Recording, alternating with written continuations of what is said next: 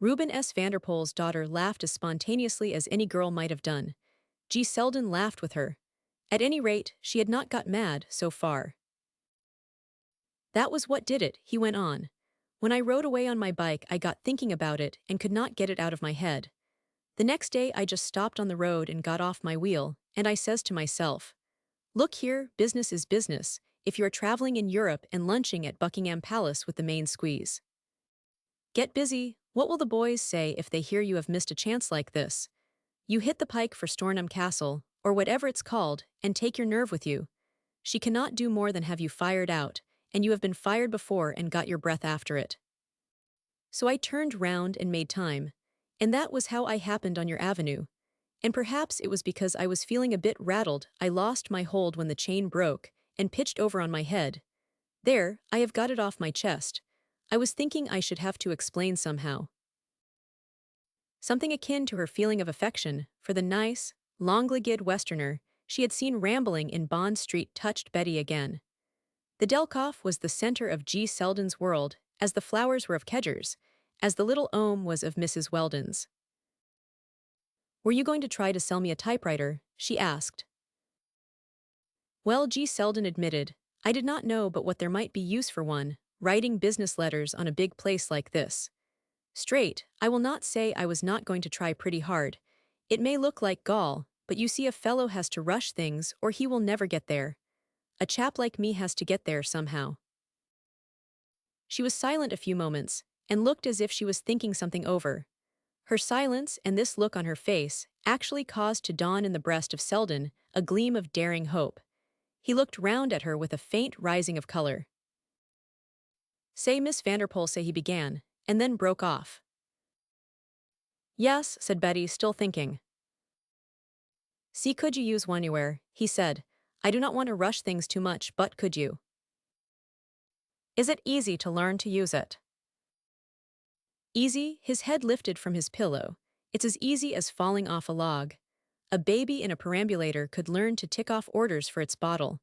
And in the square there is not its equal on the market, Miss Vanderpool there is not. He fumbled beneath his pillow and actually brought forth his catalogue. I asked the nurse to put it there. I wanted to study it now and then and think up arguments. See adjustable to hold with perfect ease an envelope, an index card, or a strip of paper no wider than a postage stamp.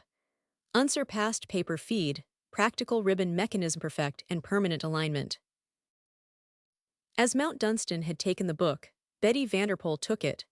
Never had G. Selden beheld such smiling in eyes about to bend upon his catalogue. You will raise your temperature, she said, if you excite yourself. You must not do that. I believe there are 2 or 3 people on the estate who might be taught to use a typewriter. I will buy 3. Yes, we will say 3. She would buy 3. He soared to heights. He did not know how to thank her, though he did his best. Dizzying visions of what he would have to tell the boys when he returned to New York flashed across his mind. The daughter of Reuben S. Vanderpool had bought 3 Delkoffs, and he was the junior assistant who had sold them to her. You do not know what it means to me, Miss Vanderpool, he said, but if you were a junior salesman you would know. It's not only the Salitho that's a rake-off of $15 to me, but it's because it's you that's bought them. Gee, gazing at her with a frank awe whose obvious sincerity held a queer touch of pathos. What it must be to be just you. She did not laugh. She felt as if a hand had lightly touched her on her naked heart.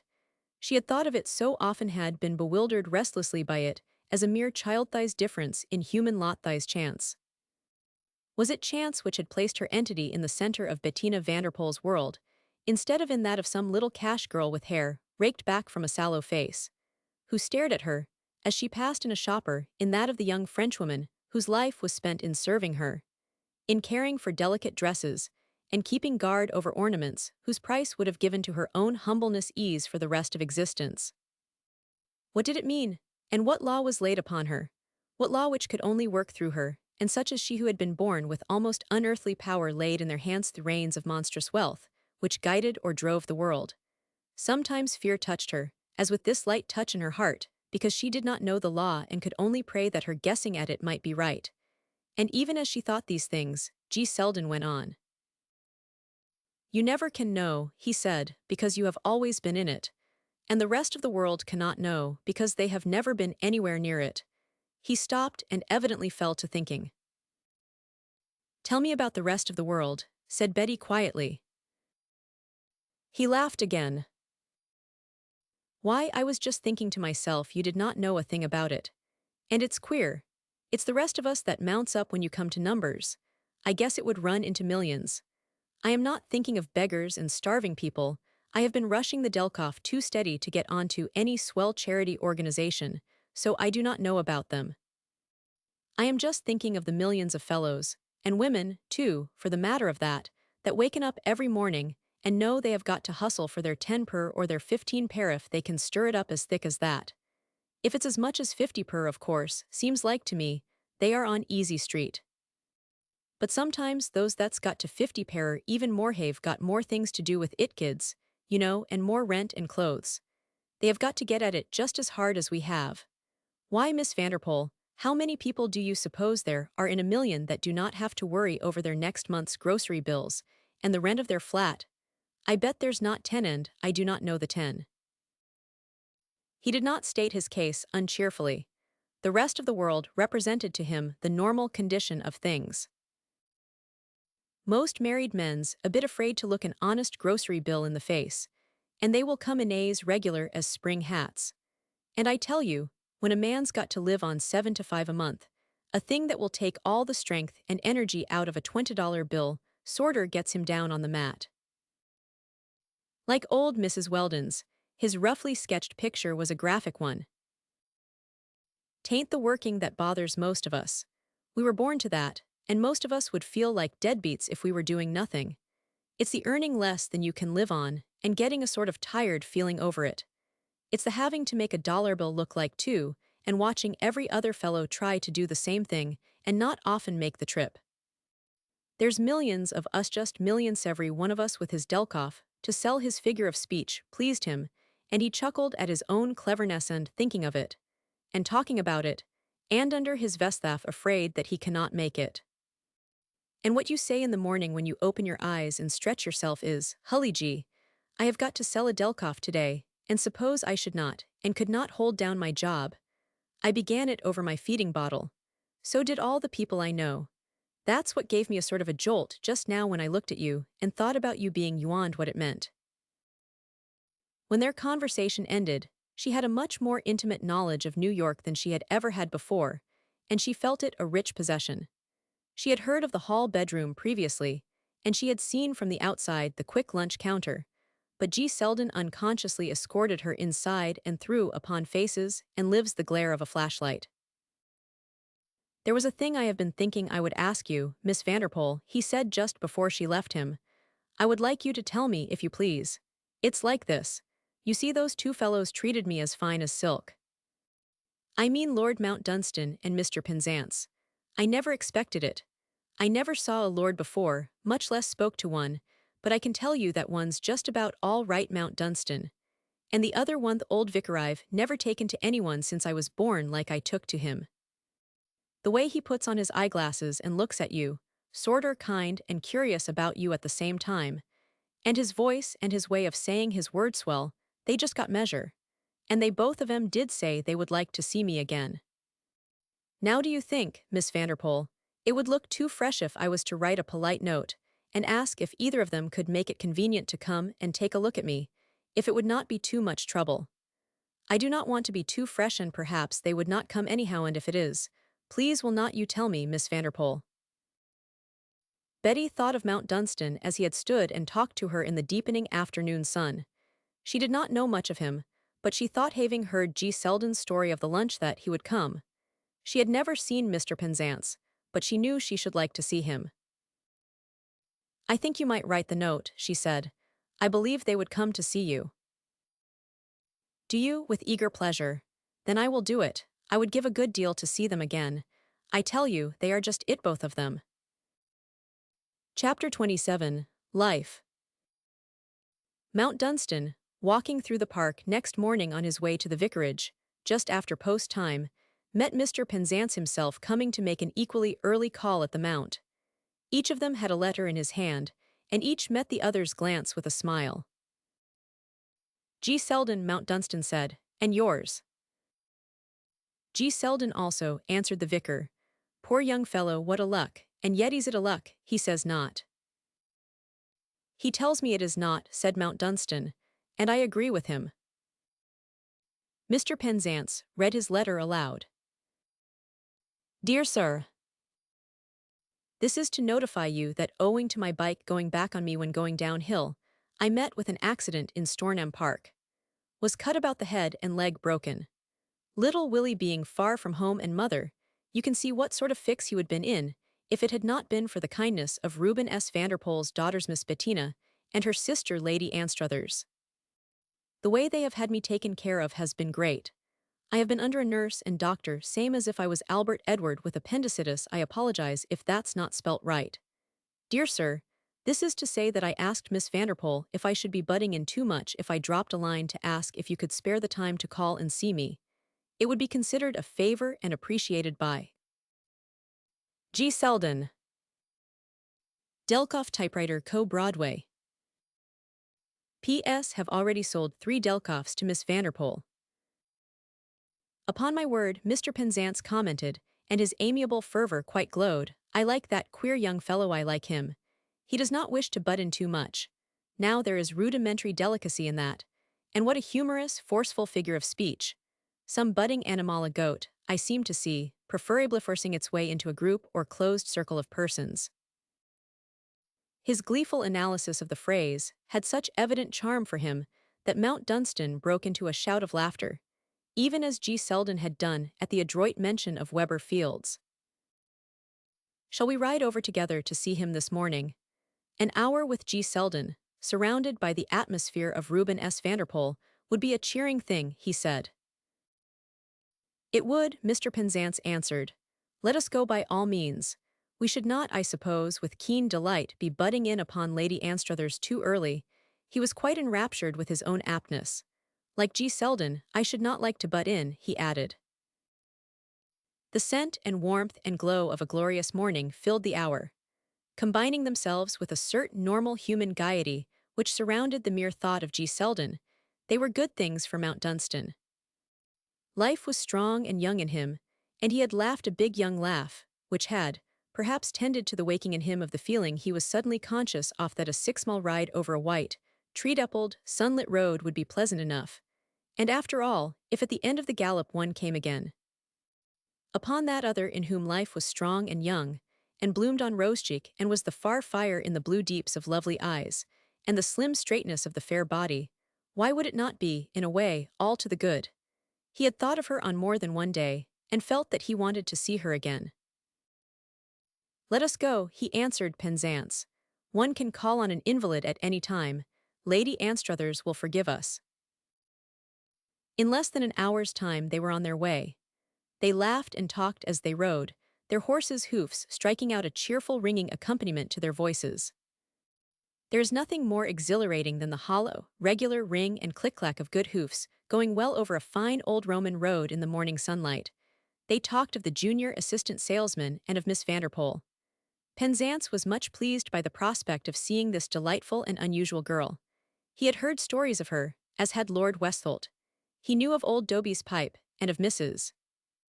Weldon's respite from the Union, and though such incidents would seem mere trifles to the dweller in great towns, he had himself lived and done his work long enough in villages to know the village mind and the scale of proportions by which its gladness and sadness were measured.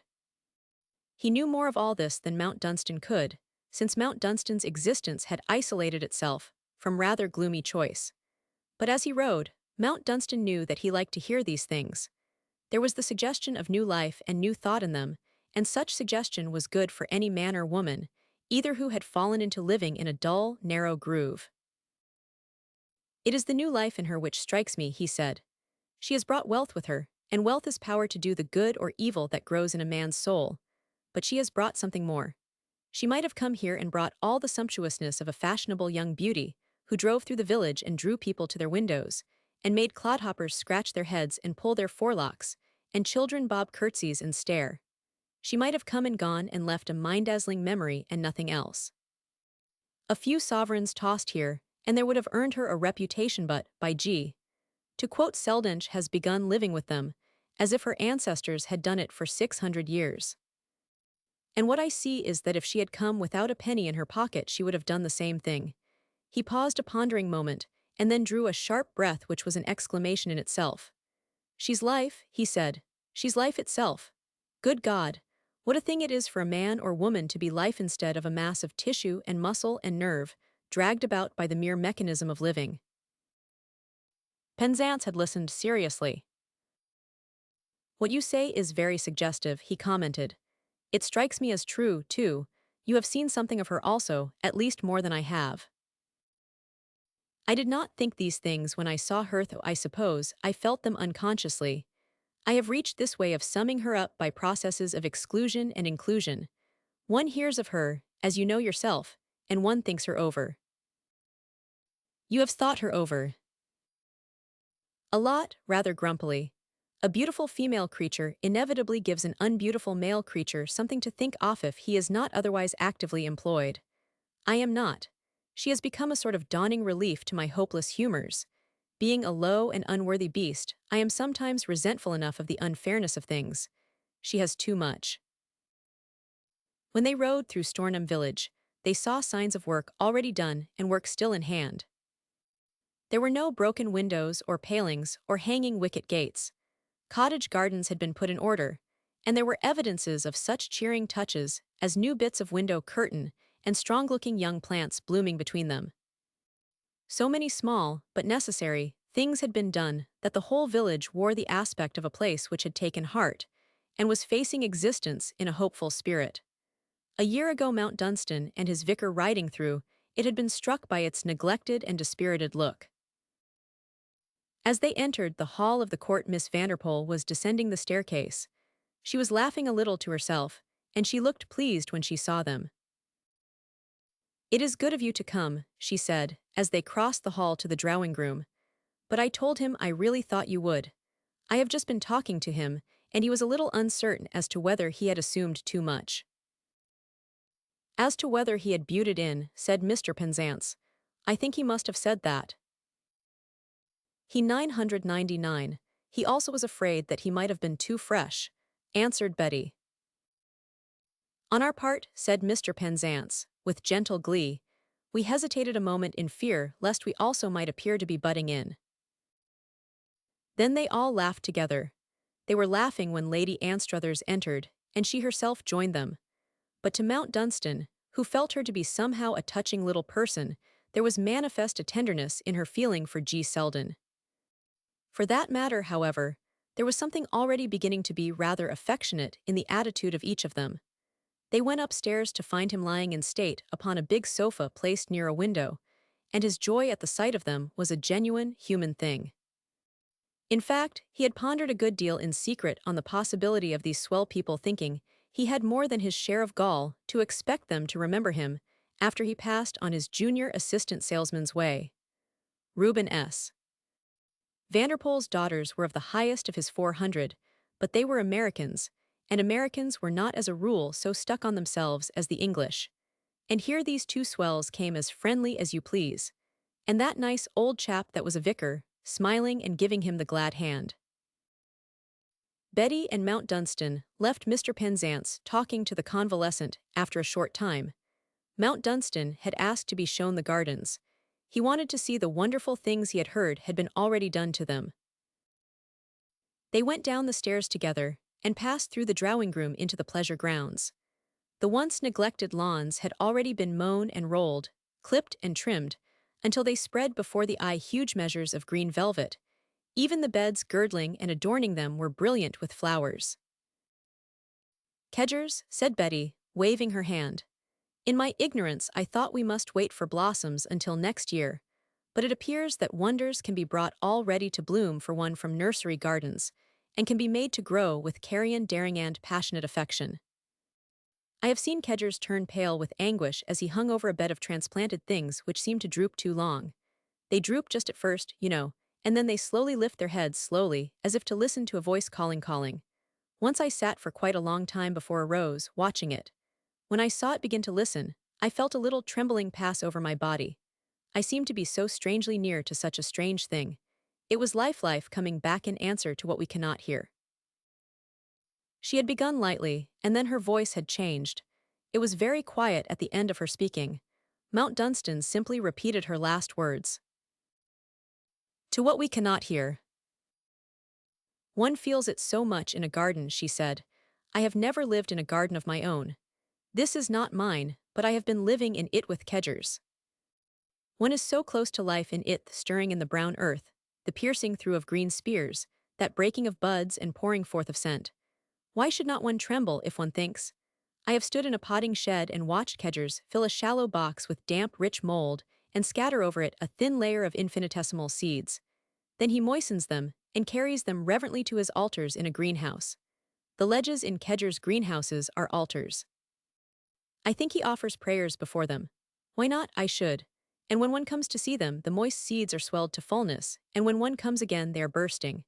And the next time, tiny green things are curling outward. And at last, there is a fairy forest of tiniest pale green stems and leaves. And one is standing close to the secret of the world. And why should not one prostrate one's self, breathing softly and touching one's odd forehead to the earth? Mount Dunstan turned and looked at Hera Paws in his stepthy were walking down a turfed path, and over their heads meeting branches of new leaves hung. Something in his movement made her turn and pause also. They both pausedanned quite unknowingly. Do you know, he said, in a low and rather unusual voice, that as we were on our way here, I said of you to Penzance that you were life you. For a few seconds, as they stood so, his look held her their eyes involuntarily and strangely held each other. Something softly glowing in the sunlight falling on them both, something raining down in the song of a rising skylark trilling in the blue a field away, something in the warmed incense of blossoms near them, was calling in the voice, though they did not know they heard. Strangely, a splendid blush rose in a fair flood under her skin. She was conscious of it, and felt a second's amazed impatience that she should color like a schoolgirl suspecting a compliment. He did not look at her as a man looks who has made a pretty speech. His eyes met her straight and thoughtfully, and he repeated his last words as he had before repeated hers. That you were life you. The bluebells under water were for the moment incredibly lovely. Her feeling about the blush melted away as the blush itself had done. I am glad you said that, she answered. It was a beautiful thing to say. I have often thought that I should like it to be true. It is true, he said. Then the skylark, showering golden rain, swept down to earth and its nest in the meadow, and they walked on. She learned from him as they walked together, and he also learned from her, in a manner which built for them as they went from point to point, a certain degree of delicate intimacy, gradually, during their ramble, tending to make discussion and question possible. Her intelligent and broad interest in the work on the estate, her frank desire to acquire such practical information as she lacked, aroused in himself an interest he had previously seen no reason that he should feel. He realized that his outlook upon the unusual situation was being illuminated by an intelligence at once brilliant and fine, while it was also full of nice shading. The situation, of course, was unusual. A beautiful young sister-in-law appearing upon the dark horizon of a shamefully illused estate, and restoring, with touches of a wand of gold, what a fellow who was a blackguard should have set in order years ago. That Lady Anstruther's money should have rescued her boy's inheritance, instead of being spent upon lavish viciousness, went without saying. What Mount Dunstan was most struck by was the perfect clearness, and its combination with a certain judicial good breeding, in Miss Vanderpoel's view of the matter. She made no confidences, beautifully candid as her manner was, but he saw that she clearly understood the thing she was doing, and that if her sister had had no son she would not have done this, but something totally different. He had an idea that Lady Anstruthers would have been swiftly and lightly swept back to New York, and Sir Nigel left to his own devices, in which case Stornham Court and its village would gradually have crumbled to decay. It was for Sir Udded Anstruthers the place was being restored. She was quite clear on the matter of entail. He wondered at first not unnaturally how a girl had learned certain things she had an obviously clear knowledge of. As they continued to converse he learned. Reuben S. Vanderpoel was without doubt a man remarkable, not only in the matter of being the owner of vast wealth. The rising flood of his millions had borne him upon its strange surface a thinking, not an unthinking being in fact, a strong and fine intelligence. His thousands of miles of yearly journeying in his sumptuous private car had been the means of his accumulating not merely added gains, but ideas, points of view, emotions, a human outlook worth counting as an asset. His daughter, when she had traveled with him, had seen and talked with him of all he himself had seen. When she had not been his companion, she had heard from him afterwards all best worth hearing.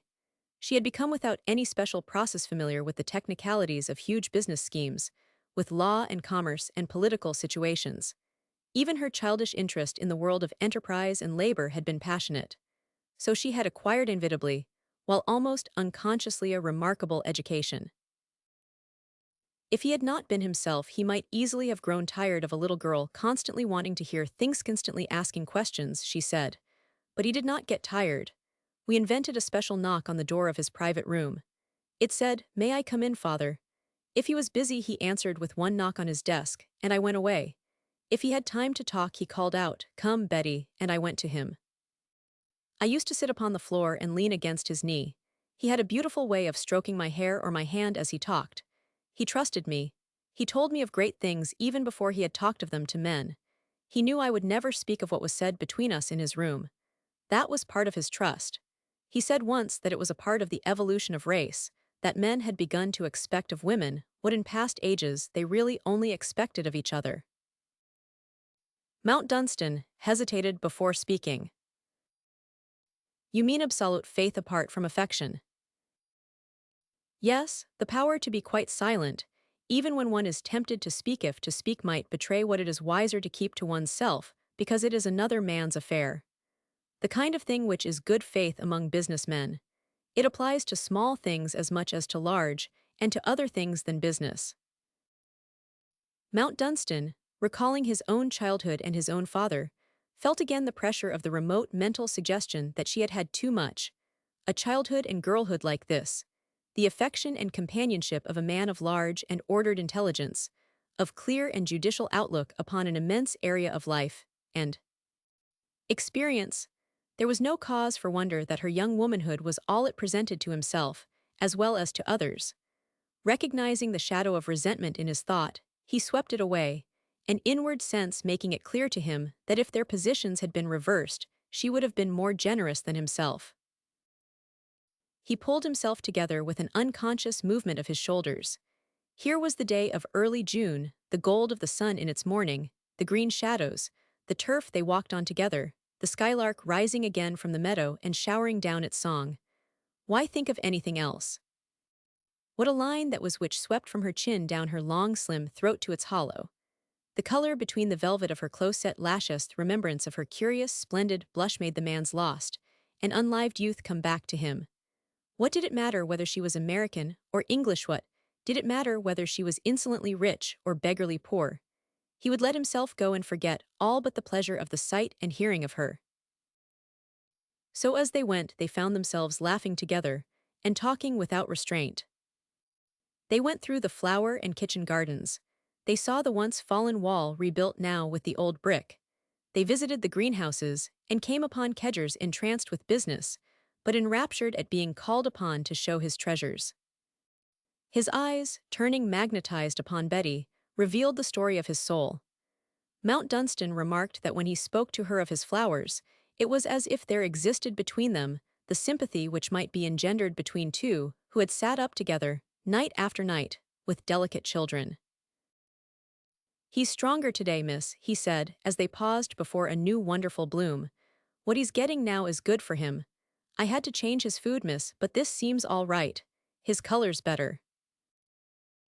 Betty herself bent over the flower as she might have bent over a child. Her eyes softened. She touched a leaf with a slim finger, as delicately as if it had been a newborn baby's cheek. As Mount Dunstan watched her, he drew a step nearer to her side. For the first time in his life, he felt the glow of a normal and simple pleasure untouched by any bitterness. Chapter 28, Setting Them Thinking. Old Dobie, sitting at his open window, with his pipe and illustrated papers on the table by his side, began to find life a series of thrills. the advantage of a window giving upon the village street unspeakably increased. For many years he had preferred the chimney corner greatly, and had rejoiced at the drawing in of winter days when a fire must be well kept up, and a man might bend over it, and rub his hands slowly gazing into the red coals or little pointed flames, which seemed the only things alive and worthy the watching. The flames were blue at the base and yellow at the top, and jumped looking merry, and caught at bits of black coal, and set them crackling and throwing off splinters till they were ablaze and as much alive as the rest. A man could get comfort and entertainment therefrom. There was naught else so good to live with. Nothing happened in the street, and every dull face that passed was an old story, and told an old tale of stupefying hard labor and hard days. But now the window was a better place to sit near. Carts went by with men whistling as they walked by the horses' heads, loads of things wanted for work at the court. New faces passed faces of workmen, sometimes grinning, impudent youngsters, who larked with the young women, and called out to them as they passed their cottages, if a good-looking one was loitering about her garden gate. Old Dobie chuckled at their love-making chaff, remembering dimly that 70 years ago he had been just as proper a young chap, and had made love in the same way.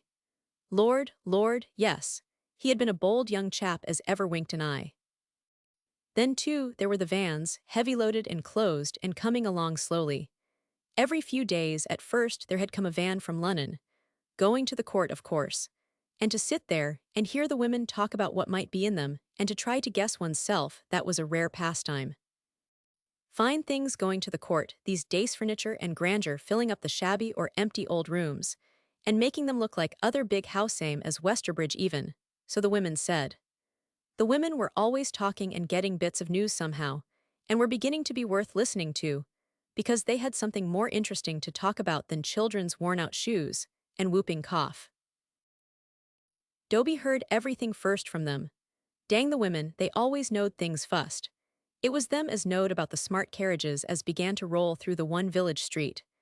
They were gentry's carriages, with fine, stamping horses, and jingling silver harness, and big coachmen, and tall footmen, and such like had long ago dropped off showing themselves at Stornham.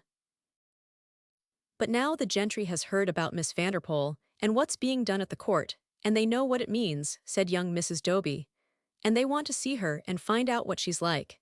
It's her brings them. Old Dobie chuckled and rubbed his hands. He knew what she was like. That straight, slim back of hers, and the thick twist of black hair, and the way she had of laughing at you, as cheery as if a bell was ringing. Aye, he knew all about that.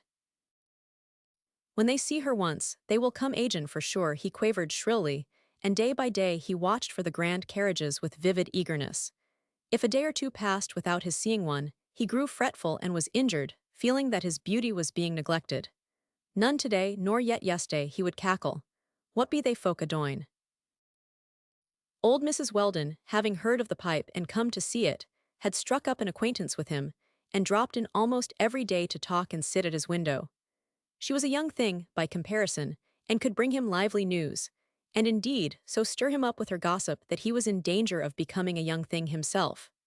Her groceries and his tobacco were subjects whose interest was undying. A great curiosity had been awakened in the county, and visitors came from distances greater than such as ordinarily include usual calls. Naturally, one was curious about the daughter of the Vanderpoel, who was a sort of national institution in his own country. His name had not been so much heard of in England when Lady Anstruthers had arrived, but there had, at first, been felt an interest in her. But she had been a failuria childish-looking girl whose thin, fair, prettiness had no distinction, and who was obviously overwhelmed by her surroundings. She had evidently had no influence over Sir Nigel, and had not been able to prevent his making ducks and drakes of her money, which of course ought to have been spent on the estate. Besides which a married woman represented fewer potentialities than a handsome unmarried girl entitled to expectations from huge American wealth. So the carriages came and came again, and stately or unstately far-off neighbors sat at tea upon the lawn under the trees, and it was observed that the methods and appointments of the court had entirely changed. Nothing looked new and American. The silently moving manservants could not have been improved upon. There was plainly an excellent chef somewhere, and the massive silver was old and wonderful. Upon everybody's word, the change was such as it was worth a long drive merely to see. The most wonderful thing, however, was Lady Anstruthers herself. She had begun to grow delicately plump. Her once drawn and haggard face had rounded out, her skin had smoothed, and was actually becoming pink and fair. A nimbus of pale fine hair puffed airily over her forehead, and she wore the most charming little clothes, all of which made her look 15 years younger than she had seemed when, on the grounds of ill health, she had retired into seclusion. The renewed relations with her family, the atmosphere by which she was surrounded, had evidently given her a fresh lease of life and awakened in her a new courage.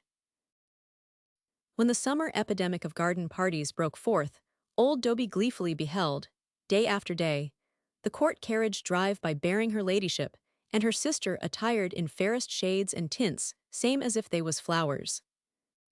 Their delicate vaporousness and rare colors were sweet delights to the old man, and he and Mrs. Weldon spent happy evenings discussing them as personal possessions. To these two Betty was a personal possession, bestowing upon them a marked distinction. They were hers and she was theirs. No one else so owned her. Heaven had given her to them that their last years might be lighted with splendor. On her way to one of the garden parties, she stopped the carriage before old Dobie's cottage and went in to him to speak a few words. She was of pale convolvulus blue that afternoon, and Dobie, standing up touching his forelock and Mrs. Weldon curtsying, gazed at her with prayer in their eyes. She had a few flowers in her hand and a book of colored photographs of Venice. These are pictures of the city I told you about, the city built in the sea where the streets are water. You and Mrs. Weldon can look at them together, she said, as she laid flowers and book down. I am going to Dunholm Castle to a garden party this afternoon. Some day I will come and tell you about it. The two were at the window staring spellbound. As she swept back to the carriage between the Sweet Williams and Canterbury bells, bordering the narrow garden path. Do you know I really went in to let them see my dress, she said, when she rejoined Lady Anstruthers. Old Dobie's granddaughter told me that he and Mrs. Weldon have little quarrels about the colors I wear. It seems that they find my wardrobe an absorbing interest. When I put the book on the table, I felt Dobie touch my sleeve with his trembling old hand. He thought I did not know. What will they do with Venice? Asked Rosie. They will believe the water is as blue as the photographs make it and the palaces as pink. It will seem like a chapter out of Revelations, which they can believe is true and not merely scripture, because I have been there. I wish I had been to the city of the gates of pearl and could tell them about that. On the lawns at the garden parties, she was much gazed at and commented upon. Her height and her long slender neck held her head above those of other girls. The dense black of her hair made a rich note of shadow amid the prevailing English blondness. Her mere coloring set her apart. Rosie used to watch her with tender wonder, recalling her memory of 9-year-old Betty, with the long slim legs and the demanding and accusing child eyes. She had always been this creature even in those far-off days. At the garden party at Dunholm Castle, it became evident that she was, after a manner, unusually the central figure of the occasion. It was not at all surprising, people said to each other. Nothing could have been more desirable for Lord Westholt. He combined rank with fortune, and the Vanderpoel wealth almost constituted rank in itself. Both Lord and Lady Dunholm seemed pleased with the girl. Lord Dunholm showed her great attention. When she took part in the dancing on the lawn, he looked on delightedly. He walked about the gardens with her, and it was plain to see that their conversation was not the ordinary polite effort to accord, usually marking the talk between a mature man and a merely pretty girl. Lord Dunholm sometimes laughed with unfeigned delight, and sometimes the two seemed to talk of grave things. Such occasions as these are a sort of yearly taking of the social census of the county, Lord Dunholm explained. One invites all one's neighbors and is invited again.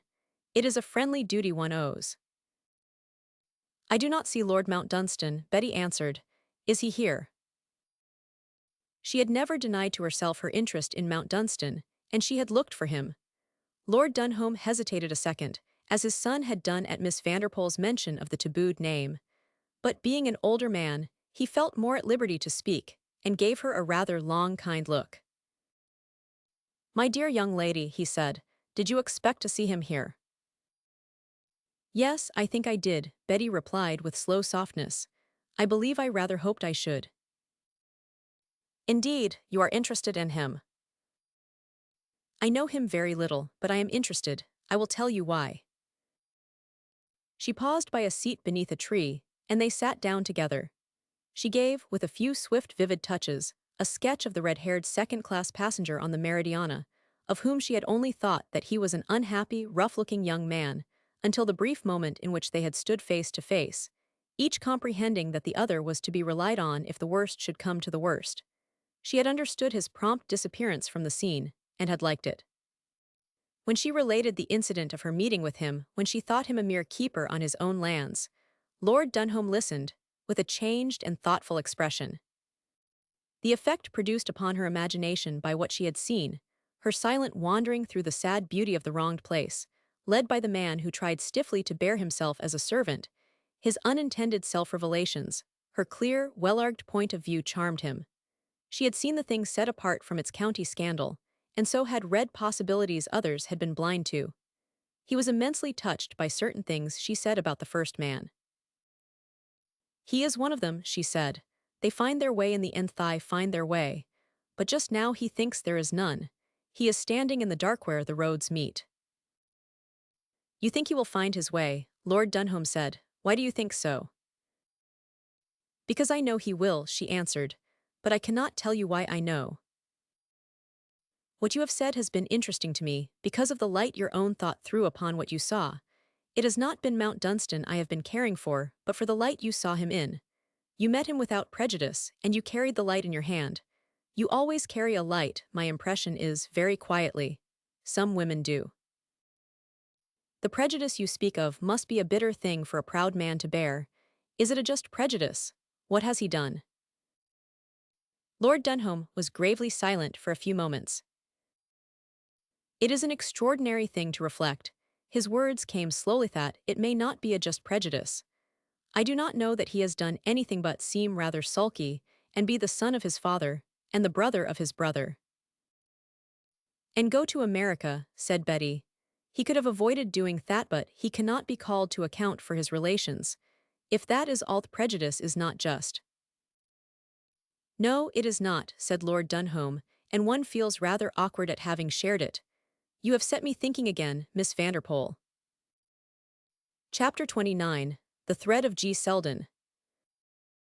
The shuttle having in its weaving caught up the thread of G. Selden's rudimentary existence and drawn it, with the young man himself, across the sea, used curiously the thread in question, in the forming of the design of its huge web. As wool and coarse linen are sometimes interwoven with rich silk for decorative or utilitarian purposes, so perhaps was this previously unvalued material employed. It was, indeed, an interesting truth that the young man, during his convalescence, without his own knowledge, acted as a species of magnet which drew together persons who might not easily otherwise have met. Mr. Penzance and Mount Dunstan rode over to see him every few days, and their visits naturally established relations with Stornham Court, much more intimate than could have formed themselves in the same length of time under any of the ordinary circumstances of country life. Conventionalities lost their prominence in friendly intercourse with Selden. It was not, however, that he himself desired to dispense with convention. His intense wish to do the right thing and avoid giving offense was the most ingenuous and touching feature of his broad cosmopolitan good nature. If I ever make a break, sir, he had once said, with almost passionate fervor in talking to Mr. Penzance, please tell me and set me on the right track. No fellow likes to look like a Hoosier, but I do not mind that half as much as seeming not to appreciate. He used the word appreciate frequently. It expressed for him many degrees of thanks. I tell you that's fine, he said to Udded, who brought him a flower from the garden. I appreciate that. To Betty, he said more than once. You know how I appreciate all this, Miss Vanderpool. You do know I appreciate it, do not you? He had an immense admiration for Mount Dunstan, and talked to him a great deal about America, often about the sheep ranch, and what it might have done and ought to have done. But his admiration for Mr. Penzance became affection.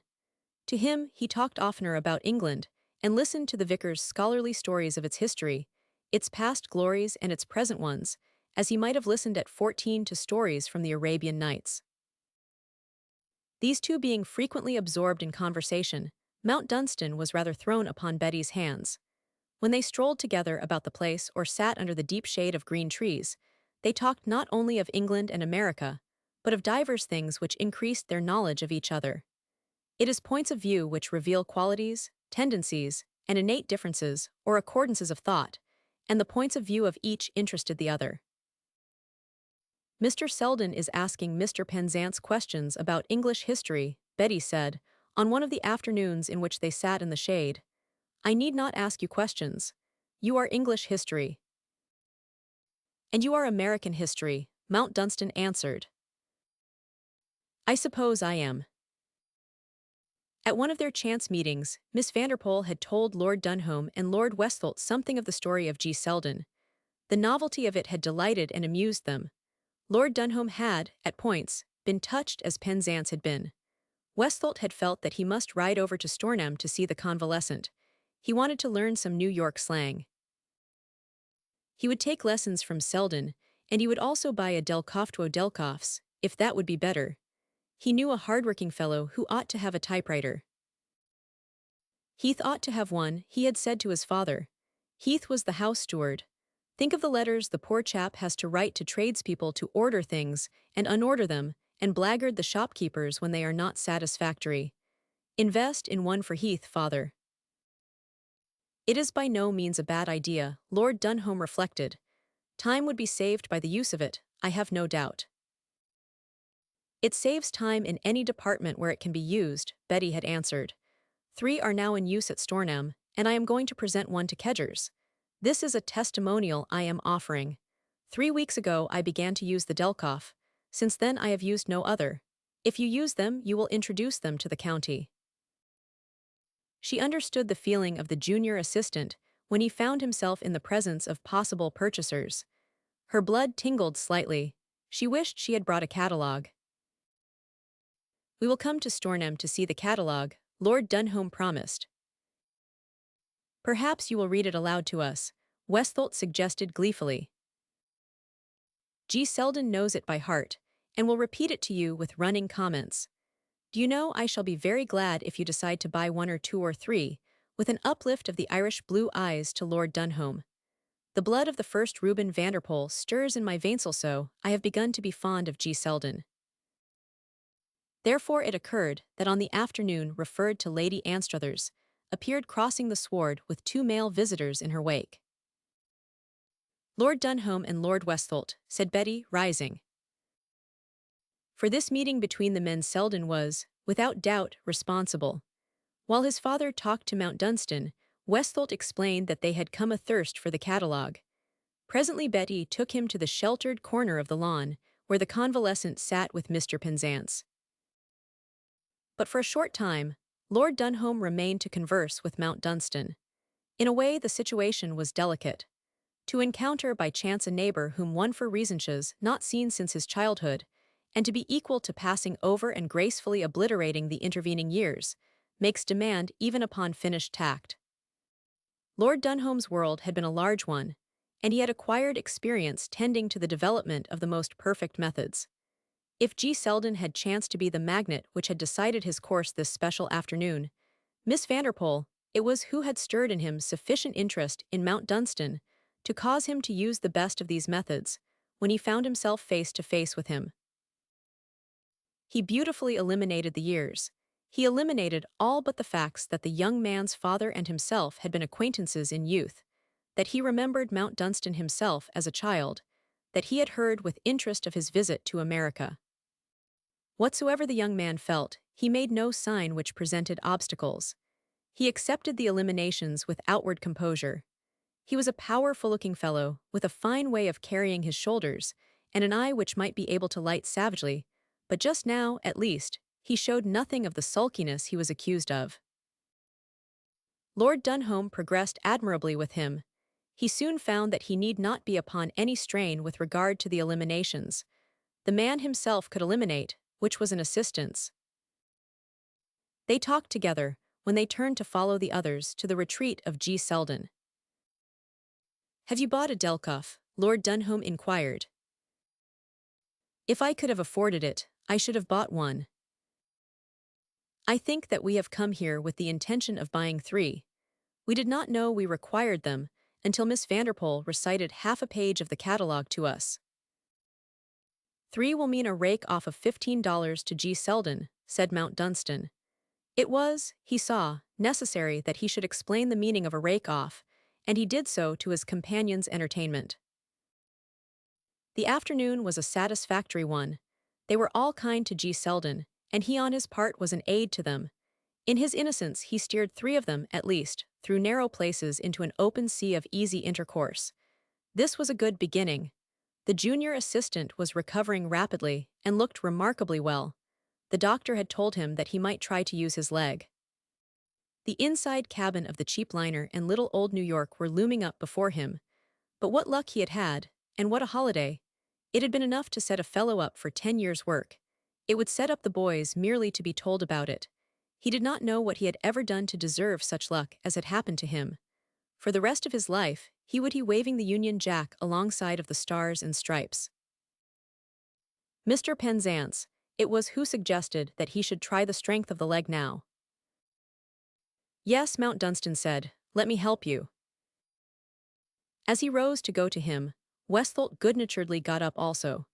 They took their places at either side of his invalid chair and assisted him to rise and stand on his feet. It's all right, gentlemen. It's all right, he called out with a delighted flush when he found himself upright. I believe I could stand alone. Thank you, thank you. He was able, leaning on Mount Dunstan's arm, to take a few steps. Evidently, in a short time, he would find himself no longer disabled. Mr. Penzance had invited him to spend a week at the vicarage. He was to do this as soon as he could comfortably drive from the one place to the other. After receiving the invitation, he had sent secretly to London for one of the Delkoffs he had brought with him from America as a specimen. He cherished in private a plan of gently entertaining his host by teaching him to use the machine. The vicar would thus be prepared for that future, in which surely a Delkoff must in some way fall into his hands. Indeed, fortune having at length cast an eye on himself, might chance to favor him further, and in time he might be able to send a high-class machine as a grateful gift to the vicarage. Perhaps Mr. Penzance would accept it, because he would understand what it meant of feeling and appreciation.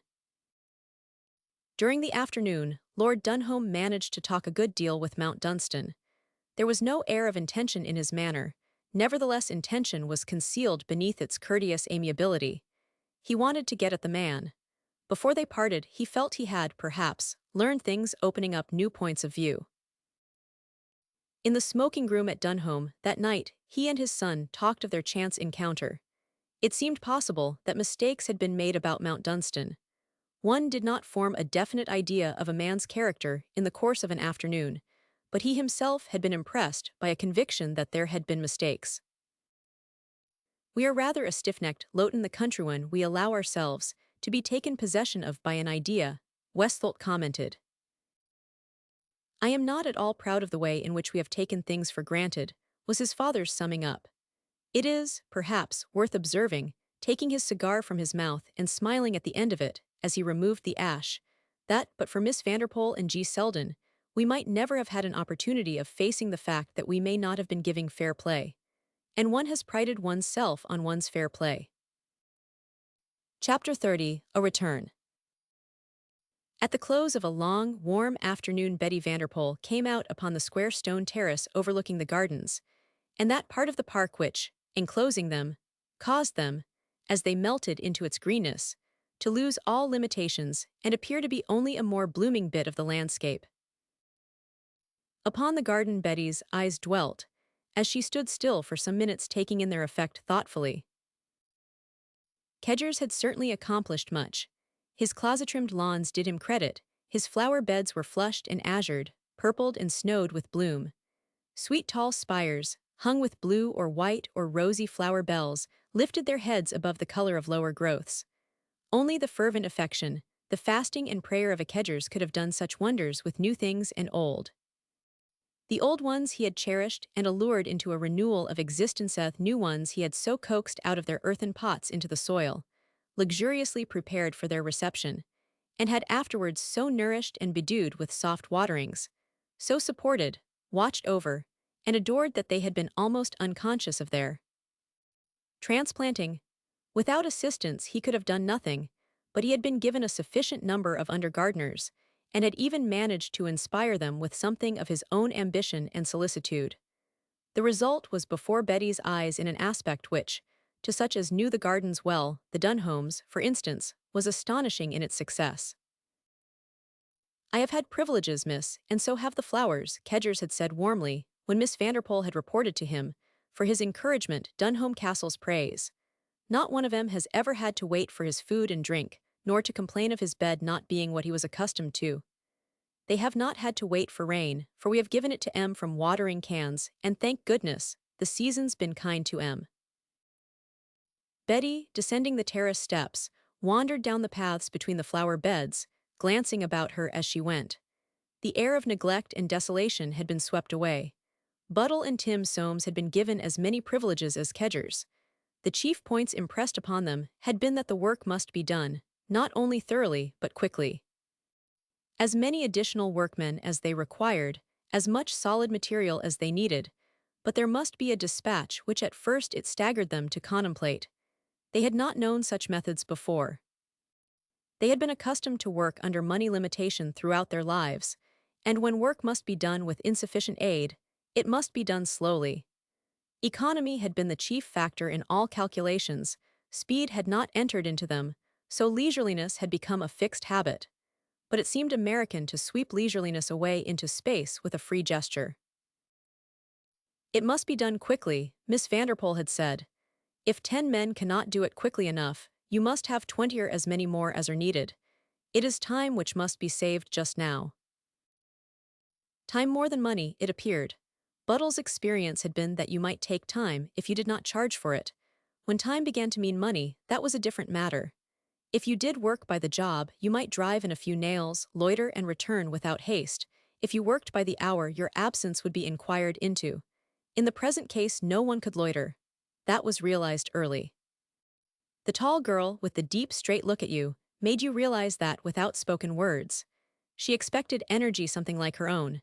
She was a new force and spurred them. No man knew how it was done.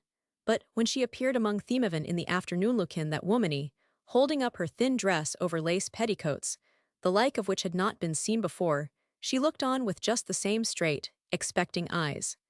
They did not seem to doubt in the least that she would find that great advance had been made. So advance had been made and work accomplished. As Betty walked from one place to another, she saw the signs of it with gratification. The place was not the one she had come to a few months ago. Hothouses, outbuildings, stables were in repair. Work was still being done in different places. In the house itself, carpenters or decorators were enclosed in some rooms, and at their business, but exterior order prevailed. In the courtyard, stablemen were at work, and her own groom came forward touching his forehead. She paid a visit to the horses. They were fine creatures, and when she entered their stalls, made room for her and whinnied gently, in well-funded expectation of sugar and bread which were kept in a cupboard awaiting her visits.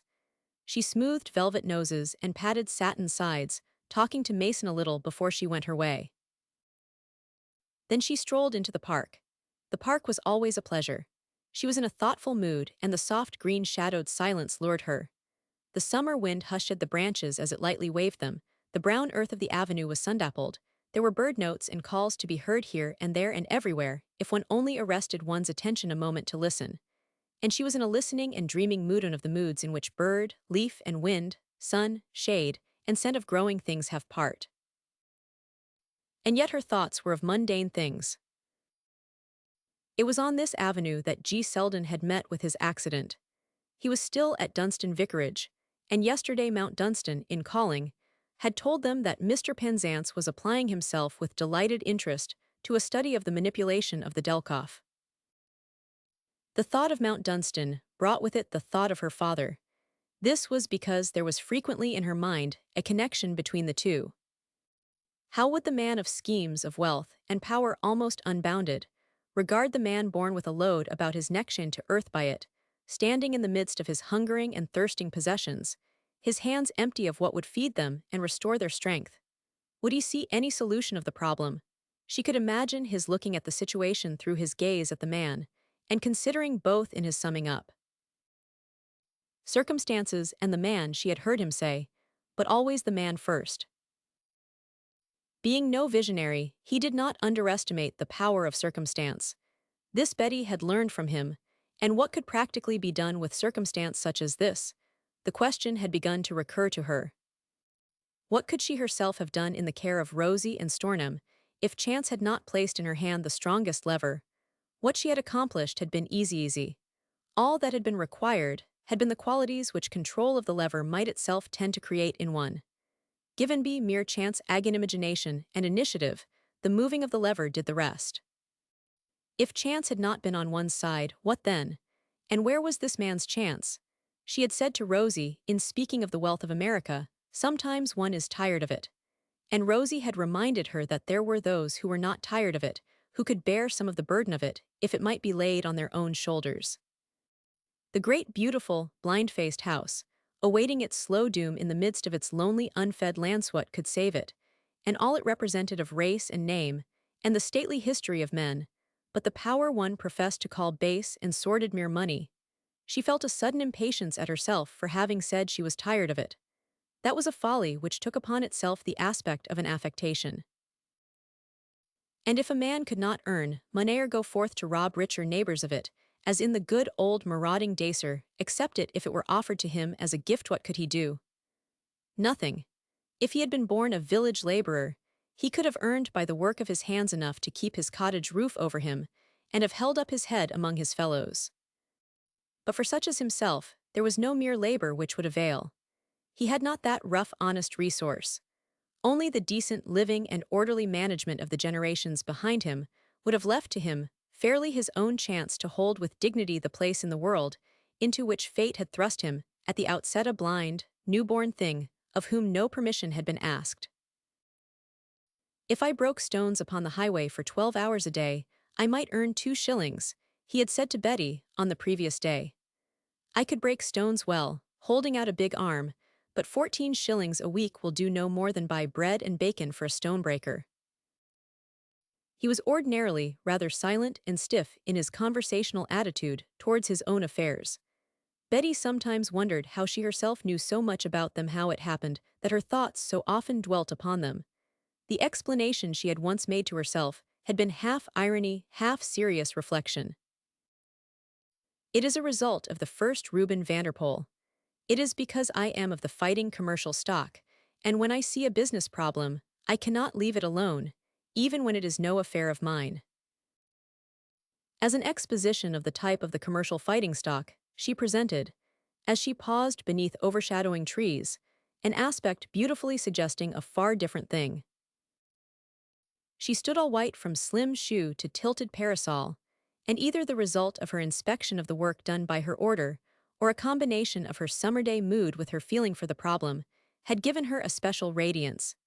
It glowed on lip and cheek, and shone in her Irish eyes. She had paused to look at a man approaching down the avenue.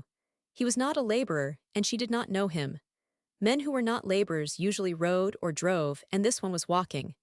He was neither young nor old, and though at a distance his aspect was not attracting, she found that she regarded him curiously and waited for him to draw nearer. The man himself was glancing about him with a puzzled look and knitted forehead. When he had passed through the village, he had seen things he had not expected to see. When he had reached the entrance gate, and for reasons of his own dismissed his station trap, he had looked at the lodge scrutinizingly, because he was not prepared for its picturesque trimness. The avenue was free from weeds, and in order, the 2 gates beyond him were new and substantial.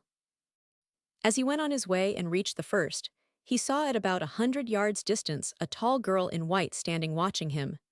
Things which were not easily explainable always irritated him. That this place, which was his own affair, should present an air of mystery, did not improve his humor, which was bad to begin with. He had lately been passing through unpleasant things, which had left him feeling himself tricked, and made ridiculous. Only women can trick a man and make him ridiculous, he had said to himself. And there had been an acrid consolation in looking forward to the relief of venting one's self on a woman who dare not resent. What has happened, confound it, he muttered when he caught sight of the girl. Have we set up a house party? And then, as he saw more distinctly, damn, what a figure. By this time Betty herself had begun to see more clearly. Surely this was a face she remembered, though the passing of years and ugly living had thickened and blurred, somewhat, its always heavy features. Suddenly she knew it, and the look in its iced look she had, as a child, unreasoningly hated. Nigel Anstruthers had returned from his private holiday. As she took a few quiet steps forward to meet him, their eyes rested on each other. After a night or two in town, his were slightly bloodshot, and the light in them was not agreeable. It was he who spoke first, and it is possible that he did not quite intend to use the expletive which broke from him. But he was remembering things also. Here were eyes he, too, had seen before 12 years ago in the face of an objectionable, long-legged child in New York, and his own hatred of them had been founded in his own opinion on the best of reasons. And here they gazed at him from the face of a young beautifer, a beauty she was. "Damn it," he exclaimed, "it is Betty." "Yes," she answered with a faint but entirely courteous smile. "It is. I hope you are very well." She held out her hand. A delicious hand, was what he said to himself as he took it. And what eyes for a girl to have in her head were those which looked out at him between shadows. Was there a hint of the devil in them? He thought so, hoped so, since she had descended on the place in this way. But what the devil was the meaning of her being on the spot at all? He was, however, far beyond the lack of astuteness, which might have permitted him to express this last thought at this particular juncture. He was only betrayed into stupid mistakes, afterwards to be regretted, when rage caused him utterly to lose control of his wits. And though he was startled and not exactly pleased, he was not in a rage now. The eyelashes and the figure gave an agreeable fillip to his humor. Howsoever she had come, she was worth looking at. "How could one expect such a delightful thing as this?" he said, with a touch of ironic amiability. "It is more than one deserves." "It is very polite of you to say that," answered Betty. He was thinking rapidly as he stood and gazed at her. There were, in truth, many things to think of under circumstances so unexpected. "May I ask you to excuse my staring at you?" he inquired with what Rosie had called his awful, agreeable smile. "When I saw you last, you were a fierce 9-year-old American child. I use the word fierce because, if you will pardon my saying so, was a certain ferocity about you. I have learned at various educational institutions to conceal it," smiled Betty. "May I ask when you arrived?" "A short time after you went abroad." "Rosalie did not inform me of your arrival." "She did not know your address. You had forgotten to leave it." He had made a mistake and realized it, but she presented to him no air of having observed his slip. He paused a few seconds, still regarding her and still thinking rapidly. He recalled the mended windows and roofs and palings in the village, the park gates and entrance. Who the devil had done all that? How could a mere handsome girl be concerned in it? And yet there she was. "When I drove through the village," he said next, "I saw that some remarkable changes had taken place on my property. I feel as if you can explain them to me. I hope they are changes which meet with your approval." Quite, a little curtly. "Though I confess they mystify me. Though I am the son-in-law of an American multimillionaire, I could not afford to make such repairs myself." A certain small spitefulness, which was his most frequent undoing, made it impossible for him to resist adding the innuendo in his last sentence. And again, he saw it was a folly. The impersonal tone of her reply simply left him where he had placed himself. "We were sorry not to be able to reach you. As it seemed well to begin the work at once, we consulted Messrs. Townlinson Shepherd." "We," he repeated. "Am I to have the pleasure, with a slight wryness of the mouth, of finding Mr. Vanderpoel also at Stornham?" "No, not yet. As I was on the spot, I saw your solicitors and asked their advice and approval for my father. If he had known how necessary the work was, it would have been done before, for Udid's sake." Her voice was that of a person who, in stating obvious facts, provides no approach to enlightening comment upon them, and there was in her manner the merest gracious impersonality. "Do I understand that Mr. Vanderpoel employed someone to visit the place and direct the work?" It was really not difficult to direct. It was merely a matter of engaging labor and competent foremen. An odd expression rose in his eyes. You suggest a novel idea. Upon my word, he said. Is it possible you see, I know something of America, is it possible? I must thank you for the working of this magic. You need not thank me, she said, rather slowly, because it was necessary that she also should think of many things at once. I could not have helped doing it. She wished to make all clear to him before he met Rosie. She knew it was not unnatural that the unexpectedness of his appearance might deprive Lady Anstruthers of presence of mind. Instinct told her that what was needed in intercourse with him was, above all things, presence of mind. I will tell you about it, she said. We will walk slowly up and down here if you do not object. He did not object. He wanted to hear the story as he could not hear it from his nervous little fool of a wife, who would be frightened into forgetting things and their sequence. What he meant to discover was where he stood in the matter, where his father-in-law stood, and rather specially, to have a chance to sum up the weaknesses and strengths of the new arrival. That would be to his interest. In talking this thing over, she would unconsciously reveal how much vanity or emotion or inexperience he might count upon as factors safe to use in one's dealings with her in the future. As he listened, he was supported by the fact that he did not lose consciousness of the eyes and the figure. But for these, it is probable that he would have gone blind with fury at certain points, which forced themselves upon him. The first was that there had been an absurd and immense expenditure which would simply benefit his son, and not himself. He could not sell or borrow money on what had been given. Apparently the place had been re-established on a footing such as it had not rested upon during his own generation, or his father's. As he loathed life in the country, it was not he who would enjoy its luxury, but his wife and her child. The second point was that these Pipletha's girl had somehow had the sharpness to put themselves in the right, and to place him in a position at which he could not complain without putting himself in the wrong. Public opinion would say that benefits had been heaped upon him, that the correct thing had been done correctly with the knowledge and approval of the legal advisers of his family.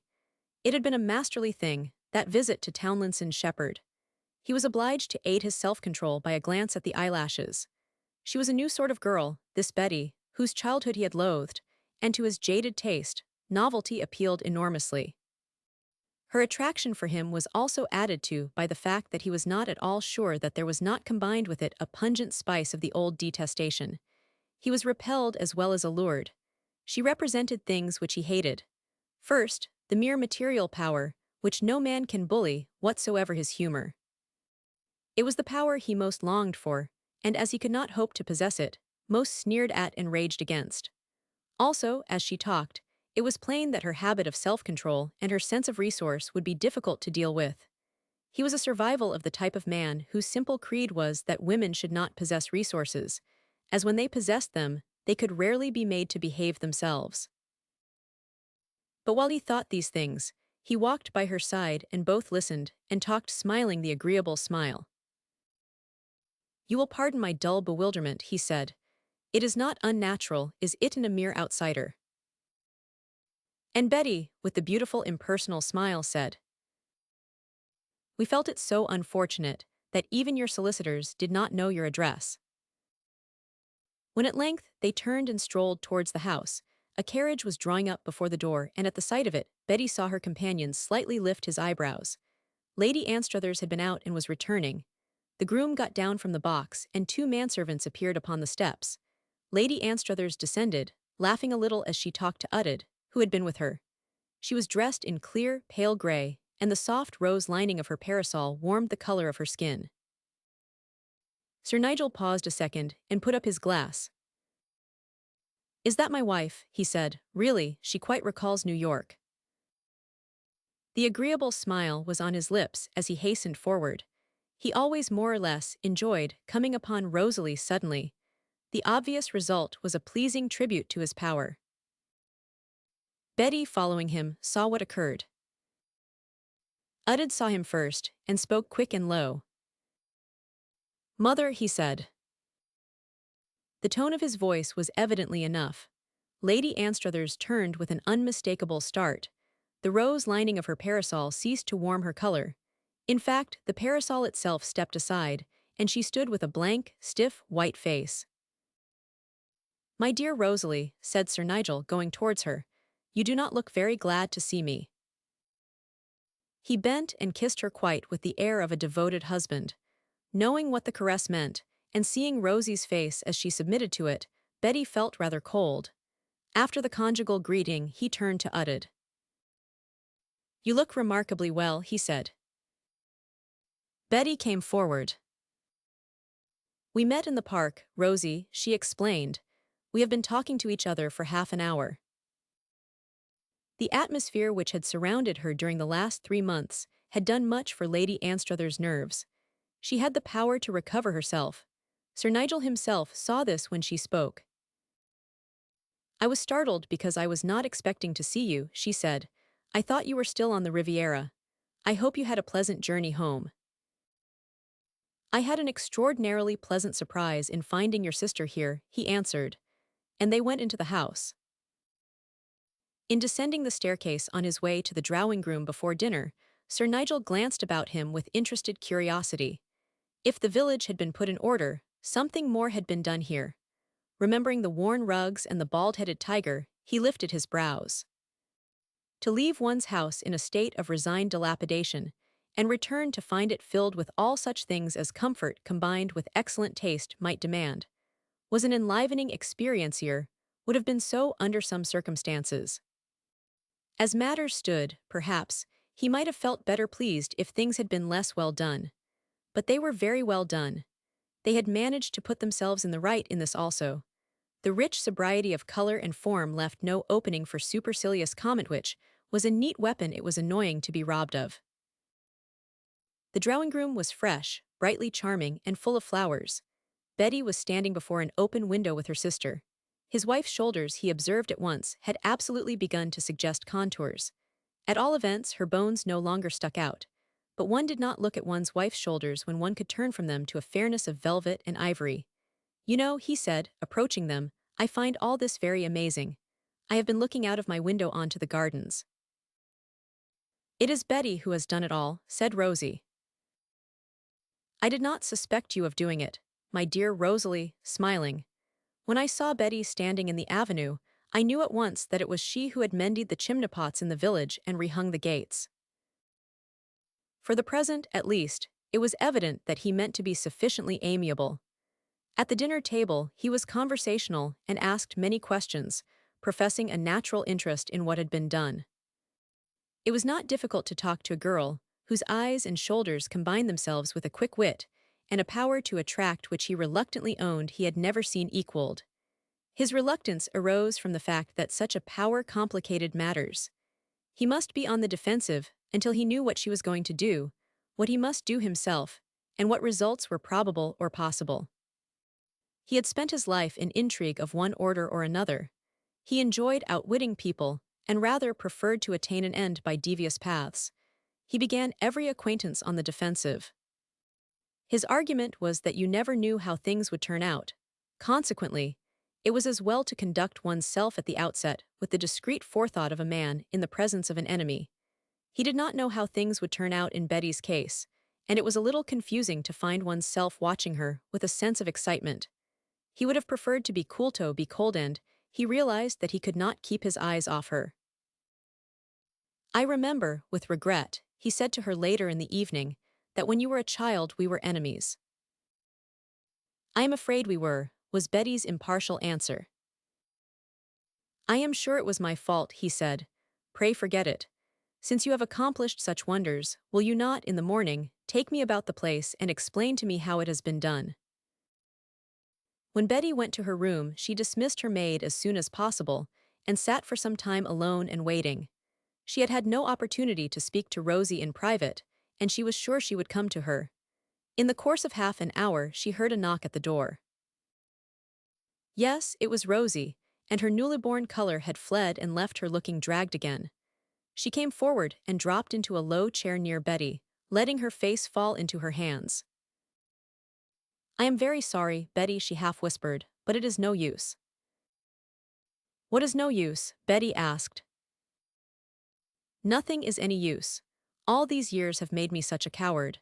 I suppose I always was a coward, but in the old days there never was anything to be afraid of.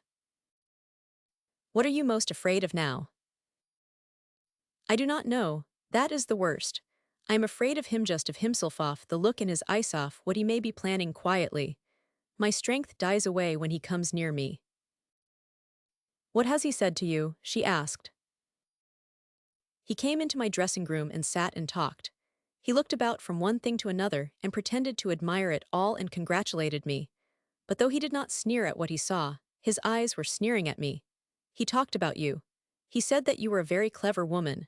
I do not know how he manages to imply that a very clever woman is something cunning and debased, but it means that when he says it, it seems to insinuate things which make one grow hot all over. She put out a hand and caught one of Betty's. Betty, Betty, she implored, do not make him angry, do not.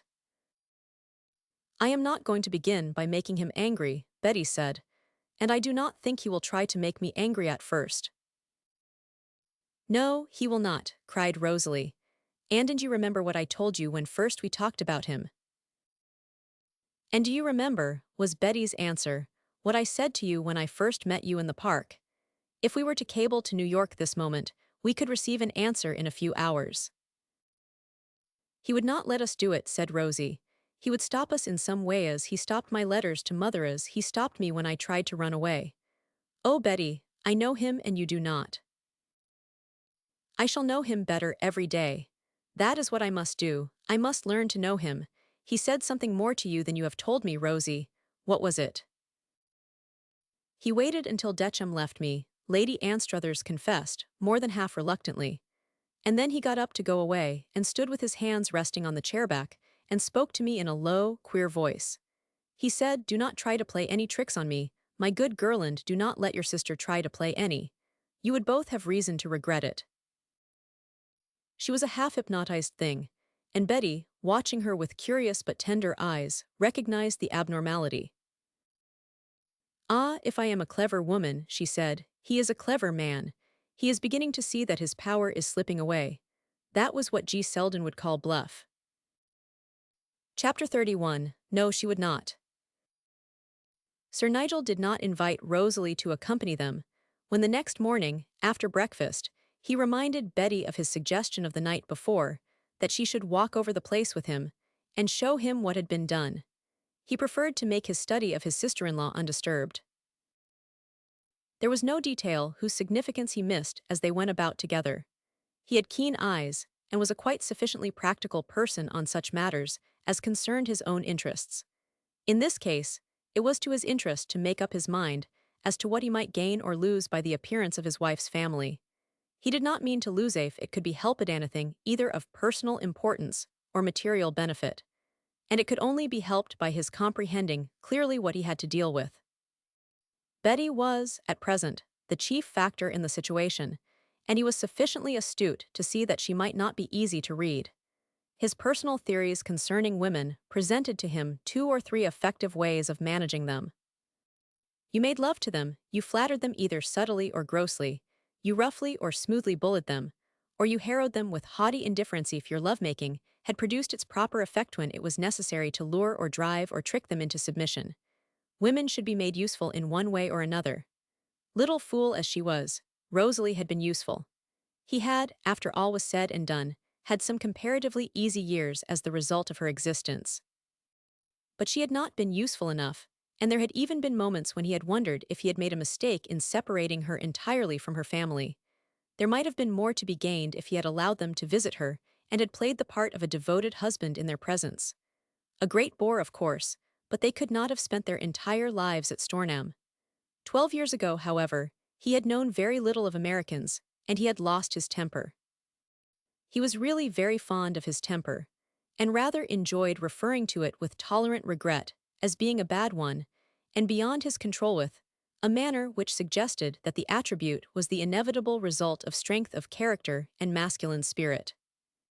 The luxury of giving way to it was a great one, and it was exasperating as he walked about with this handsome girl to find himself beginning to suspect that, where she was concerned, some self-control might be necessary. He was led to this thought because the things he took in on all sides could only have been achieved by a person whose mind was a steadily balanced thing. In one's treatment of such a creature, methods must be well chosen. The crudest had sufficed to overwhelm Rosalie. He tried 2 or 3 little things as experiments during their walk. The first was to touch with dignified pathos on the subject of Udid.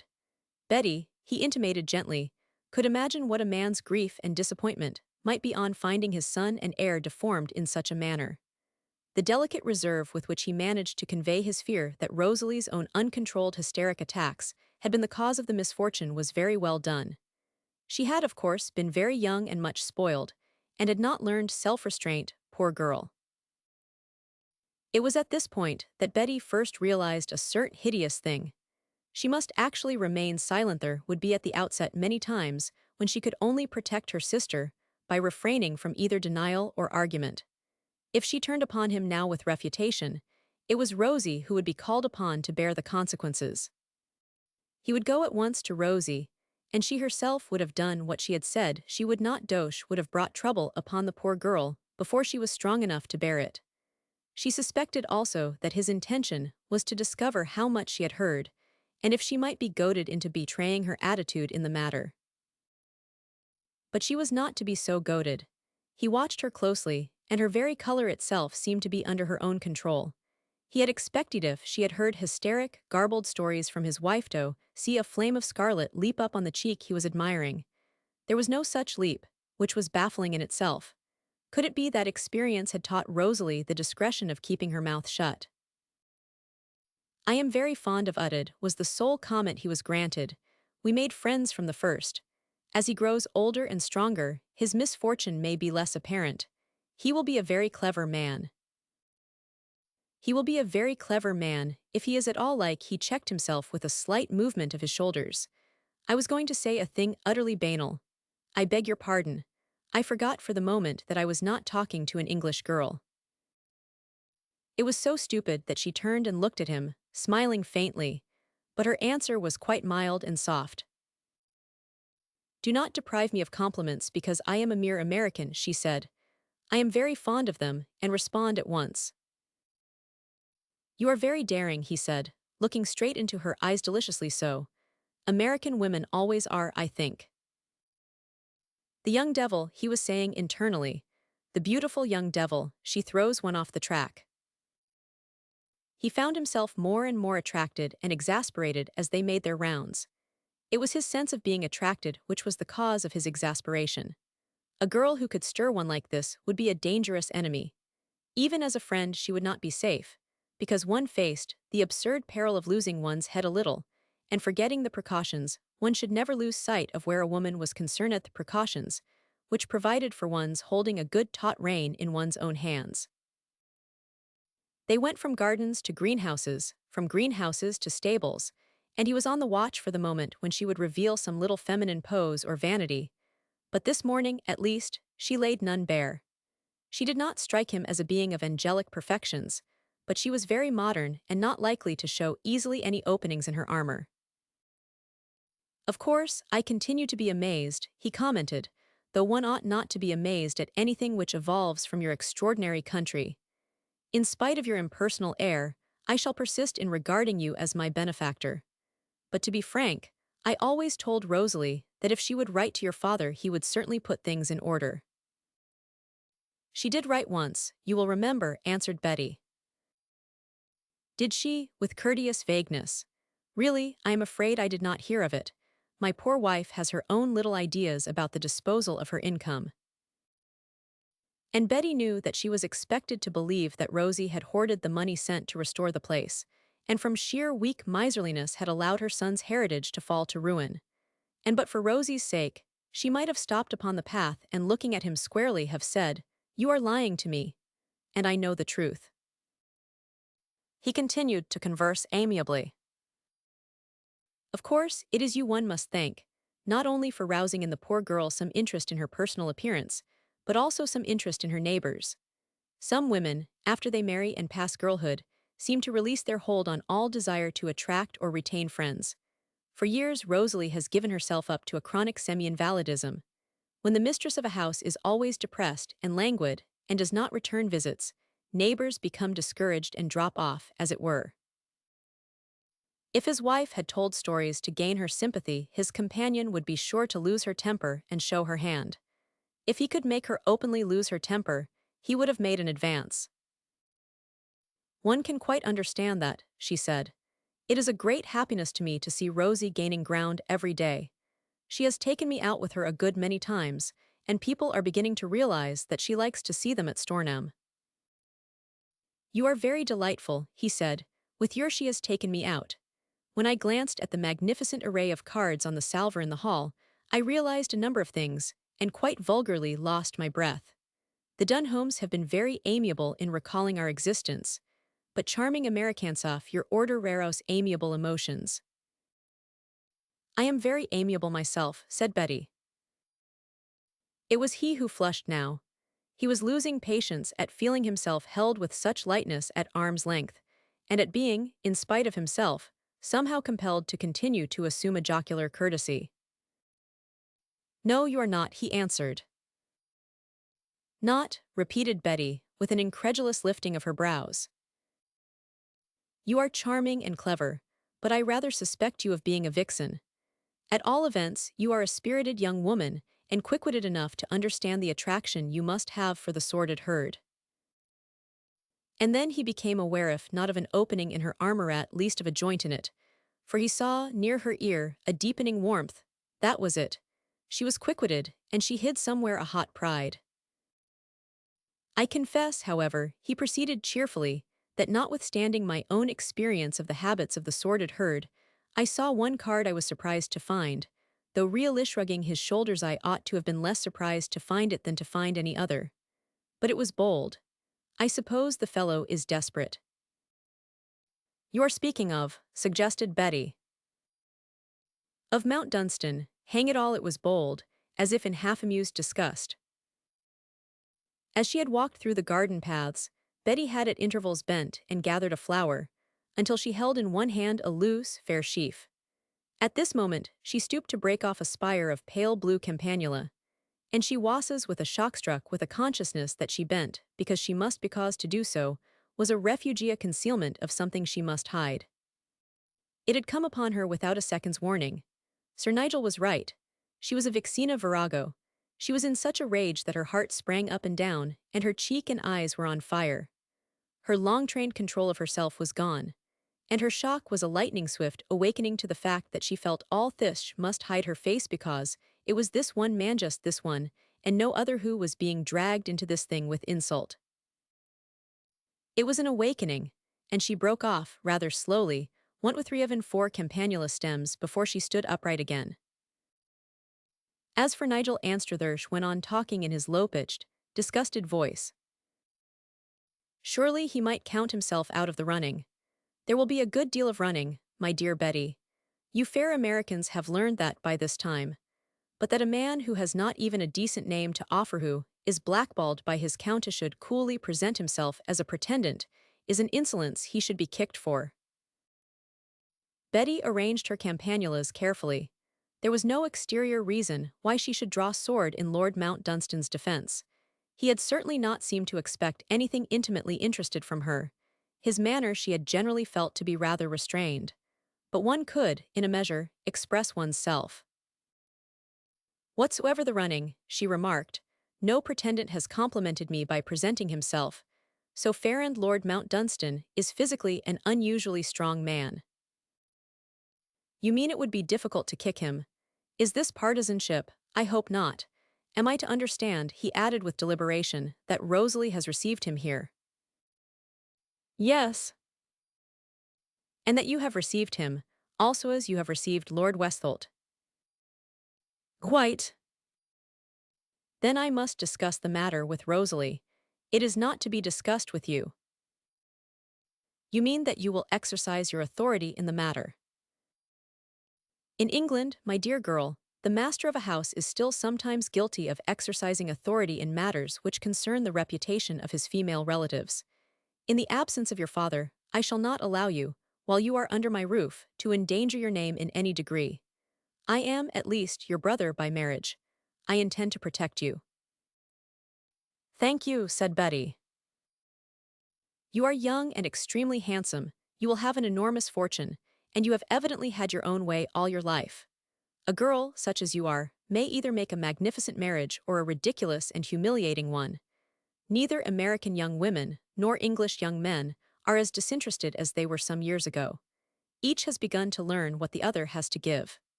"I think that is true," commented Betty. "In some cases, there is a good deal to be exchanged on both sides. You have a great deal to give, and should get exchange worth accepting.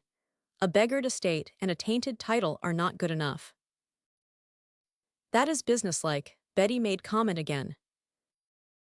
Sir Nigel laughed quietly.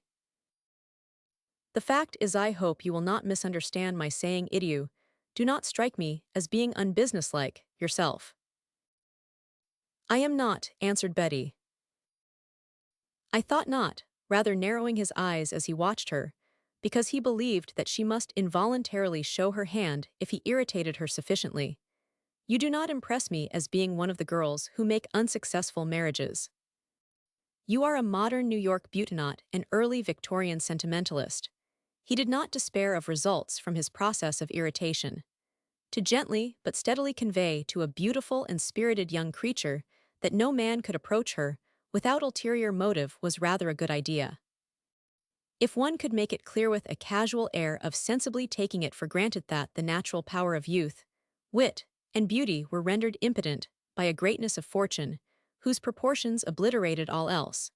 If one simply argued from the premise that young love was no affair of hers, since she must always be regarded as a gilded chattel whose cost was writ large in plain figures, what girl with blood in her veins could endure it long without wincing?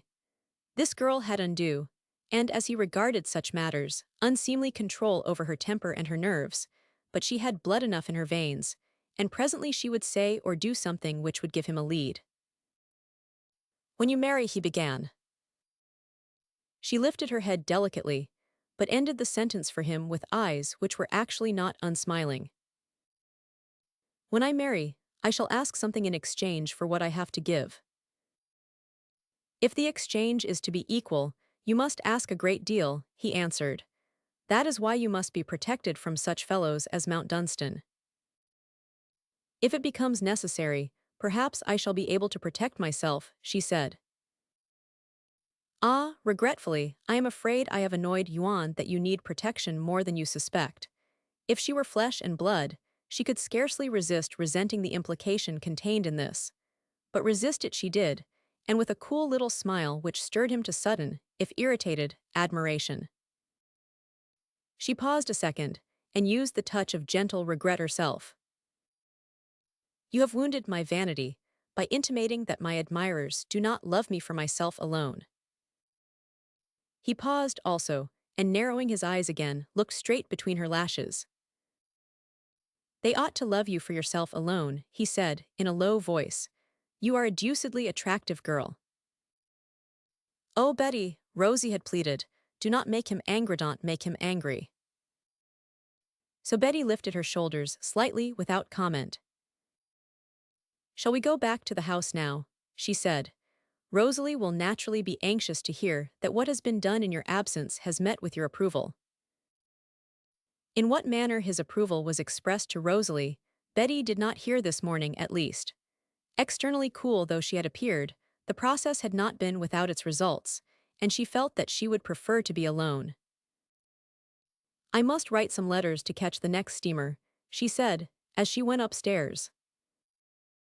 When she entered her room, she went to her writing table and sat down, with pen and paper before her.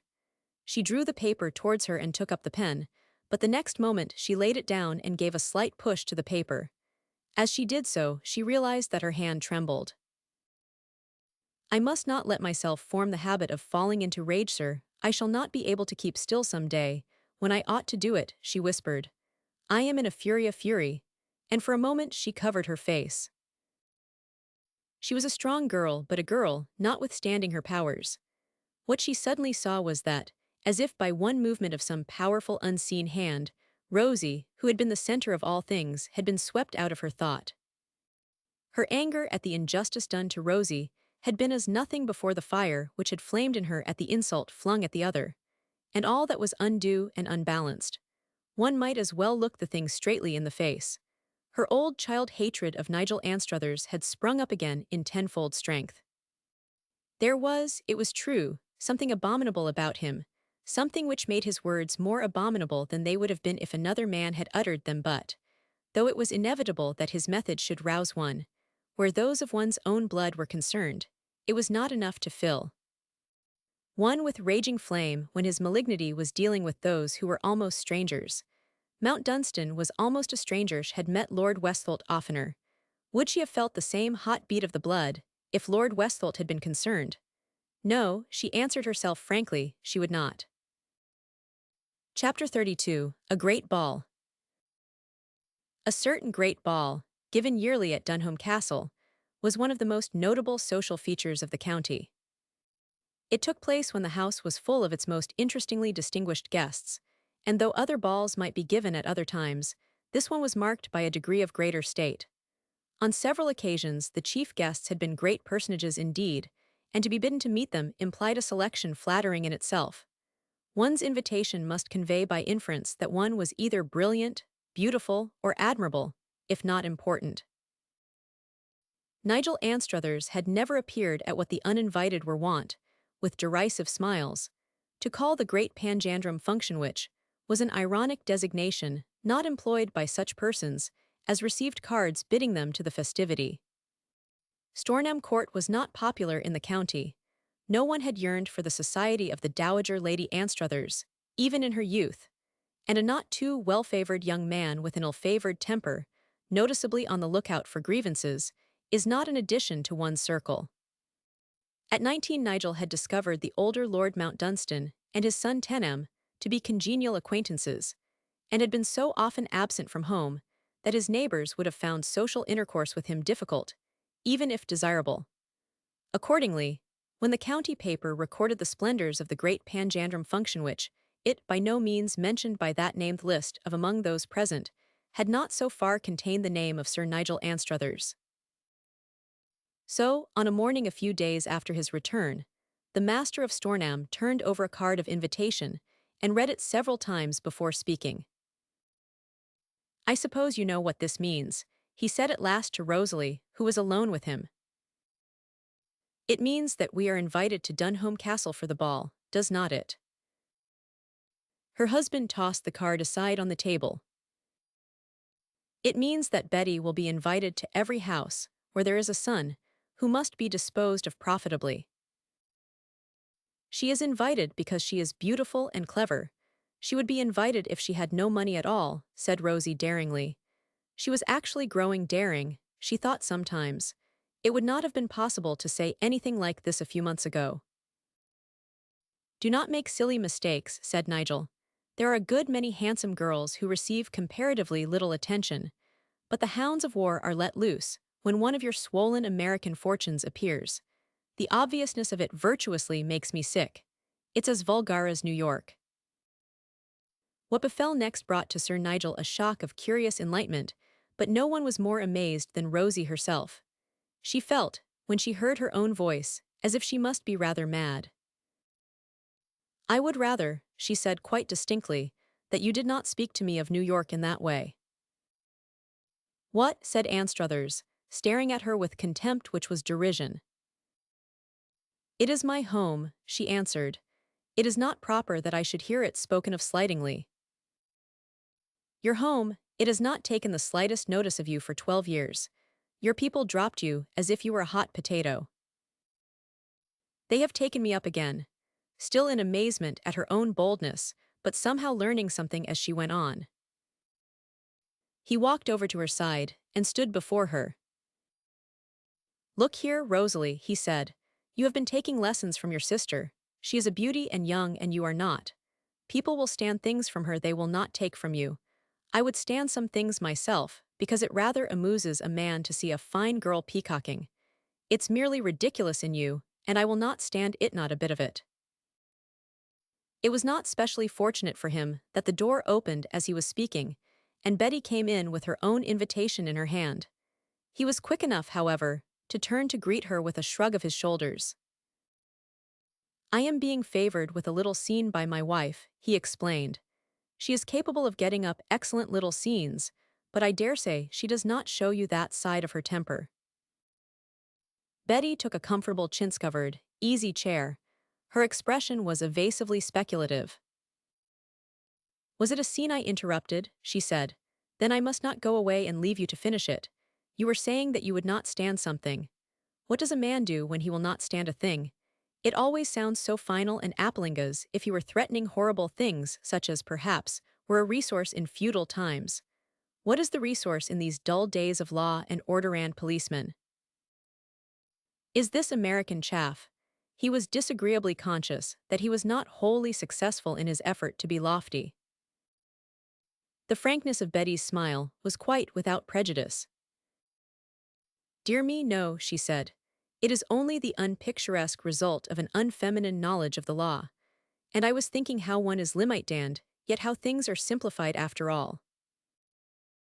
Simplified, disgustedly. "Yes, really. You see, if Rosie were violent, she could not beat Yowavin if she were strong enough because you could ring the bell and give her into custody. And you could not beat her because the same unpleasant thing would happen to you. Policemen do rob things of color, do not they? And besides, when one remembers that mere vulgar law insists that no one can be forced to live with another person who is brutal or loathsome, that's simple, is not it?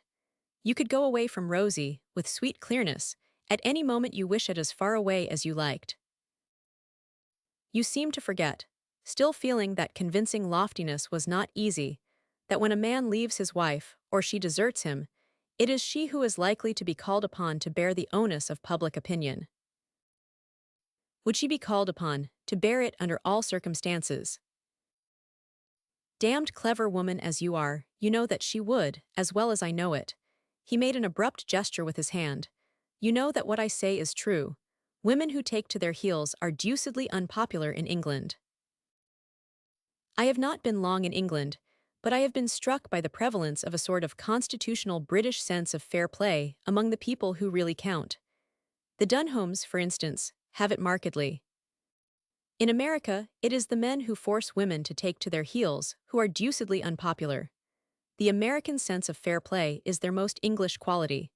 It was brought over in ships by the first colonists like the pieces of fine solid old furniture one even now sees, here and there, in houses in Virginia. "But the fact remains," said Nigel with an unpleasant laugh. "The fact remains, my dear girl."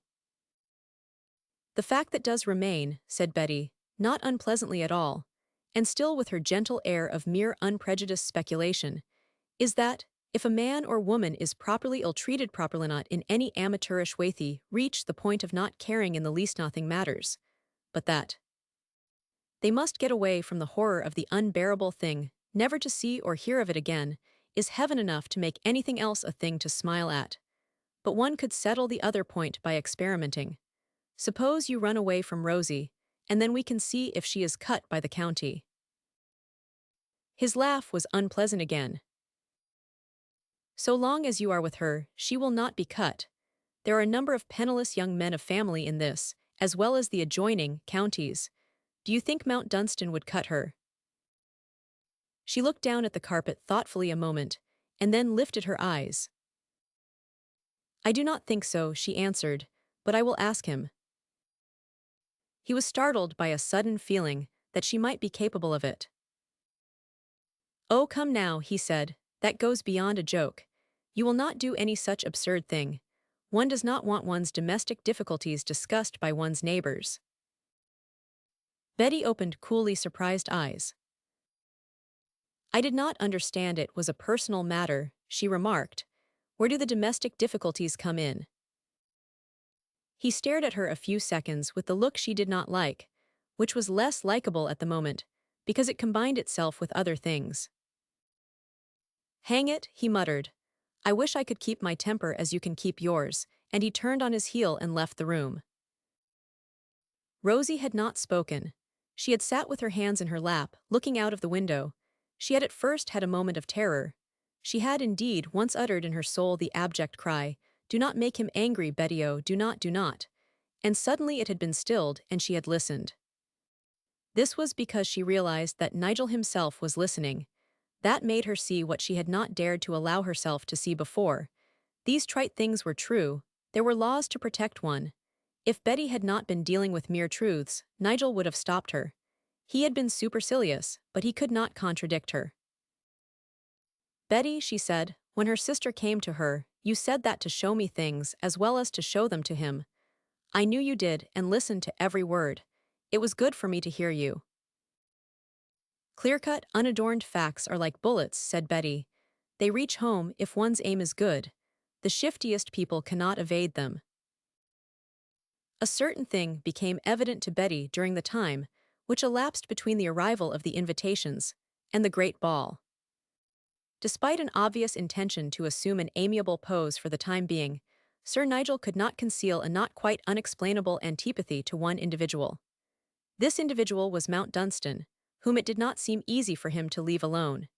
He seemed to recur to him as a subject, without any special reason, and this somewhat puzzled Betty until she heard from Rosalie of his intimacy with Lord Tenham, which, in a measure, explained it. The whole truth was that the lout, as he had been called, had indulged in frank speech in his rare intercourse with his brother and his friends, and had once interfered with hot young fury in a matter in which the pair had specially wished to avoid all interference. His open scorn of their methods of entertaining themselves they had felt to be disgusting impudence, which would have been deservedly punished with a horsewhip, if the youngster had not been a big-muscled, clumsy oaf, with a dangerous eye. Upon this footing their acquaintance had stood in past years, and to Decidia's, Sir Nigel had decided that the oaf in question had begun to make his bid for splendid fortune under the roof of Stornham Court itself, was a thing not to be regarded calmly. It was more than he could stand, and the folly of temper, which was forever his undoing, betrayed him into mistakes more than once. This girl, with her beauty and her wealth, he chose to regard as a sort of property rightfully his own. She was his sister-in-law, at least. She was living under his roof. He had more or less the power to encourage or discourage such aspirants as appeared. Upon the whole, there was something soothing to one's vanity in appearing before the world as the person at present responsible for her. It gave a man a certain dignity of position, and his chief girding at fate had always risen from the fact that he had not had dignity of position. He would not be held cheap in this matter, at least.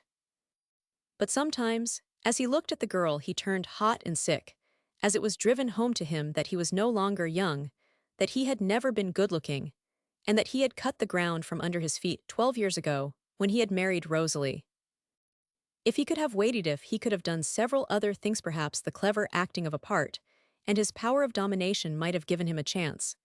Even that blackguard of a Mount Dunstan had a better one now. He was young, at least, and free and a big strong beast.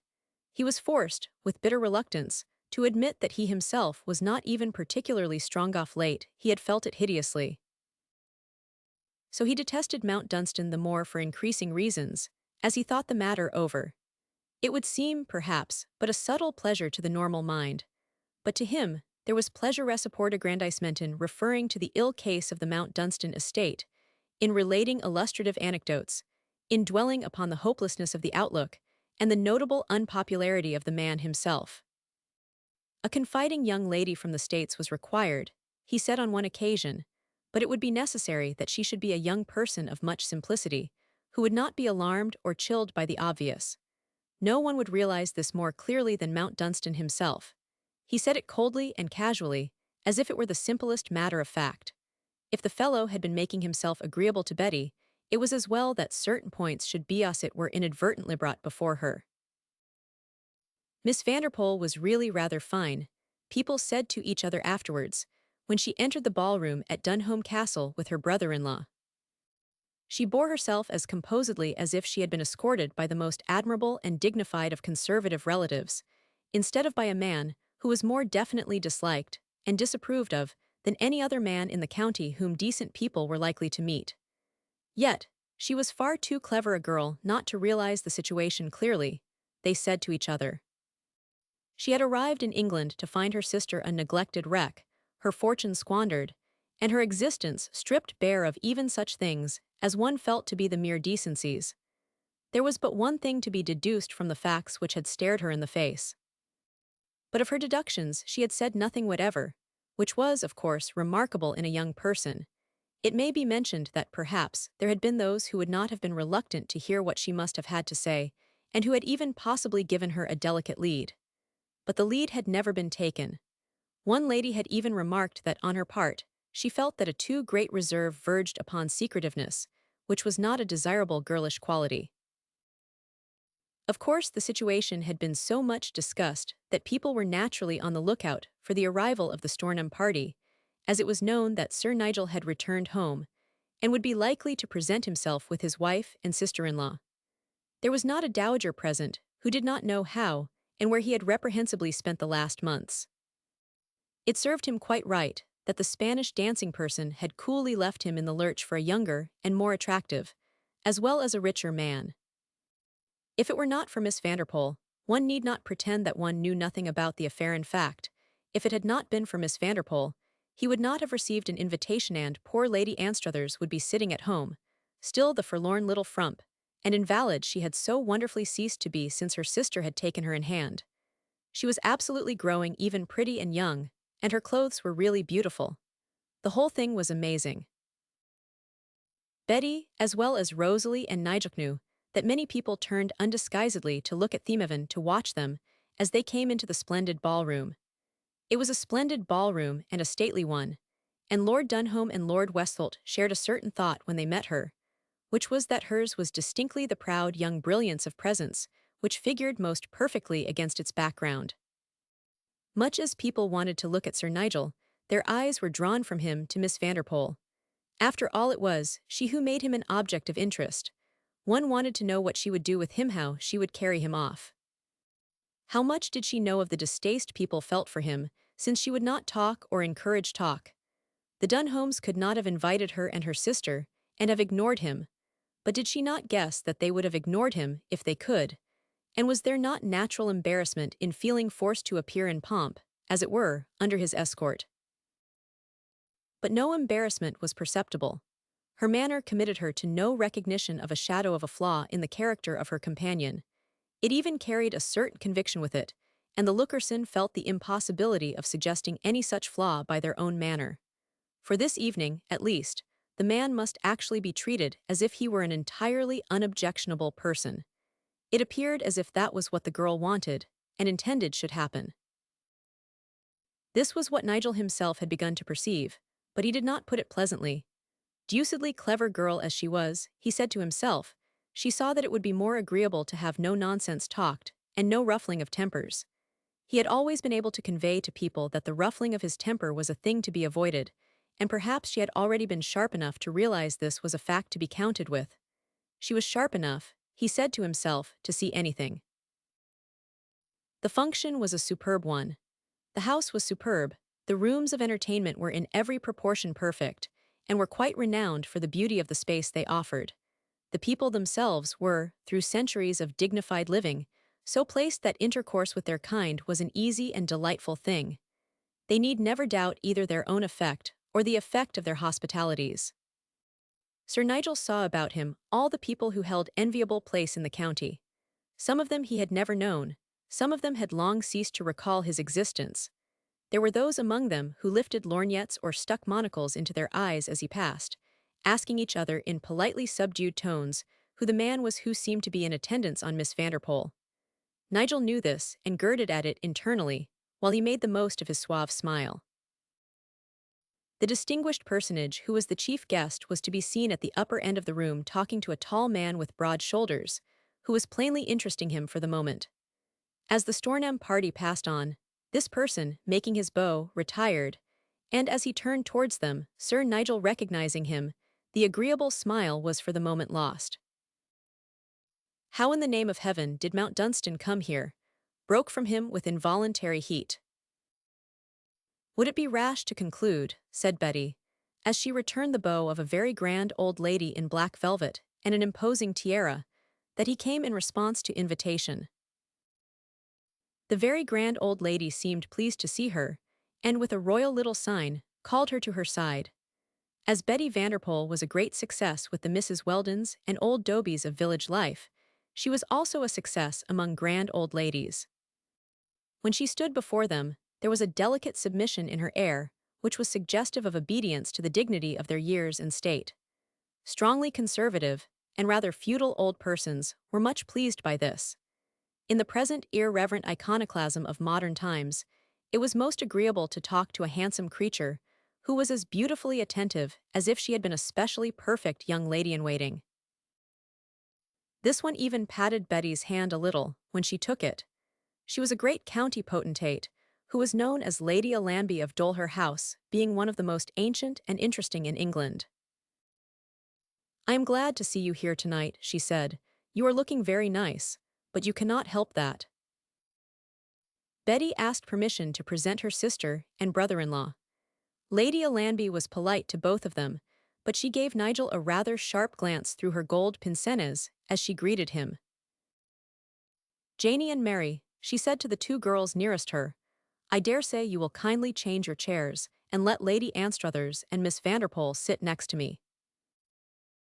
The ladies Jane and Mary Lithcom, who had been ordered about by her from their infancy, obeyed with polite smiles. They were not particularly pretty girls, and were of the indigent noble. Jane, who had almost over-large blue eyes, sighed as she reseated herself a few chairs lower down. "It does seem beastly unfair," she said in a low voice to her sister, "that a girl such as that should be so awfully good-looking. She ought to have a turn-it-up nose." "Thank you," said Mary. "I have a turn-it-up nose myself, and I have got nothing to balance it." "Oh, I did not mean a nice turn-it-up nose like yours," said Jane. "I meant an ugly one. Of course Lady Allanby wants her for Tommy," and her manner was not resigned. "What she, or anyone else for that matter, disdainfully, could want with Tommy, I do not know," replied Mary. "I do," answered Jane obstinately. "I played cricket with him when I was 8, and I have liked him ever since. It is awful, in a smothered outburst, what girls like us have to suffer."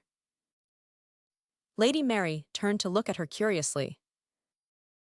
"Jane," she said, "are you suffering about Tommy?" "Yes, I am. Oh, what a question to ask in a ballroom. Do you want me to burst out crying?" "No, sharply, look at the prince. Stare at that fat woman curtsying to him. Stare and then wink your eyes." Lady Allanby was talking about Mount Dunstan. "Lord Dunholm has given us a lead. He is an old friend of mine, and he has been talking to me about it. It appears that he has been looking into things seriously. Modern as he is, he rather tilts at injustices in a quiet way. He has satisfactorily convinced himself that Lord Mount Dunstan has been suffering for the sins of the father switch must be annoying." "Is Lord Dunholm quite sure of that?" put in Sir Nigel, with a suggestively civil air. Old Lady Allanby gave him an unencouraging look. "Quite," she said. "He would be likely to be before he took any steps." "Ah," remarked Nigel, "I knew Lord Tenham, you see." Lady Allanby's look was more unencouraging still. She quietly and openly put up her glass and stared. There were times when she had not the remotest objection to being rude to certain people. "I am sorry to hear that," she observed. "There never was any room for mistake about Tenham. He is not usually mentioned." "I do not think this man would be usually mentioned, if everything were known," said Nigel. Then an appalling thing happened. Lady Allanby gazed at him a few seconds and made no reply whatever. She dropped her glass and turned again to talk to Betty. It was as if she had turned her back on him, and Sir Nigel, still wearing an amiable exterior, used internally some bad language. "But I was a fool to speak of Tenham," he thought. "A great fool." A little later Miss Vanderpool made her curtsy to the exalted guest, and was commented upon again by those who looked on. It was not at all unnatural that one should find one's eyes following a girl who, representing a sort of royal power, should have the good fortune of possessing such looks and bearing. Remembering his child bête noire of the long legs and square, audacious little face, Nigel Anstruthers found himself restraining a slight grin as he looked on at her dancing. Partners flocked about her like bees, and Lady Allanby of Dole, and other very grand old or middle-aged ladies, all found the evening more interesting because they could watch her. "She is full of spirit," said Lady Alanby, "and she enjoys herself as a girl should. It is a pleasure to look at her. I like a girl who gets a magnificent color and stars in her eyes when she dances. It looks healthy and young." It was Tommy Miss Vanderpool was dancing with when her ladyship said this. Tommy was her grandson, and a young man of greater rank than fortune. He was a nice, frank, heavy youth, who loved a simple county life spent in tramping about with guns, and in friendly hobnobbing with the neighbors, and eating great afternoon teas with people whose jokes were easy to understand, and who were ready to laugh if you tried a joke. Yourself, he liked girls, and especially he liked Jane Lithcom, but that was a weakness his grandmother did not at all encourage, and as he danced with Betty Vanderpool, he looked over her shoulder more than once at a pair of big, unhappy blue eyes, whose owner sat against the wall. Betty Vanderpool herself was not thinking of Tommy.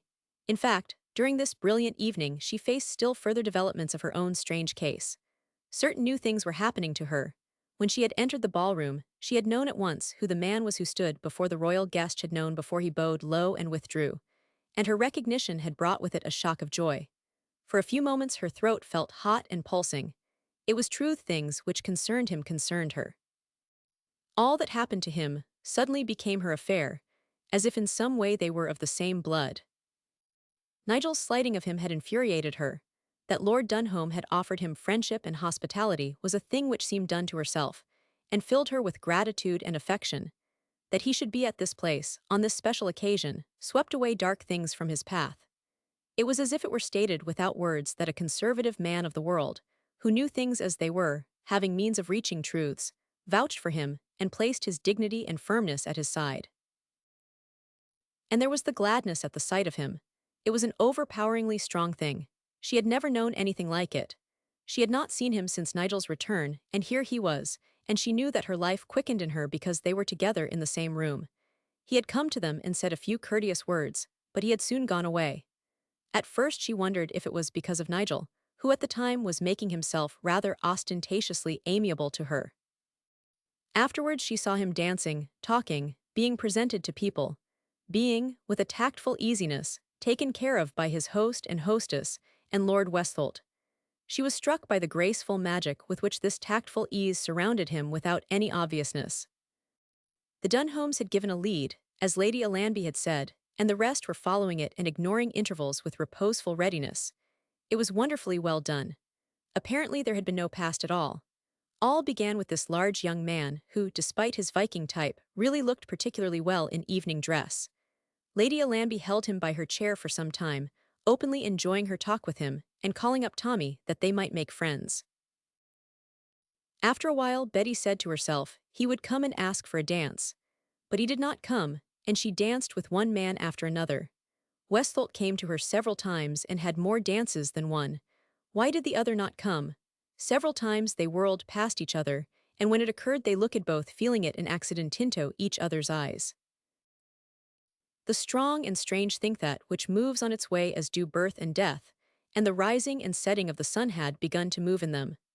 It was no new and rare thing, but an ancient and common one as common and ancient as death and birth themselves, and part of the law as they are.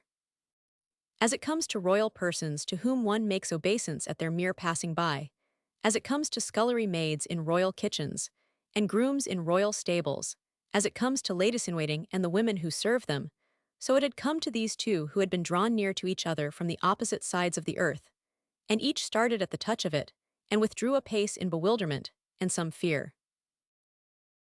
I wish, Mount Dunstan was feeling throughout the evening, that her eyes had some fault in their expression that they drew one less that they drew me less. I am losing my head. It would be better, Betty thought, if I did not wish so much that he would come and ask me to dance with him that he would not keep away so. He is keeping away for a reason. Why is he doing it? The music swung on in lovely measures, and the dancers swung with it. Sir Nigel walked dutifully through the Lancers once with his wife, and once with his beautiful sister-in-law. Lady Anstruthers, in her new bloom, had not lacked partners, who discovered that she was a childishly light creature who danced extremely well. Everyone was kind to her, and the very grand old ladies, who admired Betty, were absolutely benign in their manner. Betty's partners paid ingenuous court to her, and Sir Nigel found he had not been mistaken in his estimate of the dignity his position of escort and male relation gave to him. Rosie, standing for a moment looking out on the brilliancy and state about her, meeting Betty's eyes, laughed quiveringly. "I am in a dream," she said. "You have awakened from a dream," Betty answered. From the opposite side of the room someone was coming towards them, and seeing him, Rosie smiled in welcome. "I am sure Lord Mount Dunstan is coming to ask you to dance with him," she said. "Why have you not danced with him before, Betty?" "He has not asked me," Betty answered. "That is the only reason." Lord Dunholm and Lord Westholt called at the Mount a few days after they met him at Stornham, Rosalie explained in an undertone. They wanted to know him. Then it seems they found they liked each other. Lady Dunholm has been telling me about it. She says Lord Dunholm thanks you because you said something illuminating. That was the word she used, illuminating. I believe you are always illuminating, Betty. Mount Dunstan was certainly coming to them.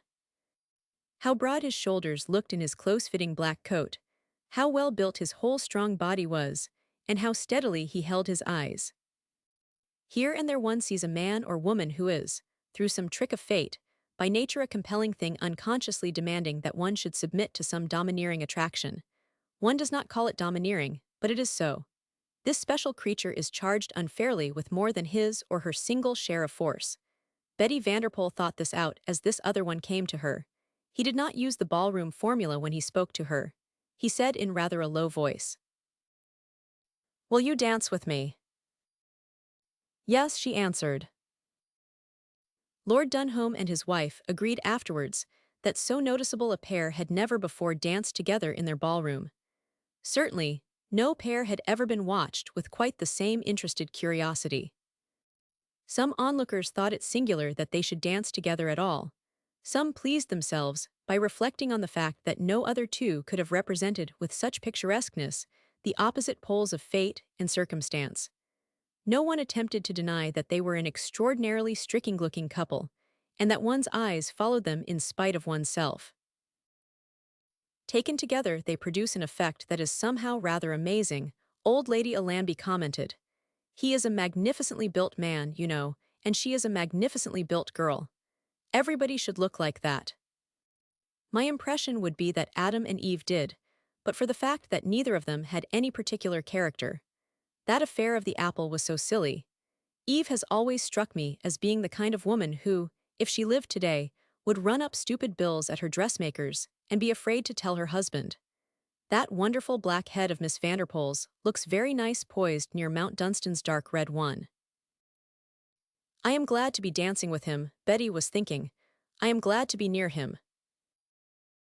Will you dance this with me to the very end? Asked Mount Dunstanto the very late note. Yes, answered Betty. He had spoken in a low but level voiceth kind of voice, whose tone places a man and woman alone together, and wholly apart from all others, by whomsoever they are surrounded. There had been no preliminary speech, and no explanation of the request followed. The music was a perfect thing, the brilliant, lofty ballroom, the beauty of color and sound about them, the jewels and fair faces, the warm breath of flowers in the air, the very sense of royal presence and its accompanying state and ceremony, seemed merely a naturally arranged background for the strange consciousness each held close, and silently knowing nothing of the mind of the other. This was what was passing through the man's mind. This is the thing which most men experience several times during their lives. It would be reason enough for all the great deeds and all the crimes one hears of.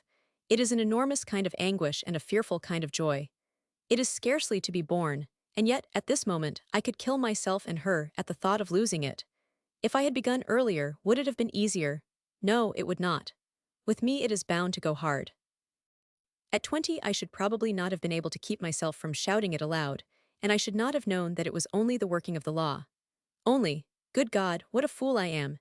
It is because it is only the law that I cannot escape, and must go on to the end, grinding my teeth together because I cannot speak. Oh, her smooth young cheek. Oh, the deep shadows of her lashes. And while we sway round and round together, I hold her slim strong body in the hollow of my arm. It was quite possibly, as he thought this, that Nigel Anstruthers, following him with his eyes as he passed, began to frown. He had been watching the pair as others had, he had seen what others saw, and now he had an idea that he saw something more, and it was something which did not please him.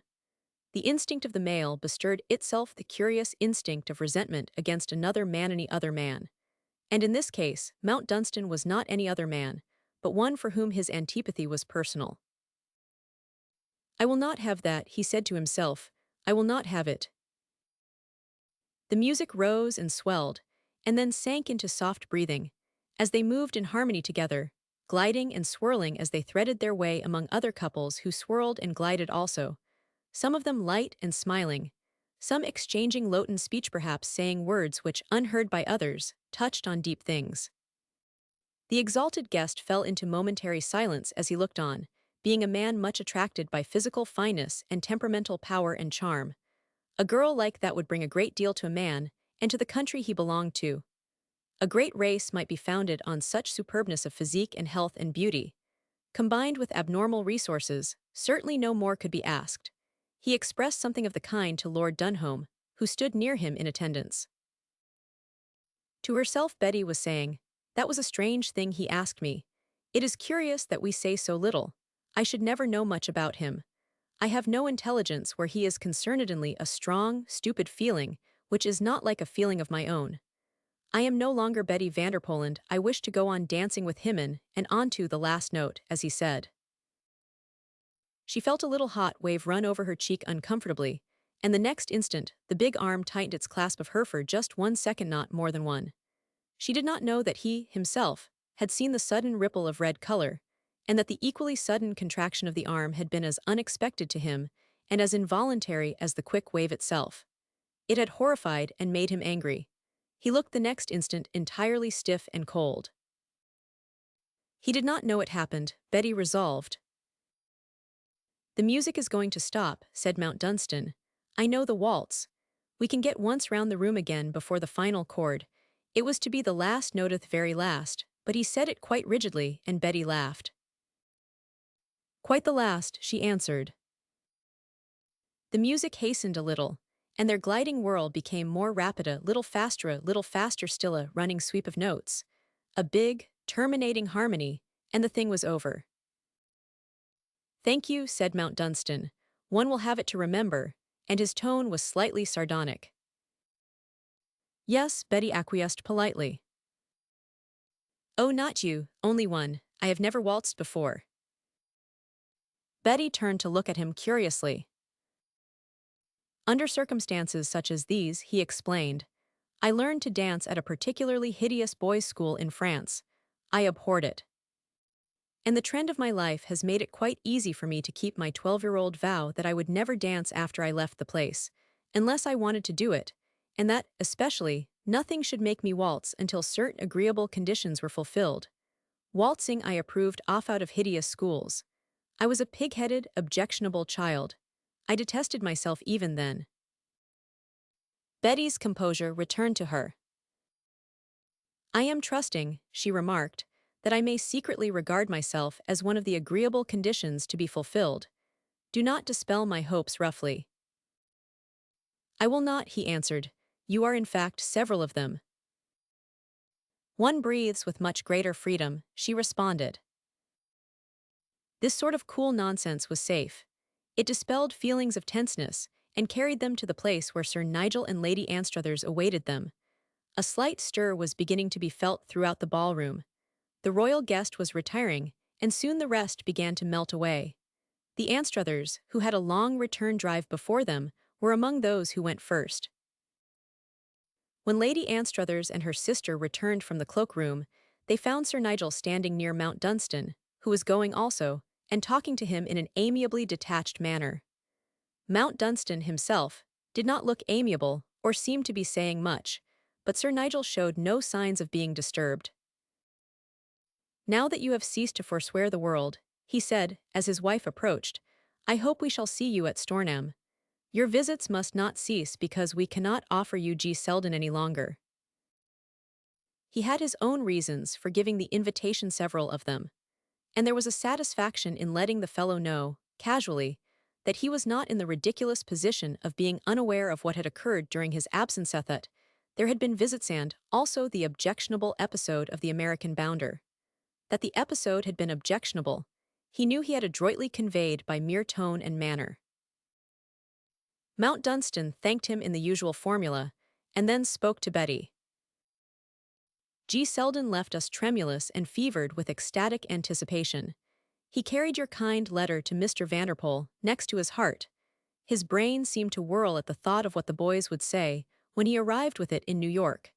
You have materialized the dream of his life. I have interested my father, Betty answered, with a brilliant smile. He liked the romance of the Reuben S. Vanderpool who rewarded the saver of his life by unbounded orders for the Delkoff. As their carriage drove away, Sir Nigel bent forward to look out of the window, and having done it, laughed a little. Mount Dunstan does not play the game well, he remarked. It was annoying that neither Betty nor his wife inquired what the game in question might be, and that his temperament forced him into explaining without encouragement. He should have stood motionless with folded arms, or something of the sort, and watched her equipage until it was out of sight. And he did not, said Betty. He turned on his heel as soon as the door was shut. People ought not to do such things, was her simple comment, to which it seemed useless to reply. Chapter 33, for Lady Jane. There is no one thing on earth of such interest as the study of the laws of temperament, which impel, support, or entrap into folly and danger the being they rule. As a child, not old enough to give a definite name to the thing she watched and pondered on, in child fashion, Bettina Vanderpool had thought much on this subject. As she had grown older, she had never been ignorant of the workings of her own temperament, and she had looked on for years at the laws which had wrought in her father's being laws of strength, executive capacity, and that pleasure in great schemes, which is roused less by a desire for gain than for a strong life-felt necessity for action resulting in success. She mentally followed other people on their way, sometimes asking herself how far the individual was to be praised or blamed for his treading of the path he seemed to choose. And now there was given her the opportunity to study the workings of the nature of Nigel Anstruthers, which was a curious thing. He was not an individual to be envied. Never was man more tormented by lack of power to control his special devil, at the right moment of time, and therefore, never was there one so inevitably his own frustration. This Betty saw after the passing of but a few days, and wondered how far he was conscious or unconscious of the thing. At times it appeared to her that he was in a state of unrest, that he was as a man wavering between lines of action, swayed at one moment by one thought, at another by an idea quite different, and that he was harried because he could not hold his own with himself. This was true. The ball at Dunholm Castle had been enlightening and had wrought some changes in his points of view. Also other factors had influenced him. In the first place, the changed atmosphere of Stornham, the fitness and luxury of his surroundings, the new dignity given to his position by the altered aspect of things, rendered external amiability more easy. To ride about the country on a good horse, or drive in a smart phaeton or suitable carriage, and to find that people who a year ago had passed him with the merest recognition, saluted him with polite intention, was, to a certain degree, stimulating to a vanity which had been long ill-fed. The power which produced these results should, of course, have been in his own hand. His money-making father-in-law should have seen that it was his affair to provide for that, but since he had not done so, it was rather entertaining that it should be, for the present, in the hands of this extraordinarily good-looking girl. He had begun by merely thinking of her in this manner as this extraordinarily good-looking girl, and had not, for a moment, hesitated before the edifying idea of its not being impossible to arrange a lively flirtation with her. She was at an age when, in his opinion, girlhood was poised for flight with adventure, and his tastes had not led him in the direction of youth, which was fastidious. His Riviera episode had left his vanity blistered and requiring some soothing application. His life had worked evil with him, and he had fallen ill on the hands of a woman who had treated him as a shattered, useless thing whose day was done, and with whom strength and bloom could not be burdened. He had kept his illness a hidden secret, on his return to Stornham, his one desire having been to forget of and to disbelieve in it, but dreams of its suggestion sometimes awakened him at night with shudders and cold sweat. He was hideously afraid of death and pain, and he had had monstrous pain and while he had lain battling with it, upon his bed in the villa on the Mediterranean, he had been able to hear, in the garden outside, the low voices and laughter of the Spanish dancer and the healthy, strong young fool who was her new adorer. When he had found himself face to face with Betty in the avenue, after the first leap of annoyance, which had suddenly died down into perversely interested curiosity, he could have laughed outright at the novelty and odd unexpectedness of the situation. The ill-mannered, impudently staring, little New York beast had developed into this. Hang it! No man could guess what the embryo female creature might result in. His mere shakiness of physical condition added strength to her attraction. She was like a young goddess of health and life and fire. The very spring of her firm foot upon the moss beneath it was a stimulating thing to a man whose nerves sprung secret fears upon him. There were sparks between the sweep of her lashes, but she managed to carry herself with the air of being as cool as a cucumber, which gave spice to the effort to upset her. If she did not prove suitably amenable, there would be piquancy in getting the better of Heron's stirring up unpleasant little things, which would make it easier for her to go away than remain on the spot if one should end by choosing to get rid of her. But for the moment, he had no desire to get rid of her. He wanted to see what she intended to Dodo see the thing out. In fact, it amused him to hear that Mount Dunstan was on her track.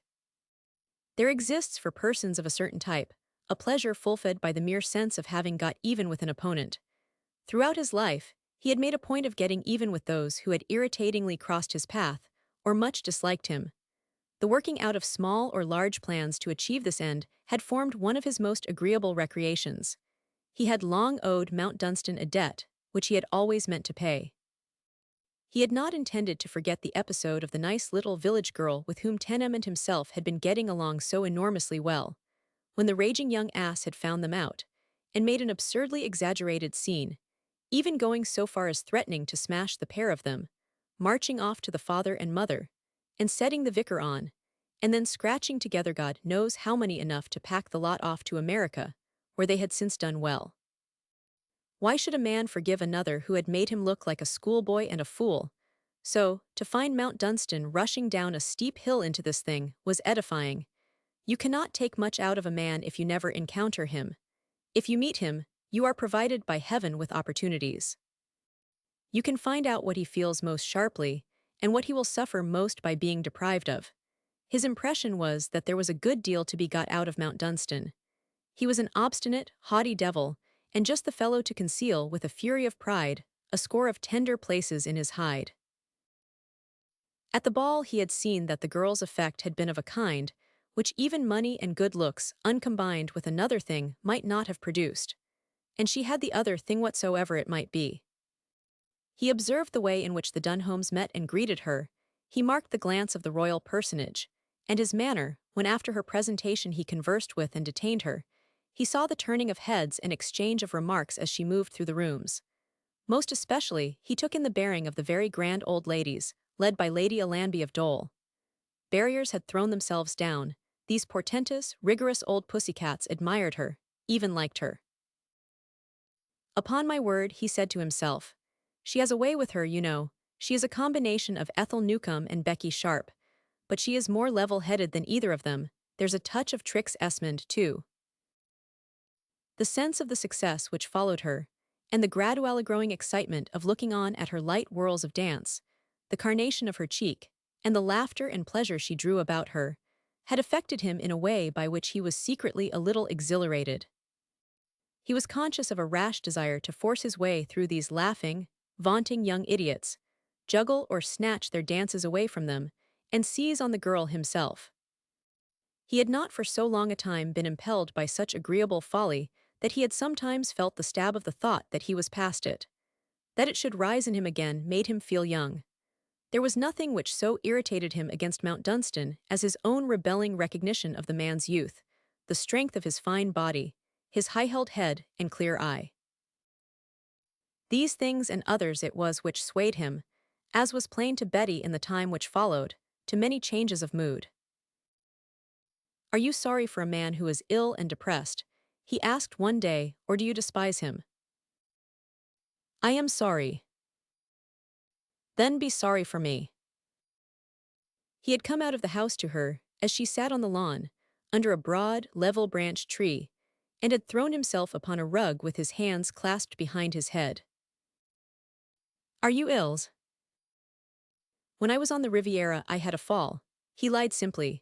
I strained some muscle or other, and it has left me rather lame. Sometimes I have a good deal of pain. I am very sorry, said Betty. Very. A woman who can be made sorry it is rarely impossible to manage.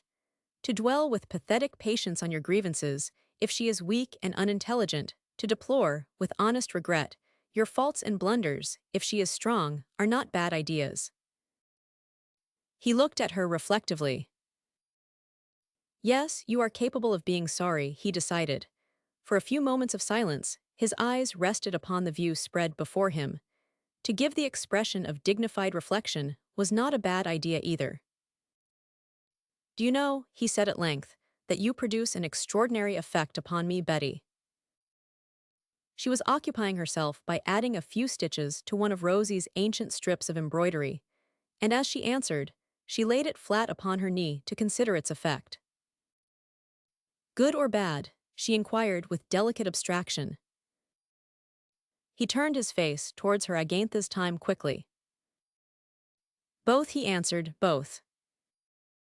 His tone held the flash of a heat which he felt should have startled her slightly, but apparently it did not. I do not like both, with composed lightness.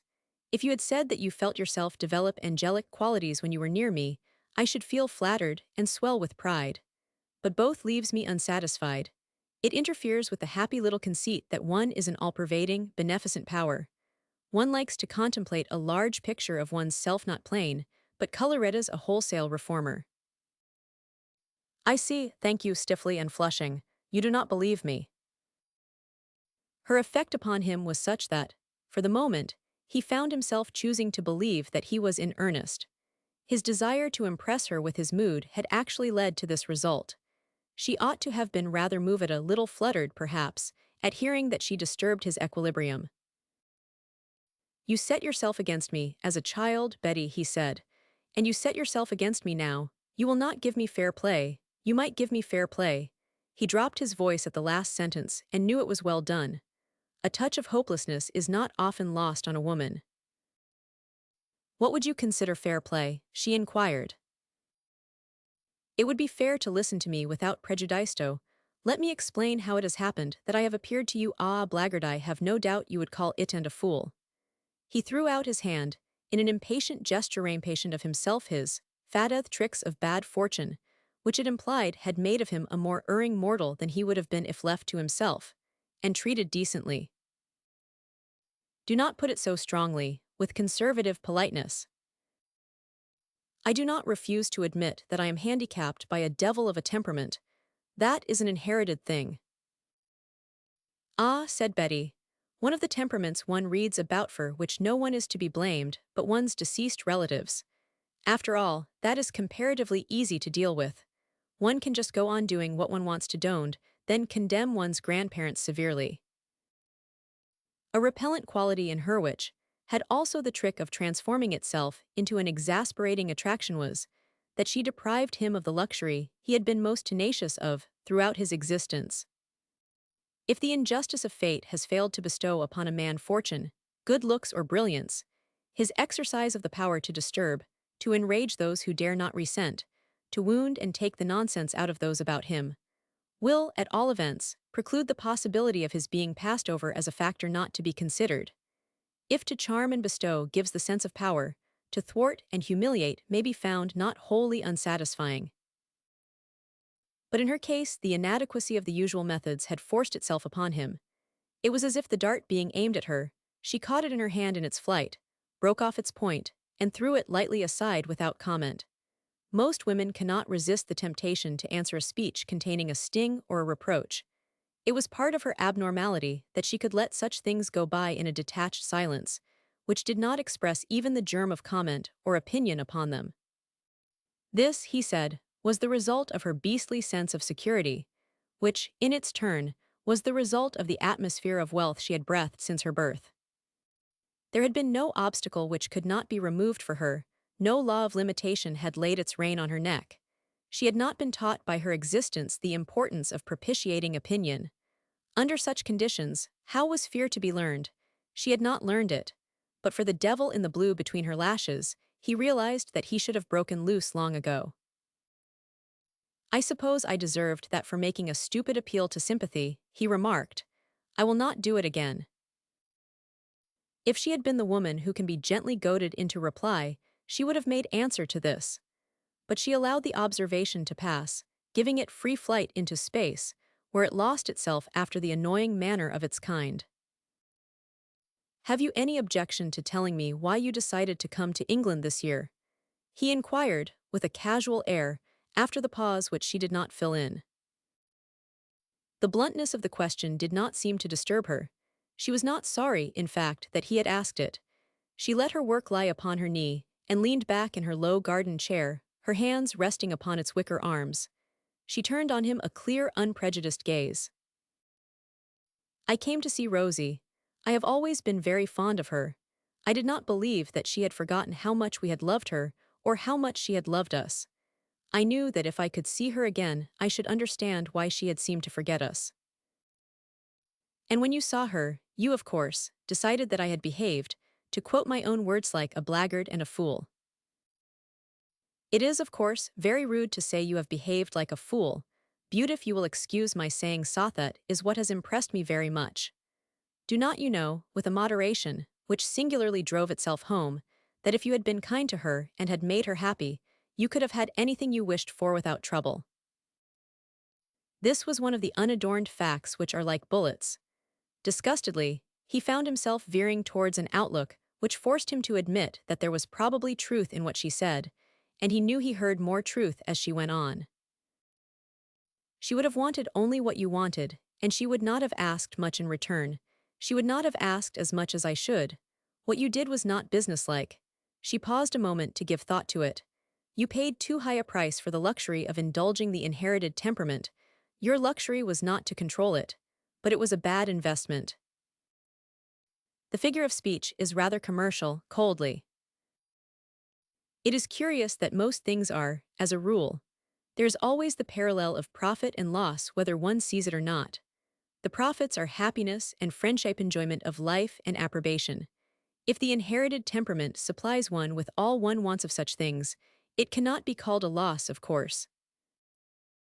You think, however, that mine has not brought me much. I do not know, it is you who know.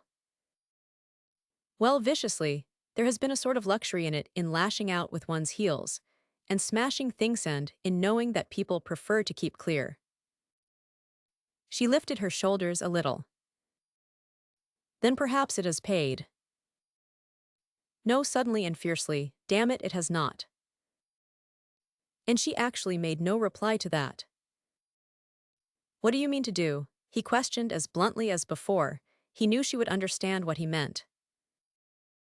Not much, to see that Rosie is not unhappy anymore. We can prevent that. She was out of repair as the house was. She is being rebuilt and decorated. She knows that she will be taken care of. I know her better than you do, with a laugh. She will not go away. She is too frightened of the row it would make off what I should say. I should have plenty to say. I can make her shake in her shoes. Betty let her eyes rest full upon him, and he saw that she was softly summing him up quite without prejudice, merely in interested speculation upon the workings of type. You are letting the inherited temperament run away with you at this moment, she reflected aloud, her quiet scrutiny almost abstracted. It was foolish to say that. He had known it was foolish 2 seconds after the words had left his lips. But a temper which has been allowed to leap hedges, unchecked throughout life, is in peril of forming a habit of taking them even at such times as a leap may land its owner in a ditch. This last was what her interested eyes were obviously saying. It suited him best at the moment to try to laugh. Do not look at me like that, he threw off, as if you were calculating that 2 and 2 make 4. No prejudice of mine can induce them to make 5 or 6 or 3.5, she said. No prejudice of mine or of yours. The 2 and 2 she was calculating with were the likelihoods and unlikelihoods of the inherited temperament, and the practical powers she could absolutely count on if difficulty arose with regard to Rosie. He guessed at this and began to make calculations himself. But there was no further conversation for them, as they were obliged to rise to their feet to receive visitors. Lady Alanby of Dole and Sir Thomas, her grandson, were being brought out of the house to them by Rosalie. He went forward to meet them high's manner that of the graceful host. Lady Alanby, having been welcomed by him, and led to the most comfortable, tree-shaded chair, found his bearing so elegantly chastened that she gazed at him with private curiosity.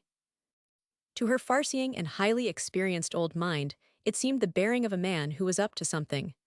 What special thing did he chance to be up to? His glance certainly lurked after Miss Vanderpool oddly.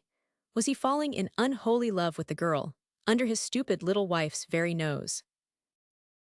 She could not, however, give her undivided attention to him, as she wished to keep her eye on her grandson, and outrageously enough it happened that just as tea was brought out, and Tommy was beginning to cheer up, and quite come out a little under the spur of the activities of handing bread and butter and cress sandwiches, who should appear but the 2 Lithcom girls, escorted by their aunt, Mrs. Manners, with whom they lived.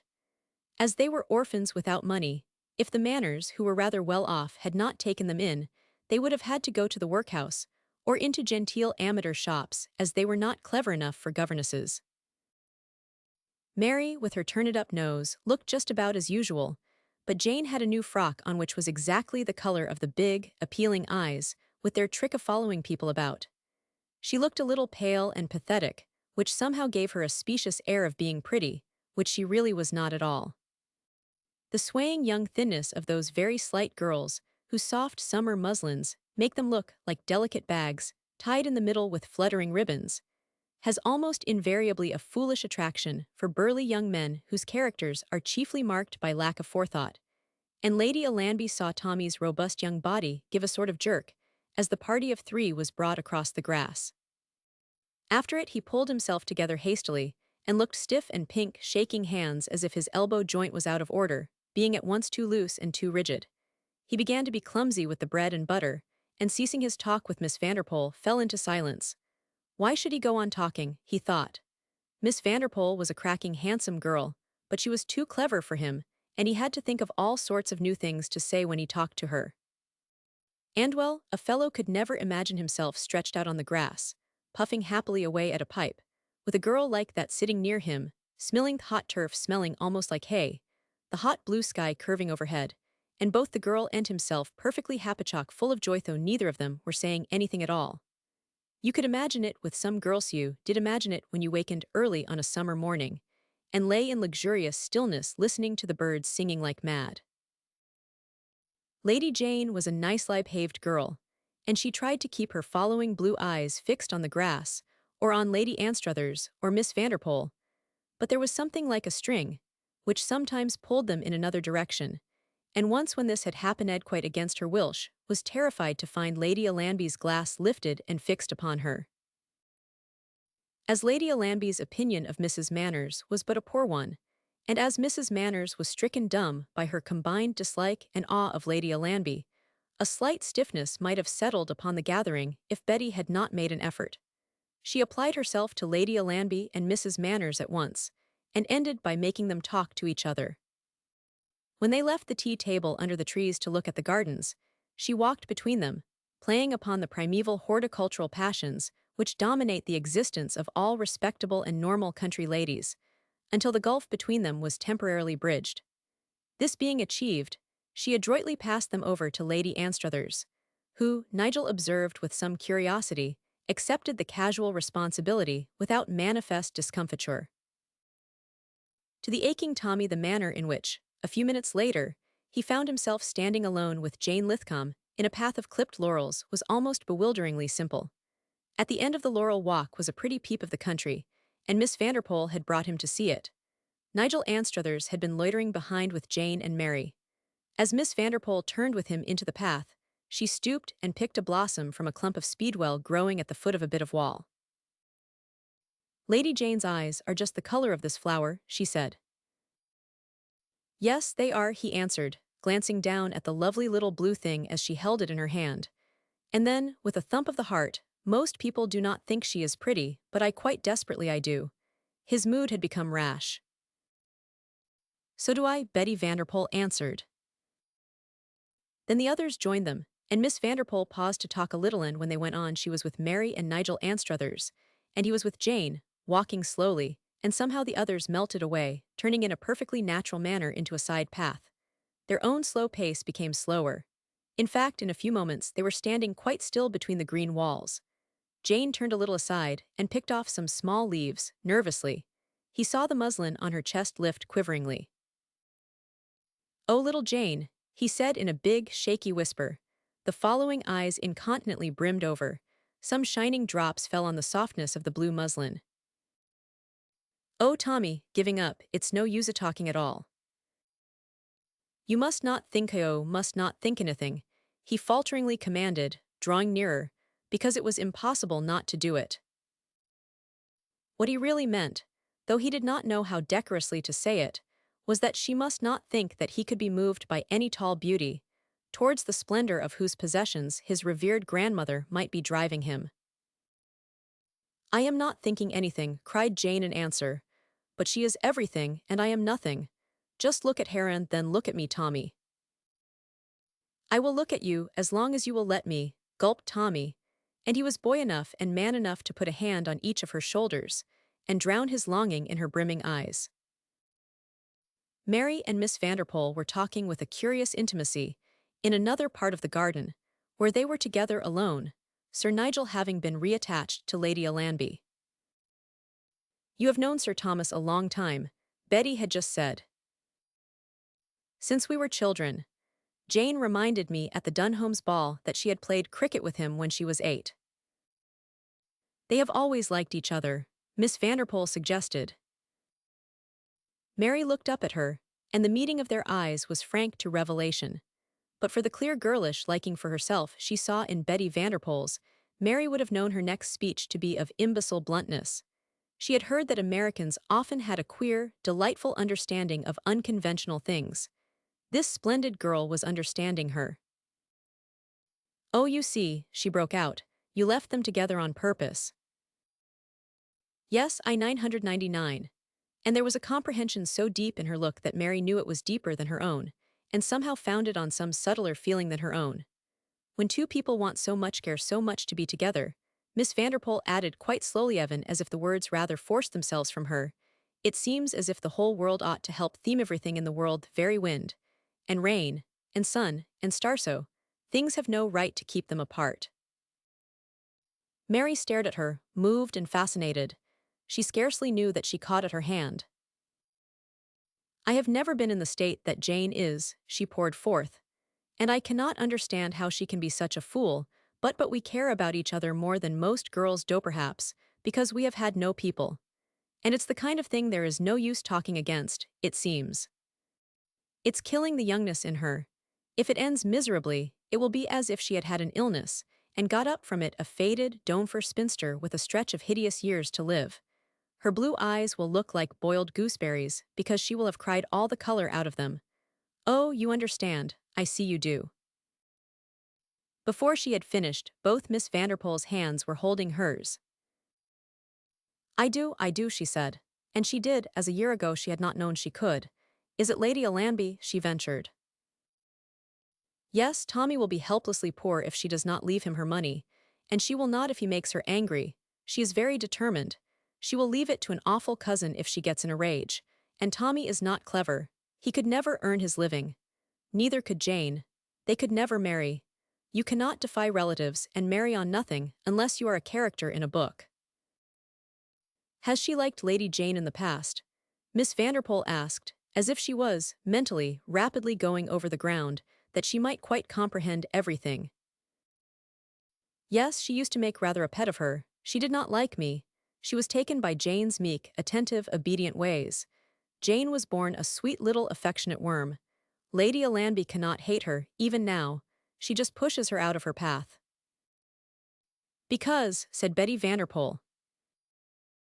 Mary prefaced her answer with a brief, half-embarrassed laugh. Because of you. Because she thinks. I do not see how she can believe he has much of a chance. I do not think she does, but she will never forgive him if he does not make a try at finding out whether he has one or not. It is very businesslike, Betty made observation. Mary laughed. We talk of American business outlook, she said, but very few of us English people are dreamy idealists. We are of a coolness and a daring when we are dealing with questions of this sort. I do not think you can know the thing you have brought here.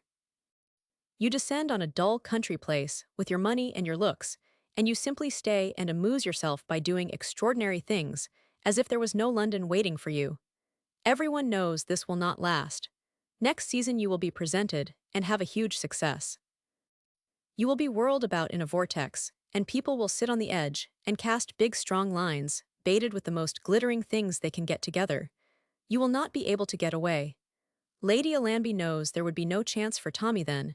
It would be too idiotic to expect it. He must make his try now.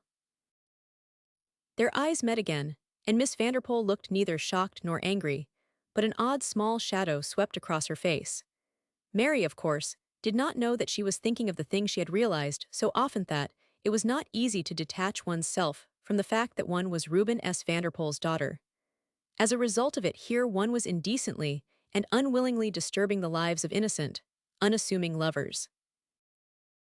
And so long as Sir Thomas has not tried and found out, Lady Jane will be made unhappy. If he were to let you escape without trying, he would not be forgiven. His grandmother has had her own way all her life. But suppose, after I went away, someone else came. Mary shook her head. People like you do not happen in one neighborhood twice in a lifetime. I am 26, and you are the first I have seen. And he will only be safe if. Mary Liscombe nodded. Yes, if, she answered. It's silly and frightful, but it is true. Miss Vanderpool looked down on the grass a few moments, and then seemed to arrive at a decision. He likes you, you can make him understand things, she inquired. Yes. Then go and tell him that if he will come here and ask me a direct question, I will give him a direct answer which will satisfy Lady Alanby. Lady Mary caught her breath. Do you know, you are the most wonderful girl I ever saw, she exclaimed, but if you only knew what I feel about Janie, and tears rushed into her eyes. I feel just the same thing about my sister, said Miss Vanderpool. I think Rosie and Lady Jane are rather alike. When Tommy tramped across the grass towards her, he was turning red and white by turns, and looking somewhat like a young man who was being marched up to a cannon's mouth. It struck him that it was an American kind of thing he was called upon to do, and he was not an American, but British from the top of his closely cropped head to the rather thick soles of his boots. He was, in truth, overwhelmed by his sense of his inadequacy to the demands of the brilliantly conceived, but unheard-of situation. Joy and terror swept over his being in waves. The tall, proud wood-nymph look of her as she stood under a tree waiting for him would have struck his courage dead on the spot and caused him to turn and flee in anguish if she had not made a little move towards him, with a heavenly, everyday humanness in her eyes. The way she managed it was an amazing thing. He could never have managed it at all himself. She came forward and gave him her hand, and really it was her hand which held his own comparatively steady. It is for Lady Jane, she said. That prevents it from being ridiculous or improper. It is for Lady Jane. Her eyes, with a soft-touched laugh, are the color of the blue speedwell I showed you. It is the color of baby's eyes, and hers look as theirs does if they asked everybody not to hurt them. He actually fell upon his knee, and bending his head over her hand, kissed it half a dozen times with adoration. Good Lord, how she saw and knew. If Jane were not Jane, and you were not you, the words rushed from him, it would be the most outrageous, most impudent thing a man ever had the cheek to do. But it is not. She did not draw her hand away, and oh, the girlish kindness of her smiling, supporting look. You came to ask me if you would marry me, Miss Vanderpool, his head bending over her hand again. I beg your pardon, I beg your pardon. Oh Lord, I do. I thank you for the compliment you pay me, she answered. I like you very much, Sir Thomas, and I like you just now more than ever, but I could not marry you. I should not make you happy, and I should not be happy myself. The truth is, thinking a moment, each of us really belongs to a different kind of person, and each of knows the fact. God bless you, he said. I think you know everything in the world a woman can know and remain an angel. It was an outburst of eloquence, and she took it in the prettiest way with the prettiest laugh, which had in it no touch of mockery or disbelief in him. What I have said is quite final if Lady Alanby should inquire, she said, adding rather quickly, someone is coming. It pleased her to see that he did not hurry to his feet clumsily, but even stood upright, with a shade of boyish dignity, and did not release her hand before he had bent his head low over it again. Sir Nigel was bringing with him Lady Alanby, Mrs. Manners, and his wife, and when Betty met his eyes, she knew at once that he had not made his way to this particular garden without intention. He had discovered that she was with Tommy, and it had entertained him to break in upon them. I did not intend to interrupt Sir Thomas at his devotions, he remarked to her after dinner. Accept my apologies. It did not matter in the least, thank you, said Betty. I am glad to be able to say, Thomas, that you did not look an entire fool when you got up from your knees, as we came into the rose garden. Thus Lady Alanby, as their carriage turned out of Stornham village. I am glad myself, Tommy answered. What were you doing there? Even if you were asking her to marry you, it was not necessary to go that far. We are not in the 17th century. Then Tommy flushed. I did not intend to do it, I could not help it. She was so nice about everything. That girl is an angel, I told her so. Very right and proper spirit to approach her in, answered the old woman, watching him keenly. Was she angel enough to say she would marry you? Tommy, for some occult reason, had the courage to stare back into his grandmother's eyes, quite as if he were a man, and not a hobbledehoy, expecting to be bullied. She does not want me, he answered. And I knew she would not. Why should she? I did what you ordered me to do, and she answered me as I knew she would. She might have snubbed me, but she has such a way with her, such a way of saying things and understanding, that well, I found myself on one knee, kissing her hand as if I was being presented at court. Old Lady Alanby looked out on the passing landscape. Well, you did your best. She summed the matter up at last. If you went down on your knees involuntarily. If you had done it on purpose, it would have been unpardonable. Chapter 34, Red Godwin. Stornham Court had taken its proper position in the county, as a place which was equal to social exchange in the matter of entertainment. Sir Nigel and Lady Anstruthers had given a garden party, according to the decrees of the law obtaining in country neighborhoods. The curiosity to behold Miss Vanderpool, and the change which had been worked in the well-known desolation and disrepair, precluded the possibility of the refusal of any invitations sent, the recipient being in his or her right mind, and sound in wind and limb. That astonishing things had been accomplished, and that the party was a successful affair, could not but be accepted as truths. Garden parties had been heard of, were a trifle repetitional and even dull, but at this one there was real music and real dancing, and clever entertainments were given at intervals in a green-embowered little theatre, erected for the occasion. These were agreeable additions to mere food and conversation, which were capable of palling. To the garden party, the Anstruthers did not confine themselves. There were dinner parties at Stornham, and they also were successful functions. The guests were of those who make for the success of such entertainments. I called upon Mount Dunstan this afternoon, Sir Nigel said one evening before the first of these dinners. He might expect it, as one is asking him to dine. I wish him to be asked. The Dunholms have taken him up so tremendously that no festivity seems complete without him.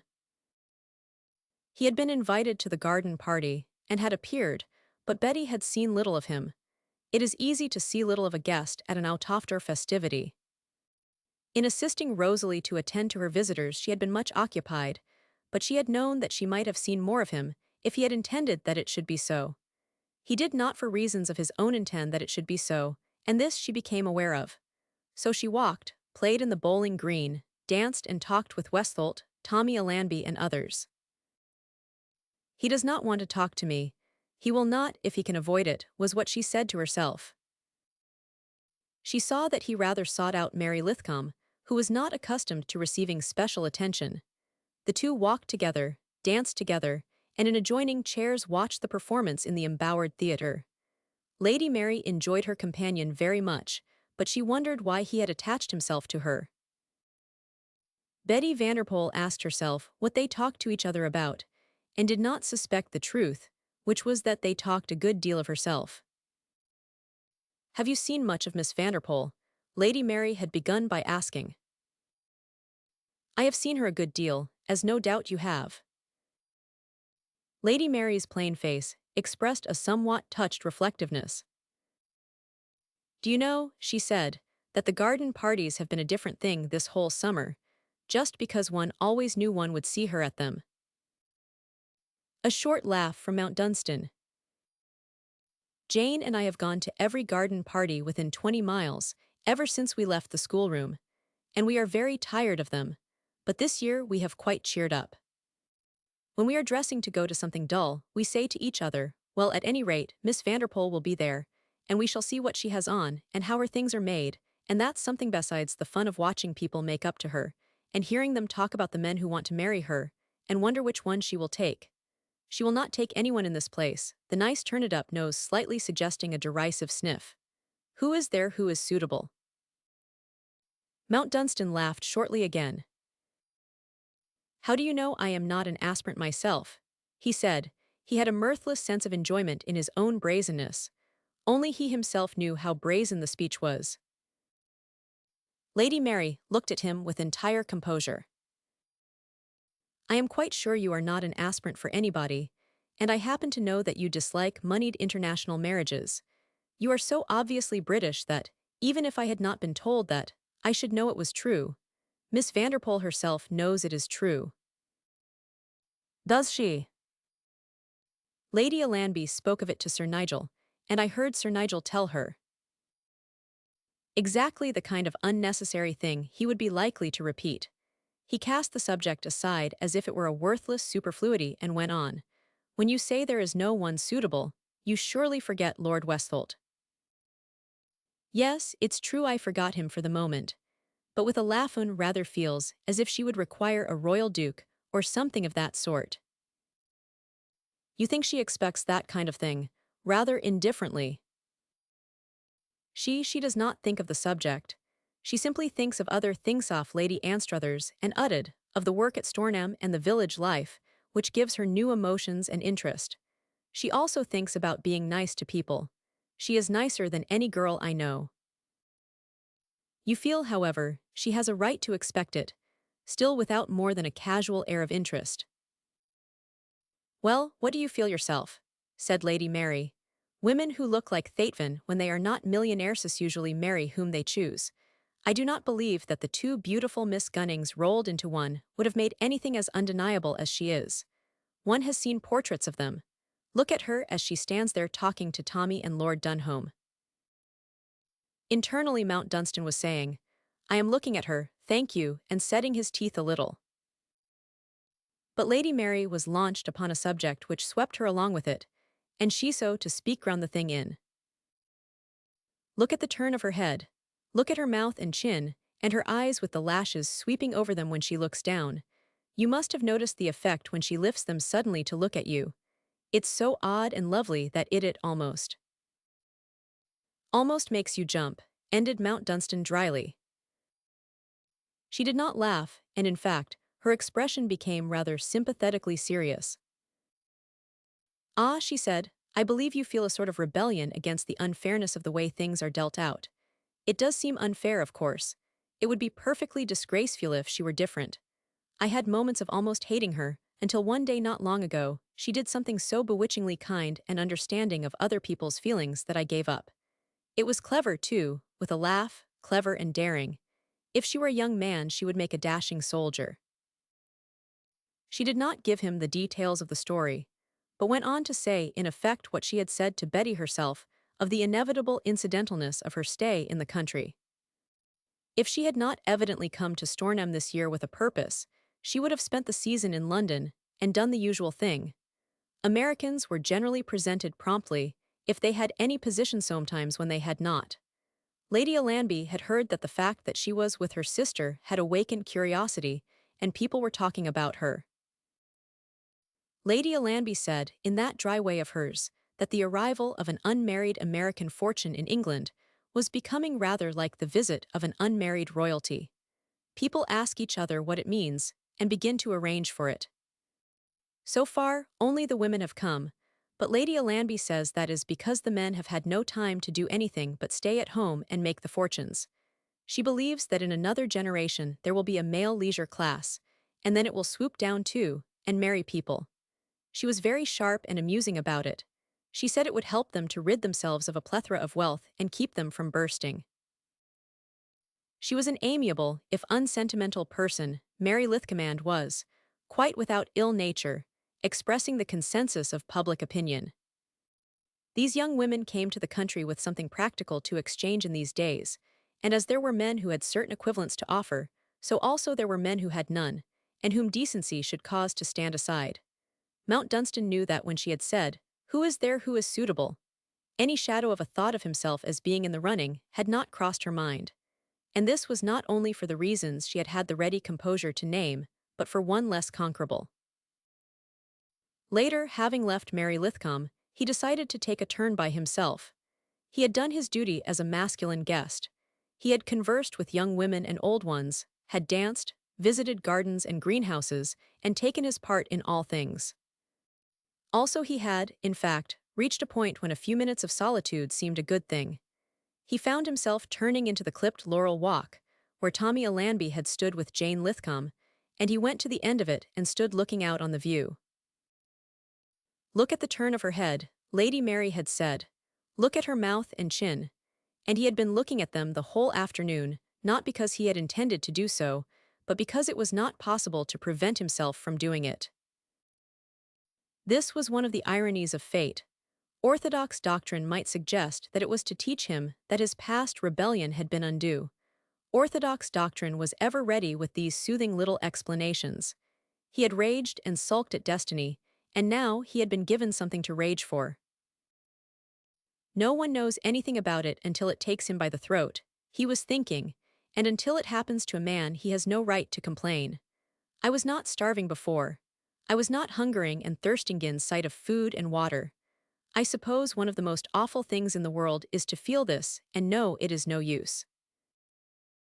He was not in the condition to reason calmly enough to see that there might be one chance in 1,000 that it was of use. At such times, the most intelligent of men and women lose balance and mental perspicacity. A certain degree of unreasoning madness possesses them. They see too much and too little. There were, it was true, 1,000 chances against him, but there was one for him, the chance that selection might be on his side. He had not that balance of thought left which might have suggested to him that he was a man young and powerful, and filled with an immense passion which might count for something. All he saw was that he was notably in the position of the men whom he had privately disdained when they helped themselves by marriage. Such marriages he had held were insults to the manhood of any man and the womanhood of any woman. In such unions neither party could respect himself or his companion. They must always in secret doubt each other, fret at themselves, feel distaste for the whole thing. Even if a man loved such a woman, and the feeling was mutual, to whom would it occur to believe that they were not gross and contemptible? To no one. Would it have occurred to himself that such an extenuating circumstance was possible? Certainly it would not.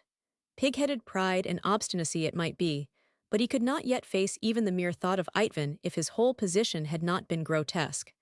Because, after all, it was grotesque that he should even argue with himself.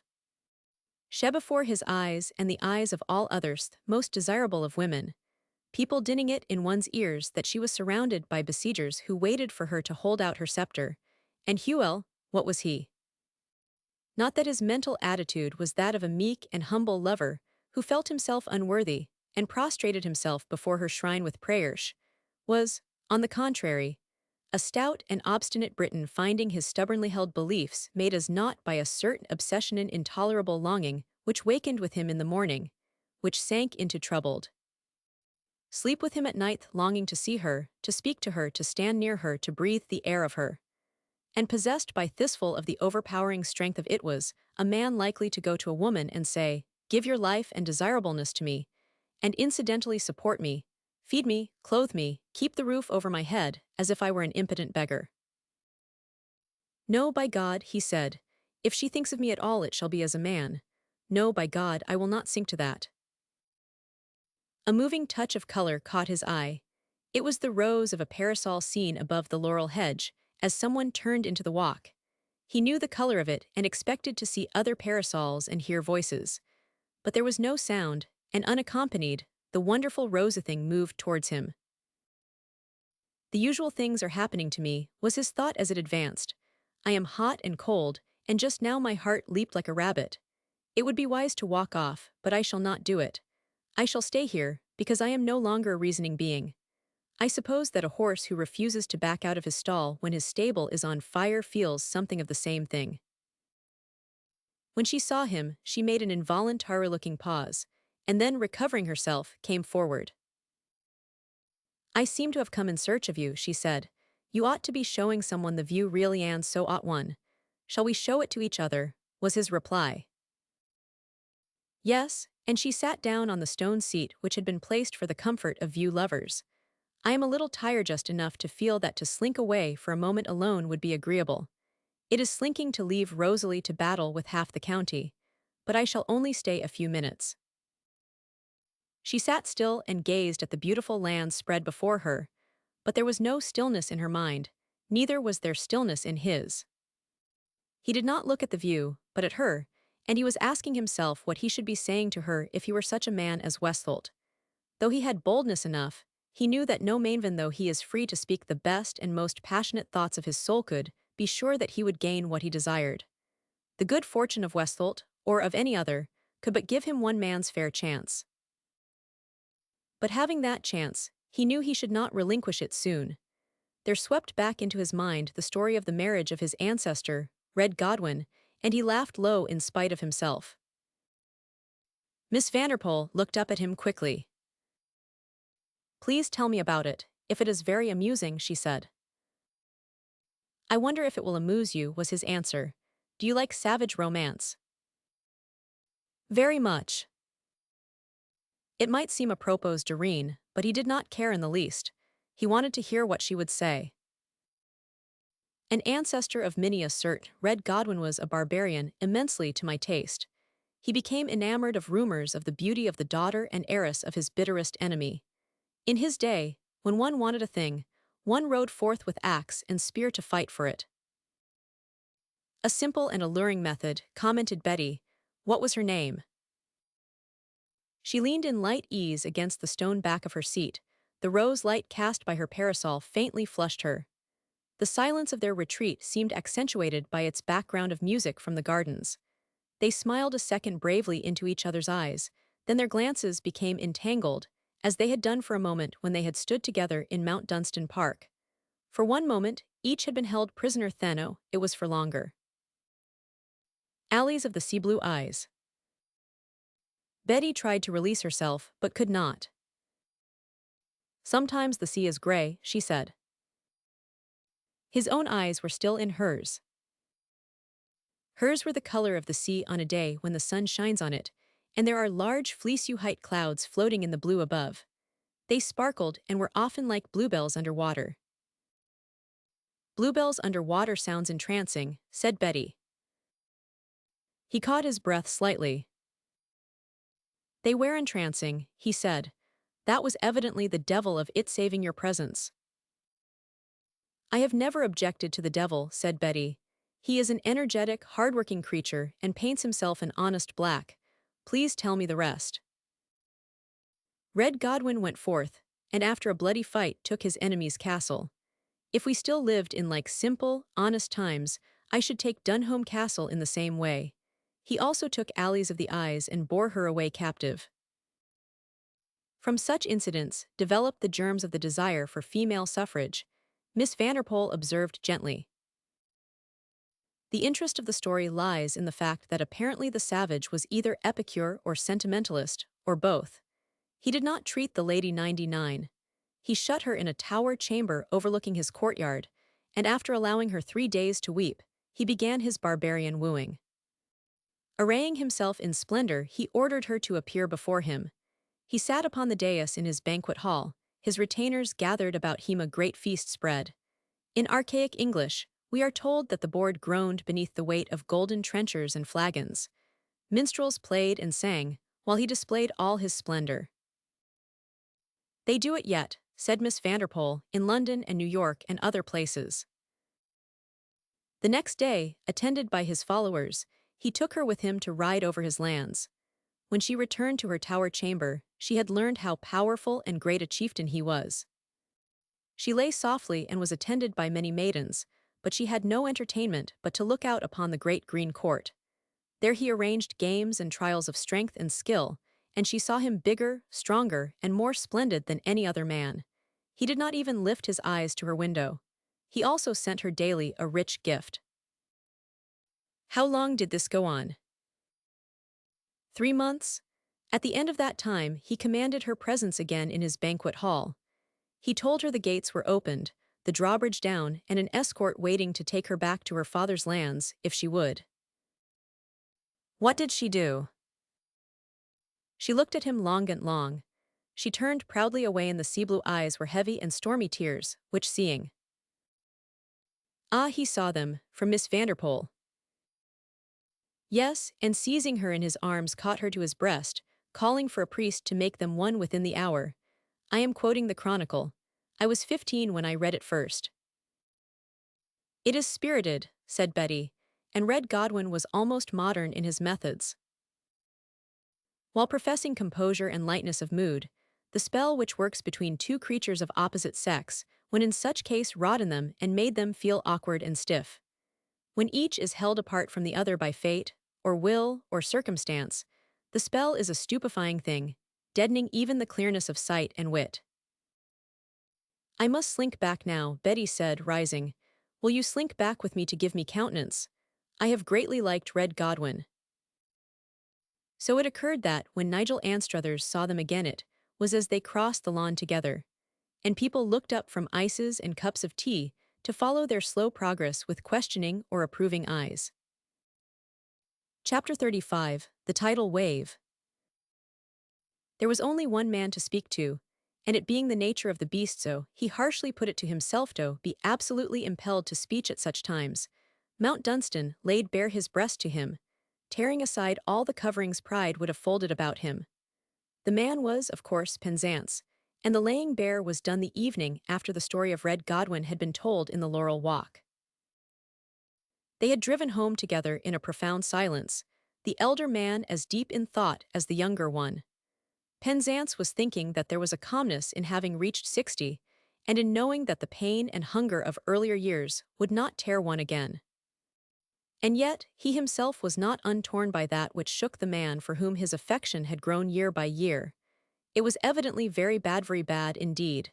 He wondered if he would speak of it, and wished he would, not because he himself had much to say in answer, but because he knew that speech would be better than hard silence. Stay with me tonight, Mount Dunstan said, as they drove through the avenue to the house. I want you to dine with me and sit and talk late. I am not sleeping well.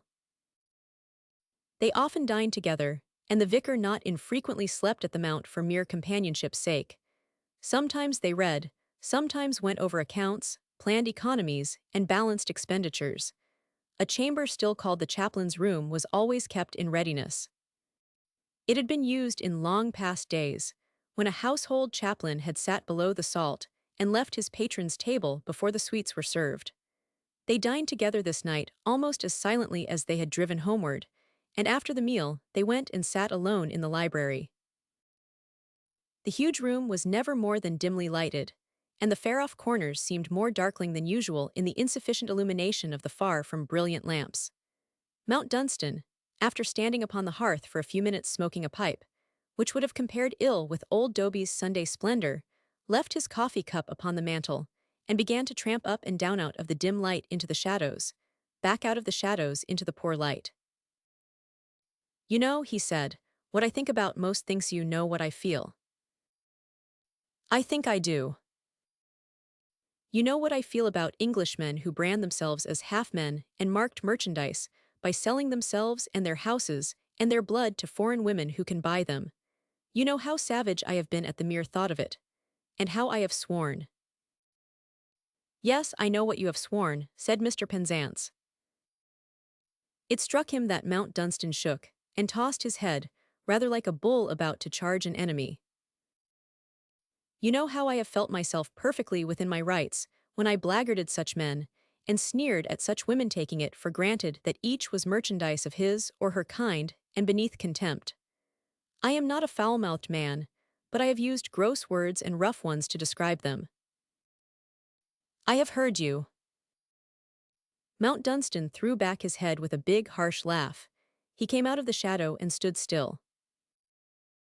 "Well," he said, "I am in love, as much in love as any lunatic ever was with the daughter of Reuben S. Vanderpoel. There you Aryan, there I am." "It has seemed to me," Penzance answered, "that it was almost inevitable. My condition is such that it seems to me that it would be inevitable in the case of any man. When I see another man look at her, my blood races through my veins with an awful fear and a wicked heat. That will show you the point I have reached." He walked over to the mantelpiece and laid his pipe down with a hand Penzance saw was unsteady. In turning over the pages of the volume of life, he said, "I have come upon the book of Revelations." "That is true," Penzance said. "Until one has come upon it, one is an inchoate fool," Mount Dunstan went on. "And afterwards one is for a time at least a sort of madman raving to one's self, either in or out of a straitjacket as the case may be. I am wearing the jacket worse luck. Do you know anything of the state of a man who cannot utter the most ordinary words to a woman without being conscious that he is making mad love to her? This afternoon, I found myself telling Miss Vanderpoel the story of Red Godwin and Alice of the Sea Blue Eyes. I did not make a single statement having any connection with myself, but throughout I was calling on her to think of herself and of me as of those two. I saw her in my own arms, with the tears of Alice on her lashes. I was making mad love, though she was unconscious of my doing it." "How do you know she was unconscious?" remarked Mr. Penzance. "You are a very strong man." Mount Dunstan's short laugh was even a little awful, because it meant so much. He let his forehead drop a moment onto his arms as they rested on the mantelpiece. "Oh my God," he said, but the next instant his head lifted itself. "It is the mystery of the world-thighs thing. A tidal wave gathering itself mountain high and crashing down upon one's helplessness might be as easily defied. It is supposed to disperse, I believe. That has been said so often that there must be truth in it. In 20 or 30 or 40 years, one is told one will have got over it. But one must live through the yearstone, must live through theme end. The chief feature of one's madness is that one is convinced that they will last forever." "Go on," said Mr. Penzance, because he had paused and stood biting his lip. "Say all that you feel inclined to say. It is the best thing you can do. I have never gone through this myself, but I have seen and known the amazingness of it for many years. I have seen it come and go." "Can you imagine," Mount Dunstan said, "that the most damnable thought of all when a man is passing through itis the possibility of its going, anything else rather than the knowledge that years could change or death could end it? Eternity seems only to offer space for it. One knows but one does not believe. It does something to one's brain. No scientist, howsoever profound, has ever discovered what," the vicar mused aloud. "The book of Revelations has shown to me how magnificent life might be." Mount Dunstan clenched and unclenched his hands, his eyes flashing. "Magnificent, that is the word. To go to her on equal ground, to take her hands, and speak one's passion as one would as her eyes answered. Oh, one would know. To bring her home to this place, having made it as it once was to live with her here, to be with her, as the sun rose and set, and the seasons changed with the joy of life filling each of them. She is the joy of lifeth very heart of it. You see where I am, you see. Yes, Penzance answered. He saw and bowed his head, and Mount Dunstan knew he wished him to continue. Sometimes off ladate has been too much for me, and I have given free rein to my fancy knowing that there could never be more than fancy. I was doing it this afternoon as I watched her move about among the people. And Mary Lithcom began to talk about her. He smiled a grim smile. Perhaps it was an intervention of the gods to drag me down from my impious heights. She was quite unconscious that she was driving home facts like nails the facts that every man who wanted money wanted Reuben S. Vanderpoel's daughter Anne that the young lady, not being dull, was not unaware of the obvious truth, and that men with prizes to offer were ready to offer them in a proper manner. Also that she was only a brilliant bird of passage, who, in a few months, would be caught in the dazzling net of the great world. And that even Lord Westholt and Dunholm Castle were not quite what she might expect. Lady Mary was sincerely interested. She drove it home in her ardor. She told me to look at her mouth and chin and eyelashes and to make note of what she stood for in a crowd of ordinary people. I could have laughed aloud with rage and self-mockery. Mr. Penzance was resting his forehead on his hand, his elbow on his chair's arm. This is profound unhappiness, he said. It is profound unhappiness. Mount Dunstan answered by a brusque gesture. But it will pass away, went on Penzance, and not as you fear it must, in answer to another gesture, fiercely impatient. Not that way. Some day or night you will stand here together, and you will tell her all you have told me. I know it will be so. What? Mount Dunstan cried out. But the words had been spoken with such absolute conviction that he felt himself become pale. It was with the same conviction that Penzance went on. I have spent my quiet life in thinking of the forces, for which we find no explanation of, the causes of which we only see the effects. Long ago in looking at you in one of my pondering moments, I said to myself that you were of the primeval force which cannot lose its way which sweeps a clear pathway for itself, as it moves an which cannot be held back. I said to you just now that because you are a strong man you cannot be sure that a woman you are even in spite of yourself making mad love to, is unconscious that you are doing it. You do not know what your strength lies in. I do not, the woman does not, but we must all feel it, whether we comprehend it or no. You said of this fine creature some time since that she was life, and you have just said again something of the same kind. It is quite true. She is life and the joy of it. You are two strong forces, and you are drawing together. He rose from his chair, and going to Mount Dunstan put his hand on his shoulder, his fine old face singularly rapt and glowing. She is drawing you and you are drawing her, and each is too strong to release the other. I believe that to be true, both bodies and souls do it. They are not separate things. They move on their way as the stars doth move on their way. As he spoke, Mount Dunstan's eyes looked into his fixedly. Then they turned aside and looked down upon the mantel against which he was leaning. He aimlessly picked up his pipe and laid it down again. He was paler than before, but he said no single word. You think your reasons for holding aloof from her are the reasons of a man. Mr. Penzance's voice sounded to him remote.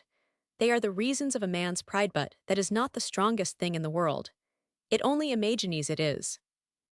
You think that you cannot go to her as a luckier man could. You think nothing shall force you to speak. Ask yourself why. It is because you believe that to show your heart would be to place yourself in the humiliating position of a man who might seem to her and to the world to be a base fellow. An impudent, pushing, base fellow thrust in Mount Dunstan fiercely, one of a vulgar lot, a thing fancying even its beggary worth buying.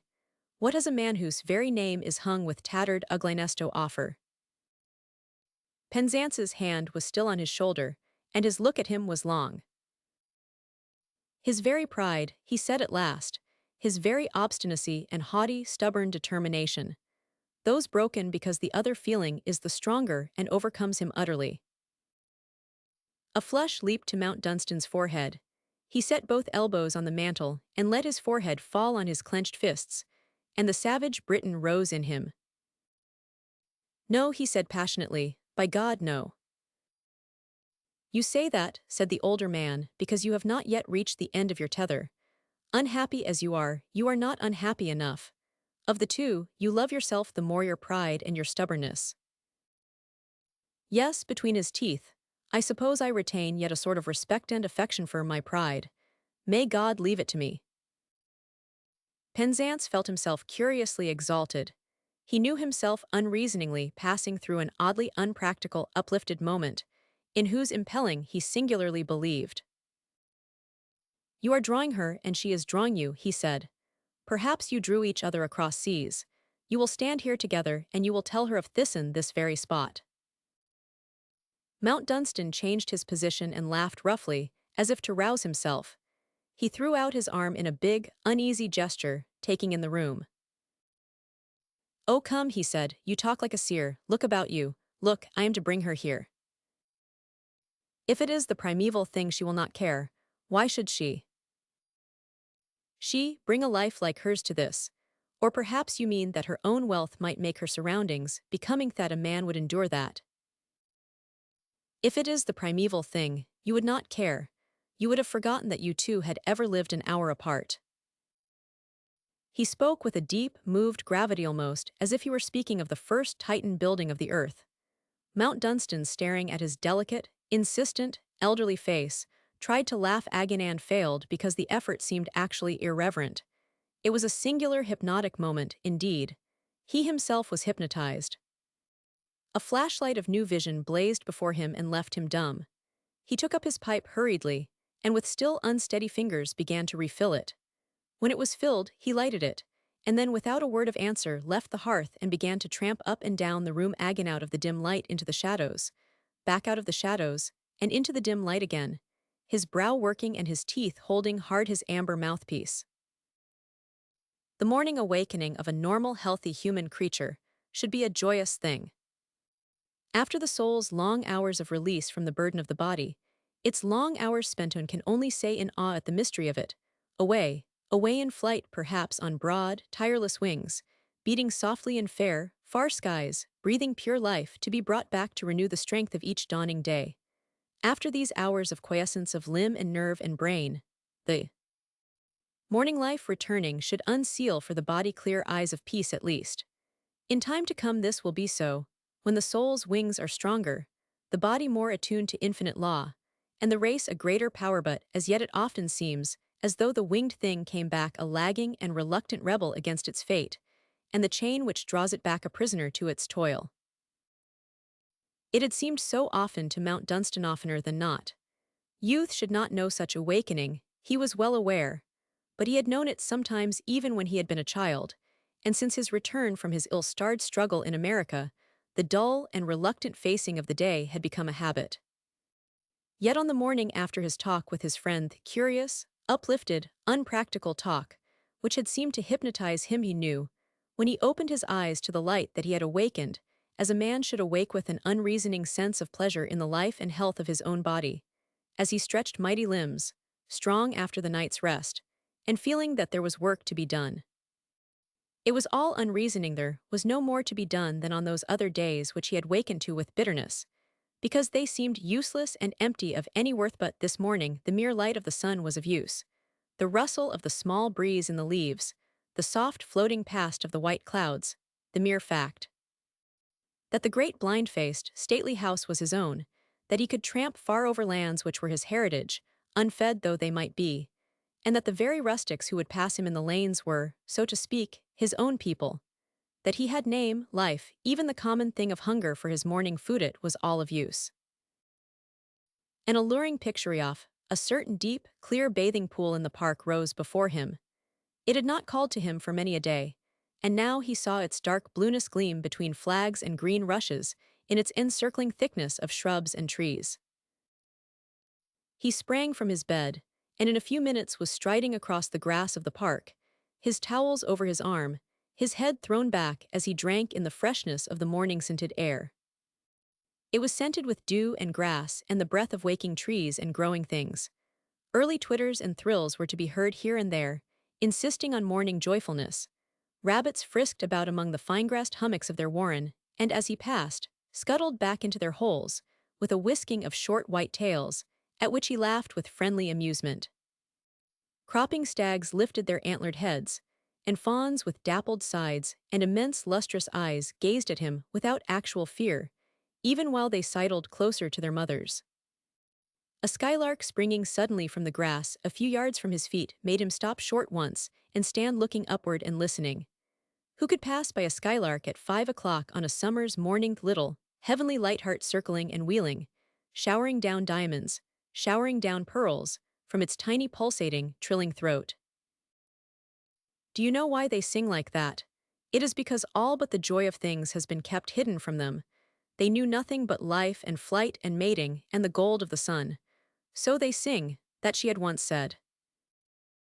He listened until the jeweled rain seemed to have fallen into his soul. Then he went on his way smiling as he knew he had never smiled in his life before. He knew it because he realized that he had never before felt the same vigorous, light normality of spirit, the same sense of being as other men. It was as though something had swept a great clear space about him, and having room for air, he breathed deep and was glad of the commonest gifts of being. The bathing pool had been the greatest pleasure of his uncared-for boyhood. No one knew which long-passed-away Mount Dunstan had made it. The oldest villager had told him that it had always been there, even in his father's time. Since he himself had known it, he had seen that it was kept at its best. Its dark blue depths reflected in their pellucid clearness the water plants growing at its edge and the enclosing shrubs and trees. The turf bordering it was velvet thick and green, and a few flagsteps led down to the water. Birds came there to drink and bathe and preen and dress their feathers. He knew there were often nests in the bushes sometimes, the nests of nightingales, who filled the soft darkness or moonlight of early June with the wonderfulness of nesting song. Sometimes a straying fawn poked in a tender nose, and after drinking delicately stole away, as if it knew itself a trespasser. To undress and plunge headlong into the dark sapphire water was a rapturous thing. He swam swiftly and slowly by turns. He floated, looking upward at heaven's blue, listening to birds' song and inhaling all the fragrance of the early day. Strength grew in him and life pulsed as the water lapped his limbs. He found himself thinking with pleasure of a long walk he intended to take to see a farmer he must talk to about his hop gardens. He found himself thinking with pleasure of other things, as simple and common, to everyday life such things, as he ordinarily faced merely because he must, since he could not afford an experienced bailiff. He was his own bailiff, his own steward merely, he had often thought, an unsuccessful farmer of half-starved lands. But this morning neither he nor they seemed so starved, and for no reason there was a future of some sort. He emerged from his pool glowing, the turf feeling like velvet beneath his feet, a fine light in his eyes. Yes, he said, throwing out his arms in a lordly stretch of physical well-being, it might be a magnificent thing mere strong living. This is magnificent. Chapter 36, By the Roadside Everywhere. His breakfast and the talk over it with Penzance seemed good things. It suddenly had become worth while to discuss the approaching hop harvest and the yearly influx of the hop pickers from London. Yesterday, the subject had appeared discouraging enough. The great hop gardens of the estate had been in times past its most prolific source of agricultural revenue, and the boast and wonder of the hop-growing county. The neglect and scant food of the lean years had cost them their reputation. Each season they had needed smaller bands of hoppers, and their standard had been lowered. It had been his habit to think of them gloomily, as of hopeless and irretrievable loss. Because this morning, for a remote reason, the pulse of life beat strong in him, he was taking a new view. Might not study of the subject, constant attention, and the application of all available resource to one end produce appreciable results? The idea presented itself in the form of a thing worth thinking of. It would provide an outlook and give one work to do, he put it to his companion. To have a roof over one's head, a sound body and work to do, is not so bad. Such things form the whole of G. Selden's cheerful aim. His spirit is a light within me. I will walk over and talk to Bolter. Bolter was a farmer whose struggle to make ends meet was almost too much for him. Holdings whose owners, either through neglect or lack of money, have failed to do their duty as landlords in the matter of repairs of farmhouses, outbuildings, fences, and other things, gradually fall into poor hands. Resourceful and prosperous farmers do not care to hold lands under unprosperous landlords. There were farms lying vacant on the Mount Dunstan estate. There were others whose tenants were uncertain rent payers or slipshod workers or dishonest in small ways. Waste or sale of the fertilizer which should have been given to the soil as its due. Neglect in the case of things whose decay meant depreciation of property and expense to the landlord, were dishonesties. But Mount Dunstan knew that if he turned out Thorn and Fiddle, whom no watching could wholly frustrate in their tricks, Undermount Farm and Oakfield Rise would stand empty for many a year. But for his poverty Bolter would have been a good tenant enough. He was in trouble now because, though his hops promised well, he faced difficulties in the matter of pickers. Last year he had not been able to pay satisfactory prices in return for labor, and as a result the prospect of securing good workers was an unpromising one. The hordes of men, women, and children who flock year after year to the hop-growing districts know each other. They learn also which may be called the good neighborhoods and which the bad, the gardens whose holders are considered satisfactory as masters, and those who are undesirable. They know by experience or report where the best huts are provided, where tents are supplied, and where one must get along as one can. Generally, the regular flocks are under a captain, who gathers his followers each season, manages them, and looks after their interests and their employers. In some cases, the same captain brings his regiment to the same gardens year after year, and ends by counting himself as of the soil and almost of the family of his employer. Each hard, thick-fogged winter they fight through in their East End courts and streets. They look forward to the open-air weeks, spent between long, narrow green groves of tall garlanded poles, whose wreathings hang thick with fresh and pungent-scented hop clusters. Children play oppen in dingy rooms and alleys, and talk to each other of days when the sun shone hot and birds were singing and flowers smelling sweet in the hedgerows, of others when the rain streamed down and made mud of the soft earth, and yet there was pleasure in the gypsying life, and high cheer in the fire of sticks built in the field by some bold spirit, who hung over it a tin kettle to boil for tea. They never forgot the gentry they had caught sight of riding or driving by on the road, the parson who came to talk, and the occasional groups of ladies from the great house, who came into the gardens to walk about and look at the bins and ask queer questions in their gentle-sounding voices. They never knew anything, and they always seemed to be entertained. Sometimes there were enterprising, laughing ones, who asked to be shown how to strip the hops into the bins, and after being shown played at the work for a little while, taking off their gloves and showing white fingers with rings on. They always looked as if they had just been washed, and as if all of their clothes were fresh from the tub, and when anyone stood near them, it was observable that they smelt nice. Generally, they gave pennies to the children before they left the garden, and sometimes shillings to the women. The hop-picking was, in fact, a wonderful blend of work and holiday combined. Mount Dunstan had liked the hopping from his first memories of it. He could recall his sensations of welcoming a renewal of interesting things, when, season after season, he had begun to mark the early stragglers on the road. The stragglers were not of the class gathered under captains. They were derelict tramps who spent their summers on the highways and their winters in such workhouses as would take them in. Tinkers, who differ from the tramps only because sometimes they owned a rickety cart full of strange household goods and drunken tenth-hand perambulators piled with dirty bundles. And babies, these last propelled by robust or worn-out, slatternly women who sat by the small roadside fire stirring the battered pot or tending the battered kettle, when resting time had come and food must be cooked. Gypsies there were who had cooking fires also, and hobbled horses cropping the grass. Now and then appeared a grand one, who was rumored to be a lee and therefore royal, and who came and lived regally in a gaily painted caravan. During the late summer weeks, one began to see slouching figures tramping along the high road at intervals. These were men who were old, men who were middle-aged, and some who were young, all of them more or less dust-grimed, weather-beaten, or ragged.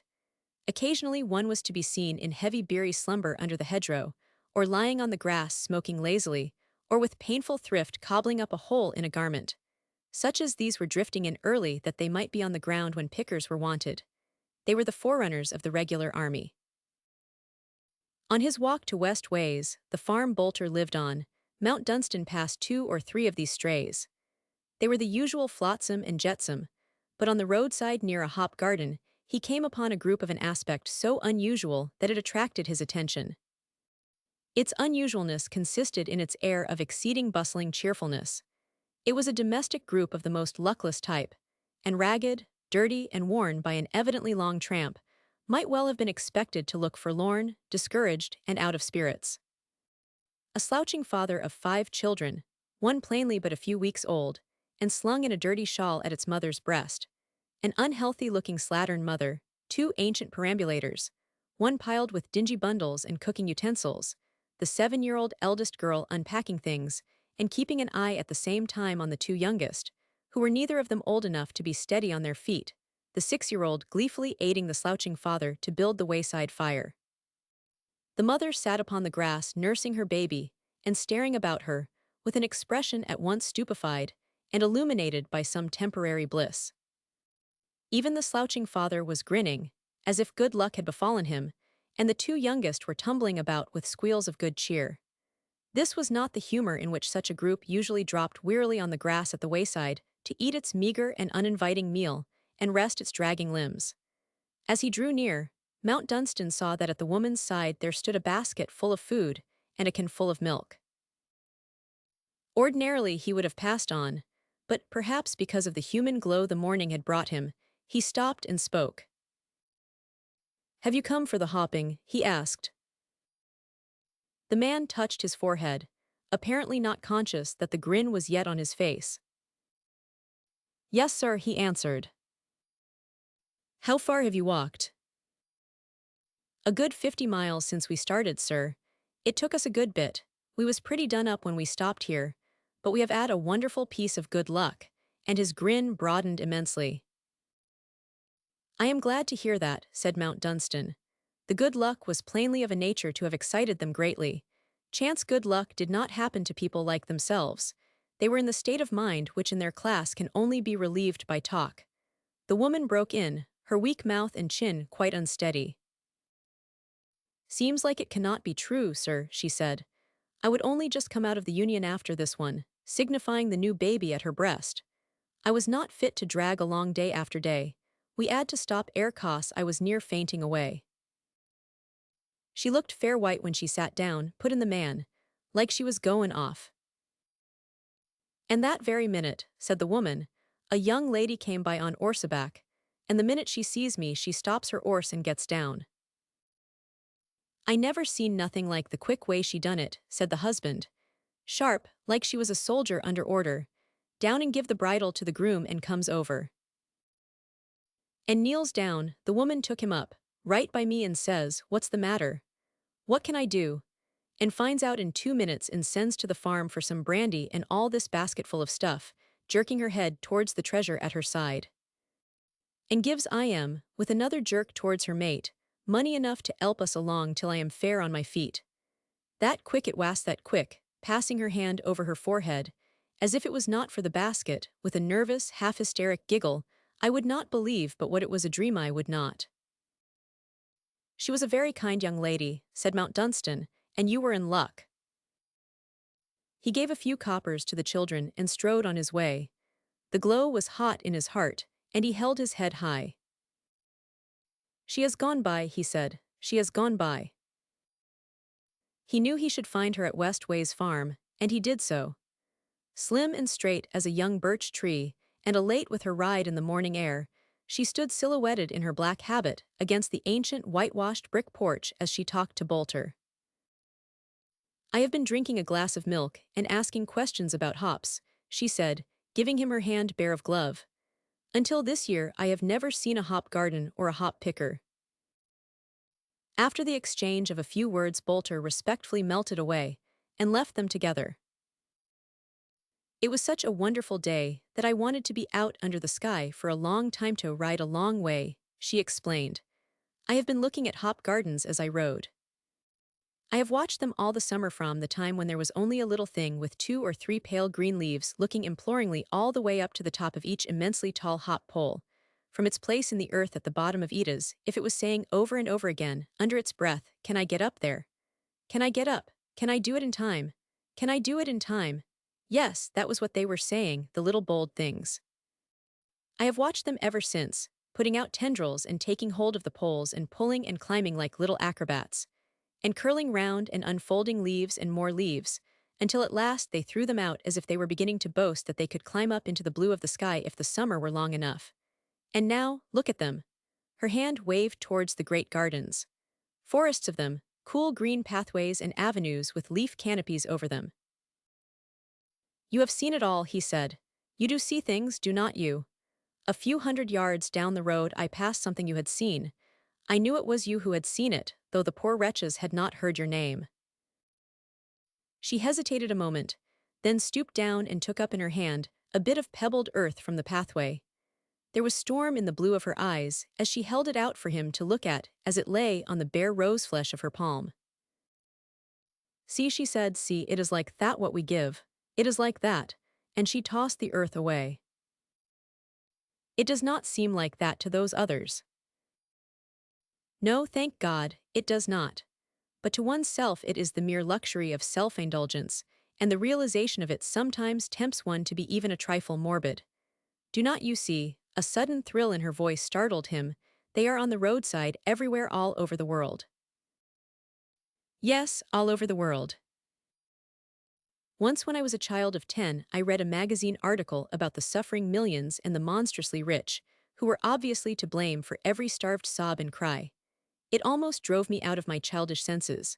I went to my father and threw myself into his arms in a violent fit of crying. I clung to him and sobbed out, "Let us give it all away. Let us give it all away and be like other people." What did he say? He said we could never be quite like other people. We had a certain load to carry along the highway. It was the thing the whole world wanted, and which we ourselves wanted as much as the rest, and we could not sanely throw it away. It was my first lesson in political economy, and I abhorred it.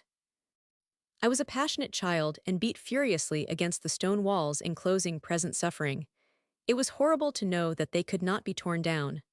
I cried out, "When I see anyone who is miserable by the roadside, I shall stop and give him everything he wants, everything." I was 10 years old and thought it could be done.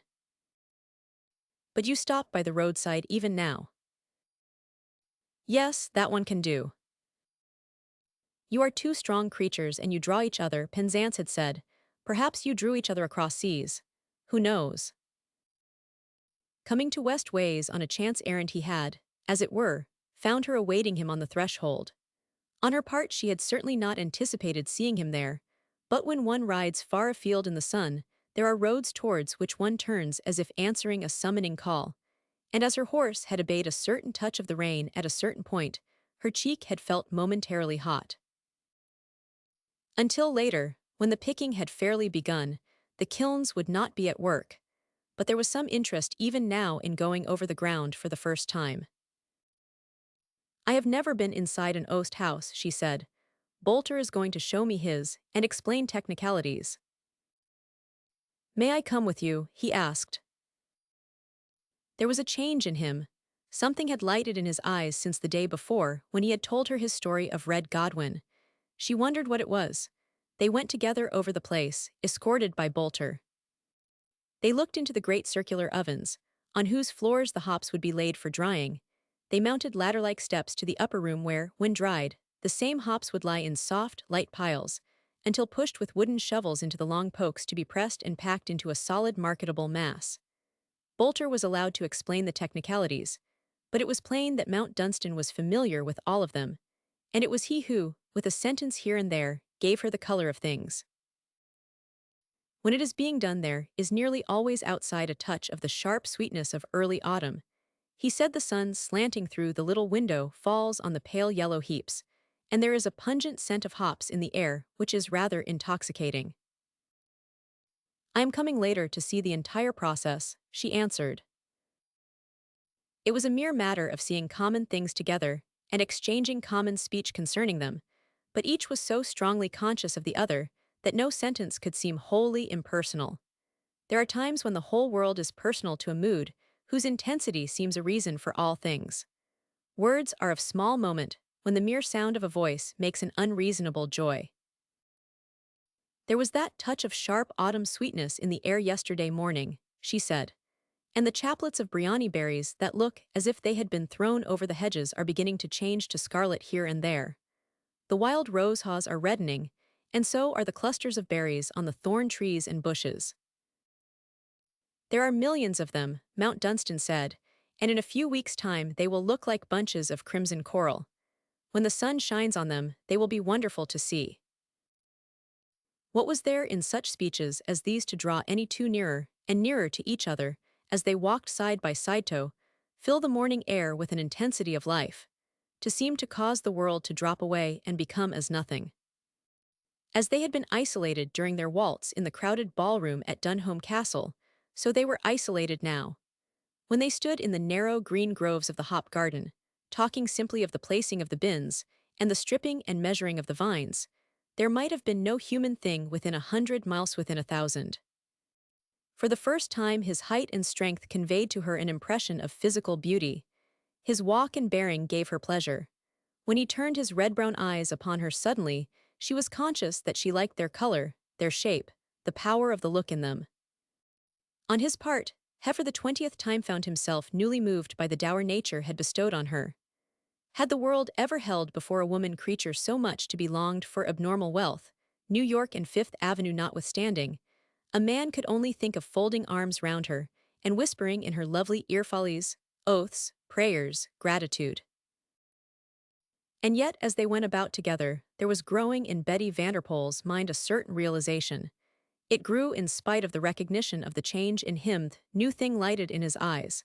Whatsoever he felt, if he felt anything, would never allow himself speech. How could he? In his place she could not speak herself. Because he was the strong thing which drew her thoughts, he would not come to any woman only to cast at her feet a burden which, in the nature of things, she must take up. And suddenly she comprehended that the mere obstinate Briton in Heimven apart from greater things had an immense attraction for her. As she liked now the red-brown color of his eyes and saw beauty in his rugged features, so she liked his British stubbornness and the pride which would not be beat. It is the unconquerable thing which leads them in their battles and makes them bear any horror rather than give in. They have taken half the world with it. They are like bulldogs and lions, she thought, and I am glorying in it. Do you know, said Mount Dunstan, that sometimes you suddenly fling out the most magnificent flag of color as if some splendid flame of thought had sent up a blaze. I hope it is not a habit, she answered. When one has a splendid flare of thought one should be modest about it. What was there worth recording in the whole hour they spent together? Outwardly there had only been a chance meeting and a mere passing by. But each left something with the other and each learned something, and the record made was deep. At last she was on her horse again, on the road outside the white gate. This morning has been so much to the good, he said. I had thought that perhaps we might scarcely meet again this year. I shall become absorbed in hops, and you will no doubt go away. You will make visits, or go to the Riviera or to New York for the winter. I do not know yet, but at least I shall stay to watch the thorn trees load themselves with coral. To herself she was saying, he means to keep away, I shall not see him. As she rode off, Mount Dunstan stood for a few moments, not moving from his place. At a short distance from the farmhouse gate a side lane opened upon the highway, and as she cantered in its direction, a horseman turned in from it, a man who was young and well-dressed, and who sat well, a spirited animal. He came out upon the road almost face to face with Miss Vanderpoel, and from where he stood, Mount Dunstan could see his delighted smile as he lifted his hat in salute. It was Lord Westholt, and what more natural than that, after an exchange of greetings, the two should ride together on their way. For nearly 3 miles, their homeward road would be the same. But in a breath space, Mount Dunstan realized a certain truth, a simple, elemental thing. All the exaltation of the morning swooped and fell as a bird seems to swoop and fall through space. It was all over and done with, and he understood it. His normal awakening in the morning, the physical and mental elation of the first clear hours, the spring of his foot as he had trod the road, had all had but one meaning. In some occult way the hypnotic talk of the night before had formed itself into a reality, fantastic and unreasoning as it had been. Some insistent inner consciousness had seized upon and believed it in spite of him, and had set all his waking being in tune to it. That was the explanation of his undue spirits and hope. If Penzance had spoken a truth, he would have had a natural, sane right to feel all this and more. But the truth was that he, in his guise, was one of those who are on the roadside everywhere all over the world. Poetically figurative as the thing sounded, it was prosaic fact. So, still hearing the distant sounds of the hoofs beating in cheerful diminuendo on the roadway, he turned about and went back to talk to Bolter. Chapter 37, Closed Corridors. To spend one's days perforce in an enormous house alone is a thing likely to play unholy tricks with a man's mind and lead it to gloomy workings. To know the existence of 100 or so of closed doors shut on the darkness of unoccupied rooms, to be conscious of flights of unmounted stairs, of stretches of untrodden corridors, of unending walls, from which the pictured eyes of long dead men and women stare, as if seeing things which human eyes behold notice an eerie and unwholesome thing. Mount Dunstan slept in a large four-post bed in a chamber in which he might have died or been murdered a score of times, without being able to communicate with the remote servants' quarters below stairs, where lay the one man and one woman who attended him. When he came late to his room, and prepared for sleep by the light of 2 flickering candles, the silence of the dead in tombs was about him. But it was only a more profound and insistent thing than the silence of the day, because it was the silence of the night, which is a presence. He used to tell himself with secret smiles at the fact that at certain times the fantasy was half believable that there were things which walked about softly at night, things which did not want to be dead. He himself had picked them out from among the pictures in the gallery, light, petulant women, adventure-roused, full-blooded, eager men. His theory was that they hated their stone coffins and fought their way back through the gray mists to try to talk and make love and to be seen of warm things which were alive. But it was not to be done, because they had no bodies and no voices, and when they beat upon closed doors they would not open. Still they came back, and sometimes there was a rustle and a sweep through the air in a passage, or a creak, or a sense of waiting which was almost a sound. Perhaps some of them have gone when they have been as I am, he had said one black night, when he had sat in his room staring at the floor. If a man was dragged out when he had not lived a day, he would come back. I should come back if God. A man could not be dragged away like this. And to sit alone and think of it was an awful and a lonely thing. But loneliness was nothing new, only that in these months his had strangely intensified itself. This, though he was not aware of it, was because the soul and body which were the completing parts of him were within reach, and without it. When he went down to breakfast, he sat singly at his table, round which 20 people might have laughed and talked. Between the dining room and the library he spent his days when he was not out of doors. Since he could not afford servants, the many other rooms must be kept closed. It was a ghastly and melancholy thing to make, as he must sometimes, a sort of precautionary visit to the state apartments. He was the last Mount Dunstan, and he would never see them opened again for use, but so long as he lived under the roof he might by prevision check, in a measure, the too rapid encroachments of decay. To have a leak stopped here, a nail driven or a support put there, seemed decent things to do. "Whom am I doing it for?" he said to Mr. Penzance. "I am doing it for myself because I cannot help it. The place seems to me like some gorgeous old warrior come to the end of his days. It has stood the war of things for century after century war of things. It is going now. I am all that is left to it. It is all I have. So I patch it up when I can afford it, with a crutch or a splint and a bandage." Late in the afternoon of the day on which Miss Vanderpool rode away from West Ways with Lord Westholt, a stealthy and darkly purple cloud rose, lifting its ominous bulk against a chrysoprase and pink horizon. It was the kind of cloud which speaks of but one thing to those who watch clouds, or even casually consider them. So Lady Anstruthers felt some surprise when she saw Sir Nigel mount his horse before the stone steps and ride away, as it were, into the very heart of the coming storm. "Nigel will be caught in the rain," she said to her sister. "I wonder why he goes out now. It would be better to wait until tomorrow."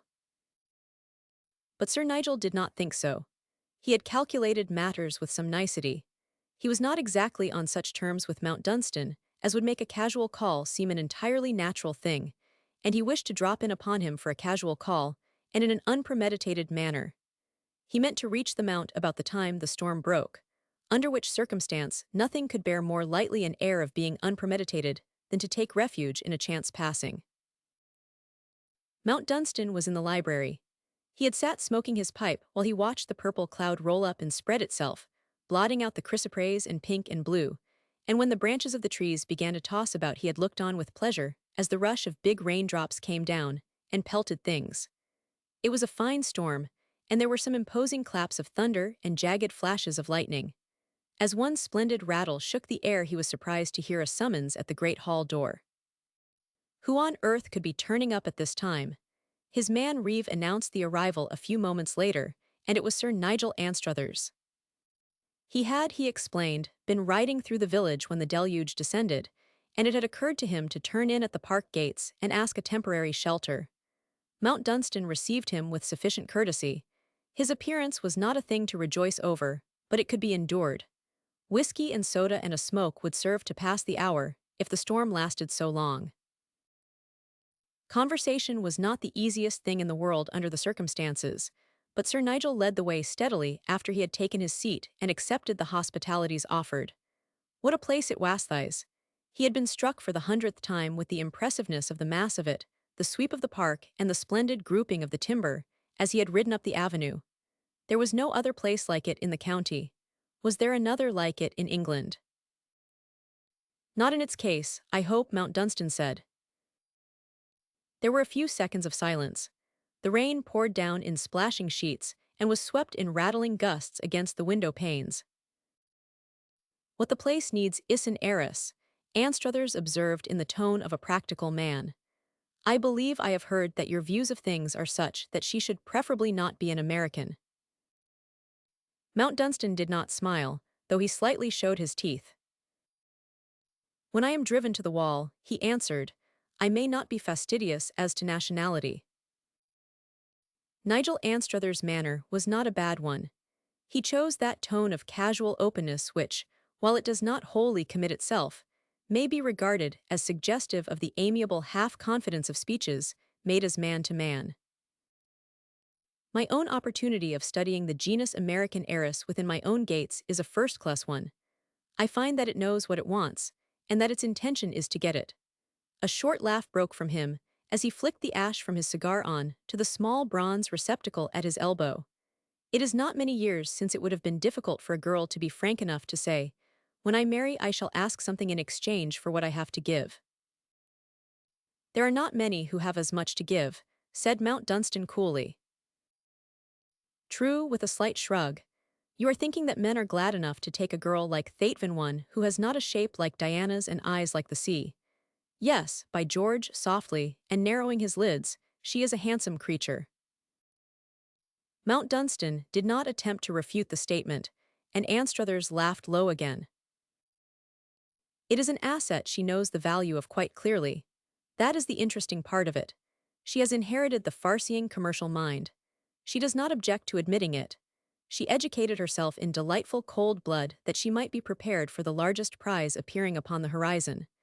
She held things in view when she was a child at school, and obviously attacked her French, German, and Italian conjugations with a 12-year-old eye on the future. Mount Dunstan, leaning back carelessly in his chair, laughed as it seemed with him. Internally he was saying that the man was a liar who might always be trusted to lie, but he knew with shamed fury that the lies were doing something to his soul-rolling dark vapors over it, stinging him, dragging away props, and making him feel they had been foolish things to lean on. This can always be done with a man in love who has slight foundation for hope. For some mysterious and occult reason civilization has elected to treat the strange and great passion as if it were an unholy and indecent thing, whose dominion over him proper social training prevents any man from admitting openly. In passing through its cruelest phases, he must bear himself as if he were immune, and this being the custom, he may be called upon to endure much without the relief of striking out with manly blows.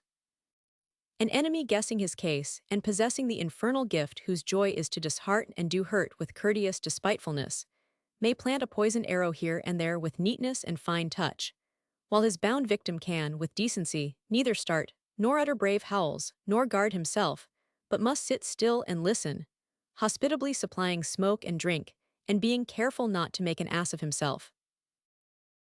Therefore Mount Dunstan pushed the cigars nearer to his visitor and waved his hand hospitably towards the whiskey and soda. There was no reason, in fact, why Anstruthers or anyone indeed, but Penzance, should suspect that he had become somewhat mad in secret. The man's talk was marked merely by the lightly disparaging malice, which was rarely to be missed from any speech of his which touched on others. Yet it might have been a thing arranged beforehand, to suggest adroitly either lies or truth, which would make a man see every sickeningly good reason for feeling that in this contest he did not count for a man at all. "It has all been pretty obvious," said Sir Nigel. "There is a sort of cynicism in the openness of the siege. My impression is that almost every youngster who has met her has taken a shot. Tommy Allanby scrambling up from his knees in one of the rose gardens was a satisfying sight. His much decayed passion for Jane Lithcom was temporarily in abeyance." The rain swirled in a torrent against the window, and casually glancing outside at the tossing gardens, he went on. "She is enjoying herself. Why not? She has the spirit of the huntress. I do not think she talks nonsense about friendship to the captives of her bow and spear. She knows she can always get what she wants. A girl like that must have an arrogance of mind. And she is not a young saint. She is one of the women born with the look in her eyes. I own I should not like to be in the place of any primeval poor brute who really went mad over her and counted her millions as so much dirt." Mount Dunstan answered with a shrug of his big shoulders. Apparently, he would seem as remote from the reason of today as the men who lived on the land when Hengist and Horsa Camer, when Caesar landed at Deal. He would seem as remote to her, with a shrug also. I should not like to contend that his point of view would not interest her, or that she would particularly discourage him. Her eyes would call him without malice or intention, no doubt, but your early Briton Seorl or Earl would be as well understood by her. Your New York beauty who has lived in the marketplace knows principally the prices of things. He was not ill pleased with himself. He was putting it well and getting rather even with her. If this fellow with his shut mouth had a sore spot hidden anywhere, he was giving him to think, and he would find himself thinking, while whatsoever he thought, he would be obliged to continue to keep his ugly mouth shut. The great idea was to say things without saying them, to set your hearer's mind to saying them for you. What strikes one most is a sort of commercial brilliance in her, taking up his thread again after a smilingly reflective pause. It quite exhilarates one by its novelty. There's spice in it. We English have not a look in when we are dealing with Americans, and yet France calls us a nation of shopkeepers. My impression is that their women take little inventories of every house they enter, of every man they meet. I heard her once speaking to my wife about this place, as if she had lived in it. She spoke of the closed windows and the state of the gardens off broken fountains and fallen arches. She evidently deplored the deterioration of things which represented capital. She has inventoried Dunholm, no doubt. That will give Westholt a chance. But she will do nothing until after her next year's season in London, that I would swear. I look forward to next year. It will be worth watching. She has been training my wife. A sister who has married an Englishman and has at least spent some years of her life in England has a certain established air. When she is presented, one knows she will be a sensation. After that, he hesitated a moment, smiling not too pleasantly. "After that," said Mount Dunstan, "the deluge." "Exactly. The deluge which usually sweeps girls off their feet, but it will not sweep her off hers. She will stand quite firm in the flood, and lose sight of nothing of importance which floats past." Mount Dunstan took him up. He was sick of hearing the fellow's voice. "There will be a good many things," he said. "There will be great personages and small ones, pomps and vanities, glittering things and heavy ones. When she sees what she wants," said Anstruthers, "she will hold out her hand, knowing it will come to her. The things which drown will not disturb her. I once made the blunder of suggesting that she might need protection against the importunatias if she had been an English girl. It was an idiotic thing to do." Because Mount Dunstan for the moment had lost his head, Anstruthers had maddeningly paused. She answered that if it became necessary, she might perhaps be able to protect herself. She was as cool and frank as a boy. No airpins about it, merely consciousness of being able to put things in their right places, made a mere male relative feel like a fool. When are things in their right places? To his credit be it spoken, Mount Dunstan managed to say it as if in the mere putting together of idle words. What man likes to be reminded of his right place? No man wants to be put in his right place. There is always another place which seems more desirable. She knows if we others do not. I suppose my right place is at Stornham, conducting myself as the brother-in-law of a fair American should. I suppose yours is hair shut up among your closed corridors and locked doors. There must be a lot of them in a house like this. Do not you sometimes feel it too large for you? Always, answered Mount Dunstan. The fact that he added nothing else and met a rapid side glance with unmoving red-brown eyes gazing out from under rugged brows perhaps irritated Anstruthers. He had been rather enjoying himself, but he had not enjoyed himself enough. There was no denying that his plaything had not openly flinched. Plainly, he was not good at flinching. Anstruthers wondered how far a man might go. He tried again. She likes the place, though she has a natural disdain for its condition. That is practical American. Things which are going to pieces because money is not spent upon them money, of which all the people who count for anything have so much inevitably rather disdained. They are out of it, but she likes the estate. As he watched Mount Dunstan he felt sure he had got it at last the right thing. If you were a duke with 50,000 a year, with a distinctly nasty, amicably humorous, faint laugh, she would be the lord I believe, she would take it overrand you with it. Mount Dunstan got up. In his rough walking tweeds, he looked overbig and heavy and perilous. For 2 seconds Nigel Anstruthers would not have been surprised if he had without warning slapped his face, or knocked him over, or whirled him out of his chair and kicked him. He would not have liked it, but for 2 seconds it would have been no surprise. In fact, he instinctively braced his not too firm muscles, but nothing of the sort occurred. During the 2 seconds, perhaps 3, Mount Dunstan stood still and looked down at him. The brief space at an end, he walked over to the hearth and stood with his back to the big fireplace. You do not like her, he said, and his manner was that of a man dealing with a matter of fact. Why do you talk about her? He had got away, agging quite away. An ugly flush shot over Anstruthers' face. There was one more thing to say, whether it was idiotic to say it or not. Things can always be denied afterwards, should denial appear necessary, and, for the moment, his special devil possessed him. I do not like her, and his mouth twisted. Do I not? I am not an old woman, I am a man like others, I chance to like her too much. There was a short silence. Mount Dunstan broke it. Then, he remarked, you had better emigrate to some country with a climate which suits you. I should say that England for the presento's not.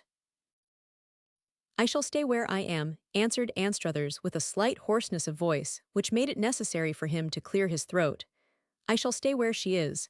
I will have that satisfaction at least. She does not mind. I am only a rackety, middle-aged brother-in-law, and she can take care of herself. As I told you, she has the spirit of the huntress. Look here, said Mount Dunstan, quite without haste, and with an iron civility. I am going to take the liberty of suggesting something. If this thing is true, it would be as well not to talk about it. As well for me or for her, and there was a serene significance in the query. Mount Dunstan thought a few seconds. I confess, he said slowly, and he planted his fine blow between the eyes well and with directness. I confess that it would not have occurred to me to ask you to do anything or refrain from doing it for her sake. Thank you, perhaps you are right. One learns that one must protect oneself. I shall not talk, neither will you, I know that. I was a fool to let it out. The storm is over. I must ride home. He rose from his seat and stood smiling. It would smash up things nicely if the new beauty's appearance in the great world were preceded by chatter of the unseemly affection of some adorer of ill repute.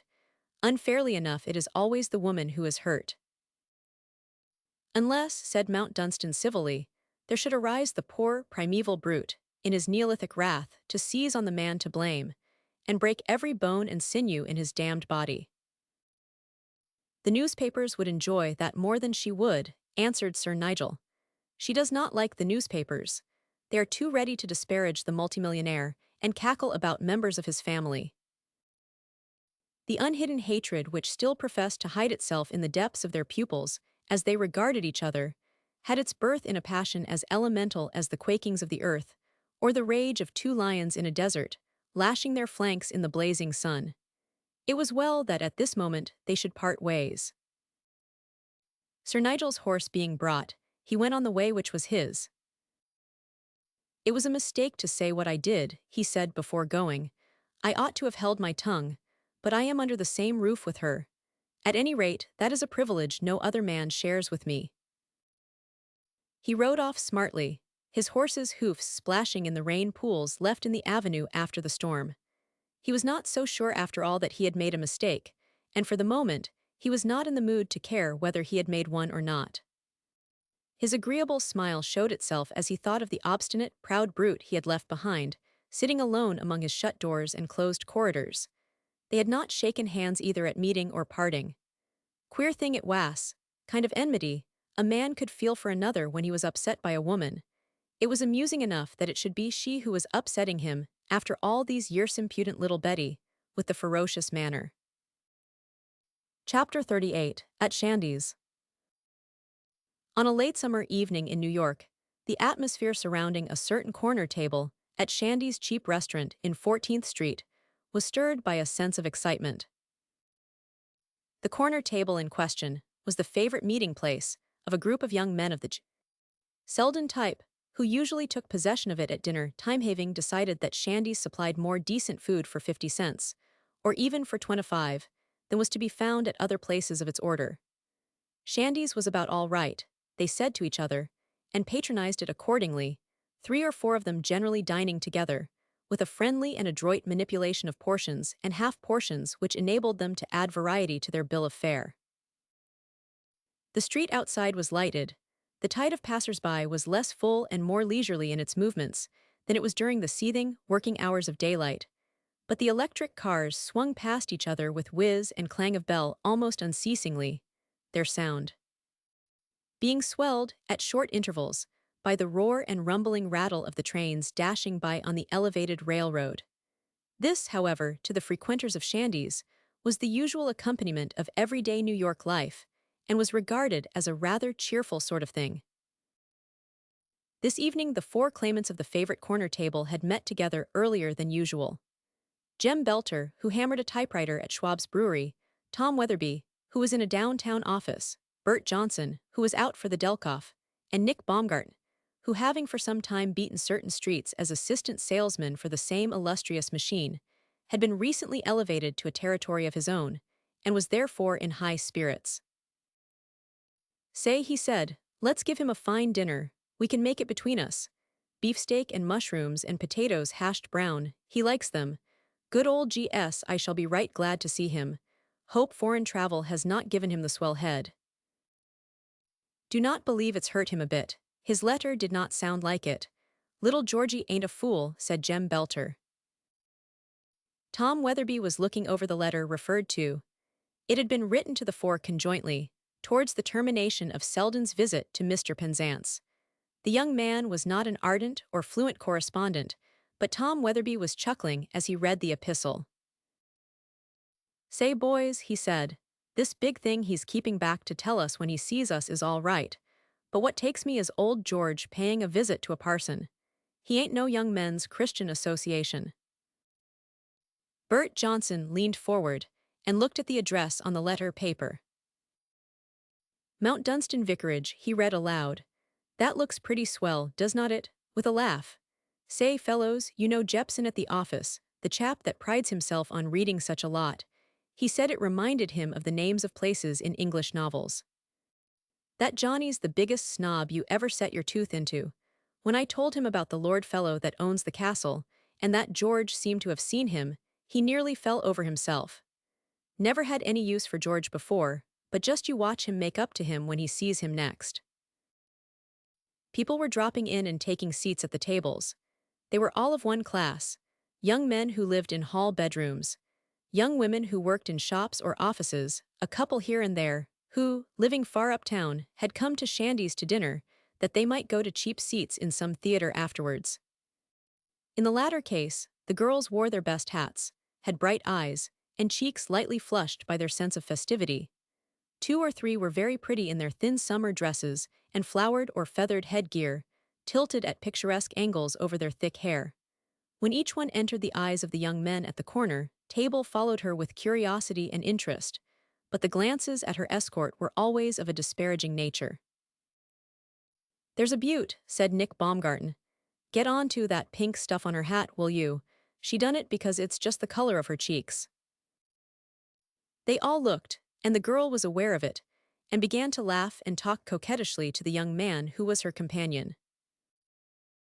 "I wonder where she got Clarence," said Jem Belter in sarcastic allusion to her escort. "The things those lookers have fastened on to them gets me." "If it was one of us now," said Bert Johnson, upon which they broke into simultaneous good-natured laughter. "It's queer, is not it?" young Baumgarten put in, "how a fellow always feels sore when he sees another fellow with a peach like that. It's just straight human nature, I guess."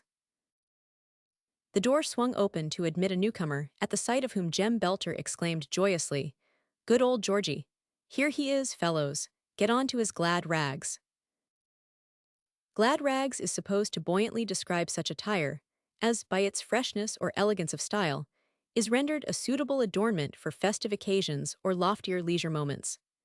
Glad rags may mean evening dress, when a young gentleman's wardrobe can aspire to splendor so marked, but it also applies to one's best and latest purchased garb, in contradistinction to the less ornamental habiliments worn every day and designated as office clothes.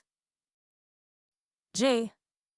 Selden's economies had not enabled him to give himself into the hands of a Bond Street tailor, but a careful study of cut and material, as spread before the eye in elegant, colored illustrations in the windows of respectable shops in less ambitious quarters, had resulted in the purchase of a well-made suit of smart English cut. He had a nice young figure, and looked extremely neat and tremendously new and clean, so much so, indeed, that several persons glanced at him a little admiringly as he was met halfway to the corner table by his friends. "Hello, old chap, glad to see you. What sort of a voyage? How did you leave the royal family? Glad to get back." They all greeted him at once, shaking hands and slapping him on the back, as they hustled him gleefully back to the corner table and made him sit down.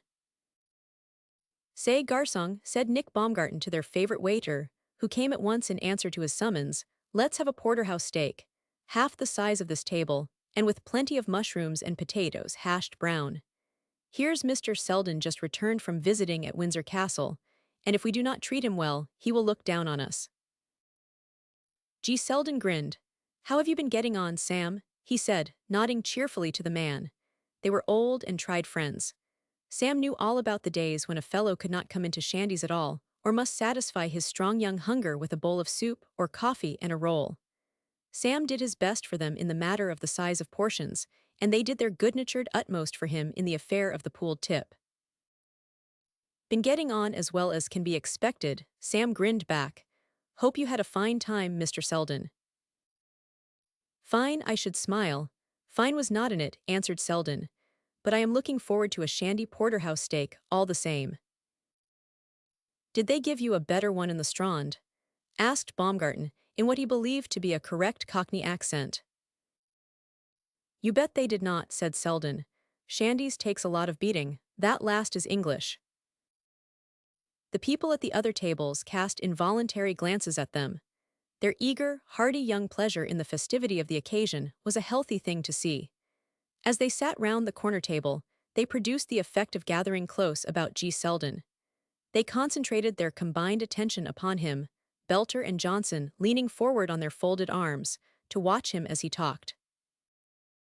"Billy Page came back in August, looking pretty bum," Nick Baumgarten began. "He would been painting gay Perry brick red, and he would spent more money than he would meant to, and that was not half enough. Landed dead broke. He said he would had a great time, but he would come home with rather a dark brown taste in his mouth that he would like to get rid of. He thought you were a fool to go off cycling into the country," put in Weatherby, "but I told him I guessed that was where he was way off. I believed you would had the best time of the two of you." "Boys," said Selden, "I had the time of my life." He said it almost solemnly, and laid his hand on the table. It was like one of those yarns Bert tells us.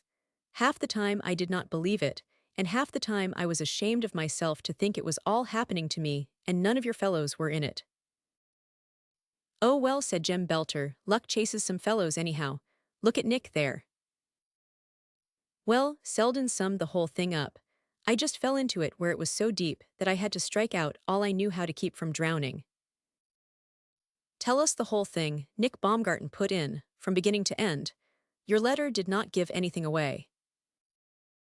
A letter would have spoiled it. I cannot write letters anyhow. I wanted to wait till I got right here with you fellows round where I could answer questions. First off, with the deliberation befitting such an opening, I have sold machines enough to pay my expenses and leave some over. You have, gee whiz, say give us your prescription. Glad I know you, Georgie. And who do you suppose bought the first three? At this point, it was he who leaned forward upon the table, his climax being a thing to concentrate upon. Reuben S. Vanderpoel's daughter Miss Bettina. And boys, she gave me a letter to Reuben S. himself, and here it is. He produced a flat leather pocketbook, and took an envelope from an inner flap, laying it before them on the tablecloth. His knowledge that they would not have believed him if he had not brought his proof was founded on everyday facts. They would not have doubted his veracity, but the possibility of such delirious good fortune. What they would have believed would have been that he was playing a hilarious joke on them. Jokes of this kind, but not of this proportion, were common entertainments. Their first impulse had been towards an outburst of laughter, but even before he produced his letter, a certain truthful seriousness in his look had startled them. When he laid the envelope down, each man caught his breath. It could not be denied that Jem Belter turned pale with emotion. Jem had never been one of the lucky ones. She let me read it, said G. Selden, taking the letter from its envelope with great care. And I said to her, Miss Vanderpoel, would you let me just show that to the boys the first night I go to Shandy's? I knew she would tell me if it was not all right to do it. She would know I would want to be told. And she just laughed and said, I do not mind at all. I like the boys. Here is a message to them. Good luck to you all. She said that, from Nick Baumgarten. Yes, she did, and she meant it. Look at this. This was the letter.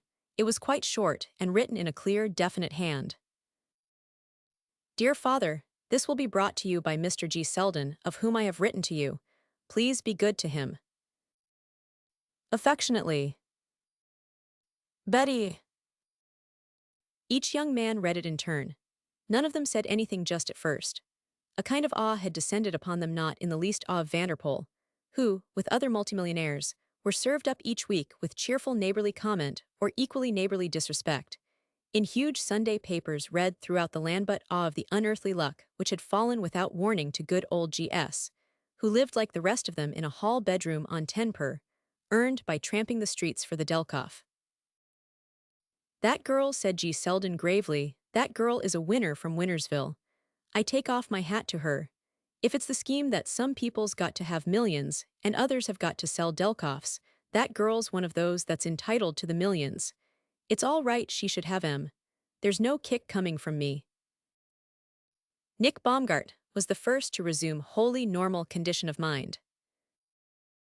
Well, I guess after you have told us about her, there will be no kick coming from any of us. Of course, there's something about you that royal families cry for, and they will not be happy till they get. All of us boys knows that.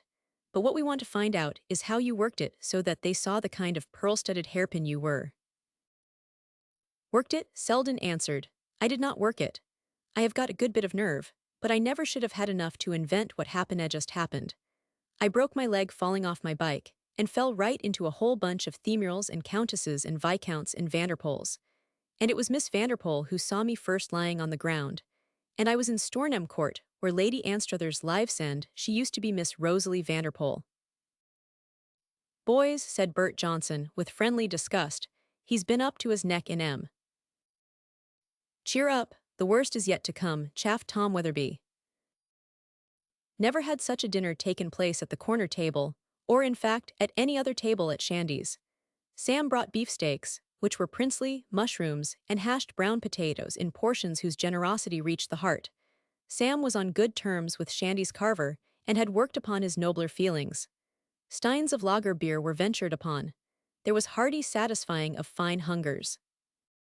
Two of the party had eaten nothing but one quick lunch throughout the day, one of them because he was short of time, the other for economy's sake, because he was short of money. The meal was a splendid thing. The telling of the story could not be wholly checked by the eating of food.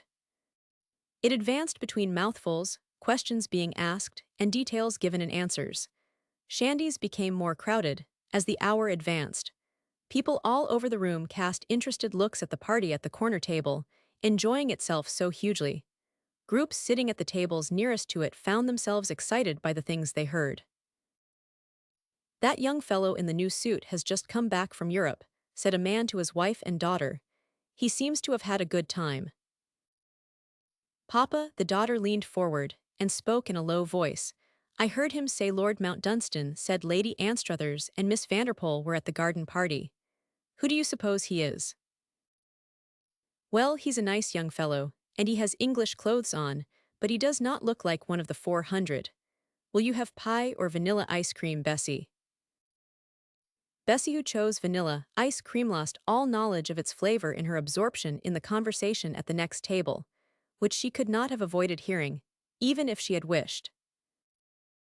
She bent over the bed and laughed just like any other nice girl, and she said, "You are at Stornham Court, which belongs to Sir Nigel Anstruthers. Lady Anstruthers is my sister. I am Miss Vanderpool. And boys, she used to come and talk to me every day."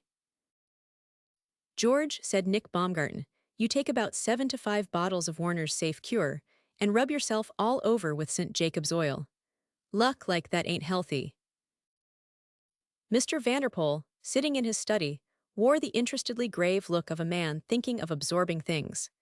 He had just given orders that a young man who would call in the course of the evening should be brought to him at once, and he was incidentally considering this young man, as he reflected upon matters recalled to his mind by his impending arrival.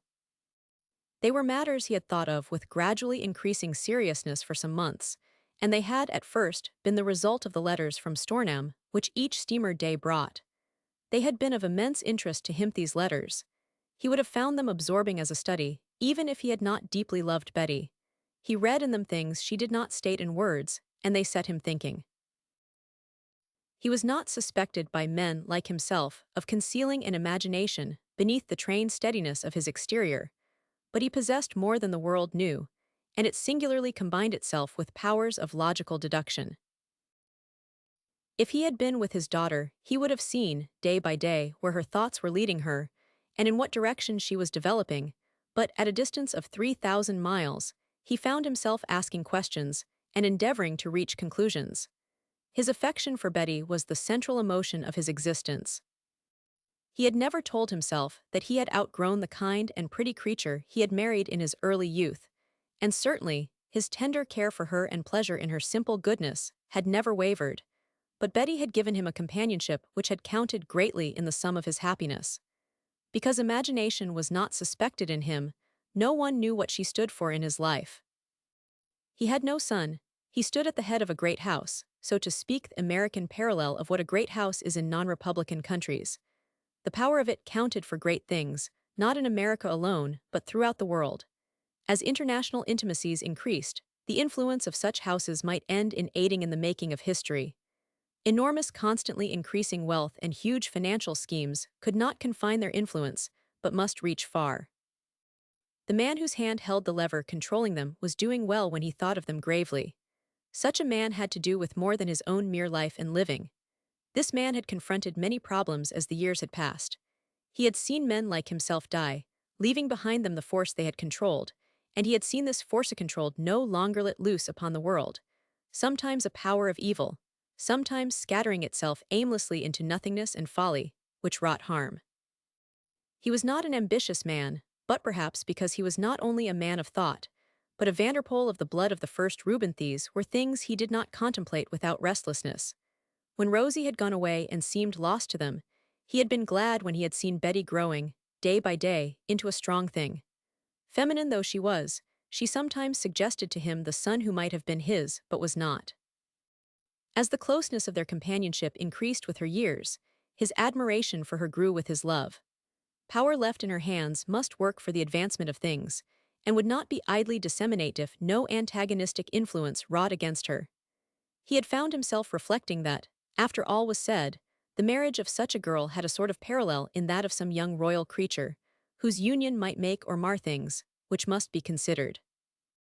The man who must inevitably strongly color her whole being, and vitally mark her life, would, in a sense, lay his hand upon the lever also.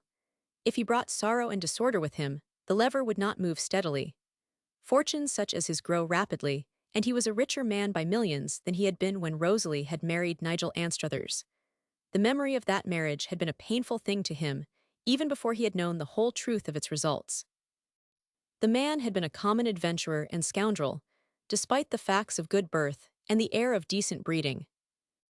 If a man who was as much a scoundrel, but cleverer, it would be necessary that he should be much cleverer made the best of himself to Betty.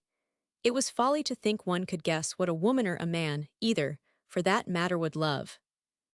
He knew Betty, but no man knows the thing which comes, as it were, in the dark and claims its own whether for good or evil. He had lived long enough to see beautiful, strong-spirited creatures do strange things, follow strange gods, swept away into seas of pain by strange waves. Even Betty, he had said to himself now and then, even my Betty, good God, who knows? Because of this, he had read each letter with keen eyes. They were long letters, full of detail and color, because she knew he enjoyed them. She had a delightful touch. He sometimes felt as if they walked the English lanes together. His intimacy with her neighbors and her neighborhood was one of his relaxations. He found himself thinking of old Doby and Mrs. Weldon as a sort of soporific measure when he lay awake at night. She had sent photographs of Stornham, of Dunholm Castle, and of Dole, and had even found an old engraving of Lady Allanby in her youth. Her evident liking for the Dunholms had pleased him. They were people whose dignity and admirableness were part of general knowledge. Lord Westholt was plainly a young man of many attractions. If the two were drawn to each other, and what more natural all would be well. He wondered if it would be Westholt, but his love quickened a sagacity which needed no stimulus. He said to himself in time that, though she liked and admired Westholt, she went no farther. That others paid court to her he could guess without being told. He had seen the effect she had produced when she had been at home, and also an unexpected letter to his wife from Milly Bowen had revealed many things. Milly, having noted Mrs. Vanderpoel's eager anxiety to hear direct news of Lady Anstruthers, was not the person to let fall from her hand a useful thread of connection. She had written quite at length, managing adroitly to convey all that she had seen and all that she had heard. She had been making a visit within driving distance of Stornham, and had had the pleasure of meeting both Lady Anstruthers and Miss Vanderpoel at various parties. She was so sure that Mrs. Vanderpoel would like to hear how well Lady Anstruthers was looking, that she ventured to write. Betty's effect upon the county was made quite clear, as also was the interested expectation of her appearance in town next season. Mr. Vanderpoel, perhaps, gathered more from the letter than his wife 999. In her mind, relieved happiness and consternation were mingled. "Do you think, Reuben, that Betty will marry that Lord Westholt?" She rather faltered. "He seems very nice, but I would rather she married an American. I should feel as if I had no girls at all if they both lived in England." "Lady Bowen gives him a good character," her husband said, smiling. "But if anything untoward happens, Annie, you shall have a house of your own halfway between Dunholm Castle and Stornham Court." When he had begun to decide that Lord Westholt did not seem to be the man fate was veering towards, he not unnaturally cast a mental eye over such other persons as the letters mentioned. At exactly what period his thought first dwelt a shade anxiously on Mount Dunstan he could not have told, but he at length became conscious that it so dwelt. He had begun by feeling an interest in his story, and had asked questions about him, because a situation such as his suggested query to a man of affairs. Thus, it had been natural that the letters should speak of him. What she had written had recalled to him certain rumors of the disgraceful old scandal. Yes, they had been a bad lot. He arranged to put a casual sounding question or so to certain persons who knew English society well. What he gathered was not encouraging. The present Lord Mount Dunstan was considered rather a surly brute, and lived a mysterious sort of life which might cover many things. It was bad blood, and people were naturally shy of it. Of course, the man was a pauper, and his place a barrack falling to ruin. There had been something rather shady in his going to America or Australia a few years ago. Good-looking? Well, so few people had seen him. The lady, who was speaking, had heard that he was one of those big, rather lumpy men, and had an ill-tempered expression. She always gave a wide berth to a man who looked nasty-tempered. One or two other persons who had spoken of him had conveyed to Mr. Vanderpoel about the same amount of vaguely unpromising information. The episode of G. Selden had been interesting enough, with its suggestions of picturesque contrasts and combinations. Betty's touch had made the junior salesman attracting. It was a good type, this, of a young fellow who, battling with the discouragements of a hard life, still did not lose his amazing good cheer and patience, and found healthy sleep and honest waking, even in the hall bedroom. He had consented to Betty's request that he would see him, partly because he was inclined to like what he had heard, and partly for a reason which Betty did not suspect. By extraordinary chance, G. Selden had seen Mount Dunstan and his surroundings at close range. Mr. Vanderpoel had liked what he had gathered of Mount Dunstan's attitude towards a personality so singularly exotic to himself. Crude, uneducated, and slangy, the junior salesman was not in any degree a fool.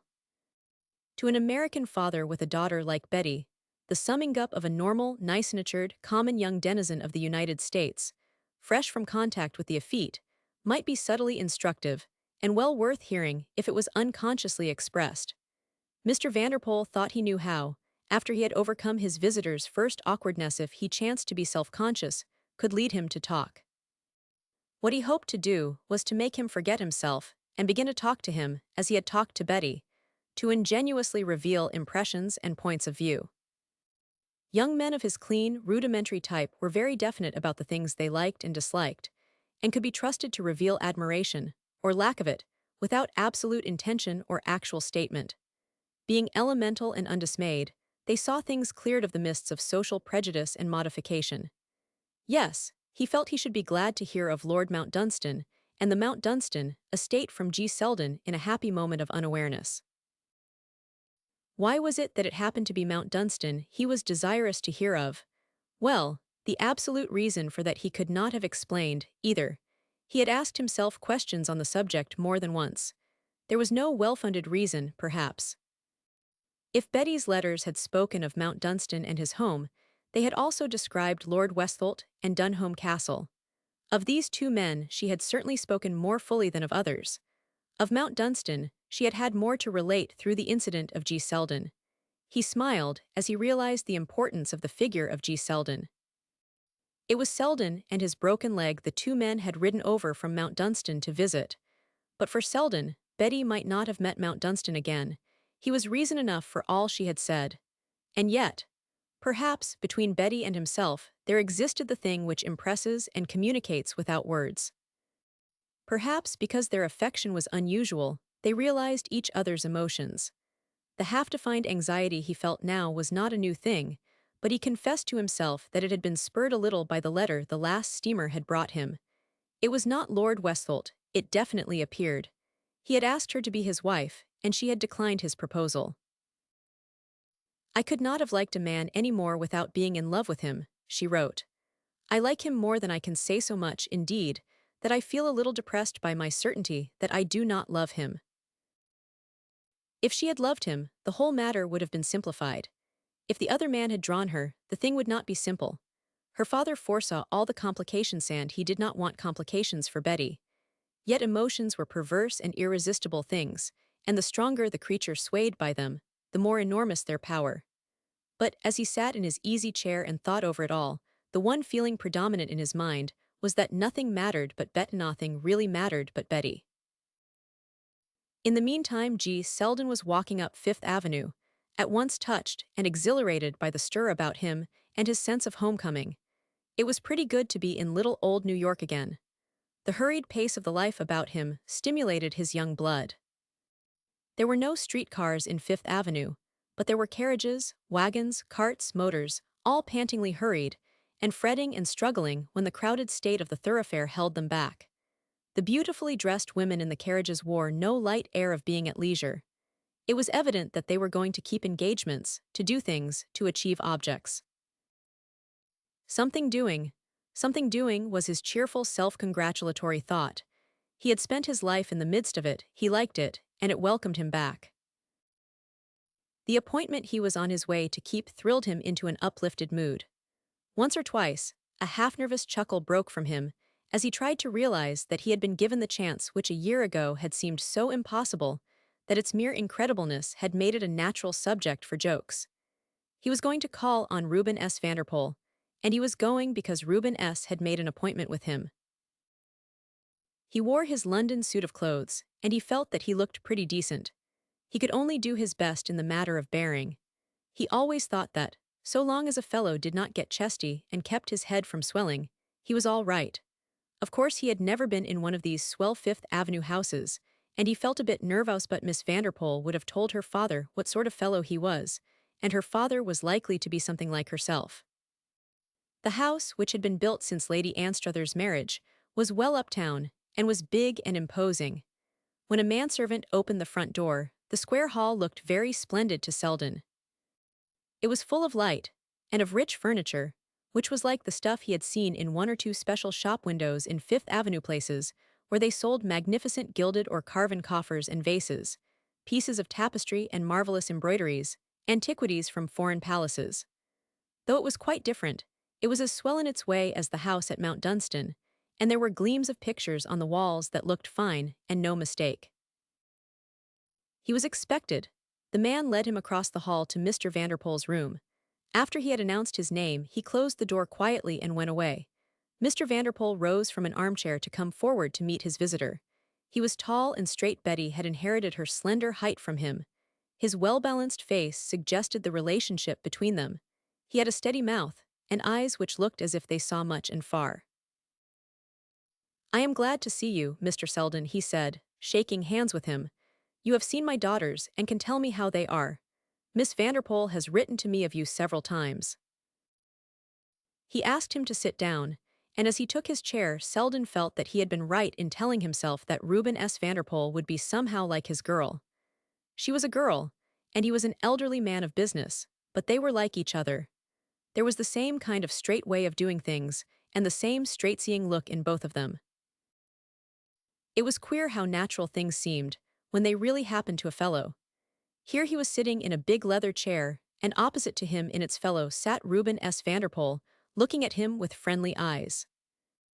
And it seemed all right, too, not as if he had managed to butt in, and would find himself politely fired out directly. He might have been one of the 400 making a call. Reuben S. knew how to make a man feel easy, and no mistake. This G. Selden observed at once, though he had in fact no knowledge of the practical tact which dealt with him. He found himself answering questions about Lady Anstruthers and her sister, which led to the opening up of other subjects. He did not realize that he began to express ingenuous opinions and describe things. His listener's interest led him on. A question here, a rather pleased laugh there, were encouraging.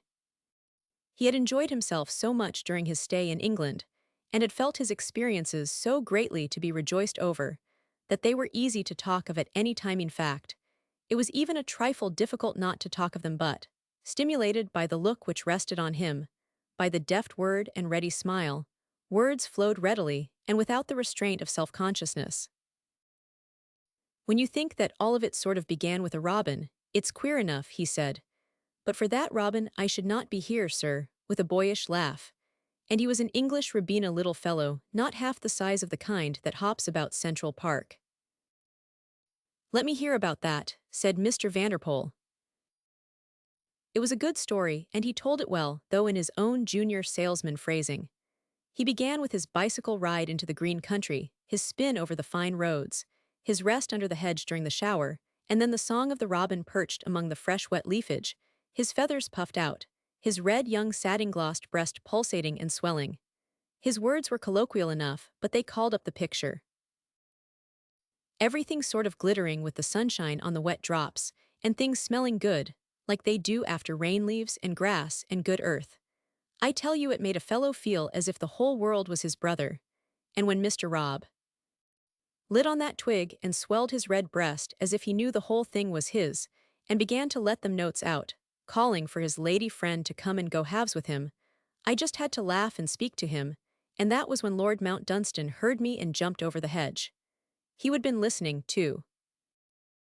The expression Reuben S. Vanderpoel wore made it an agreeable thing to talk to go on. He evidently cared to hear. So Selden did his best, and enjoyed himself in doing it. His style made for realism and brought things clearly before one. The big-built man in the rough and shabby shooting clothes, his way when he dropped into the grass to sit beside the stranger and talk, certain meanings in his words, which conveyed to Vanderpoel what had not been conveyed to G. Selden. Yes, the man carried a heaviness about with him, and hated the burden. Selden quite unconsciously brought him out strongly. "I do not know whether I am the kind of fellow who is always making breaks," he said, with his boy's laugh again. "But if I am, I never made a worse one than when I asked him straight if he was out of a job, and on the tramp. It showed what a nice fellow he was that he did not get hot about it. Some fellows would. He only laughed sort of shorthand, said his job had been more than he could handle, and he was afraid he was down and out." Mr. Vanderpoel was conscious that so far he was somewhat attracted by this central figure. G. Selden was also proving satisfactory in the matter of revealing his excellently simple views of persons and things. The only time he got mad was when I would not believe him when he told me who he was. I was a bit hot in the collar myself. I would felt sorry for him, because I thought he was a chap like myself, and he was up against it. I know what that is, and I would wanted to jolly him along a bit. When he said his name was Mount Dunstan, and the place belonged to him, I guessed he thought he was making a joke. So I got on my wheel and started off, and then he got mad for keeps. He said he was not such a damned fool as he looked, and what he would said was true, and I could go and be hanged. Reuben S. Vanderpoel laughed. He liked that. It sounded like decent British hot temper, which he had often found accompanied honest British decencies. He liked other things, as the story proceeded. The picture of the huge house with the shut windows made him slightly restless. The concealed imagination, combined with the financier's resentment of dormant interests, disturbed him. That which had attracted Selden in the Reverend Louis Penzance strongly attracted himself. Also, a man was a good deal to be judged by his friends. The man who lived alone in the midst of stately desolateness, and held as his chief intimate a high-bred and gentle-minded scholar of ripe years, gave, in doing this, certain evidence which did not tell against him. The whole situation meant something a splendid, vivid-minded young creature might be moved by, might be allured by, even despite herself. There was something fantastic in the odd linking of incident. Selden's chance view of Betty as she rode by, his next day's sudden resolve to turn back and go to Stornham, his accident, all that followed seemed, if one were fanciful, part of a scheme prearranged. "When I came to myself," G. Selden said, "I felt like that fellow in the Shakespeare play that they dress up and put to bed in the palace when he's drunk. I thought I would gone off my head. And then Miss Vanderpoel came." He paused a moment and looked down on the carpet, thinking. "Gee whiz, it was queer," he said. Betty Vanderpoel's father could almost hear her voice as the rest was told. He knew how her laugh had sounded, and what her presence must have been to the young fellow. His delightful, human, always satisfying Betty. Through this odd trick of fortune, Mount Dunstan had begun to see her. Since, through the unfair endowment of nature, it was not wholly fair, he had often told himself, was all the things that desire could yearn for.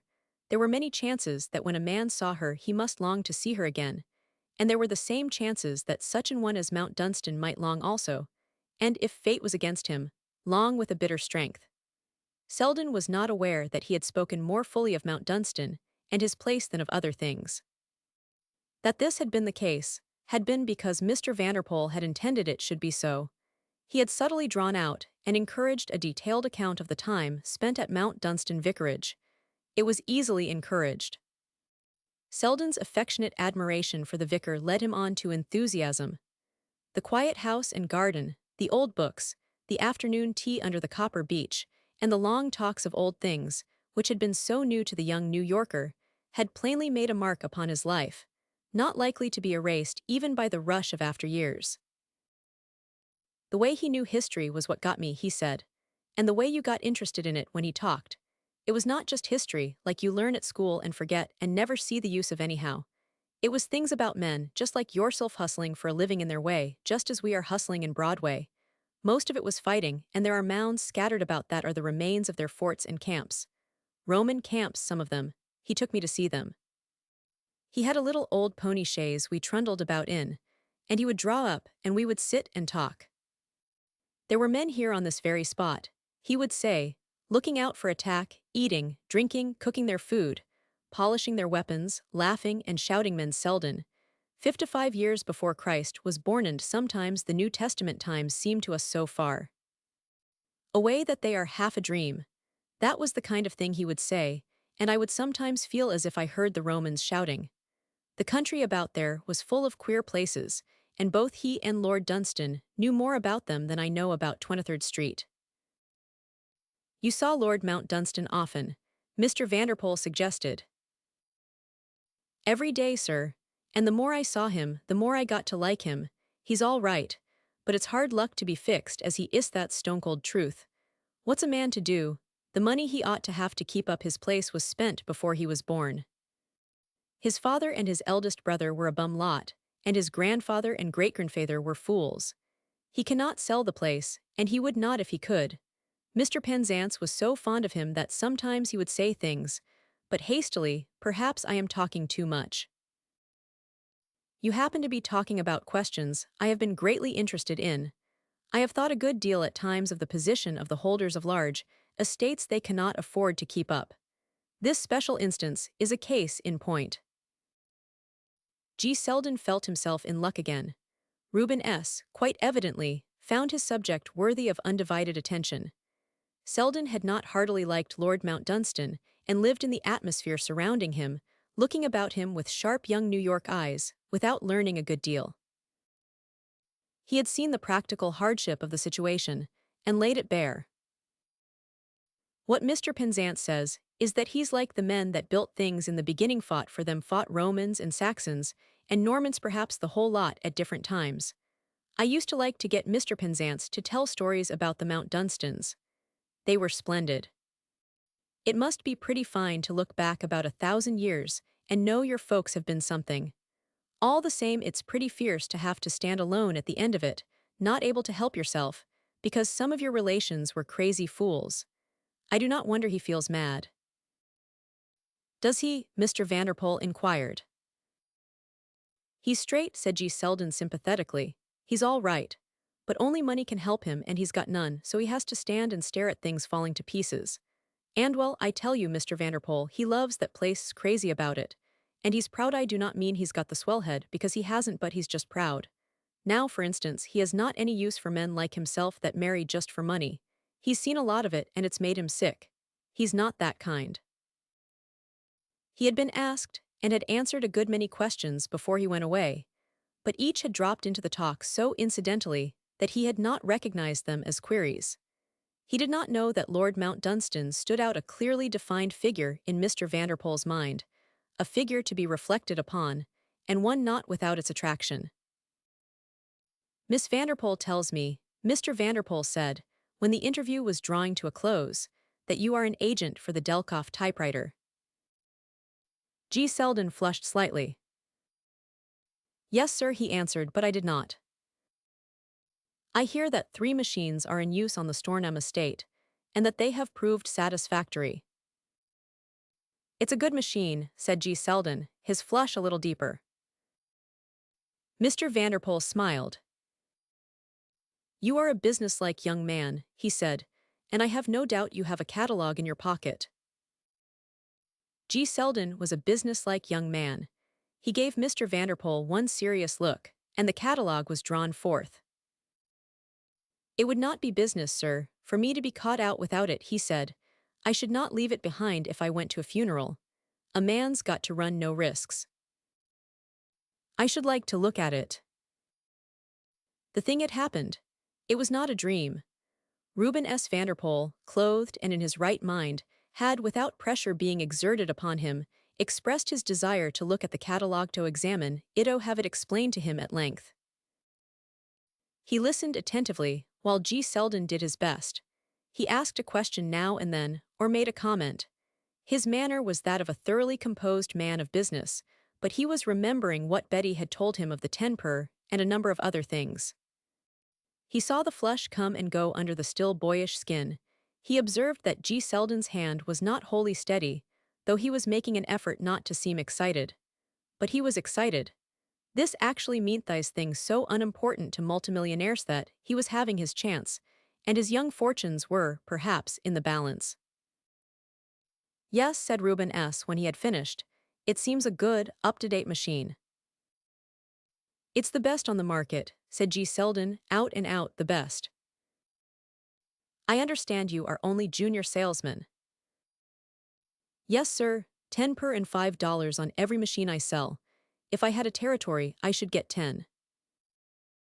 Then, reflectively, the first thing is to get a territory.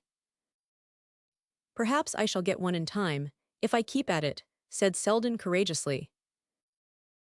It is a good machine. I like it, said Mr. Vanderpoel. I can see a good many places where it could be used.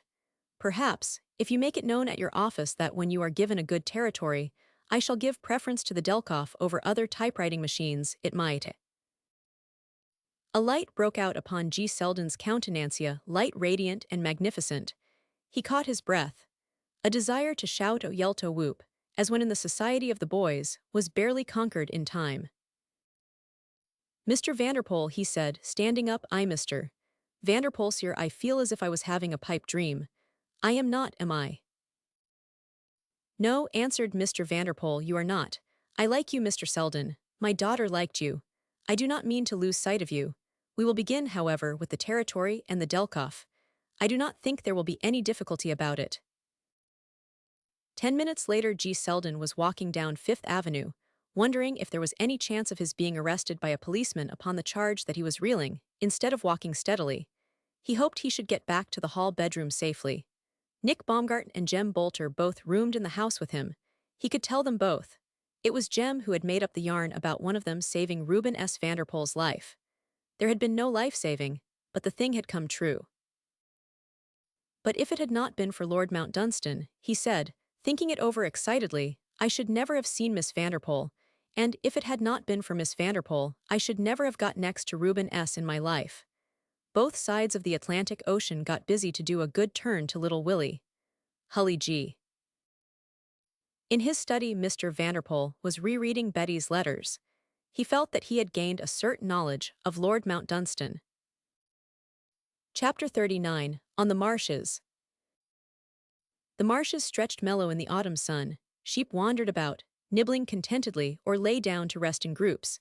The sky reflecting itself in the narrow dikes gave a blue color to the water. A scent of the sea was in the air as one breathed it. Flocks of plover rose, now and then, crying softly. Betty, walking with her dog, had passed a heron standing at the edge of a pool. From her first discovery of them, she had been attracted by the marshes with their English suggestion of the Roman Campagna, their broad expanse of level land spread out to the sun and wind, the thousands of white sheep dotted or clustered as far as eye could reach, the hues of the marsh grass, and the plants growing thick at the borders of the strips of water. Its beauty was all its own and curiously aloof from the softly wooded, undulating world about it. Driving or walking along the high road, the Romans had built to London town long centuries agoon either side of one were meadows, farms, scattered cottages, and hop gardens. But beyond and below stretched the marshland, golden and gray, and always alluring one by its silence. I never pass it without wanting to go to it or take solitary walks over it, to be one of the spots on it as the sheep are. It seems as if, lying there under the blue sky, or the low gray clouds with all the world held at bay by mere space and stillness, they must feel something we know nothing of. I want to go and find out what it is. This she had once said to Mount Dunstan. So she had fallen into the habit of walking there with her dog at her side as her sole companion. For having need for time and space for thought, she had found them in the silence and aloofness. Life had been a vivid and pleasurable thing to her, as far as she could look back upon it. She began to realize that she must have been very happy, because she had never found herself desiring existence other than such as had come to her day by day. Except for her passionate childish regret at Rosie's marriage, she had experienced no painful feeling. In fact, she had faced no hurt in her life, and certainly had been confronted by no limitations. Arguing that girls in their teens usually fall in love, her father had occasionally wondered that she passed through no little episodes of sentiment. But the fact was that her interests had been larger and more numerous than the interests of girls generally are, and her affectionate intimacy with himself had left no such small vacant spaces as are frequently filled by unimportant young emotions. Because she was a logical creature, and had watched life and those living it with clear and interested eyes, she had not been blind to the path which had marked itself before her during the summer's growth and waning. She had not, at first, perhaps, known exactly when things began to change for her, when the clarity of her mind began to be disturbed. She had thought in the beginning as people have a habit of doing that an instancia problema situation had attracted her attention because it was absorbing enough to think over. Her view of the matter had been that as the same thing would have interested her father, it had interested herself. But from the morning when she had been conscious of the sudden fury roused in her by Nigel Anstruther's ugly sneer at Mount Dunstan, she had better understood the thing which had come upon her. Day by day it had increased and gathered power, and she realized with a certain sense of impatience that she had not in any degree understood it when she had seen and wondered at its effect on other women. Each day had been like a wave encroaching farther upon the shore she stood upon. At the outset, a certain ignoble prideish knew it ignoble filled her with rebellion. She had seen so much of this kind of situation, and had heard so much of the general comment. People had learned how to sneer because experience had taught them. If she gave them cause, why should they not sneer at her as at things? She recalled what she had herself thought of such things, the folly of them, the obviousness, the almost deserved disaster. She had arrogated to herself judgment of women and men who might, yes, who might have stood upon their strip of sand. As she stood, with the waves creeping in, each one higher, stronger, and more engulfing than the last. There might have been those among them who also had knowledge of that sudden deadly joy at the sight of one face, at the drop of one voice. When that wave submerged one's pulsing being, what had the world to do with one? How could one hear and think of what its speech might be? Its voice clamored too far off. As she walked across the marsh, she was thinking this first phase over. She had reached a new one, and at first she looked back with a faint, even rather hard smile. She walked straight ahead, her mastiff, Roland, padding along heavily close at her side. How still and wide and golden it was! How the cry of plover and lifting trill of skylark assured one that one was wholly encircled by solitude and space, which were more enclosing than any walls. She was going to the mounds to which Mr. Penzance had trundled G. Selden in the pony chaise, when he had given him the marvelous hour which had brought Roman camp and Roman legions to life again. Up on the largest hillock one could sit enthroned, resting chin in hand, and looking out under level lids at the unstirring, softly living loveliness of the marshland world. So she was presently seated, with her heavy-limbed Roland at her feet. She had come here to try to put things clearly to herself, to plan with such reason as she could control. She had begun to be unhappy. She had begun with some unfairness to look back upon the Betty Vanderpoel of the past as an unwittingly self-sufficient young woman, to find herself suddenly entangled by things, even to know a touch of desperateness. Not to take a remnant from the ducal bargain counter, she was saying mentally. That was why her smile was a little hard. What if the remnant from the ducal bargain counter had prejudices of his own? If he were passionately in love with me, she said, with red staining her cheeks, he would not would not come.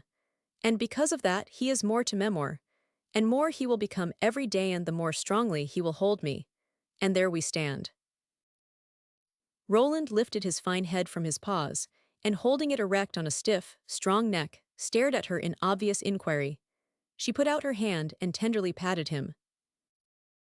He will have none of me, she said. He will have none of me. And she faintly smiled, but the next instant shook her head a little haughtily, and having done so, looked down with an altered expression upon the cloth of her skirt, because she had shaken upon it, from the extravagant lashes, 2 clear drops. It was not the result of chance that she had seen nothing of him for weeks. She had not attempted to persuade herself of that. Twice he had declined an invitation to Stornham, and once he had ridden past her on the road when he might have stopped to exchange greetings, or have ridden on by her side.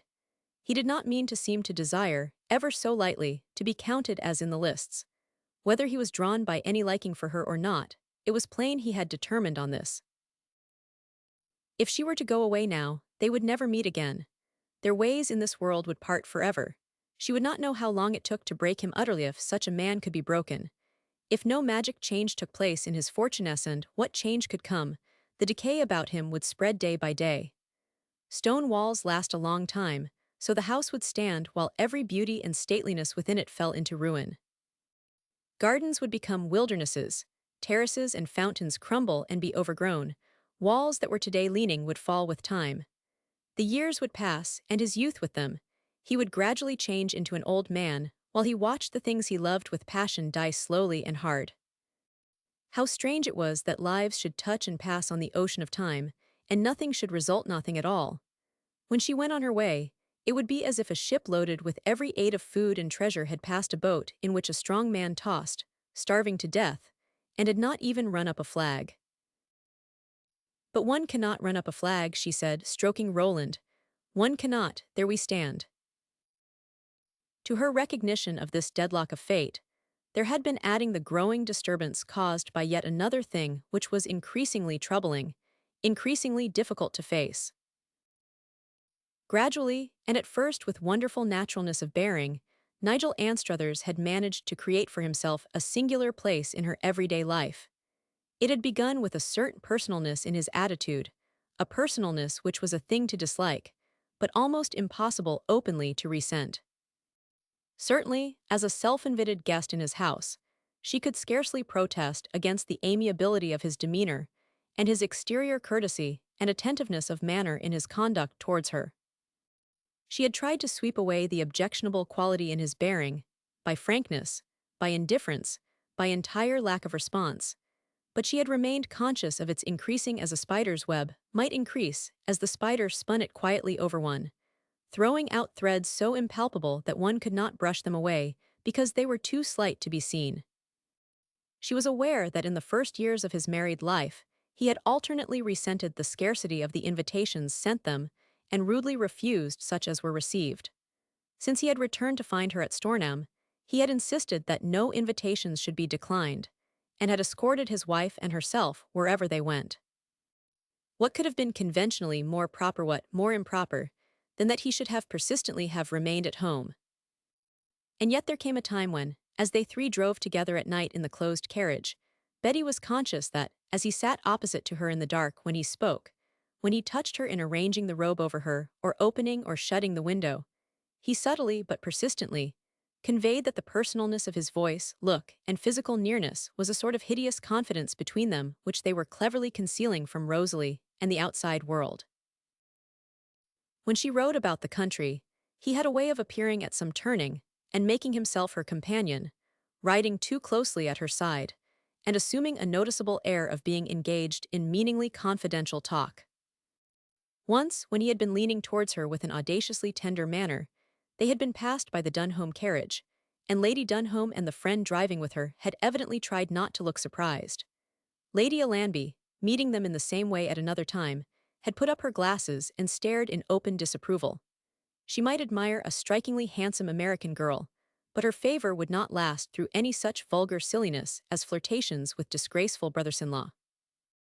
When Betty strolled about the park or the lanes, she much too often encountered Sir Nigel strolling also, and knew that he did not mean to allow her to rid herself of him. In public, he made a point of keeping observably close to her, of hovering in her vicinity, and looking on at all she did with eyes she rebelled against finding fixed on her each time she was obliged to turn in his direction.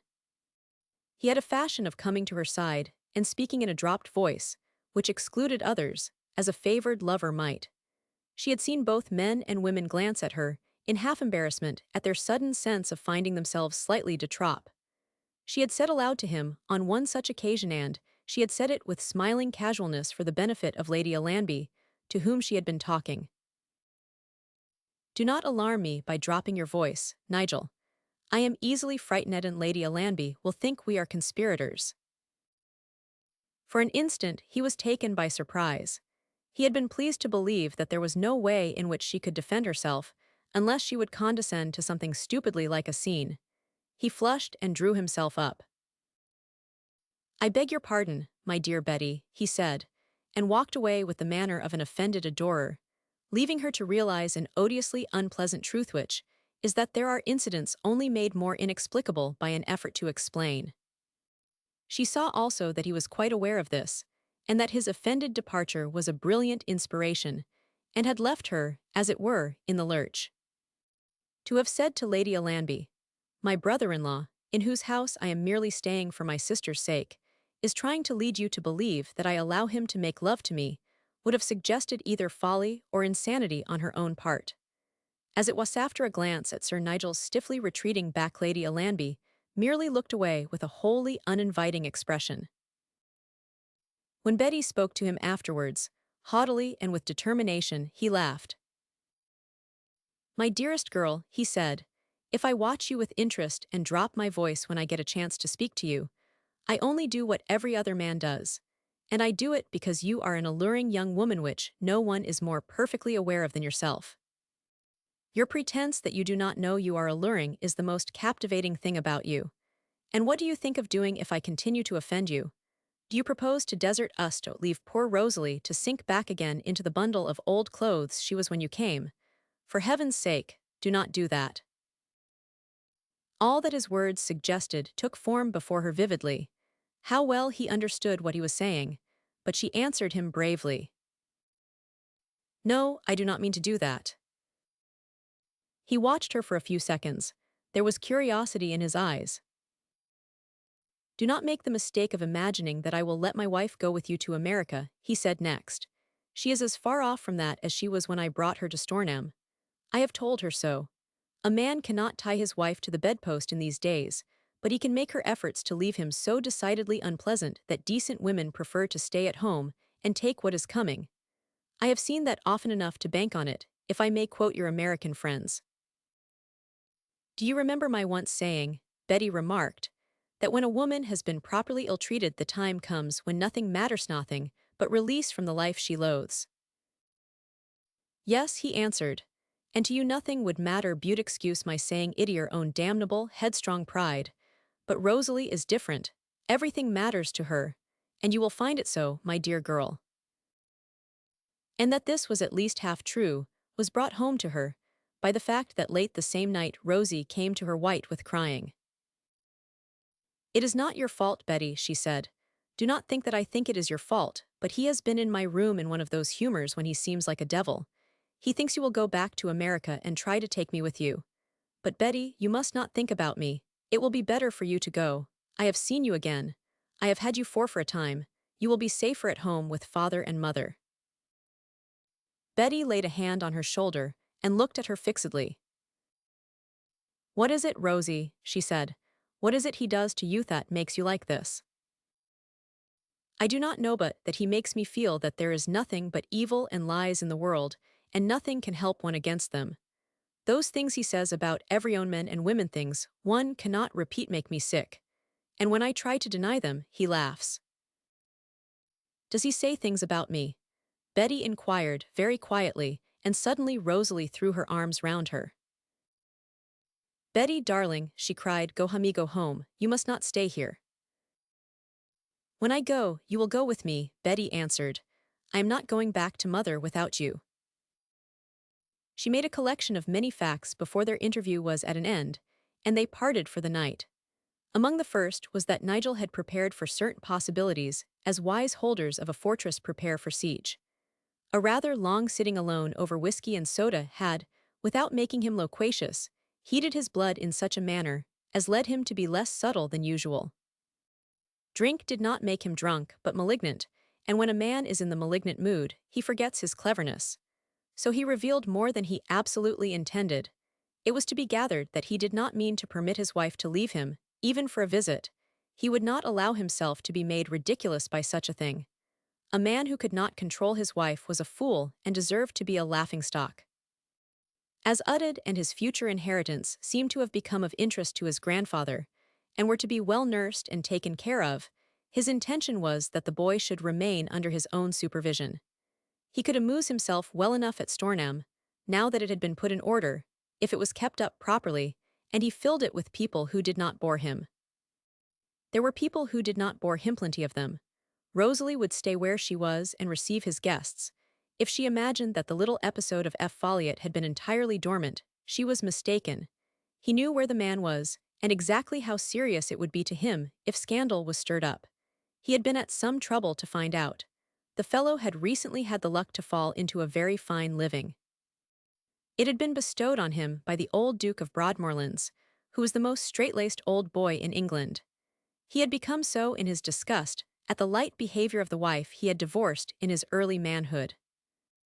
Nigel cackled gently as he detailed that, by an agreeable coincidence, it happened that her grace had suddenly become filled with pious fervour thereto by a good-looking locum tenens result. Painful discoverist pair being now rumoured to be keeping a lodging-house together somewhere in Australia. A word to good old Broadmorlands would produce the effect of a lighted match on a barrel of gunpowder. It would be the end of F. Folliot. Neither would it be a good introduction to Betty's first season in London, neither would it be enjoyed by her mother, whom he remembered as a woman with primitive views of domestic rectitude. He smiled the awful smile as he took out of his pocket the envelope containing the words his wife had written to Mr. F. Folliot: "Do not come to the house. Meet me at Bardian Wood." It did not take much to convince people if one managed things with decent forethought. The Brents, for instance, were fond neither of her nor of Betty, and they had never forgotten the questionable conduct of their locum tenens. Then suddenly, he had changed his manner and had sat down, laughing, and drawn Rosalie to his knee and kissed her. Yes, he had kissed her, and told her not to look like a little fool or act like one. Nothing unpleasant would happen if she behaved herself. Betty had improved her greatly, and she had grown young and pretty again. She looked quite like a child sometimes, now that her bones were covered and she dressed well. If she wanted to please him, she could put her arms round his neck and kiss him, as he had kissed her. "That is what has made you look white," said Betty. "Yes, there is something about him that sometimes makes you feel as if the very blood in your veins turned white," answered Rosie in a low voice, which the next moment rose. Don't you see," she broke out, "that to displease him would be like murdering Mr. F. Folliot, like murdering his mother, and Minind like murdering Udded, because he would be killed by the shame of Thingsend by being taken from me. We have loved each other so much, so much. Do not you see?" "I see all that rises up before you," Betty said, "and I understand your feeling that you cannot save yourself by bringing ruin upon an innocent man who helped you. I realize that one must have time to think it over. But Rosie," a sudden ring in her voice, "I tell you there is a way out, there is a way out. The end of the misery is coming and it will not be what he thinks." "You always believe," began Rosie. "I know," answered Betty. "I know there are some things so bad that they cannot go on. They kill themselves through their own evil. I know, that is all." Chapter 40. Do not go on with this. Of these things, as of others, she had come to her solitude to think. She looked out over the marshes, scarcely seeing the wandering or resting sheep, scarcely hearing the crying plover, because so much seemed to confront her, and she must look it all well in the face. She had fulfilled the promise she had made to herself as a child. She had come in search of Rosie. She had found her as simple and loving of heart as she had ever been. The most painful discoveries she had made had been concealed from her mother until their aspect was modified. Mrs. Vanderpoel need now feel no shock at the sight of the restored Rosie. Lady Anstruthers had been still young enough to respond both physically and mentally to love, companionship, agreeable luxuries, and stimulating interests. But for Nigel's antagonism, there was now no reason why she should not be taken home for a visit to her family, and her long-yearned for New York, no reason why her father and mother should not come to Stornham, and thus establish the customary social relations between their daughter's home and their own. That this seemed out of the question was owing to the fact that at the outset of his married life, Sir Nigel had allowed himself to commit errors in tactics. A perverse egotism, not wholly normal in its rancor, had led him into deeds which he had begun to suspect of having cost him too much, even before Betty herself had pointed out to him their unbusinesslike indiscretion. He had done things he could not undo, and now, to his mind, his only resource was to treat them boldly as having been the proper results of decision founded on sound judgment, which he had no desire to excuse. A sufficiently arrogant loftiness of bearing would, he hoped, carry him through the matter. This Betty herself had guessed, but she had not realized that this loftiness of attitude was in danger of losing some of its effectiveness through his being increasingly stung and spurred by circumstances and feelings connected with herself, which were at once exasperating and at times almost overpowering.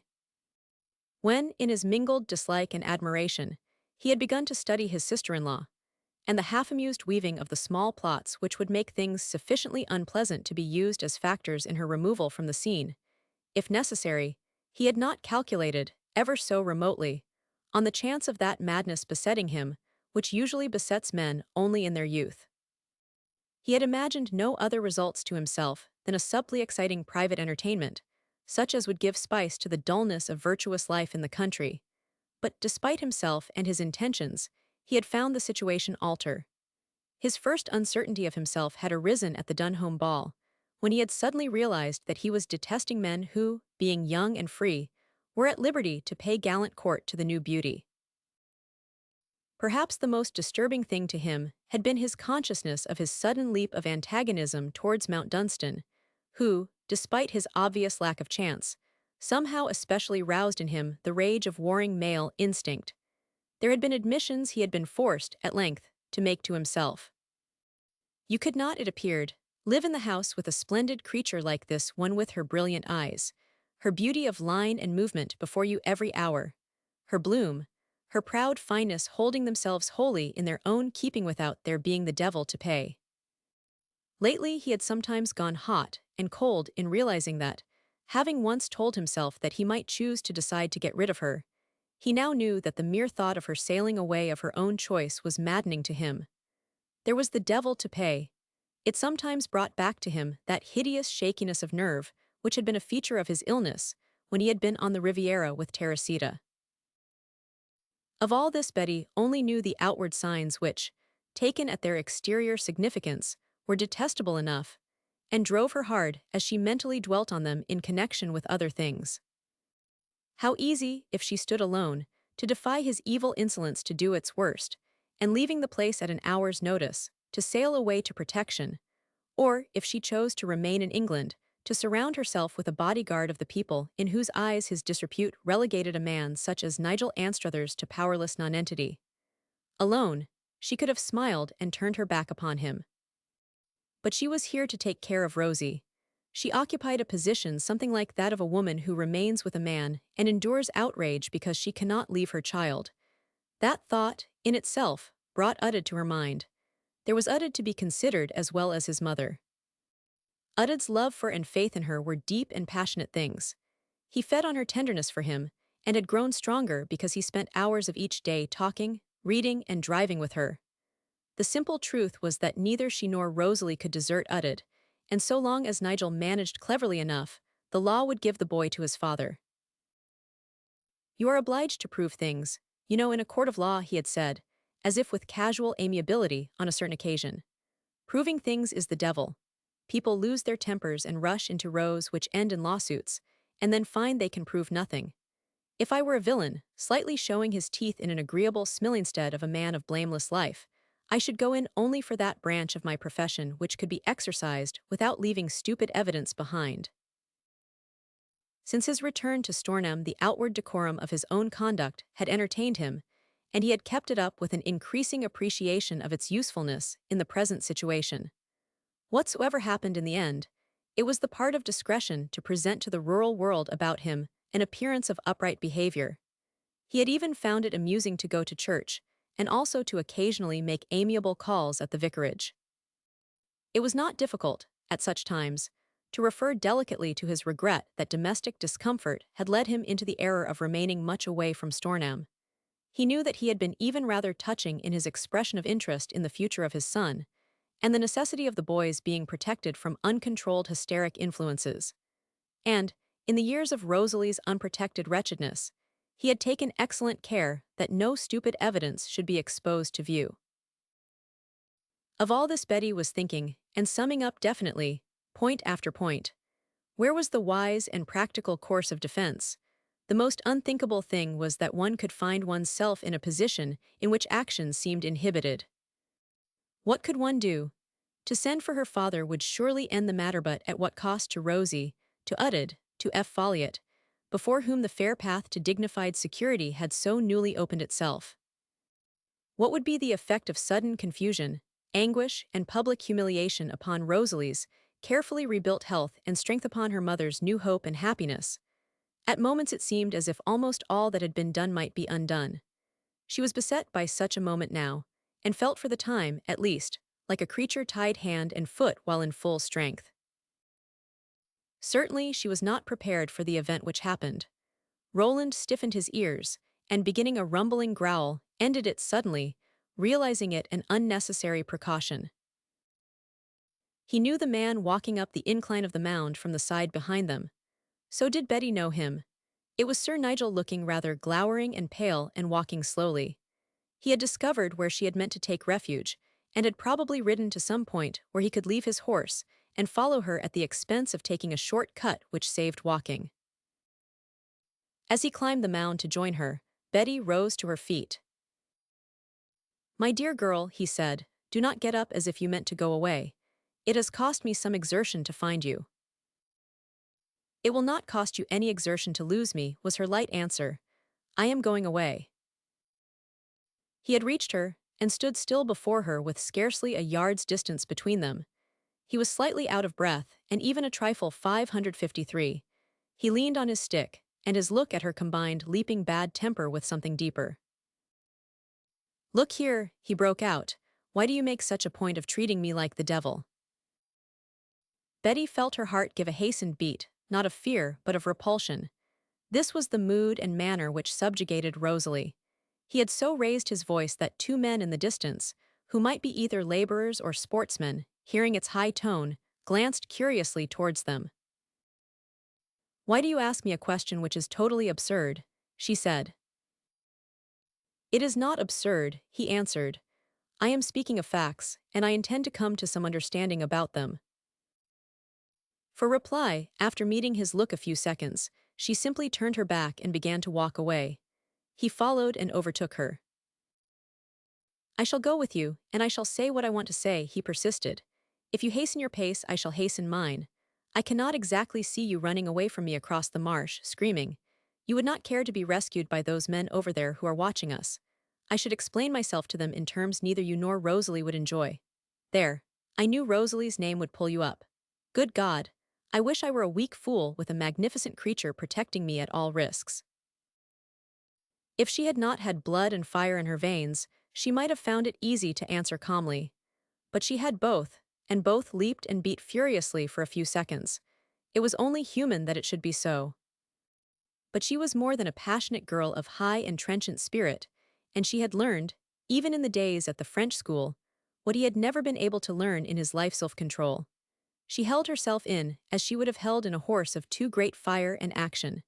She was actually able to look as the first Reuben Vanderpoel would have looked at her capital of resource, but it meant taut holding of the reins. "Will you tell me," she said, stopping, "what it is you want?" "I want to talk to you. I want to tell you truths you would rather be told here than on the high road, where people are passing her at Stornham, where the servants would overhear and Rosalie be thrown into hysterics. You will not run screaming across the marsh, because I should run screaming after you, and we should both look silly. Here is a rather scraggy tree. Will you sit on the mound near it for Rosalie's sake?" "I will not sit down," replied Betty, "but I will listen, because it is not a bad idea that I should understand you. But to begin with, I will tell you something." She stopped beneath the tree and stood with her back against its trunk. "I pick up things by noticing people closely, and I have realized that all your life you have counted upon getting your own way, because you saw that people, especially women, have a horror of public scenes, and will submit to almost anything to avoid them. That is true very often, but not always." Her eyes, which were well opened, were quite the blue of steel, and rested directly upon him.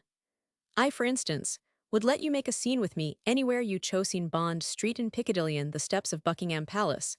As I was getting out of my carriage to attend a drawing room, and you would gain nothing you wanted by it, nothing. You may place entire confidence in that statement." He stared back at her, momentarily half magnetized, and then broke forth into a harsh half-laugh. "You are so damned handsome that nothing else matters. I am hanged if it does." And the words were an exclamation. He drew still nearer to her, speaking with a sort of savagery. "Cannot you see that you could do what you pleased with me, You are too magnificent a thing for a man to withstand. I have lost my head and gone to the devil through you. That is what I came to say." In the few seconds of silence that followed, his breath came quickly again, and he was even paler than before. "You came to me to say that?" asked Betty. "Yesto, say it before you drove me to other things." Her gaze was for a moment even slightly wondering. He presented the curious picture of a cynical man of the world, for the time being ruled and impelled only by the most primitive instincts. To a clear-headed modern young woman of the most powerful class, her sister's husband was making threatening love as if he were a savage chief, and she a savage beauty of his tribe. All that concerned him was that he should speak, and she should heart that he should show her he was the stronger of the two. "Are you quite mad?" she said. "Not quite," he answered. "Only 3 parts, but I am beyond my own control. That is the best proof of what has happened to me. You are an arrogant piece, and you would defy me if you stood alone, but you do not, and by the Lord. I have reached a point where I will make use of every lever I can lay my hand on yourself, Rosalie, utted, foliath whole lot of you." The thing which was hardest upon her was her knowledge of her own strength off what she might have allowed herself of flaming words and instant action but for the memory of Rosie's ghastly little face, as it had looked when she cried out, "You must not think of me. Betty, go home." She held the white desperation of it before her mental vision and answered him even with a certain interested deliberateness. "Do you know," she inquired, "that you are talking to me as though you were the villain in the melodrama?" "There is an advantage in that," he answered, with an unholy smile. "If you repeat what I say, people will only think that you are indulging in hysterical exaggeration. They do not believe in the existence of melodrama in these days." The cynical, absolute knowledge of this revealed so much that nerve was required to face it with steadiness. "True," she commented. "Now I think I understand." "No, you do not," he burst forth. "You have spent your life standing on a golden pedestal, being kowtowed to, and you imagine yourself immune from difficulties because you think you can pay your way out of anything. But you will find that you cannot pay your way out of Thizer, rather you cannot pay Rosalie's way out of it." "I shall not try. Go on," said the girl. "What I do not understand, you must explain to me. Do not leave anything unsaid." "Good God, what a woman you are!" he cried out bitterly. He had never seen such beauty in his life as he saw in her as she stood with her straight young body flat against the tree.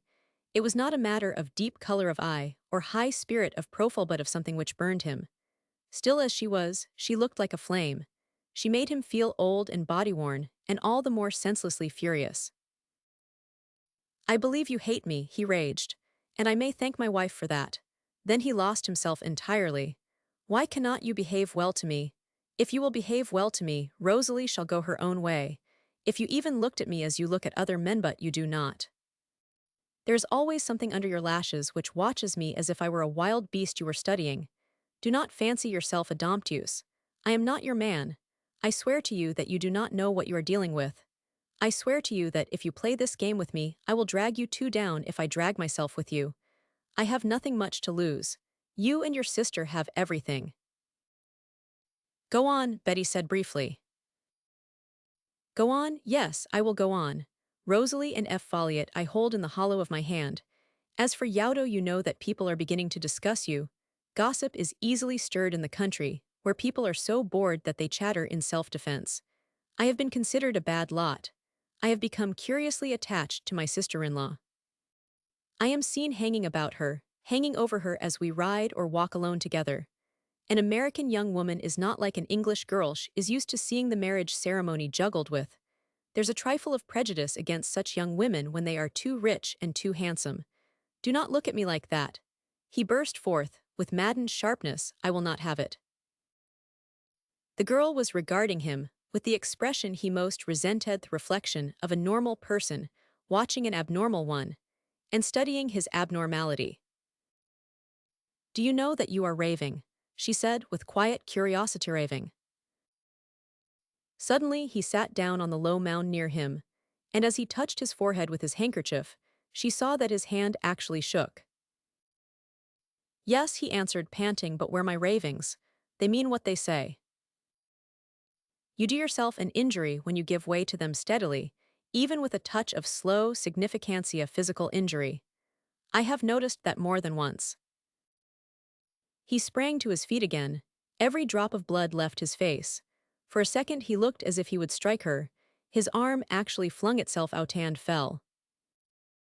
You devil, he gasped. You count on that, you she-devil.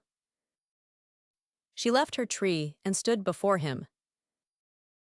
Listen to me, she said. You intimate that you have been laying melodramatic plots against me which will injure my good name. That is rubbish. Let us leave it at that. You threaten that you will break Rosie's heart and take her child from her. You say also that you will wound and hurt my mother to her death, and do your worst to ruin an honest man. And by God I will, he raged, and you cannot stop me if. I do not know whether I can stop you or not, though you may be sure I will try, she interrupted him, but that is not what I was going to say. She drew a step nearer, and there was something in the intensity of her look which fascinated and held him for a moment. She was curiously grave. Nigel, I believe in certain things you do not believe in. I believe black thoughts breed black ills to those who think them. It is not a new idea. There is an old Oriental proverb which says, curses like chickens come home to roost. I believe also that the worst, very worst, cannot be done to those who think steadily of the best. To you that is merely superstition to be laughed at. That is a matter of opinion. But don't go on with this thing, don't go on with it. Stop and think it over. He stared at her, furiously tried to laugh outright, and failed because the look in her eyes was so odd in its strength and stillness. You think you can lay some weird spell upon me, he jeered sardonically. No, I do not, she answered. I could not if I would. It is no affair of mine. It is your affair only, and there is nothing weird about it. Do not go on, I tell you, think better of it. She turned about without further speech, and walked away from him with light swiftness over the marsh. Oddly enough, he did not even attempt to follow her. He felt a little weak perhaps, because a certain thing she had said had brought back to him a familiar touch of the horrors. She had the eyes of a falcon under the odd, soft shade of the extraordinary lashes. She had seen what he thought no one but himself had realized. Having watched her retreating figure for a few seconds, he sat down as suddenly as before in the mound near the tree. Oh, damn her, he said, his damp forehead on his hands. Damn the whole universe. When Betty and Roland reached Stornham, the wickerwork pony chaise from the vicarage stood before the stone entrance steps. The drawing-room door was open, and Mrs. Brent was standing near it saying some last words to Lady Anstruthers before leaving the house, after a visit evidently made with an object. This Betty gathered from the solemnity of her manner. Betty, said Lady Anstruthers, catching sight of her, do come in for a moment. When Betty entered, both her sister and Mrs. Brent looked at her questioningly. You look a little pale and tired, Miss Vanderpool, Mrs. Brent said, rather as if in haste to be the first to speak. I hope you are not at all unwell. We need all our strength just now. I have brought the most painful news. Malignant typhoid fever has broken out among the hop pickers on the Mount Dunstan estate. Some poor creature was evidently sickening for it when he came from London. 3 people died last night. Chapter 41. She would do something. Sir Nigel's face was not a good thing to see when he appeared at the dinner table in the evening. As he took his seat, the 2 footmen glanced quickly at each other, and the butler at the sideboard furtively thrust out his underlip. Not a man or woman in the household, but had learned the signal denoting the moment when no service would please, no word or movement be unobjectionable. Lady Anstruthers' face unconsciously assumed its propitiatory expression, and she glanced at her sister more than once when Betty was unaware that she did so. Until the soup had been removed, Sir Nigel scarcely spoke, merely making curt replies to any casual remark. This was one of his simple and most engaging methods of at once enjoying an ill humor and making his wife feel that she was in some way to blame for it. Mount Dunstan is in a deucedly unpleasant position, he condescended at last. I should not care to stand in his shoes. He had not returned to the court until late in the afternoon, but having heard in the village the rumor of the outbreak of fever, he had made inquiries and gathered detail. You are thinking of the outbreak of typhoid among the hop pickers, said Lady Anstruthers. Mrs. Brent thinks it threatens to be very serious. An epidemic, without a doubt, he answered. In a wretched, unsanitary place like Dunstan Village, the wretches will die like flies. What will be done? Inquired Betty. He gave her one of the unpleasant personal glances, and laughed derisively.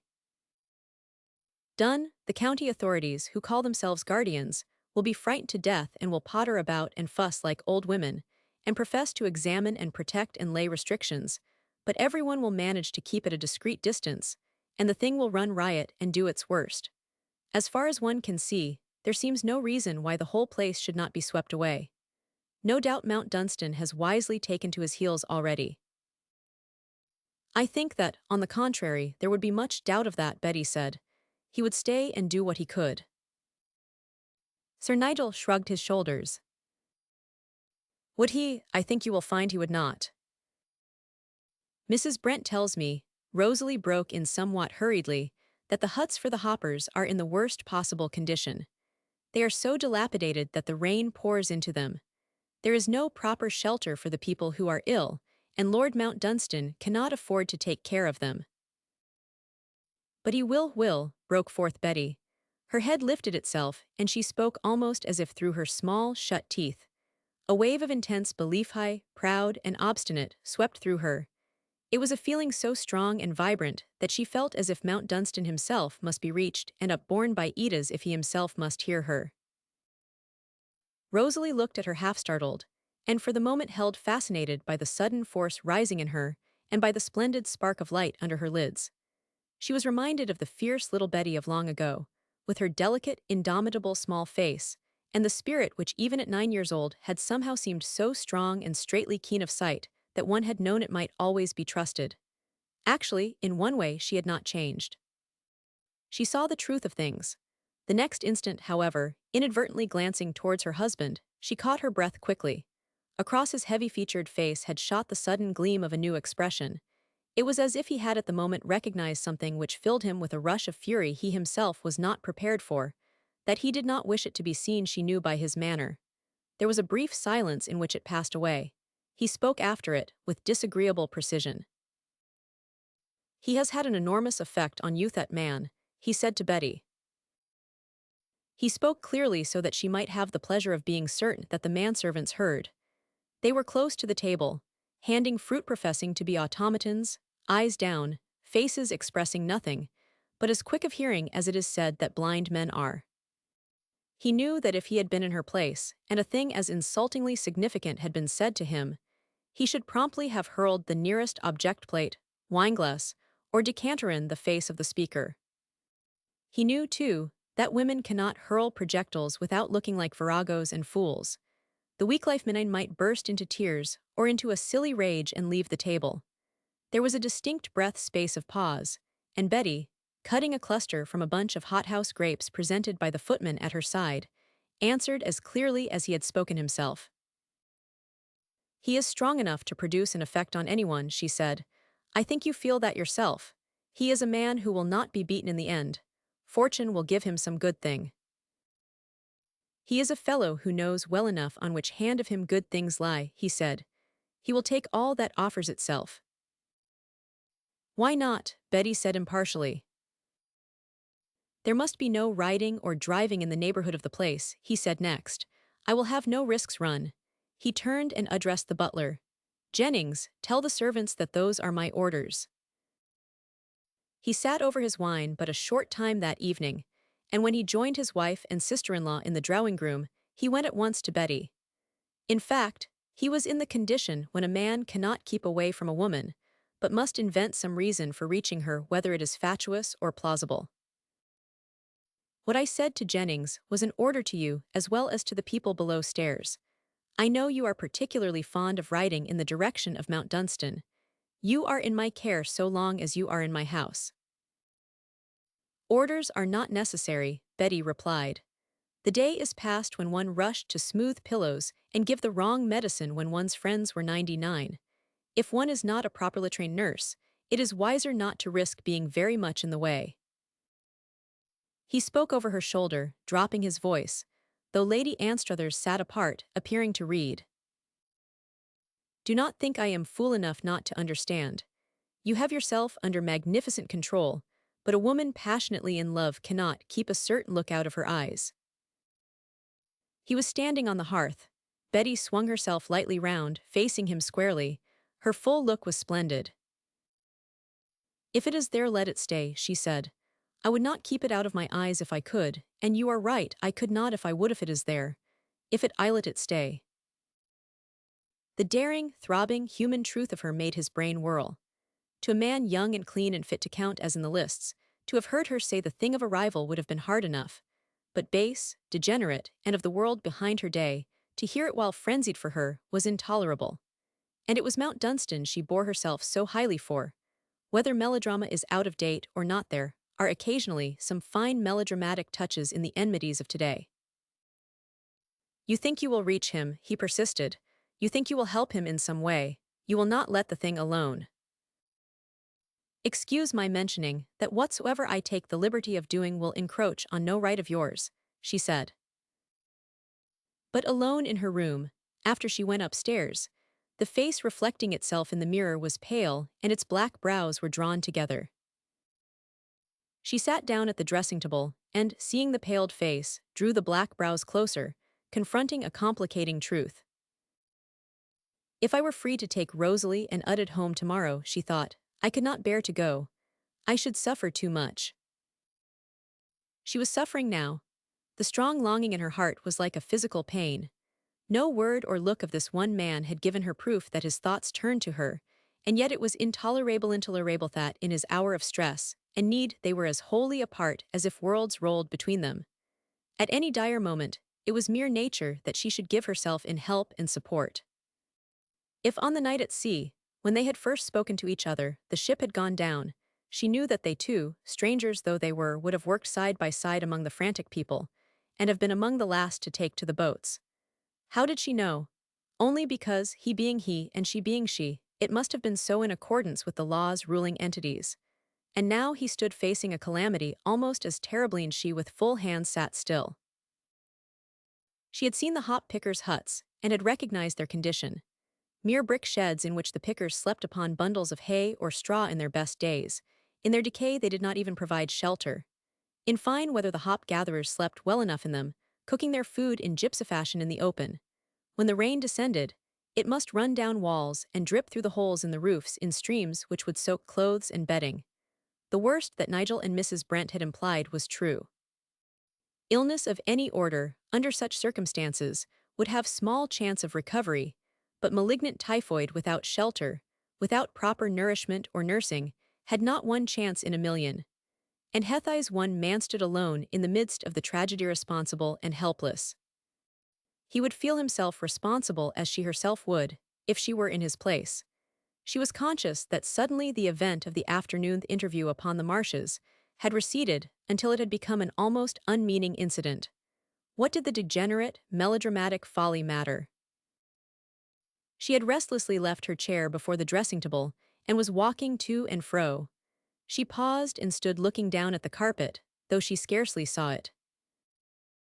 Nothing matters but one thing on person, she owned to herself aloud.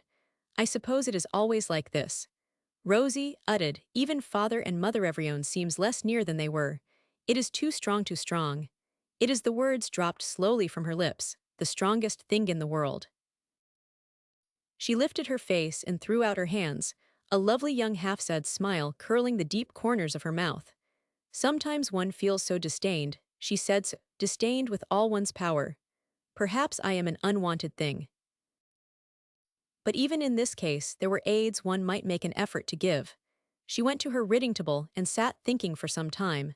Afterwards she began to write letters. 3 or 4 were addressed to London, was to Mr. Penzance. Mount Dunstan and his vicar were walking through the village to the vicarage. They had been to the hop pickers' huts to see the people who were ill of the fever. Both of them noticed that cottage doors and windows were shut, and that here and there alarmed faces looked out from behind latticed panes. They are in a panic of fear, Mount Dunstan said, and by way of safeguard they shut out every breath of air and stifle indoors. Something must be done. Catching the eye of a woman who was peering over her short white dimity blind, He beckoned to her authoritatively. She came to the door and hesitated there, curtsying nervously. Mount Dunstan spoke to her across the hedge. "You need not come out to me, Mrs. Binner. You may stay where you are," he said. "Are you obeying the orders given by the guardians?" "Yes, my lord. Yes, my lord," with more curtsies. "Your health is very much in your own hands," he added. "You must keep your cottage and your children cleaner than you have ever kept them before, and you must use the disinfectant I sent you. Keep away from the huts and open your windows. If you do not open them, I shall come and do it for you. Bad air is infection itself. Do you understand?" "Yes, my lord, thank your lordship."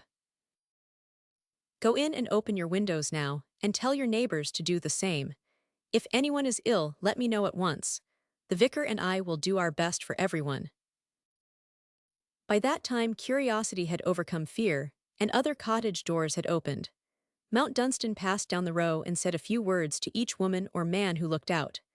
Questions were asked anxiously, and he answered them. That he was personally unafraid was comfortingly plain, and the mere sight of him was, on the whole, an unexplainable support. "We heard said your lordship was going away," put in a stout mother with a heavy child on her arm, a slight testiness scarcely concealed by respectful good manners. She was a matron with a temper, and that a Mount Dunstan should avoid responsibilities seemed highly credible.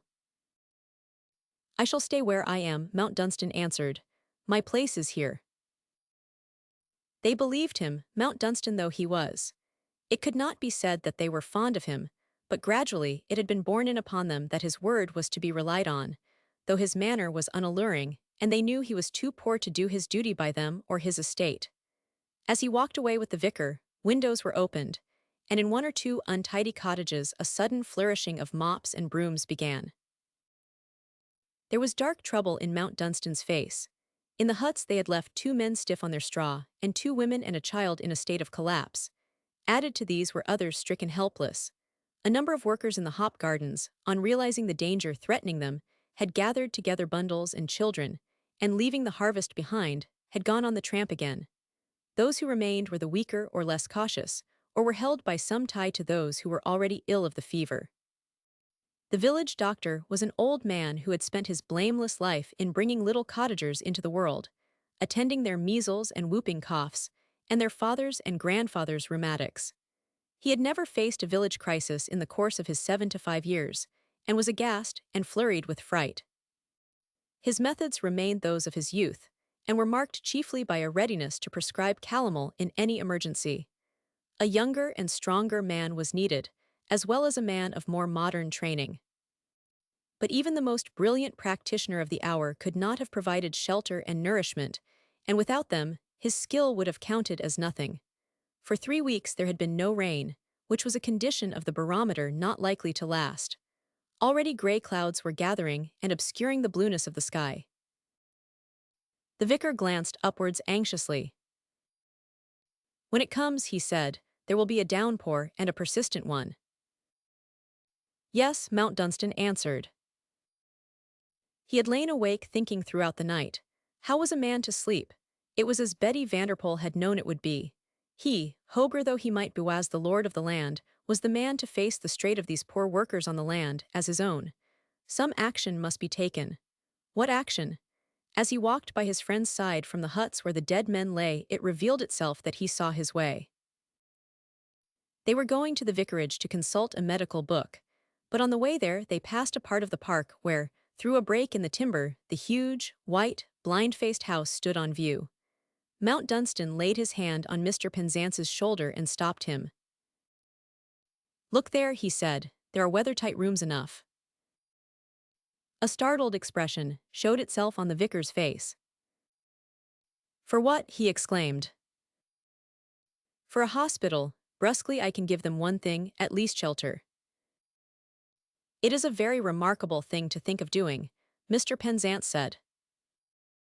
"It is not so remarkable as that laborers on my land should die at my gate, because I cannot give them decent roofs to cover them.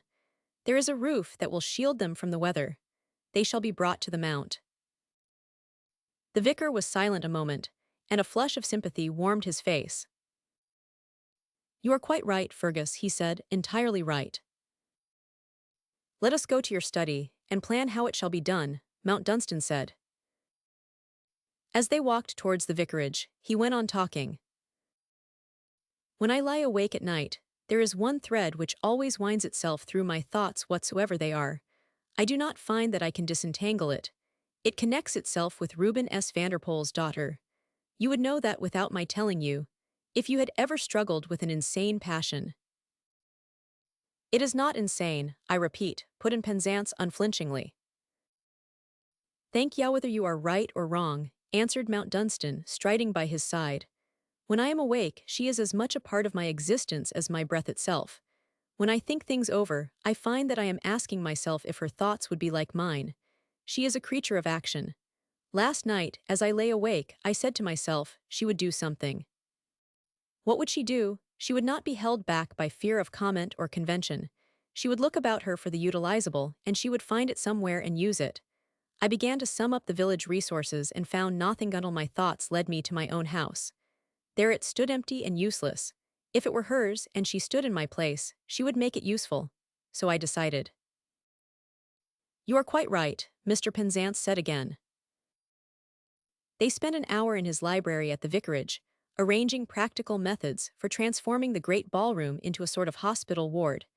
It could be done by the removal of pieces of furniture from the many unused bedrooms. There was also the transportation of the patients from the huts to be provided for. But when all this was planned out, each found himself looking at the other with an unspoken thought in his mind. Mount Dunstan first expressed it. As far as I can gather, the safety of typhoid fever patients depends almost entirely on scientific nursing, and the caution with which even liquid nourishment is given. The woman whose husband died this morning told me that he had seemed better in the night, and had asked for something to eat. She gave him a piece of bread and a slice of cold bacon, because he told her he fancied it. I could not explain to her, as she sat sobbing over him, that she had probably killed him. When we have patients in our ward, what shall we feed them on, and who will know how to nurse them? They do not know how to nurse each other, and the women in the village would not run the risk of undertaking to help us. But even before he had left the house, the problem was solved for them. The solving of it lay in the note Miss Vanderpoel had written the night before at Stornham. When it was brought to him, Mr. Penzance glanced up from certain calculations he was making upon a sheet of notepaper. The accumulating difficulties made him look worn and tired. He opened the note and read it gravely, and then as gravely, though with a change of expression, handed it to Mount Dunstan. Yes, she is a creature of action. She has heard and understood at once, and she has done something. It is immensely practical, it is fine, it is lovable. Do you mind my keeping it? Mount Dunstan asked, after he had read it. Keep it by all means, the vicar answered. It is worth keeping. But it was quite brief. She had heard of the outbreak of fever among the hop pickers, and asked to be allowed to give help to the people who were suffering. They would need prompt aid. She chanced to know something of the requirements of such cases, and had written to London for certain supplies which would be sent to them at once. She had also written for nurses, who would be needed above all else. Might she ask Mr. Penzance to kindly call upon her for any further assistance required? Tell her we are deeply grateful, said Mount Dunstan, and that she has given us greater help than she knows. Why not answer her note yourself? Penzance suggested. Mount Dunstan shook his head. No, he said shortly, no. Chapter 42, In the Ballroom. Though Dunstan village was cut off, by its misfortune, from its usual intercourse with its neighbors, in some mystic manner villages even at 20 miles distance learned all it did and suffered, feared, or hoped. It did not hope greatly, the rustic habit of mind tending towards a discouraged outlook, and cherishing the drama of impending calamity. As far as Yongford and Marling inmates of cottages and farmhouses were inclined to think it probable that Dunstan would be swept away, and rumors of spreading death and disaster were popular. Tread, the advanced blacksmith at Stornham, having heard in his bygone, better days of the Great Plague of London, was greatly in demand as a narrator of illuminating anecdotes at the Clock Inn. Among the parties gathered at the large houses, Mount Dunstan himself was much talked of. If he had been a popular man, he might have become a sort of hero. As he was not popular, he was merely a subject for discussion. The fever-stricken patients had been carried in carts to the mount and given beds in the ballroom, which had been made into a temporary ward. Nurses and supplies had been sent for from London, and two energetic young doctors had taken the place of old Dr. Fenwick, who had been frightened and overworked into an attack of bronchitis which confined him to his bed. Where the money came from, which must be spent every day under such circumstances, it was difficult to say. To the simply conservative of mind, the idea of filling one's house with dirty East End hop pickers, infected with typhoid, seemed too radical. Surely he could have done something less extraordinary. Would everybody be expected to turn their houses into hospitals in case of village epidemics, now that he had established a precedent? But there were people who approved, and were warm in their sympathy with him. At the first dinner party where the matter was made the subject of argument, the beautiful Miss Vanderpoel, who was present, listened silently to the talk with such brilliant eyes that Lord Dunholm, who was in an elderly way her staunch admirer, spoke to her across the table. "Tell us what you think of it, Miss Vanderpoel," he suggested.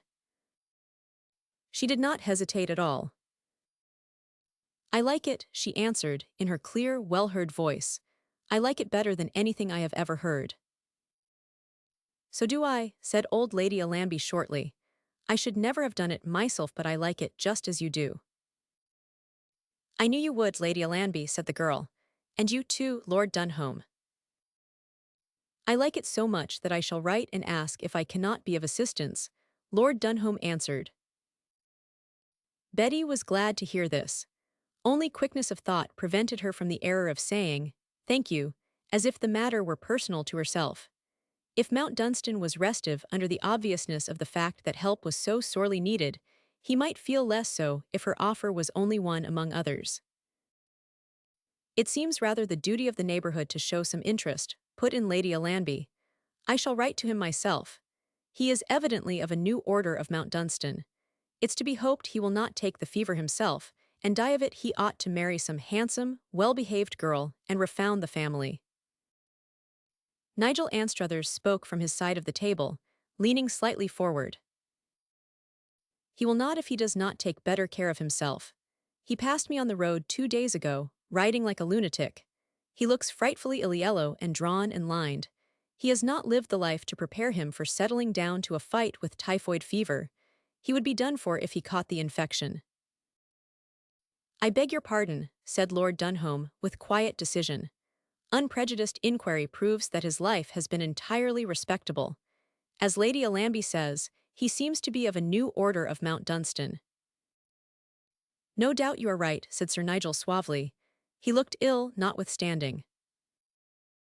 "As to looking ill," remarked Lady Allamby to Lord Dunholm, who sat near her, "that man looks as if he was going to pieces pretty rapidly himself, and unprejudiced inquiry would not prove that his past had nothing to do with it." Betty wondered if her brother-in-law were lying. It was generally safest to argue that he was. But the fever burned high at Mount Dunstan, and she knew by instinct what its owner was giving of the strength of his body and brain. A young, unmarried woman cannot go about, however, making anxious inquiries concerning the welfare of a man who has made no advance towards her. She must wait for the chance which brings news. The fever, having ill-cared for and habitually ill-fed bodies to work upon, wrought fiercely, despite the energy of the 2 young doctors and the trained nurses. There were many dark hours in the ballroom ward, hours filled with groans and wild ravings. The floating Terpsichorean goddesses upon the lofty ceiling gazed down with wondering eyes at haggard faces and plucking hands which sometimes, behind the screen drawn round their beds, ceased to look feverish and grew paler and stiller, until they moved no more. But at least, none had died through want of shelter and care. The supplies needed came from London each day. Lord Dunholm had sent a generous cheque to the aid of the sufferers, and so, also, had old Lady Allamby, but Miss Vanderpoel, consulting medical authorities and hospitals, learned exactly what was required, and necessities were forwarded daily in their most easily utilizable form. "You generously told me to ask you for anything we found we required," Mr. Penzance wrote to her in his note of thanks. "My dear and kind young lady, you leave nothing to ask for.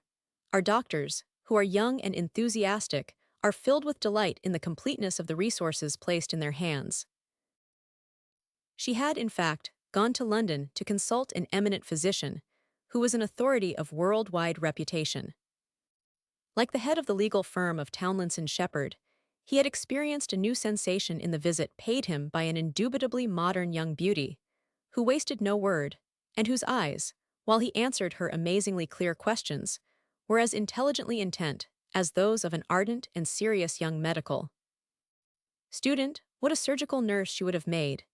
It seemed almost a pity that she evidently belonged to a class the members of which are rich enough to undertake the charge of entire epidemics, but who do not usually give themselves to such work, especially when they are young and astonishing in the matter of looks.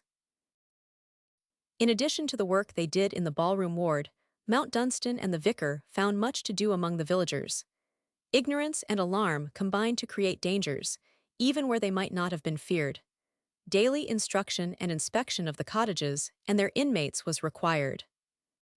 The knowledge that they were under control and supervision was a support to the frightened people and prevented their lapsing into careless habits.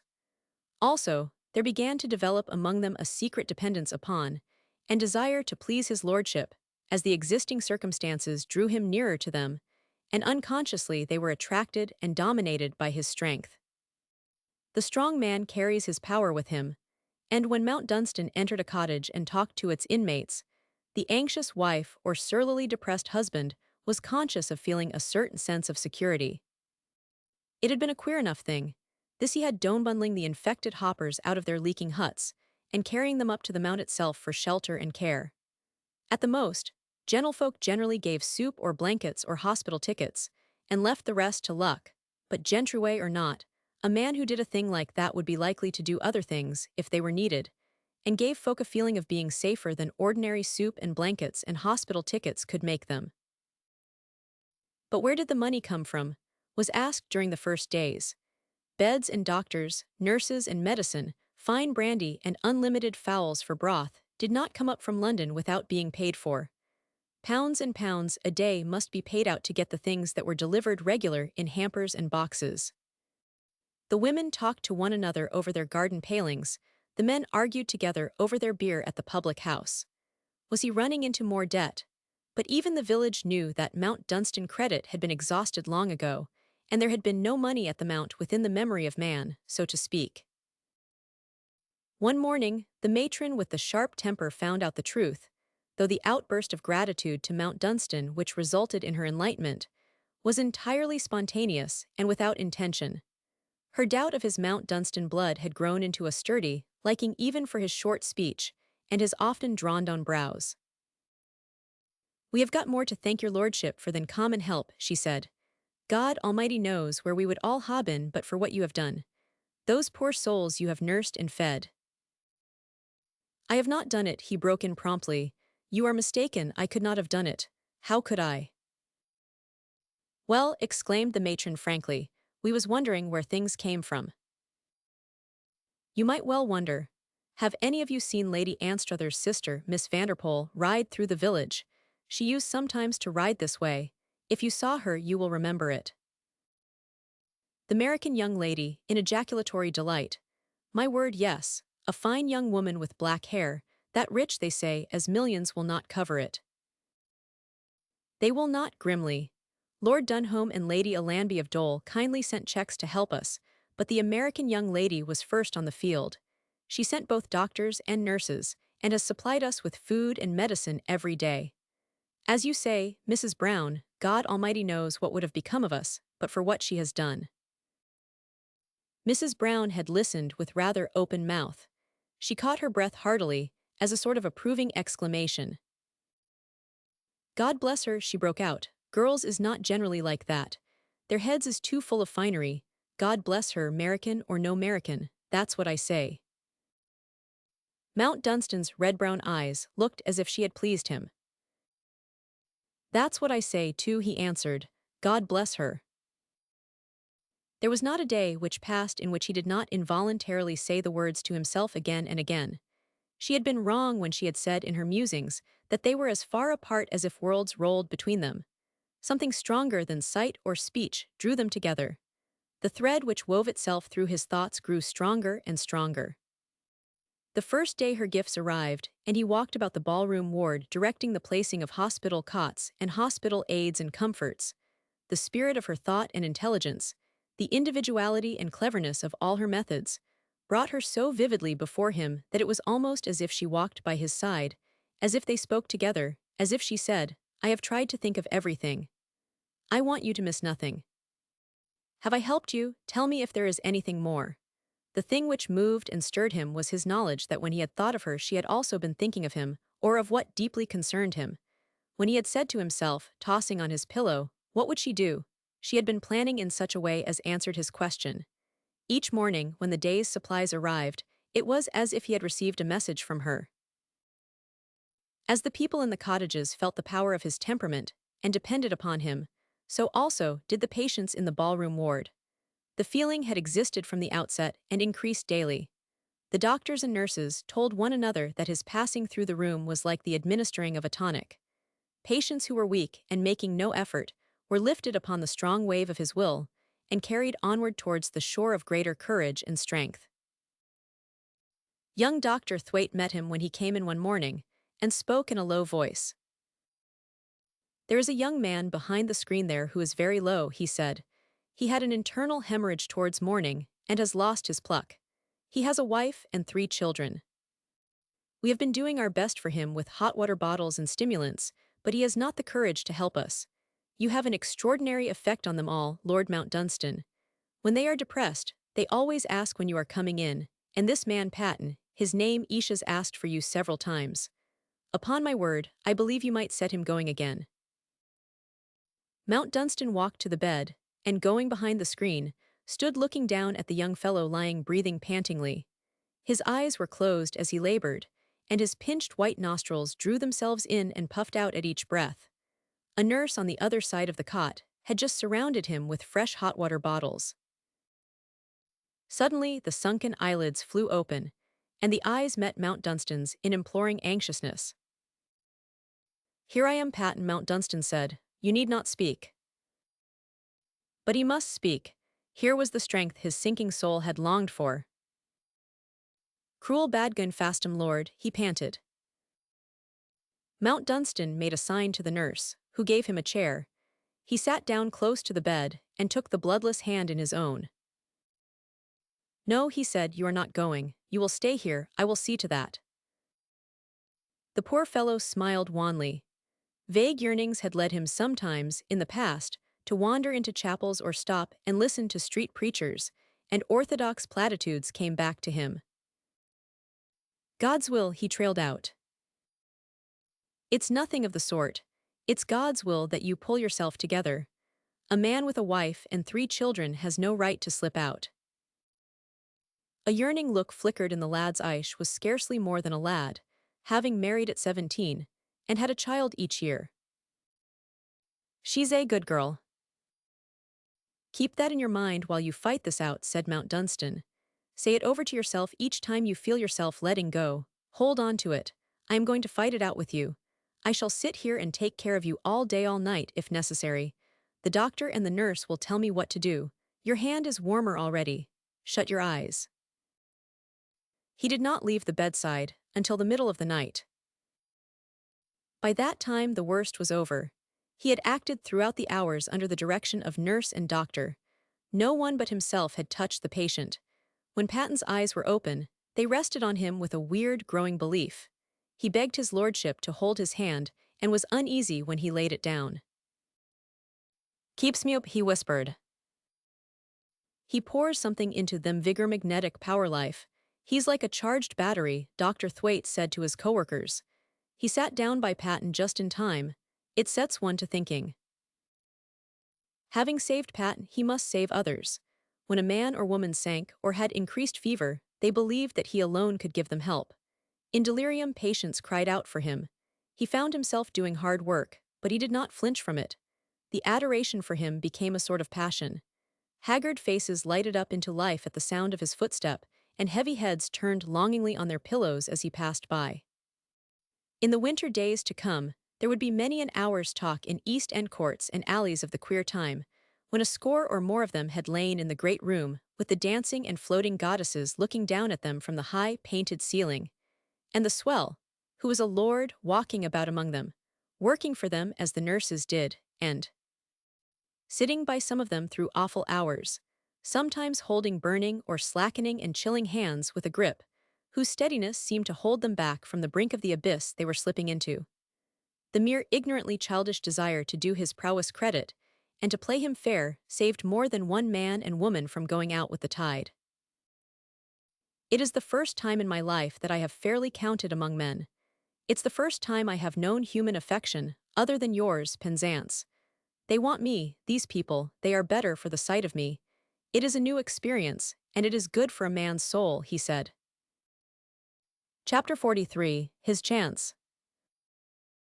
Betty walked much alone upon the marshes with Roland at her side.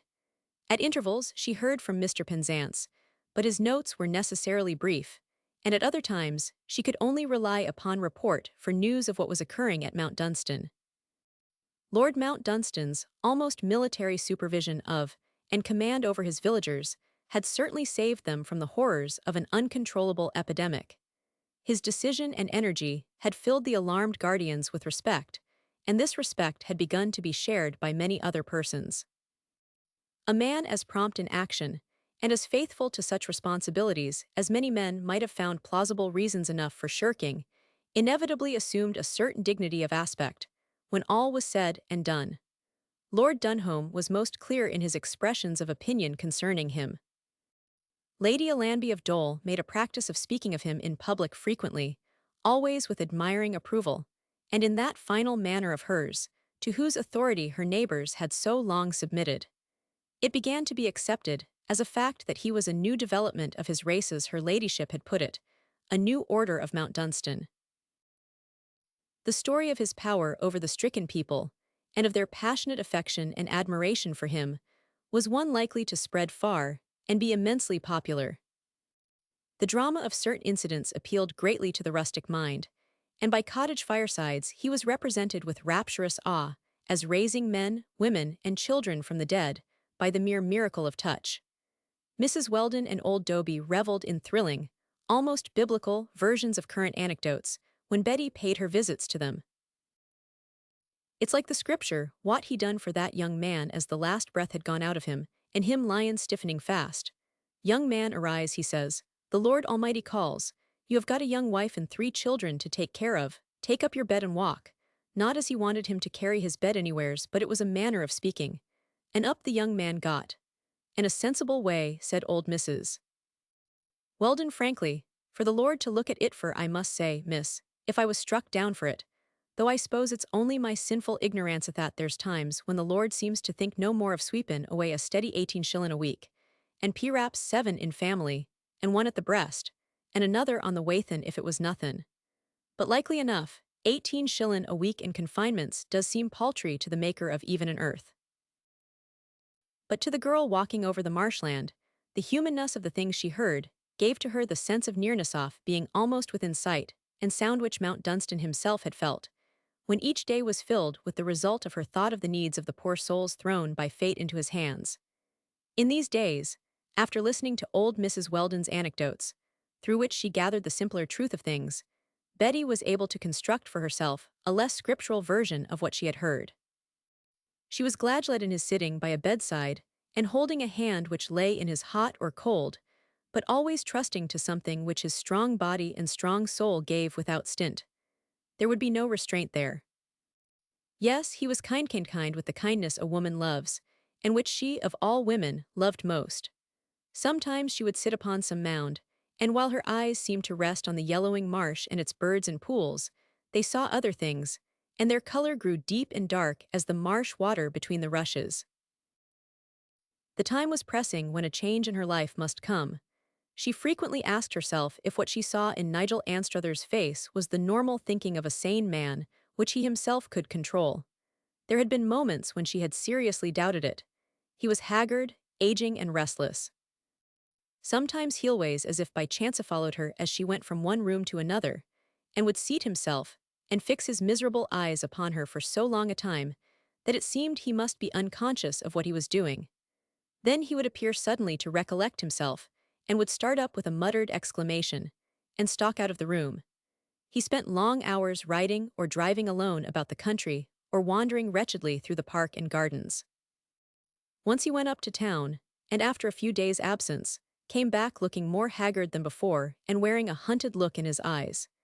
He had gone to see a physician, and after having seen him, he had tried to lose himself in a plunge into deep and turbid enough waters, but he found that he had even lost the taste of high flavors, for which he had once had an Epicurean palate.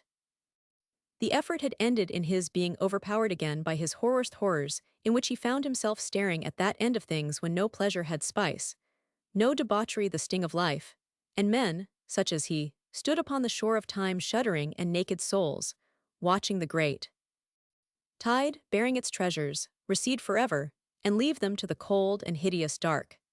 During one day of his stay in town, he had seen Teresita, who had at first stared half frightened by the change she saw in him, and then had told him truths he could have wrung her neck for putting into words. "You look an old man," she said, with the foreign accent he had once found deliciously amusing but which now seemed to add a sting, "and something is eating you up.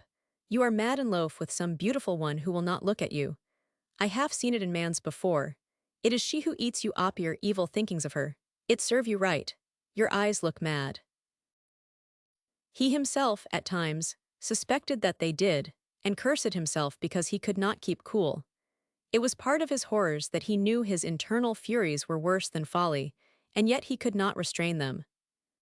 The creeping suspicion that this was only the result of the simple fact that he had never tried to restrain any tendency of his own was maddening. His nervous system was a wreck. He drank a great deal of whiskey to keep himself straight during the day, and he rose many times during his black waking hours in the night to drink more, because he obstinately refused to give up the hope that, if he drank enough, it would make him sleep. As through the thoughts of Mount Dunstan, who was a clean and healthy human being, there ran one thread which would not disentangle itself, so there ran through his unwholesome thinking a thread which burned like fire. His secret ravings would not have been good to hear.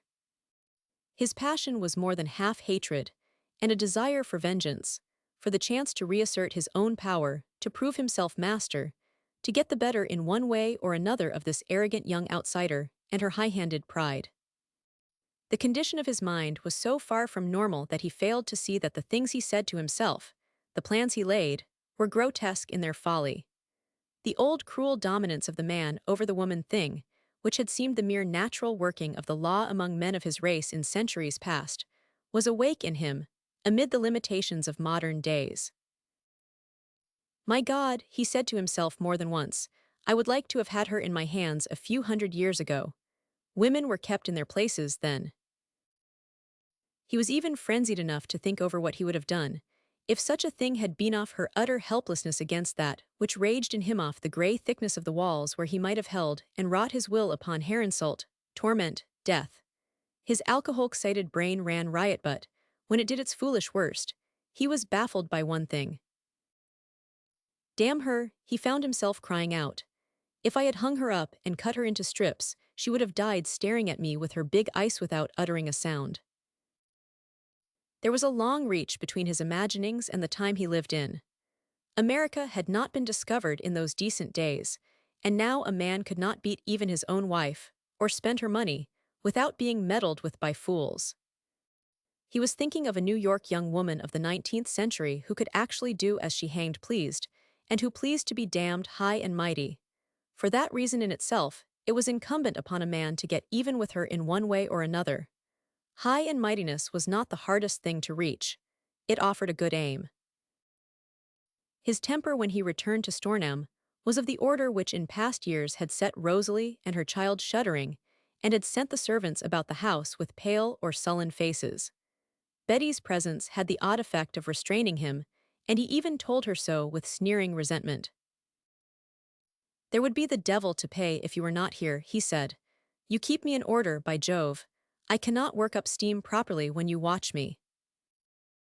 He himself knew that it was likely that some change would take place. She would not stay at Stornham, and she would not leave his wife and child alone with him again. It would be like her to hold her tongue until she was ready with her infernal plans and could spring them on him. Her letters to her father had probably prepared him for such action as such a man would be likely to take. He could guess what it would be. They were free and easy enough in America in their dealings with the marriage tie. Their idea would doubtless be a divorce with custody of the child. He wondered a little that they had remained quiet so long. There had been American shrewdness in her coming boldly to Stornham to look over the ground herself, and actually set the place in order. It did not present itself to his mind that what she had done had been no part of a scheme, but the mere result of her temperament and training. He told himself that it had been planned beforehand and carried out in hard-headed commercial American fashion as a matter of business. The thing which most enraged him was the implied cool, practical realization of the fact that he, as inheritor of an entailed estate, was but owner in charge, and not young enough to be regarded as an insurmountable obstacle to their plans. He could not undo the greater part of what had been done, and they were calculating, he argued, that his would not be likely to be a long life, and if anything happened Stornham would be Udded's, and the whole vulgar lot of them would come over and take possession and swagger about the place as if they had been born on it. As to divorce or separation, if they took that line, he would at least give them a good run for their money. They would wish they had let sleeping dogs lie before the thing was over. The right kind of lawyer could bully Rosalie into saying anything he chose on the witness stand. There was not much limit to the evidence a man could bring if he was experienced enough to be circumstantial and knew whom he was dealing with. The very fact that the little fool could be made to appear to have been so sly and sanctimonious would stir the gall of any jury of men. His own condoning the matter for the sake of his sensitive boy, deformed by his mother's unrestrained and violent hysteria before his birth, would go a long way. Let them get their divorce, they would have paid for it, the whole lot of them, the beautiful Miss Vanderpool and all. Such a story as the newspapers would revel in would not be a recommendation to Englishmen of unsmirched reputation. Then his exultation would suddenly drop, as his mental excitement produced its effect of inevitable physical fatigue. Even if he made them pay for getting their own way, what would happen to himself afterwards? No morbid vanity of self-bolstering could make the outlook anything but unpromising. If he had not had such diabolical luck in his few investments, he could have lived his own life. As it was, old Vanderpool would possibly condescend to make him some insufficient allowance, because Rosalie would wish that it might be done, and he would be expected to drag out to the end the kind of life a man pensioned by his wife's relatives inevitably does. If he attempted to live in the country, he should blow out his brains. When his depression was at its worst, he saw himself aging and shabby, rambling about from one cheap continental town to another, blackballed by good clubs, cold-shouldered even by the Teresitas, cut off from society by his limited means and the stories his wife's friends would spread. He ground his teeth when he thought of Betty. Her splendid vitality had done something to life for him, had given it savor. When he had come upon her in the avenue, his blood had stirred, even though it had been maliciously, and there had been spice in his very resentment of her presence. And she would go away. He would not be likely to see her again if his wife broke with him. She would be swept out of his days. It was hideous to think of, and his rage would overpower him and his nerves go to pieces again. "What are you going to do?" he broke forth suddenly one evening when he found himself temporarily alone with her. "You are going to do something, I see it in your eyes." He had been for some time watching her from behind his newspaper, while she, with an unread book upon her lap, had in fact been thinking deeply and putting to herself serious questions. Her answer made him stir rather uncomfortably. "I am going to write to my father to ask him to come to England." So this was what she had been preparing to spring upon him. He laughed insolently. "To ask him to come here." "With your permission." "With mine. Does an American father-in-law wait for permission? Is there any practical reason why you should prefer that he should not come?" He left his seat and walked over to her. "Yes, your sending for him is a declaration of war." "It need not be so, why should it?" "In this case I happen to be aware that it is. The choice is your own, I suppose, with ready bravado, that you and he are prepared to face the consequences. But is Rosalie, and is your mother?" My father is a businessman and will know what can be done. He will know what is worth doing, she answered, without noticing his question. But she added the words slowly. I have been making up my mind before I write to him to say something to you to ask you a question. He made a mock sentimental gesture. To ask me to spare my wife, to remember that she is the mother of my child. She passed over that also. To ask you if there is no possible way in which all this unhappiness can be ended decently. The only decent way of ending it would be that there should be no further interference. Let Rosalie supply the decency by showing me the consideration due from a wife to her husband. The place has been put in order. It was not for my benefit, and I have no money to keep it up. Let Rosalie be provided with means to do it. As he spoke the words, he realized that he had opened a way for embarrassing comment. He expected her to remind him that Rosalie had not come to him without money, but she said nothing about the matter. She never said the things he expected to hear. You do not want Rosalie for your wife, she went on, but you could treat her courteously without loving her. You could allow her the privileges other men's wives are allowed. You need not separate her from her family. You could allow her father and mother to come to her and leave her free to go to them sometimes. Will you not agree to that? Will you not let her live peaceably in her own simple way? She is very gentle and humble and would ask nothing more. She is a fool, he exclaimed furiously. A fool, she will stay where she is and do as I tell her. You knew what she was when you married her. She was simple and girlish and pretended to be nothing she was not. You chose to marry her and take her from the people who loved her. You broke her spirit and her heart. You would have killed her if I had not come in time to prevent it. I will kill her yet if you leave her, his folly made him say. You are talking like a feudal lord holding the power of life and death in his hands, she said. Power like that is ancient history. You can hurt no one who has friends without being punished. It was the old story. She filled him with the desire to shake or disturb her at any cost, and he did his utmost. If she was proposing to make terms with him, he would show her whether he would accept them or not. He let her hear all he had said to himself in his worst moments, all that he had argued concerning what she and her people would do, and what his own actions would belie his intention to make them pay the uttermost farthing in humiliation if he could not frustrate them. His methods would be definite enough. He had not watched his wife and F. Folliot for weeks to no end. He had known what he was dealing with. He had put other people upon the track and they would testify for him. He poured forth unspeakable statements and intimations, going, as usual, further than he had known he should go when he began. Under the spur of excitement, his imagination served him well. At last he paused. Well, he put it to her, what have you to say? I, with the remote intent curiosity growing in her eyes, I have nothing to say. I am leaving you to say things. You will, of course, try to deny, he insisted. No, I shall not. Why should I? You may assume your air of magnificence, but I am dealing with uncomfortable factors. He stopped in spite of himself and then burst forth in a new order of rage. You are trying some confounded experiment on me. What is it? She rose from her chair to go out of the room, and stood a moment holding her book half open in her hand. Yes, I suppose it might be called an experiment, was her answer. Perhaps it was a mistake. I wanted to make quite sure of something. Of what? I did not want to leave anything undone.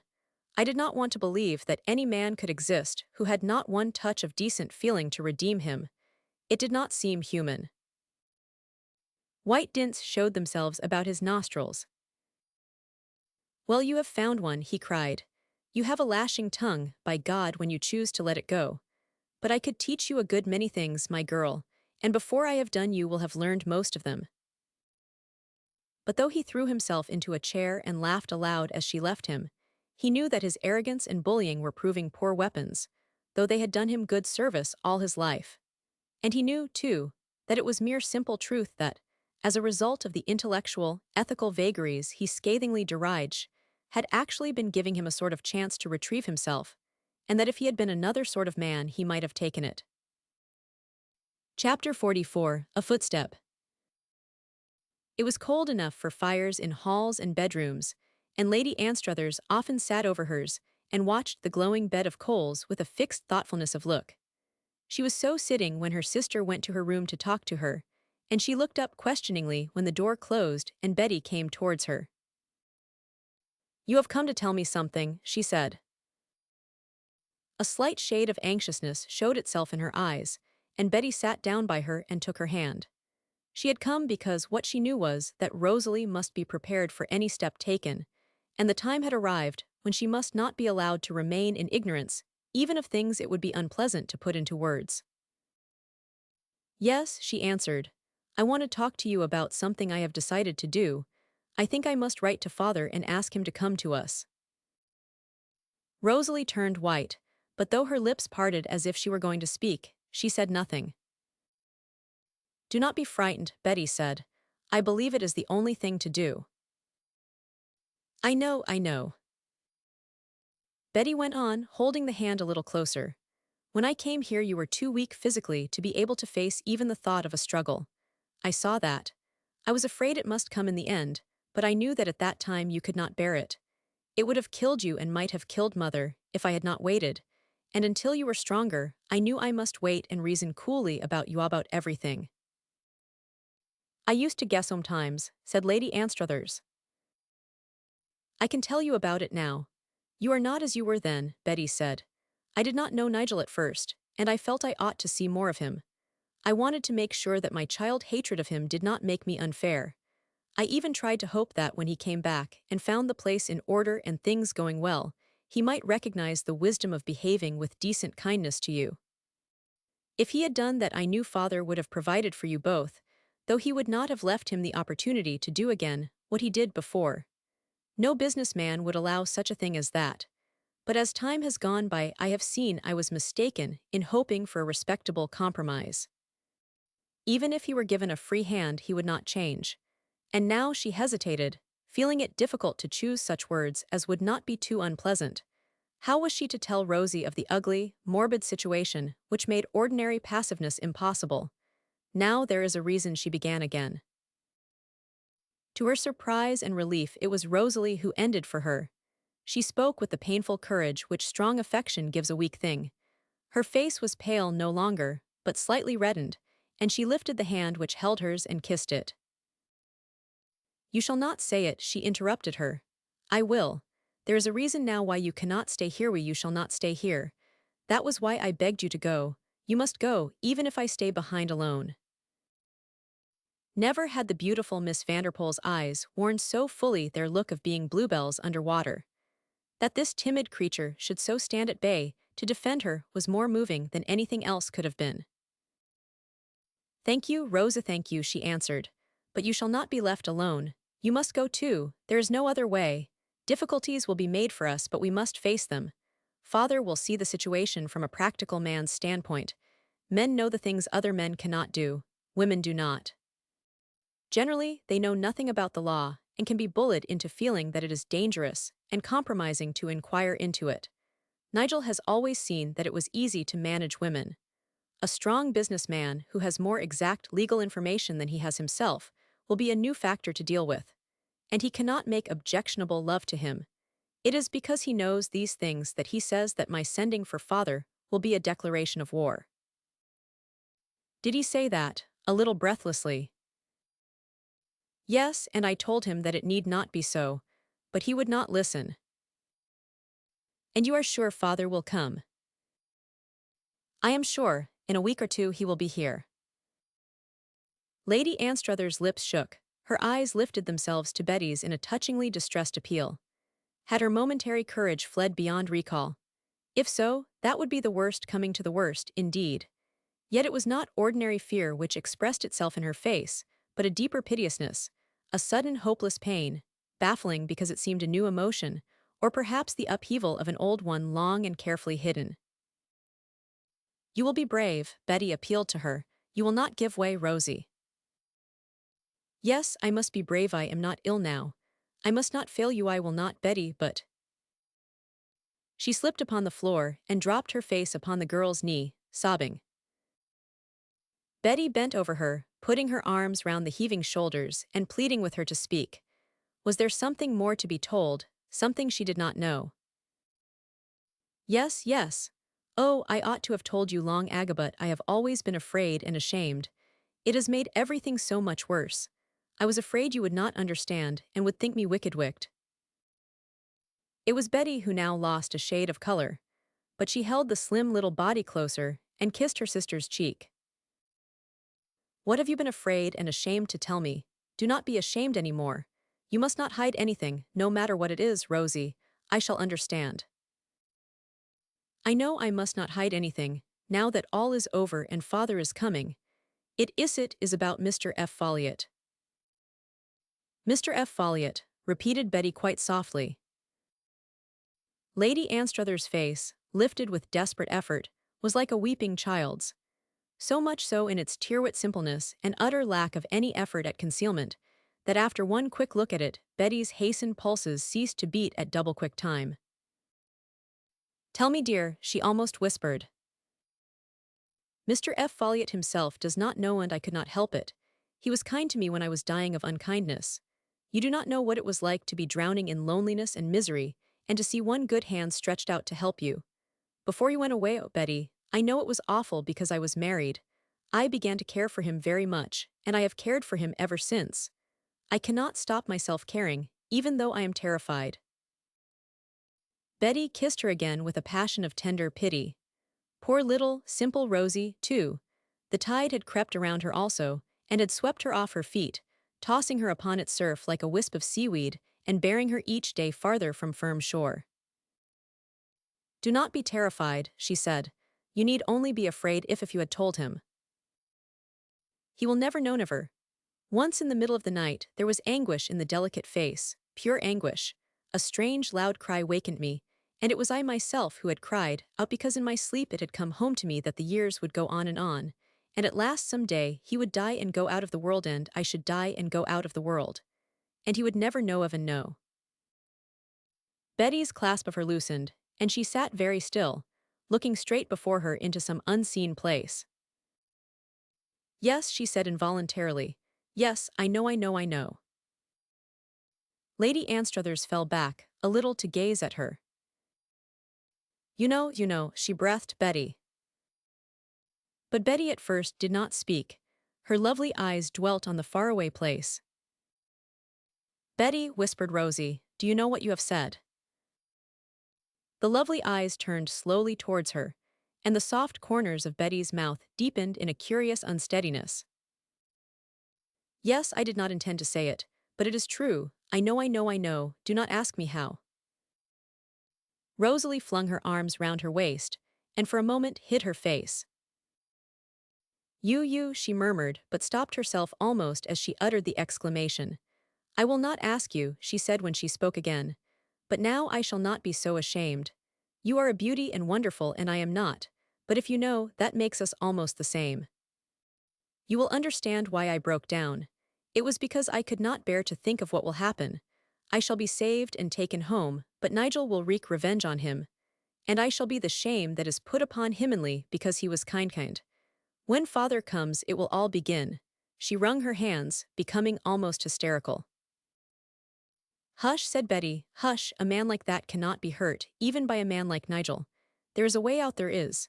Oh, Rosie, we must believe it. She soothed and caressed her, and led her on to relieving her long locked-up misery by speech. It was easy to see the ways in which her feeling had made her life harder to bear. She was as inexperienced as a girl, and had accused herself cruelly.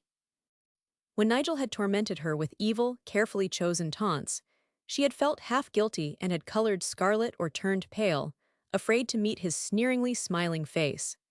She had tried to forget the kind voice, the kindly, understanding eyes, and had blamed herself as a criminal because she could not. I had nothing else to remember but unhappiness, and it seemed as if I could not help but remember him, she said, as simply as the Rosie who had left New York at 19 might have said it. I was afraid to trust myself to speak his name. When Nigel made insulting speeches, I could not answer him, and he used to say that women who had adventures should train their faces not to betray them every time they were looked at. Oh, broke from Betty's lips, and she stood up on the hearth and threw out her hands.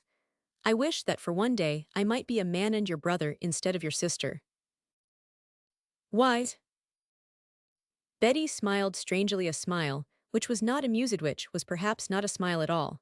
Her voice, as she answered, was at once low and tense.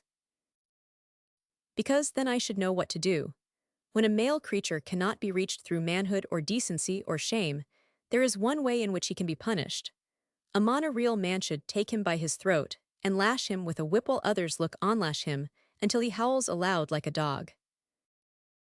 She had not expected to say it, but she had said it.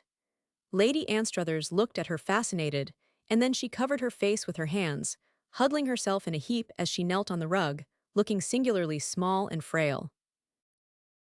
Betty, she said presently, in a new, awful little voice, I will tell you something. I never thought I should dare to tell anyone alive. I have shuddered at it myself. There have been days, awful, helpless days, when I was sure there was no hope for me in all the world, when deep down in my soul, I understood what women felt when they murdered people, crept to them in their wicked sleep, and struck them again and again. Like that. She sat up suddenly, as if she did not know what she was doing, and uncovering her little ghastly face, struck downward 3 fierce times at nothingness, but as if it were not nothingness, and as if she held something in her hand. There was horror in it. Betty sprang at the hand and caught it. No, no, she cried out. Poor little Rosie, darling little Rosie, no, no, no. That instant Lady Anstruthers looked up at her, shocked and awake. She was Rosie again, and clung to her, holding to her dress, piteous and panting. No, no, she said. When it came to me in the night, it was always in the night I used to get out of bed and pray that it might never, never come again, and that I might be forgiven, just forgiven.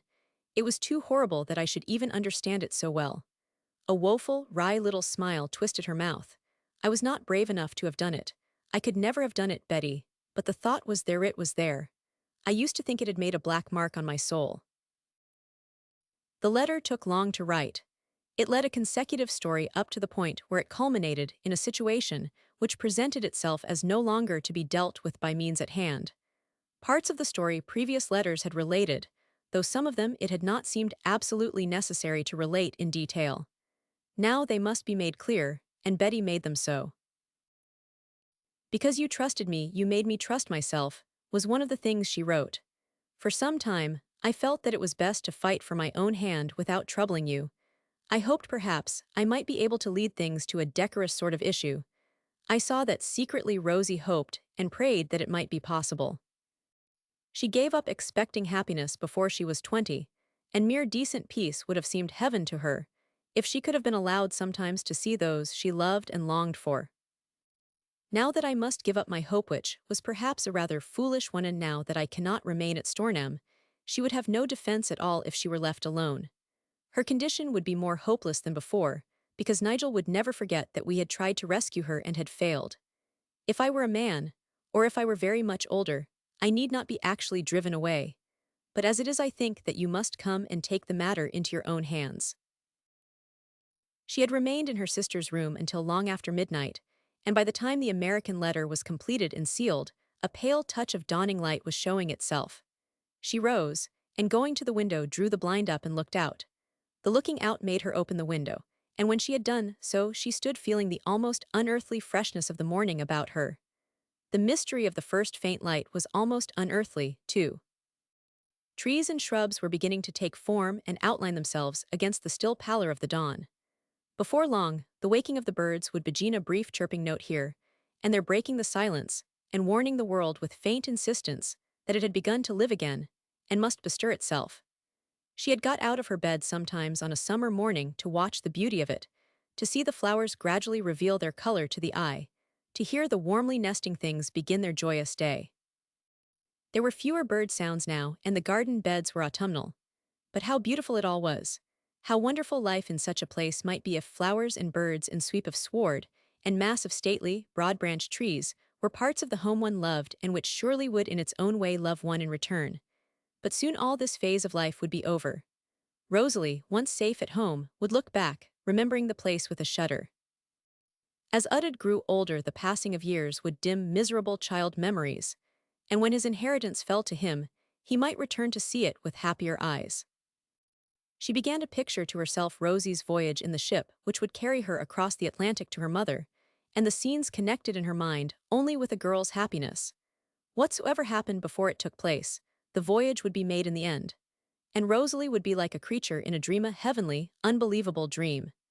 Betty could imagine how she would look wrapped up and sitting in her steamer chair, gazing out with rapturous eyes upon the racing waves. She will be happy, she thought, but I shall not, no, I shall not. She drew in the morning air and unconsciously turned towards the place where, across the rising and falling lands and behind the trees, she knew the great white house stood far away, with watchers' lights showing dimly behind the line of ballroom windows. I do not know how such a thing could be. I do not know how such a thing could be, she said. It could not. And she lifted a high head, not even asking herself what remote sense in her being so obstinately defied, and threw down the glove to fate. Sounds gain a curious distinctness and meaning in the hour of the break of the dawn. In such an hour, they seem even more significant than sounds heard in the dead of night. When she had gone to the window, she had fancied that she heard something in the corridor outside her door, but when she had listened, there had been only silence. Now there was sound again, that of a softly moved slippered foot. She went to the room's center and waited. Yes, certainly something had stirred in the passage. She went to the door itself. The dragging step had stopped. Could it be Rosalie who had come to her for something? For one second her impulse was to open the door herself. The next, she had changed her mind with a sense of shock. Someone had actually touched the handle and very delicately turned it. It was not pleasant to stand looking at it and see it turn. She heard a low, evidently unintentionally uttered exclamation, and she turned away, and with no attempt at softening the sound of her footsteps walked across the room, hot with passionate disgust. As well as if she had flung the door open, she knew who stood outside. It was Nigel Anstruthers, haggard and unseemly, with burned-out, sleepless eyes and bitten lip. Bad and mad as she had at last seen the situation to be, it was uglier and more desperate than she could well know. Chapter 45, The Passing Bell. The following morning Sir Nigel did not appear at the breakfast table. He breakfasted in his own room, and it became known throughout the household that he had suddenly decided to go away, and his man was packing for the journey. What the journey or the reason for its being taken happened to be were things not explained to anyone but Lady Anstruthers, at the door of whose dressing room he appeared without warning, just as she was leaving it. Rosalie started when she found herself confronting him. His eyes looked hot and hollow with feverish sleeplessness. "You look ill," she exclaimed involuntarily. "You look as if you had not slept." "Thank you, you always encourage a man. I am not in the habit of sleeping much," he answered. "I am going away for my health. It is as well you should know. I am going to look up old Broadmorlands. I want to know exactly where he is, in case it becomes necessary for me to see him.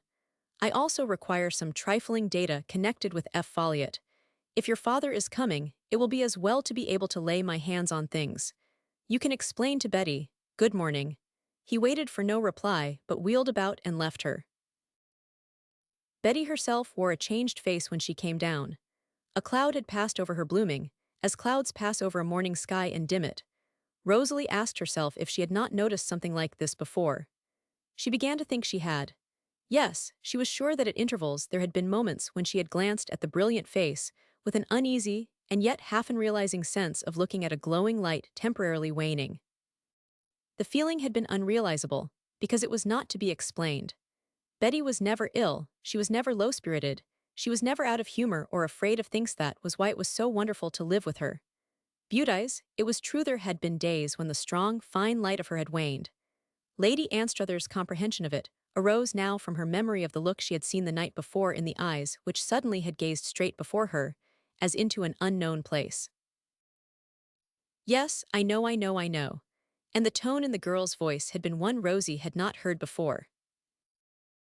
"Slight wonder if you knew what any outward change which showed itself, though in your own most desperate despite.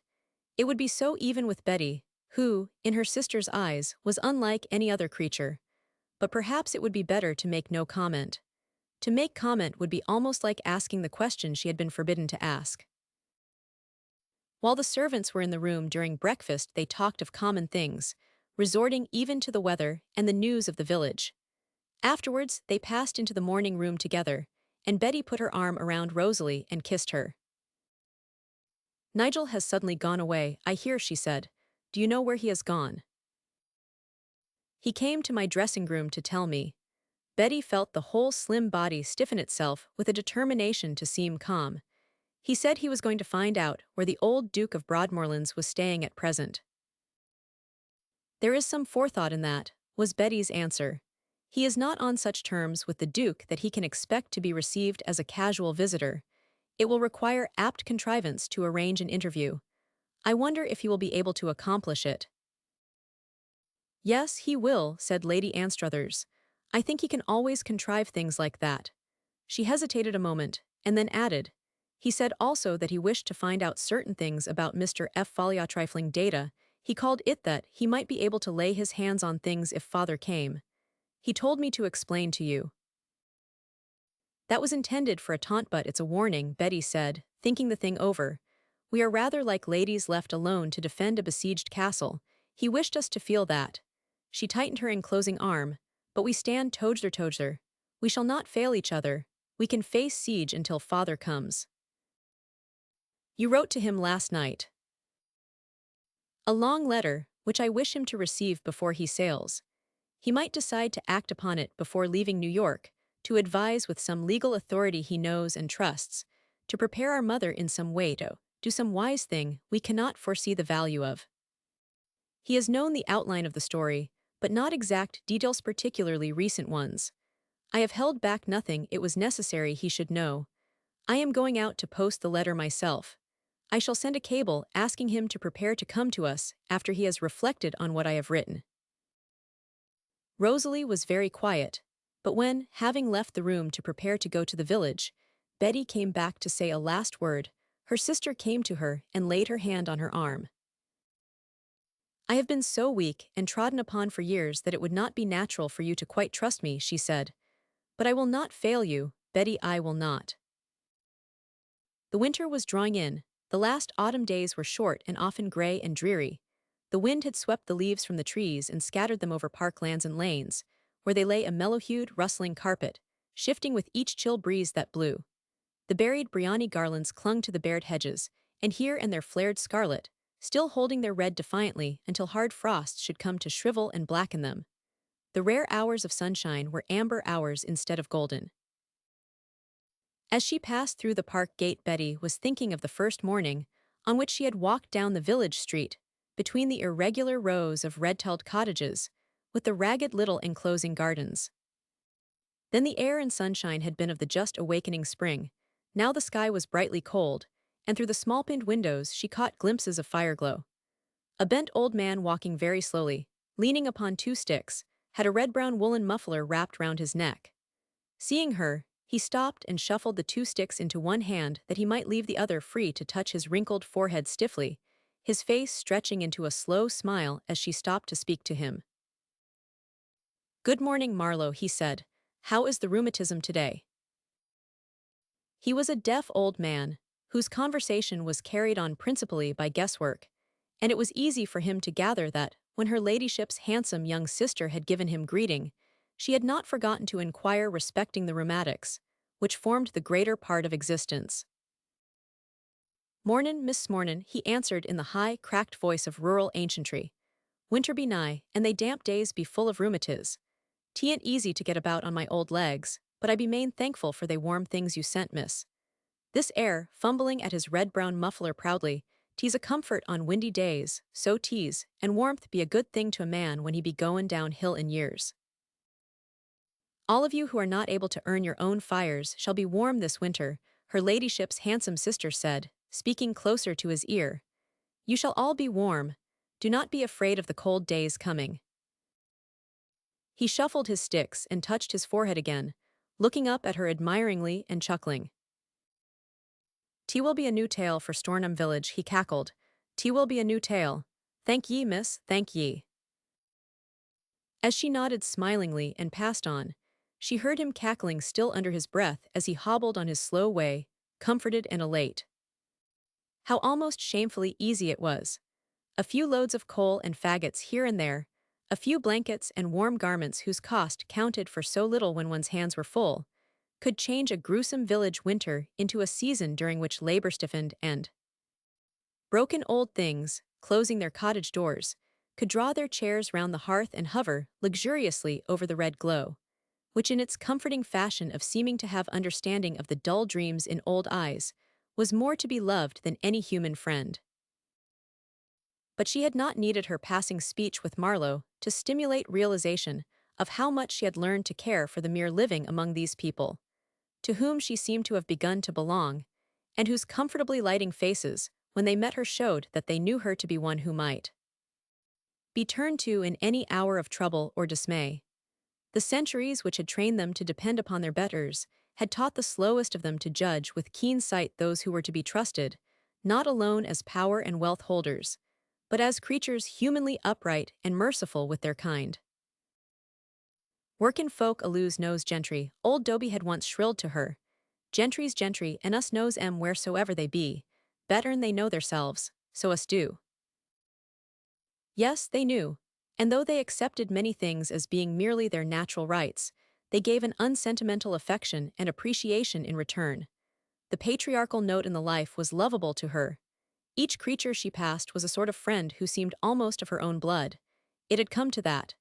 This particular existence was more satisfying to her than any other, more heart-filling and warmly complete. Though I am only an impostor, she thought. I was born in Fifth Avenue.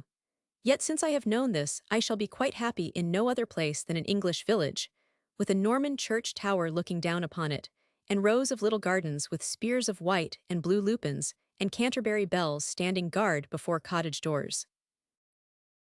And Rosaline, the evening of that first strange day, when she had come upon her piteous figure among the heather, under the trees near the lake, Rosalie had held her arm with a hot little hand, and had said feverishly, "If I could hear the roar of Broadway again, do the stages rattle as they used to, Betty? I cannot help hoping that they do." She carried her letter to the post, and stopped to talk a few minutes with the postmaster, who transacted his official business in a small shop where sides of bacon and hams hung suspended from the ceiling, while groceries, flannels, dress prints, and glass bottles of sweet stuff filled the shelves. Mr. Tewson's was the central point of Stornham in a commercial sense. The establishment had also certain social qualifications. Mr. Tewson knew the secrets of all hearts within the village radius, also the secrets of all constitutions. He knew by some occult means who had been taken bad, or who had taken a turn, and was aware at once when anyone was sinking fast. With such differences of opinion as occasionally arose between the vicar and his churchwardens, he was immediately familiar. The history of the fever among the hop-pickers at Dunstan village he had been able to relate in detail from the moment of its outbreak. It was he who had first dramatically revealed the truth of the action Miss Vanderpoel had taken in the matter, which revelation had aroused such enthusiasm as had filled the clock inn to overflowing, and given an impetus to the sale of beer. Tread, it was said, had even made a speech which he had ended with vague, but excellent intentions, by proposing the joint healths of her ladyship's sister and the President of America. Mr. Tewson was always glad to see Miss Vanderpoel cross his threshold. This was not alone because she represented the custom of the court, which since her arrival had meant large regular orders and large bills promptly paid, but that she brought with her an exotic atmosphere of interest and excitement. He had mentioned to friends that somehow a talk with her made him feel set up for the day. Betty was not at all sure that he did not prepare and hoard up choice remarks or bits of information as openings to conversation. This morning, he had thrilling news for her and began with it at once. "Dr. Fenwick at Stornham is very low, miss," he said. "He's very low, you will be sorry to hear. The worry about the fever upset him terrible and his bronchitis took him bad. He's an old man, you know." Miss Vanderpoel was very sorry to hear it. It was quite in the natural order of things that she should ask other questions about Dunstan village and the Mount, and she asked several. The fever was dying out, and pale convalescents were sometimes seen in the village or strolling about the park. His lordship was taking care of the people and doing his best for them until they should be strong enough to return to their homes. But he's very strict about making it plain that it's you, miss, they have to thank for what he does. That is not quite just, said Miss Vanderpool. He and Mr. Penzance fought on the field. I only supplied some of the ammunition. The county does not think of him as it did even a year ago, miss, said Tewson rather smugly. He was very ill thought of then among the gentry. It's wonderful the change that's come about. If he should fall ill, there will be a deal of sympathy. I hope there is no question of his falling ill, said Miss Vanderpool. Mr. Tewson lowered his voice confidentially. This was really his most valuable item of news. Well, miss, he admitted, I have heard that he's been looking very bad for a good bit, and it was told me quite private, because the doctors and the vicar do not want the people to be upset by hearing it that for a week he's not been well enough to make his rounds. Oh, the exclamation was a faint one, but it was an exclamation. I hope that means nothing really serious, Miss Vanderpool added. Everyone will hope so. Yes, miss, said Mr. Tewson, deftly twisting the string round the package he was tying up for her. A sad reward it would be if he lost his life after doing all he has done. A sad reward, but there would be a good deal of sympathy. The small package contained trifles of sewing and knitting materials she was going to take to Mrs. Weldon, and she held out her hand for it. She knew she did not smile quite naturally as she said her good morning to Tewson. She went out into the pale amber sunshine and stood a few moments, glad to find herself bathed in it again. She suddenly needed air and light. A sad reward. Sometimes people were not rewarded. Brave men were shot dead on the battlefield when they were doing brave things. Brave physicians and nurses died of the plagues they faithfully wrestled with. Here were dread and pain confronting her Betty Vanderpoland, while almost everyone else seemed to have faced them. She was wholly unused to their appalling clutch. What a life hers had been that in looking back over it she should realize that she had never been touched by anything like this before. There came back to her the look of almost odd wonder in G. Selden's honest eyes when he said, "What it must be to be just you." He had been thinking only of the millions, and of the freedom from all everyday anxieties the millions gave. She smiled faintly as the thought crossed her brain. The millions, the rolling up of them year by year, because millions were breeders. The newspaper stories of them, wonder at and belief in their power. It was all going on just as before, and yet here stood a Vanderpool in an English village street, of no more worth as far as power to aid herself went than Joe Buttle's girl with the thick waist and round red cheeks. Jenny Buttle would have believed that her ladyship's rich American sister could do anything she chose, open any door, command any presence, sweep aside any obstacle with a wave of her hand. But of the two, Jenny Buttle's path would have laid straighter before her. If she had had a young man who had fallen ill, she would have been free if his mother had cherished no objection to their walking out to spend all her spare hours in his cottage, making gruel and poultices, crying until her nose and eyes were red, and pouring forth her hopes and fears to any neighbor who came in or out, or hung over the dividing garden hedge. If the patient died, the deeper her mourning, and the louder her sobs at his funeral, the more respectable and deserving of sympathy and admiration would Jenny Buttle have been counted. Her ladyship's rich American sister had no young man. She had not at any time been asked to walk out. Even in the dark days of the fever, each of which had carried thought and action of hers to the scene of trouble, there had reigned unbroken silence, except for the vicar's notes of warm and appreciative gratitude. "You are very obstinate, Fergus," Mr. Penzance had said. And Mount Dunstan had shaken his head fiercely and answered, "Do not speak to me about it. Only obstinacy will save me from behaving like other blackguards." Mr. Penzance, carefully polishing his eyeglasses as he watched him, was not sparing in his comment.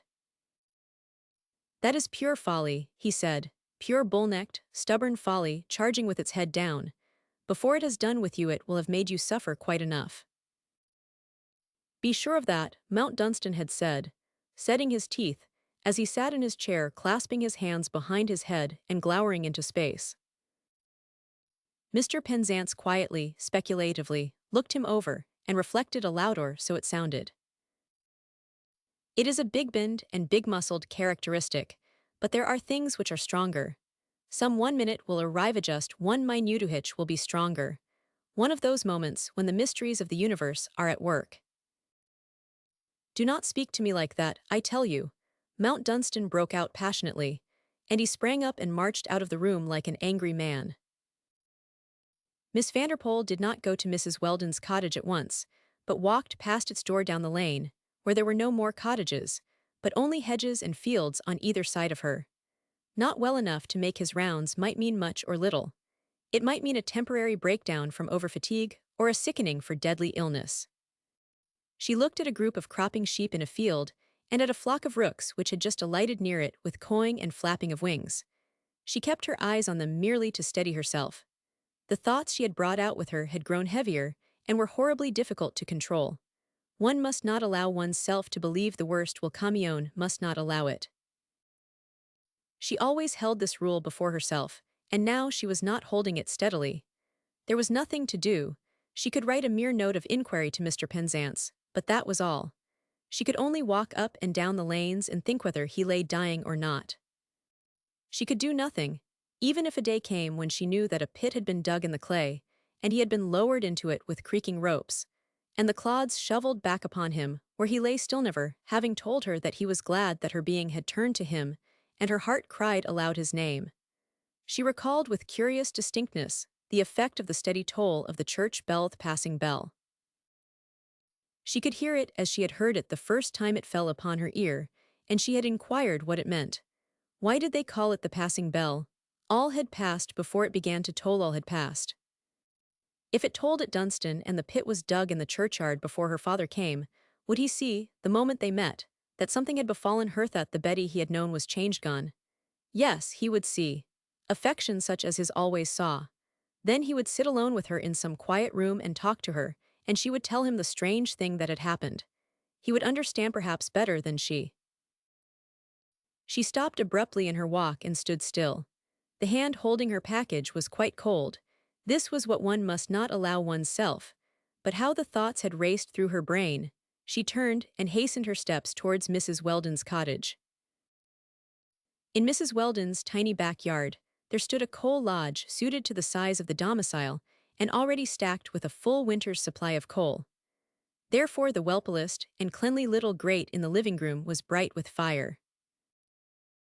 Old Dobie, who had tottered round the corner to pay his fellow gossip a visit, was sitting by it, and old Mrs. Weldon, clean as to cap and apron and small purple shoulder shawl, had evidently been allaying his natural anxiety as to the conduct of foreign sovereigns by reading in a loud voice the print under the pictures in an illustrated paper.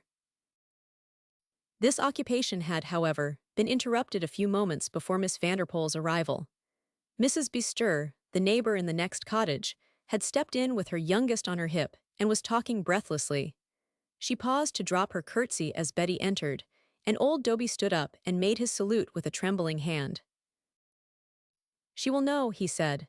Gentry knows the ins and outs of gentry fust. She will know the rights. What has happened? Mrs. Bestir unexpectedly burst into tears. There was an element in the female villager's temperament which Betty had found was frequently unexpected in its breaking forth. He's down, miss, she said. He's down with it cruel bad. There will be no savin of him none. Betty laid her package of sewing cotton and knitting wool quietly on the blue and white checked tablecloth. Who is he? She asked. His lordship and him just saved all Dunstan parish from death do go like this.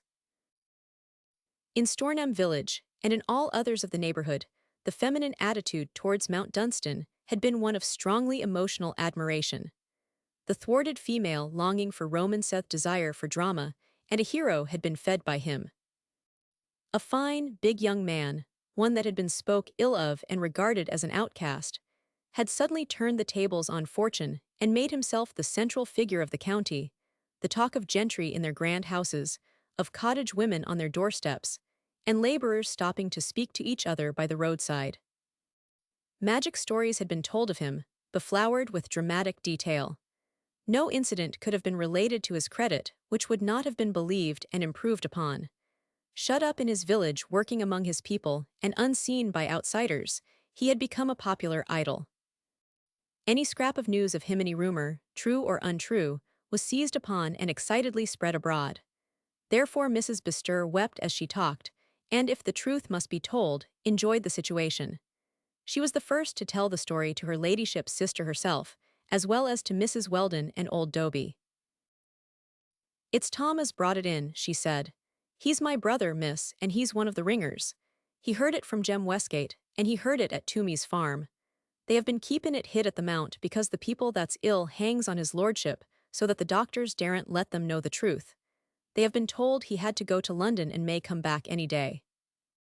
What Tom was sayin', miss, was that we would all know when it was over, for we would hear the church bell toll here same as it would toll at Dunstan, because they ringers have talked it over and they are goin' to talk it over today with the other parishes, Yongford and Meltham and Dunholm and them.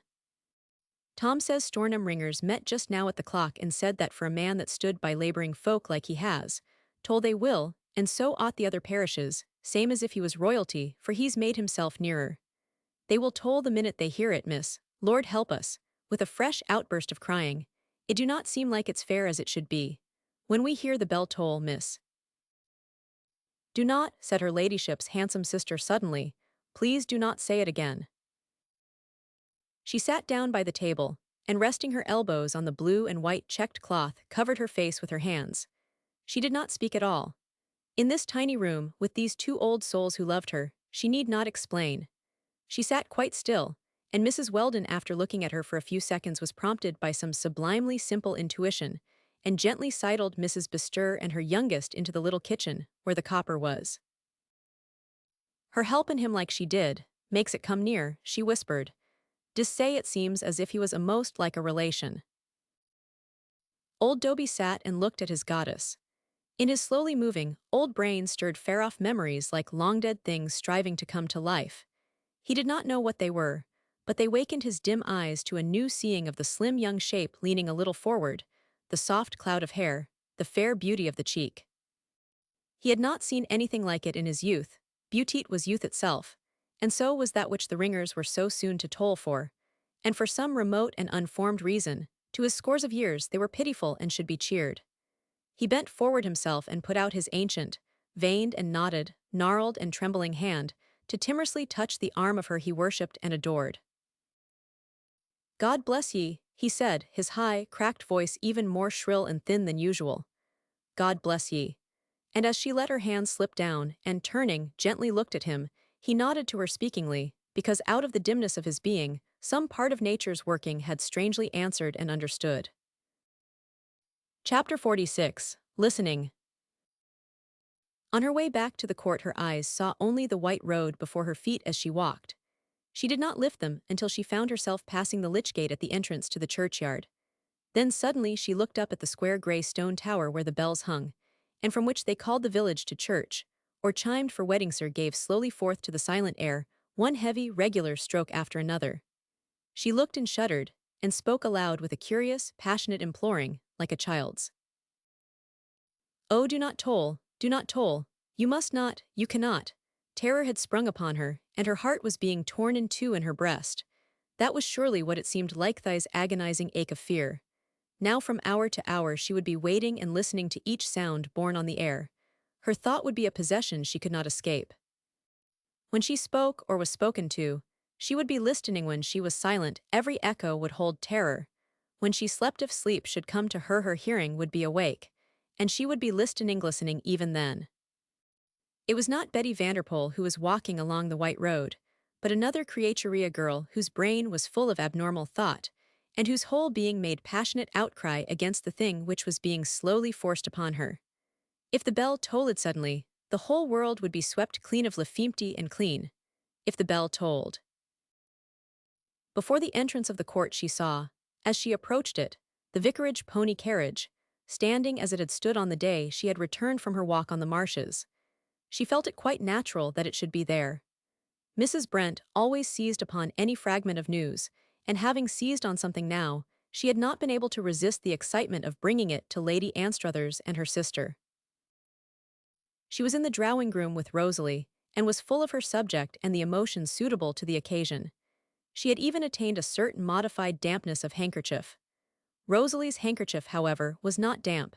She had not even attempted to use it, but sat still, her eyes brimming with tears, which, when she saw Betty, brimmed over and slipped helplessly down her cheeks.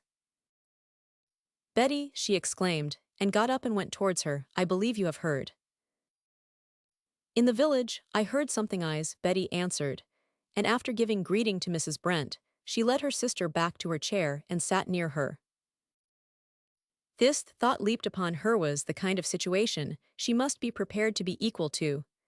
In the presence of these who knew nothing, she must bear herself as if there was nothing to be known. No one but herself had the slightest knowledge of what the past months had brought to her. No one in the world. If the bell tolled, no one in the world but her father ever would know. She had no excuse for emotion. None had been given to her. The kind of thing it was proper that she should say and do now, in the presence of Mrs. Brent, it would be proper and decent that she should say and do in all other cases. She must comport herself as Betty Vanderpool would if she were moved only by ordinary human sympathy and regret. "We must remember that we have only excited rumor to depend upon," she said. "Lord Mount Dunstan has kept his village under almost military law. He has put it into quarantine. No one is allowed to leave it, so there can be no direct source of information. One cannot be sure of the entire truth of what one hears. Often it is exaggerated cottage talk.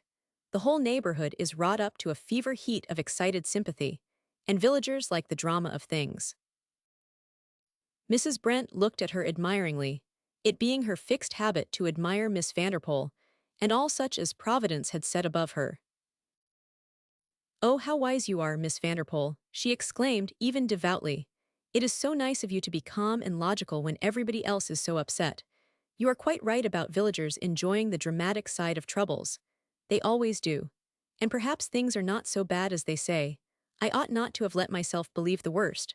But I quite broke down under the ringers. I was so touched."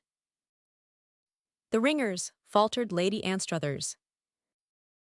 "The leader came to the vicar to tell him they wanted permission to toll if they heard tolling at Dunstan.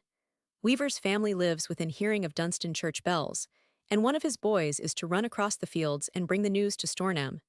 And it was most touching, Miss Vanderpool. They feel, in their rustic way, that Lord Mount Dunstan has not been treated fairly in the past.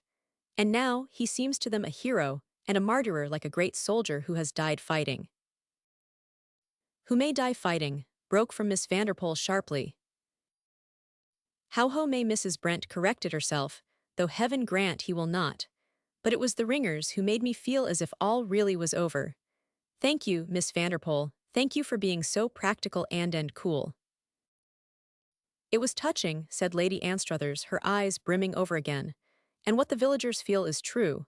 It goes to one's heart in a little outburst. People have been unkind to him, and he has been lonely in that great empty place, has been lonely.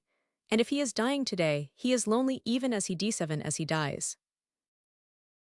Betty drew a deep breath. For one moment there seemed to rise before her vision of a huge room whose stately size made its bareness a more desolate thing. And Mr. Penzance bent low over the bed. She tore her thought away from it. "No, no," she cried out in low, passionate protest. "There will be love and yearning all about him everywhere. The villagers who are waiting, the poor things he has worked for, the very ringers themselves, are all pouring forth the same thoughts.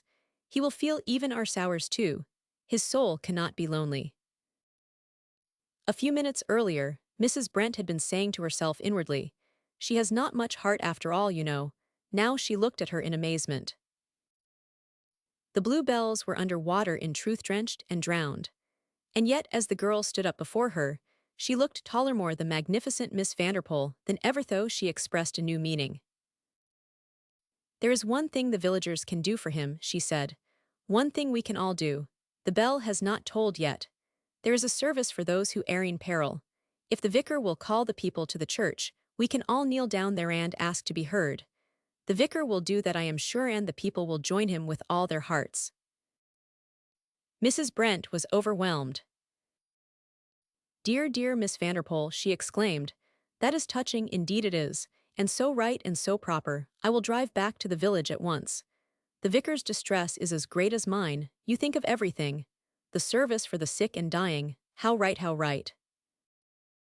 With a sense of an increase of value in herself, the vicar, and the vicarage, she hastened back to the pony carriage. but in the hall she seized Betty's hand emotionally. "I cannot tell you how much I am touched by this," she murmured. "I did not know you were a religious girl, my dear." Betty answered with grave politeness.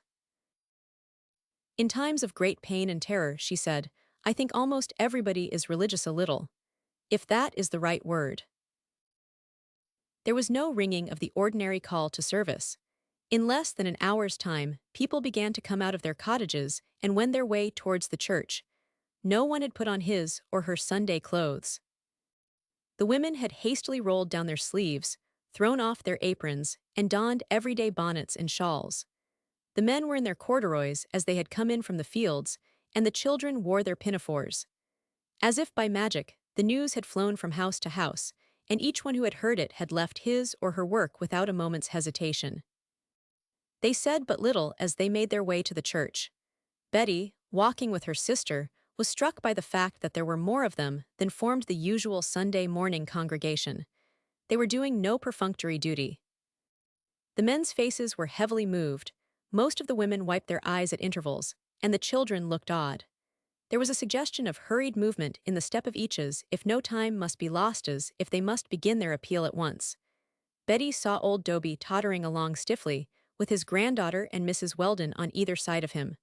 Marlowe, on his two sticks, was to be seen moving slowly but steadily. Within the ancient stone walls, stiff old knees bent themselves with care, and faces were covered devoutly by work-hardened hands. As she passed through the churchyard, Betty knew that eyes followed her affectionately, and that the touching of foreheads and dropping of curtsies expressed a special sympathy. In each mind she was connected with the man they came to pray for, with the work he had done, with the danger he was in. It was vaguely felt that if his life ended, a bereavement would have fallen upon her. This the girl knew. The vicar lifted his bowed head and began his service. Every man, woman, and child before him responded aloud, and with a curious fervor, not indecorous fear of seeming to thrust themselves before the throne, making too much of their petitions, in the presence of the gentry. Here and there sobs were to be heard. Lady Anstruthers followed the service timorously and with tears. But Betty, kneeling at her side, by the round table in the center of the great square Stornham pew, which was like a room, bowed her head upon her folded arms, and prayed her own intense, insistent prayer. "God in heaven," was her inward cry, "God of all the worlds, do not let him die. If he ask anything in my name, that I will do." Christ said it. "In the name of Jesus of Nazareth, do not let him die. All the worlds are yours, all the power, listen to us. Lord, I believe, help thou my unbelief. If this terror robs me of faith, and I pray madly, forgive me. Do not count it against me as sin. You made him. He has suffered and been alone. It is not time yet for him to go. He has known no joy and no bright thing. Do not let him go out of the warm world like a blind man. Do not let him die. Perhaps this is not prayer but raging. Forgive. All power is gone from me. God of the worlds and the great winds and the myriad stars, do not let him die." She knew her thoughts were wild, but their torrent bore her with them into a strange, great silence. She did not hear the vicar's words or the responses of the people. She was not within the gray stone walls. She had been drawn away as into the darkness and stillness of the night, and no soul but her own seemed near. Through the stillness and the dark her praying seemed to call and echo, clamoring again and again. It must reach something, it must be heard, because she cried so loud, though to the human beings about her she seemed kneeling in silence. She went on and on, repeating her words, changing them, ending and beginning again, pouring forth a flood of appeal. She thought later that the flood must have been at its highest tide, when singularly it was stemmed. Without warning, a wave of awe passed over her which strangely silenced her and left her bowed and kneeling, but crying out no more. The darkness had become still, even as it had not been still before. Suddenly she cowered as she knelt and held her breath. Something had drawn a little near. No thoughts, no words, no cries were needed as the great stillness grew and spread, and folded her being within it. She waited and waited. She did not know how long a time passed before she felt herself drawn back from the silent and shadowy place, awakening, as it were, to the sounds in the church. "Our Father," she began to say, as simply as a child, "Our Father who art in heaven, hallowed be thy name." There was a stirring among the congregation, and sounds of feet, as the people began to move down the aisle in reverent slowness. She caught again the occasional sound of a subdued sob. Rosalie gently touched her, and she rose, following her out of the big pew and passing down the aisle after the villagers.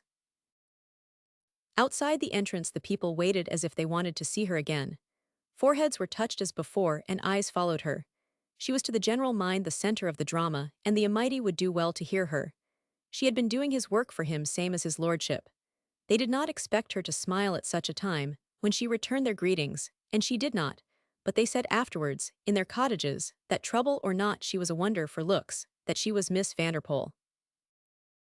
Rosalie slipped a hand through her arm, and they walked home together, very close to each other. Now and then there was a questioning in Rosie's look, but neither of them spoke once. On an oak table in the hall, a letter from Mr. Penzance was lying. It was brief, hurried, and anxious. The rumor that Mount Dunstan had been ailing was true, and that they had felt they must conceal the matter from the villagers was true also. For some baffling reason the fever had not absolutely declared itself, but the young doctors were beset by grave forebodings. In such cases the most serious symptoms might suddenly develop. One never knew. Mr. Penzance was evidently torn by fears which he desperately strove to suppress. But Betty could see the anguish on his fine old face, and between the lines she read dread and warning not put into words. She believed that, fearing the worst, he felt he must prepare her mind. He has lived under a great strain for months, he ended.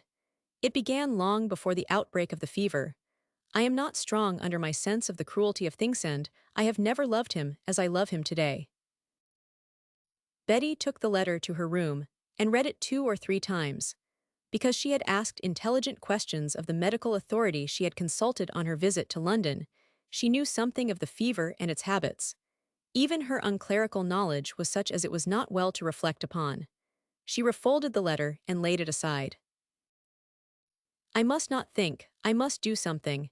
It may prevent my listening, she said aloud to the silence of her room. She cast her eyes about her as if in search. Upon her desk lay a notebook. She took it up and opened it. It contained lists of plants, of flower seeds, of bulbs and shrubs. Each list was headed with an explanatory note. Yes, this will do, she said. I will go and talk to Kedgers. Kedgers and every man under him had been at the service, but they had returned to their respective duties. Kedgers, giving directions to some under-gardeners who were clearing flower beds and preparing them for their winter rest, turned to meet her as she approached. To Kedgers the sight of her coming towards him on a garden path was a joyful thing. He had done wonders, it is true, but if she had not stood by his side with inspiration as well as confidence, he knew that things might have come out different. You was born a gardener, Miss Sporn one, he had said months ago. It was the time when flower beds must be planned for the coming year. Her notebook was filled with memoranda of the things they must talk about. It was good, normal, healthy work to do. The scent of the rich, damp, upturned mold was a good thing to inhale.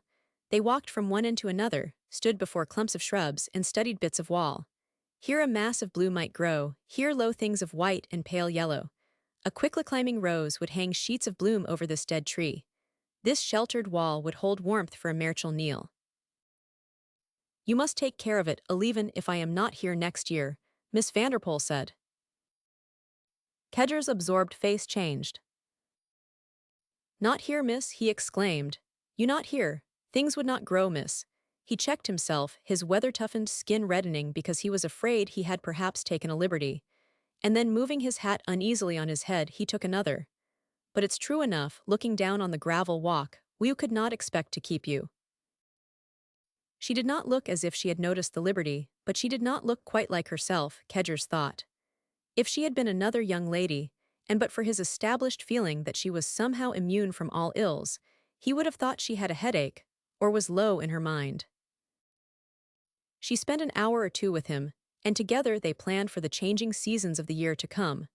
How she could keep her mind on a thing, and what a head she had for planning, and what an eye for color. But yes, there was something a bit wrong somehow. Now and then she would stop and stand still for a moment, and suddenly it struck Kedgers that she looked as if she were listening. Did you think you heard something, miss? He asked her once when she paused and wore this look. No, she answered, no, and drew him on quickly almost, as if she did not want him to hear what she had seemed listening for. When she left him and went back to the house, All the loveliness of spring, summer, and autumn had been thought out and provided for. Kedger stood on the path and looked after her until she passed through the terrace door. He chewed his lip uneasily. Then he remembered something and felt a bit relieved. It was the service he remembered. Ah, it's that's upset her and it's natural, seeing how she's helped him in Dunstan village. It's only natural. He chewed his lip again and nodded his head in odd reflection. Aye, he summed her up. She's a great lady thatches a great lady same as if she would been born in a civilized land. During the rest of the day, the look of question in Rosalie's eyes changed in its nature. When her sister was near her, she found herself glancing at her with a new feeling. It was a growing feeling, which gradually became anxiousness. Betty presented to her the aspect of one withdrawn into some remote space. She was not living this day as her days were usually lived. She did not sit still or stroll about the gardens quietly. The consecutiveness of her actions seemed broken. She did one thing after another, as if she must fill each moment. This was not her Betty. Lady Anstruthers watched and thought until, in the end, a new pained fear began to creep slowly into her mind, and make her feel as if she were slightly trembling though her hands did not shake. She did not dare to allow herself to think the things she knew she was on the brink of thinking. She thrust it away from her, and tried not to think at all. Her Betty, her splendid Betty, whom nothing could hurt, who could not be touched by any awful thing, her dear Betty. In the afternoon, she saw her write notes steadily for an hour. Then she went out into the stables and visited the horses, talked to the coachman and to her own groom. She was very kind to a village boy who had been recently taken on as an additional assistant in the stable, and who was rather frightened and shy. She knew his mother, who had a large family, and she had, indeed, given the boy his place that he might be trained under the great Mr. Buckham, who was coachman and head of the stables. She said encouraging things which quite cheered him, and she spoke privately to Mr. Buckham about him. Then she walked in the park a little, but not for long. When she came back, Rosalie was waiting for her. "I want to take a long drive," she said. "I feel restless. Will you come with me, Betty?" Yes, she would go with her, so Buckham brought the landau with its pair of big horses, and they rolled down the avenue and into the smooth, white high road. He took them far past the great marshes, between miles of bared hedges, past farms and scattered cottages. Sometimes he turned into lanes, where the hedges were closer to each other, and where, here and there, they caught sight of new points of view between trees. Betty was glad to feel Rosie's slim body near her side, and she was conscious that it gradually seemed to draw closer and closer. Then Rosie's hand slipped into hers and held it softly on her lap. When they drove together in this way, they were usually both of them rather silent and quiet. But now Rosalie spoke of many things off-utted, of Nigel, of the Dunholms, of New York, and their father and mother. "I want to talk because I am nervous, I think," she said half apologetically. "I do not want to sit still and think too much of father's coming. You do not mind my talking, do you, Betty?" "No," Betty answered. "It is good for you and for me," and she met the pressure of Rosie's hand halfway. But Rosie was talking, not because she did not want to sit still and think, but because she did not want Betty to do so. And all the time she was trying to thrust away the thought growing in her mind. They spent the evening together in the library, and Betty read aloud. She read a long time until quite late. She wished to tire herself as well as to force herself to stop listening. When they said good night to each other, Rosie clung to her as desperately as she had clung on the night after her arrival. She kissed her again and then hung her head and excused herself. "Forgive me for being nervous. I am ashamed of myself," she said. "Perhaps in time I shall get over being a coward." But she said nothing of the fact that she was not a coward for herself, but through a slowly formulating and struggled against fear, which chilled her very heart, and which she could best cover by a pretense of being a poltroon. She could not sleep when she went to bed. The night seemed crowded with strange, terrified thoughts. They were all of Betty, though sometimes she thought of her father's coming, of her mother in New York, and of Betty's steady working throughout the day. Sometimes she cried, twisting her hands together, and sometimes she dropped into a feverish sleep and dreamed that she was watching Betty's face, yet was afraid to look at it. She awakened suddenly from one of these dreams and sat upright in bed to find the dawn breaking. She rose and threw on a dressing gown and went to her sister's room because she could not bear to stay away. The door was not locked, and she pushed it open gently. One of the windows had its blind drawn up and looked like a patch of dull gray. Betty was standing upright near it. She was in her nightgown, and a long black plait of hair hung over one shoulder heavily. She looked all black and white in strong contrast. The gray light set her forth as a tall ghost. Lady Anstruthers slid forward, feeling a tightness in her chest. "The dawn wakened me too," she said. "I have been waiting to see it come," answered Betty. "It is going to be a dull, dreary day." Chapter 47. I Have No Word or Look to Remember. It was a dull and dreary day, as Betty had foreseen it would be. Heavy rain clouds hung and threatened, and the atmosphere was damp and chill. It was one of those days of the English autumn which speak only of the end of things, bereaving one of the power to remember next year's spring and summer, which, after all, must surely come. Sky is gray, trees are gray, dead leaves lie damp beneath the feet, sunlight and birds seem forgotten things. All that has been sad and to be regretted or feared hangs heavy in the air and sways all thought. In the passing of these hours there is no hope anywhere. Betty appeared at breakfast in short dress and close hat. She wore thick little boots, as if for walking. "I am going to make visits in the village," she said. "I want a basket of good things to take with me. Stourton's children need feeding after their measles. They looked very thin when I saw them playing in the road yesterday." "Yes, dear," Rosalie answered. "Mrs. Noakes shall prepare the basket. Good chicken broth and jelly and nourishing things. Jennings, to the butler, you know the kind of basket Miss Vanderpool wants. Speak to Mrs. Noakes, please." Yes, my lady, Jennings knew the kind of basket, and so did Mrs. Noakes. Below stairs a strong sympathy with Miss Vanderpool's movements had developed. No one resented the preparation of baskets. Somehow they were always managed, even if asked for at untimely hours. Betty was sitting silent, looking out into the grayness of the autumn-smitten park. "Are you listening for anything, Betty?" Lady Anstruthers asked rather falteringly. "You have a sort of listening look in your eyes." Betty came back to the room, as it were.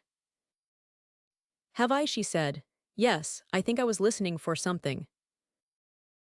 And Rosalie did not ask her what she listened for. She was afraid she knew. It was not only the Stourtons Betty visited this morning. She passed from one cottage to another to see old women, and old men, as well as young ones, who for one reason or another needed help and encouragement. By one bedside she read aloud. By another she sat and told cheerful stories. She listened to talk in little kitchens, and in one house welcomed a newborn thing.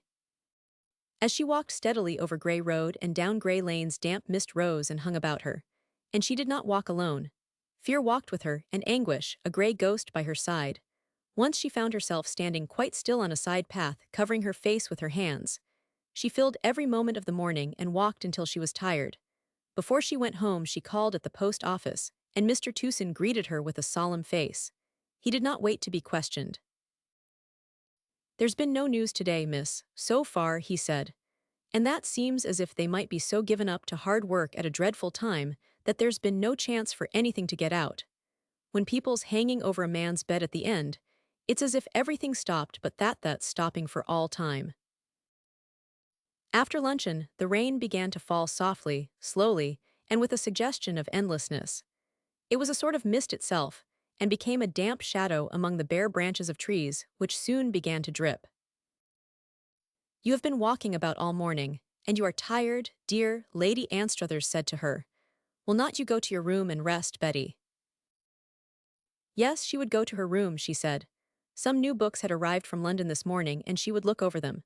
She talked a little about her visits before she went, and when, as she talked, Udded came over to her and stood close to her side holding her hand and stroking it, she smiled at him sweet-lithe smile he adored. He stroked the hand and softly patted it, watching her wistfully.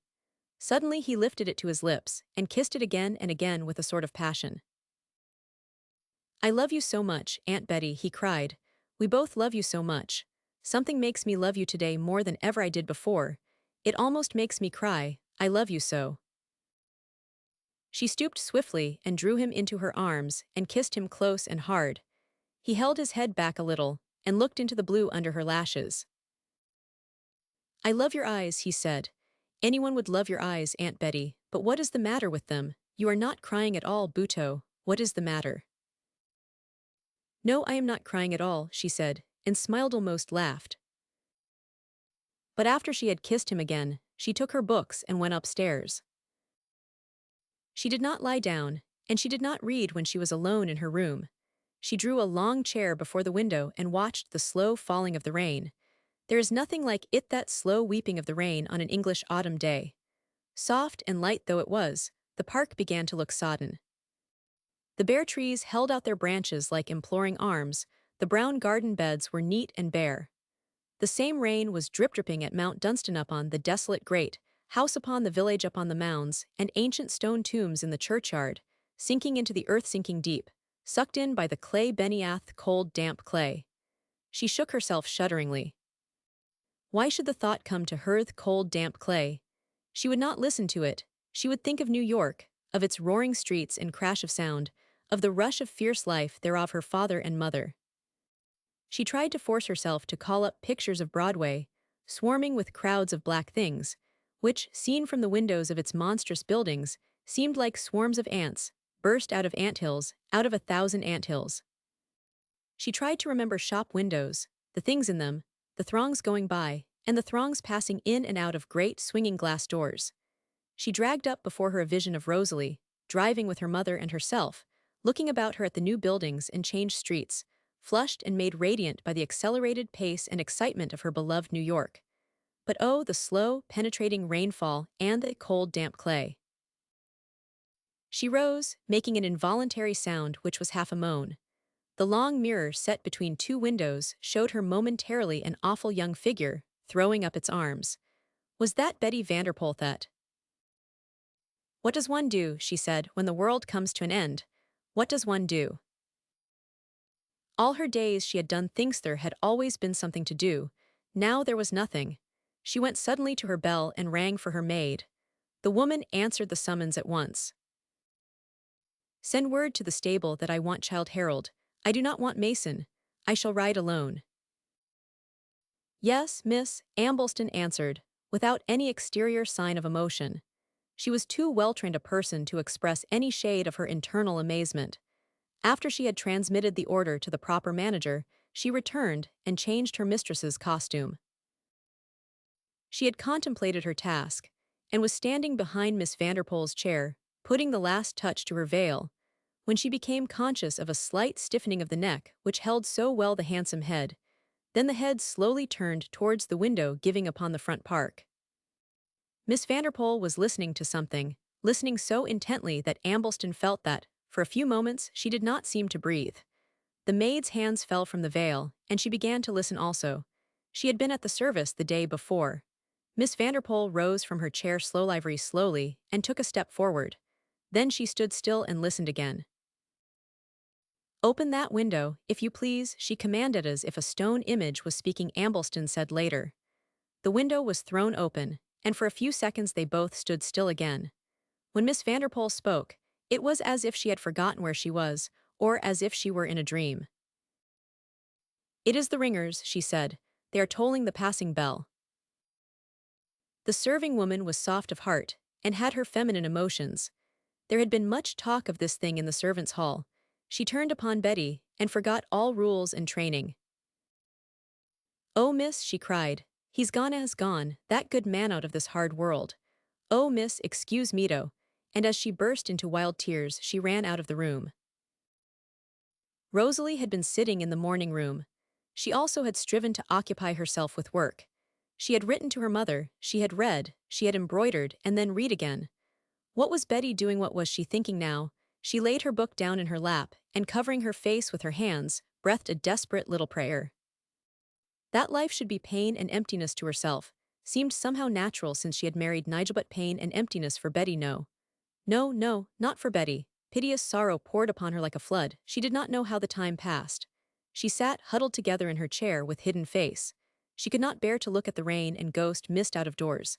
Oh, if her mother were only here and she might speak to her. And as her loving tears broke forth afresh, she heard the door open. "If you please, my lady, I beg your pardon, my lady," as she started and uncovered her face. "What is it, Jennings?" The figure at the door was that of the serious, elderly butler, and he wore a respectfully grave air. "As your ladyship is sitting in this room, we thought it likely you would not hear, the windows being closed, and we felt sure, my lady, that you would wish to know." Lady Anstruther's hands shook as they clung to the arms of her chair. "To know," she faltered. "Hear what?" "The passing bell is tolling, my lady. It has just begun. It is for Lord Mount Dunstan. There's not a dry eye downstairs, your ladyship, not one."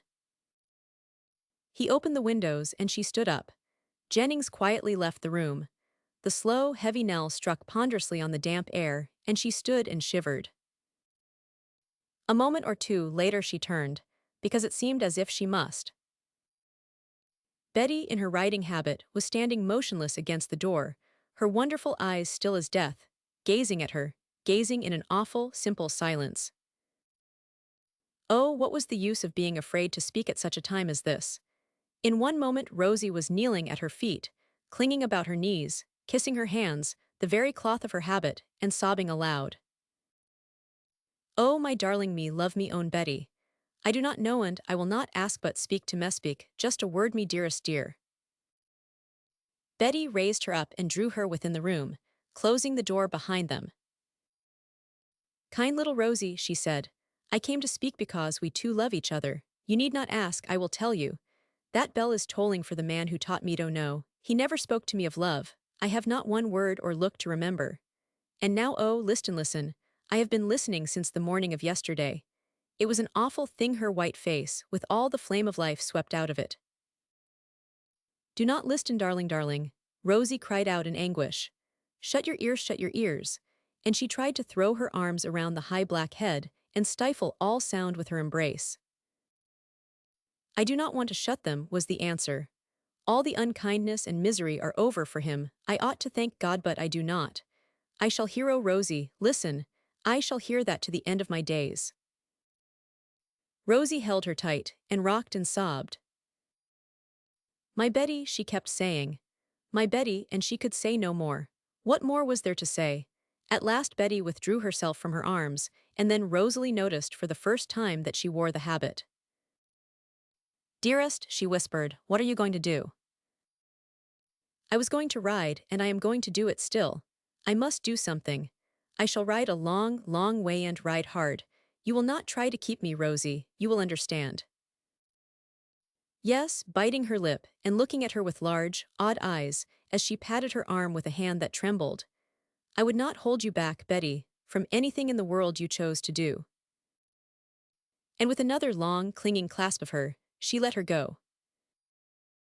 Mason was standing by Childe Harold when she went down the broad steps. He also wore a look of repressed emotion, and stood with bared head bent, his eyes fixed on the gravel of the drive, listening to the heavy strokes of the bell in the church tower, rather as if he were taking part in some solemn ceremony. He mounted her silently, and after he had given her the bridle, looked up and spoke in a somewhat husky voice. "The order was that you did not want me, miss. Was that correct?" "Yes, I wish to ride alone." "Yes, miss, thank you, miss." Childe Harold was in good spirits. He held up his head and blew the breath through his delicate, dilated red nostrils as he set out with his favorite sidling, dancing steps. Mason watched him down the avenue, saw the lodge-keeper come out to open the gate, and curtsy as her ladyship's sister passed through it. After that he went slowly back to the stables, and sat in the harness room a long time, staring at the floor, as the bell struck ponderously on his ear. The woman who had opened the gate for her Betty saw had red eyes. She knew why. A year ago they all thought of him as an outcast. They would have believed any evil they had heard connected with his name. Now, in every cottage, there is weeping, weeping, and he lies deaf and dumb, was her thought. She did not wish to pass through the village, and turned down a side road, which would lead her to where she could cross the marshes and come upon lonely places. The more lonely, the better. Every few moments she caught her breath with a hard, short gasp. The slow rain fell upon her, big round, crystal drops hung on the hedgerows and dripped upon the grass banks below them. The trees, wreathed with mist, were like waiting ghosts as she passed them by. Childe Harold's hoof upon the road made a hollow, lonely sound. A thought began to fill her brain and make insistent pressure upon it. She tried no more to thrust thought away. Those who lay deaf and dumb, those for whom people wept, where were they when the weeping seemed to sound through all the world? How far had they gone? Was it far? Could they hear and could they see? If one plead with them aloud, could they draw near to listen? Did they begin a long, long journey as soon as they had slipped away? The wonder of the world, she had said, watching life swelling and bursting the seeds in Kedger's hothouses. But this was a greater wonder still, because of its awesomeness. This man had been, and who dare say he was Notvan now? The strength of his great body, the look in his red-brown eyes, the sound of his deep voice, the struggle, the meaning of him, where were they? She heard herself followed by the hollow echo of Childe Harold's hoofs, as she rode past copse and hedge and wet spreading fields. She was this hour as he had been a month ago. If, with some strange suddenness, this witch was Betty Vanderpool, slipped from its body, she put her hand up to her forehead. It was unthinkable that there would be no more. Where was he? No, where was he now? This was the thought that filled her brain cells to the exclusion of all others. Over the road, down through bylanes, out on the marshes. Where was Hugh? Where was Hugh? Childe Harold's hoofs began to beat it out as a refrain. She heard nothing else. She did not know where she was going and did not ask herself. She went down any road or lane which looked empty of life. She took strange turnings, without caring. She did not know how far she was afield. Where was he now? Thigh's hourthis moment. Where was he now? Did he know the rain, the grayness, the desolation of the world? Once she stopped her horse on the loneliness of the marshland and looked up at the low clouds about her, at the creeping mist, the dank grass. It seemed a place in which a newly released soul might wander because it did not yet know its way. If you should be near and come to me, you will understand, her clear voice said gravely between the caught breaths. What I gave you was nothing to you, but you took it with you. Perhaps you know without my telling you. I want you to know. When a man is dead, everything melts away. I loved you. I wish you had loved me. Chapter 48. The Moment. In the unnatural unbearableness of her anguish, she lost sight of objects as she passed them. She lost all memory of what she 999. She did not know how long she had been out, or how far she had ridden. When the thought of time or distance vaguely flitted across her mind, it seemed that she had been riding for hours, and might have crossed one county and entered another. She had long left familiar places behind. Riding through and enclosed by the mist, she herself might have been a wandering ghost, lost in unknown places. Where was he? No, where was he now? Afterwards, she could not tell how or when it was that she found herself becoming conscious of the evidences that her horse had been ridden too long and hard, and that he was worn out with fatigue. She did not know that she had ridden round and round over the marshes, and had passed several times through the same lanes.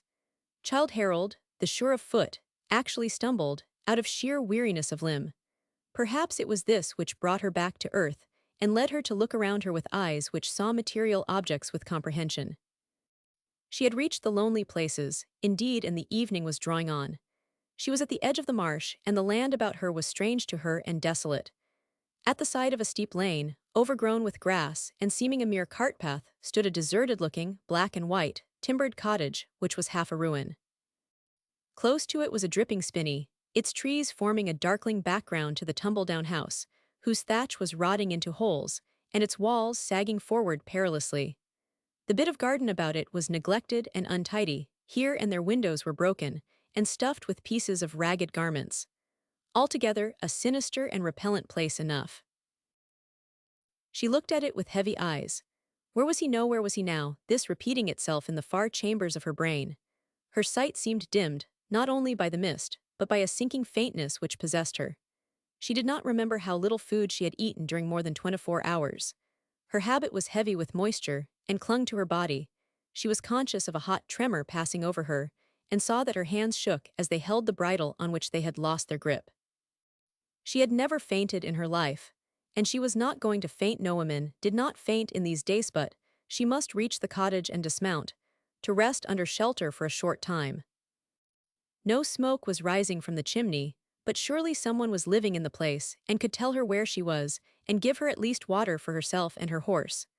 Poor beast, How wickedly she must have been riding him in her utter absorption in her thoughts. He was wet, not alone with rain, but with sweat. He snorted out hot, smoking breaths.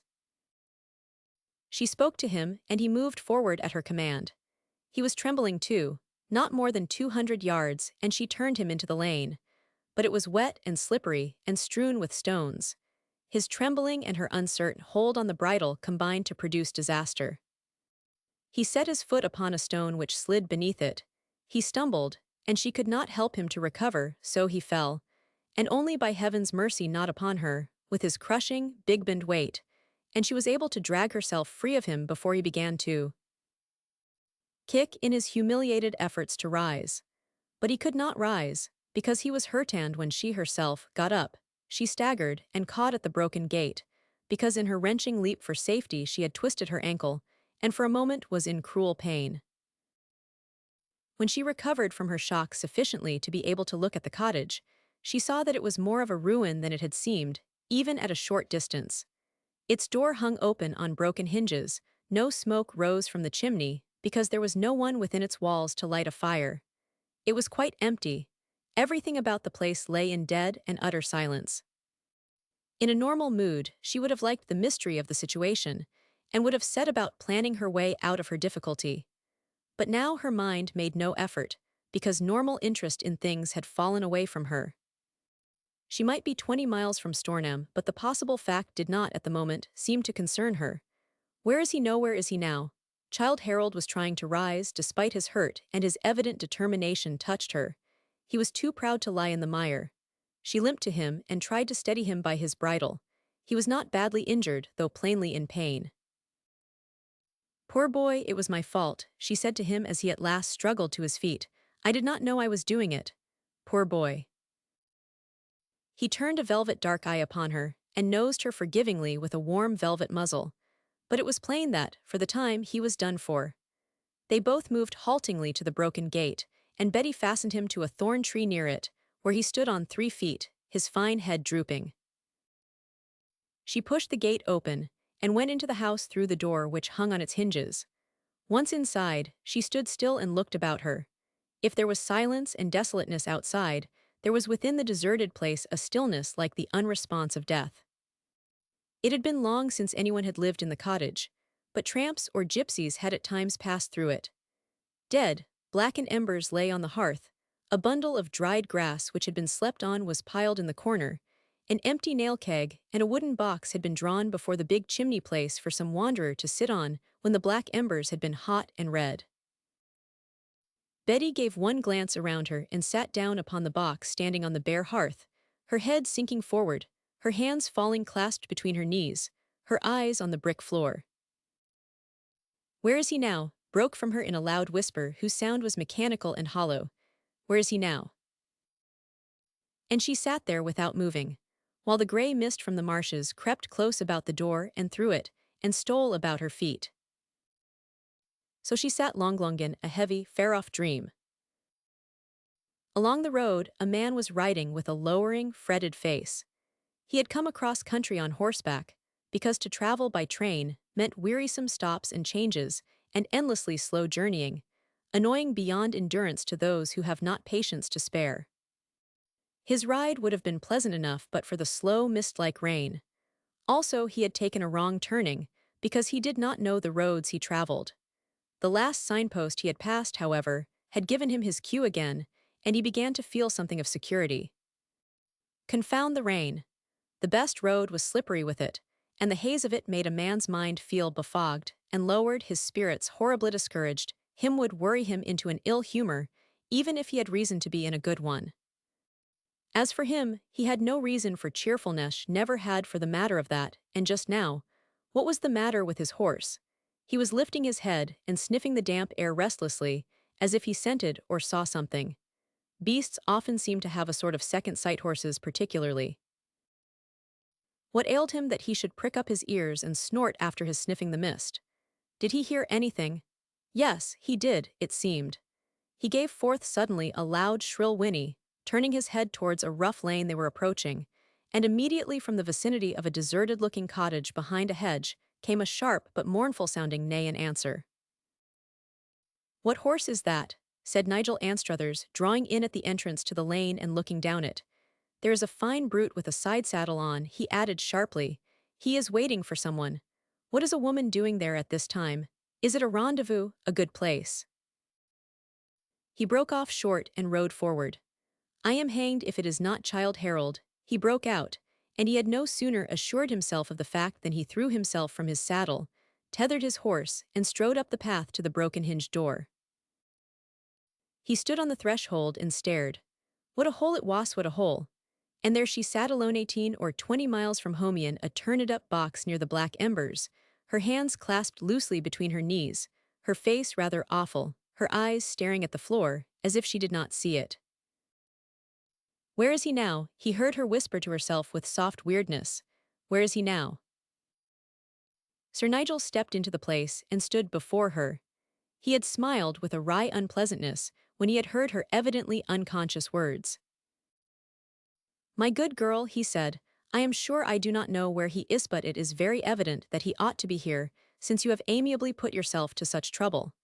It is fortunate for you perhaps that I am here before him. What does this mean? The question breaking from him with savage authority.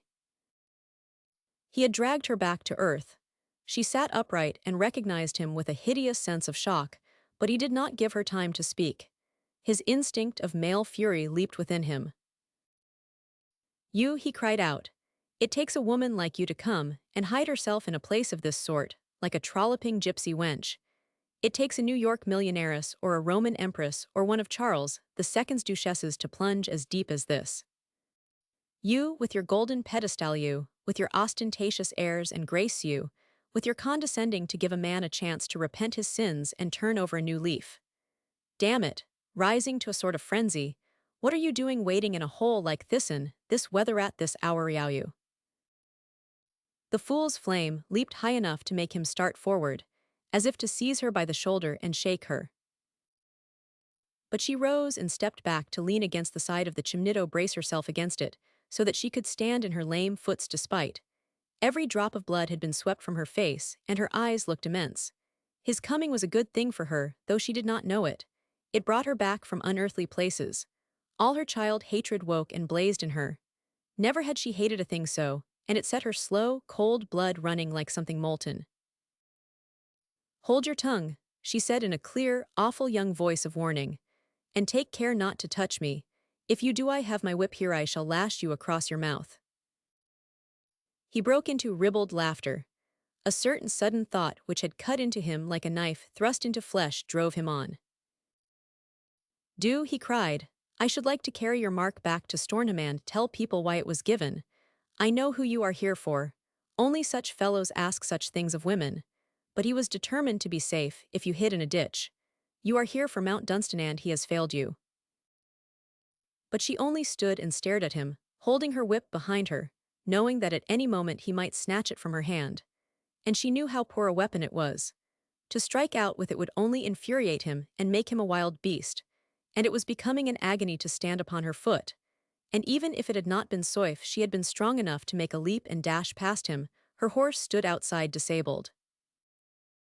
Nigel Anstruther's eyes ran over her from head to foot, down the side of her mud-stained habit, while a curious light dawned in them.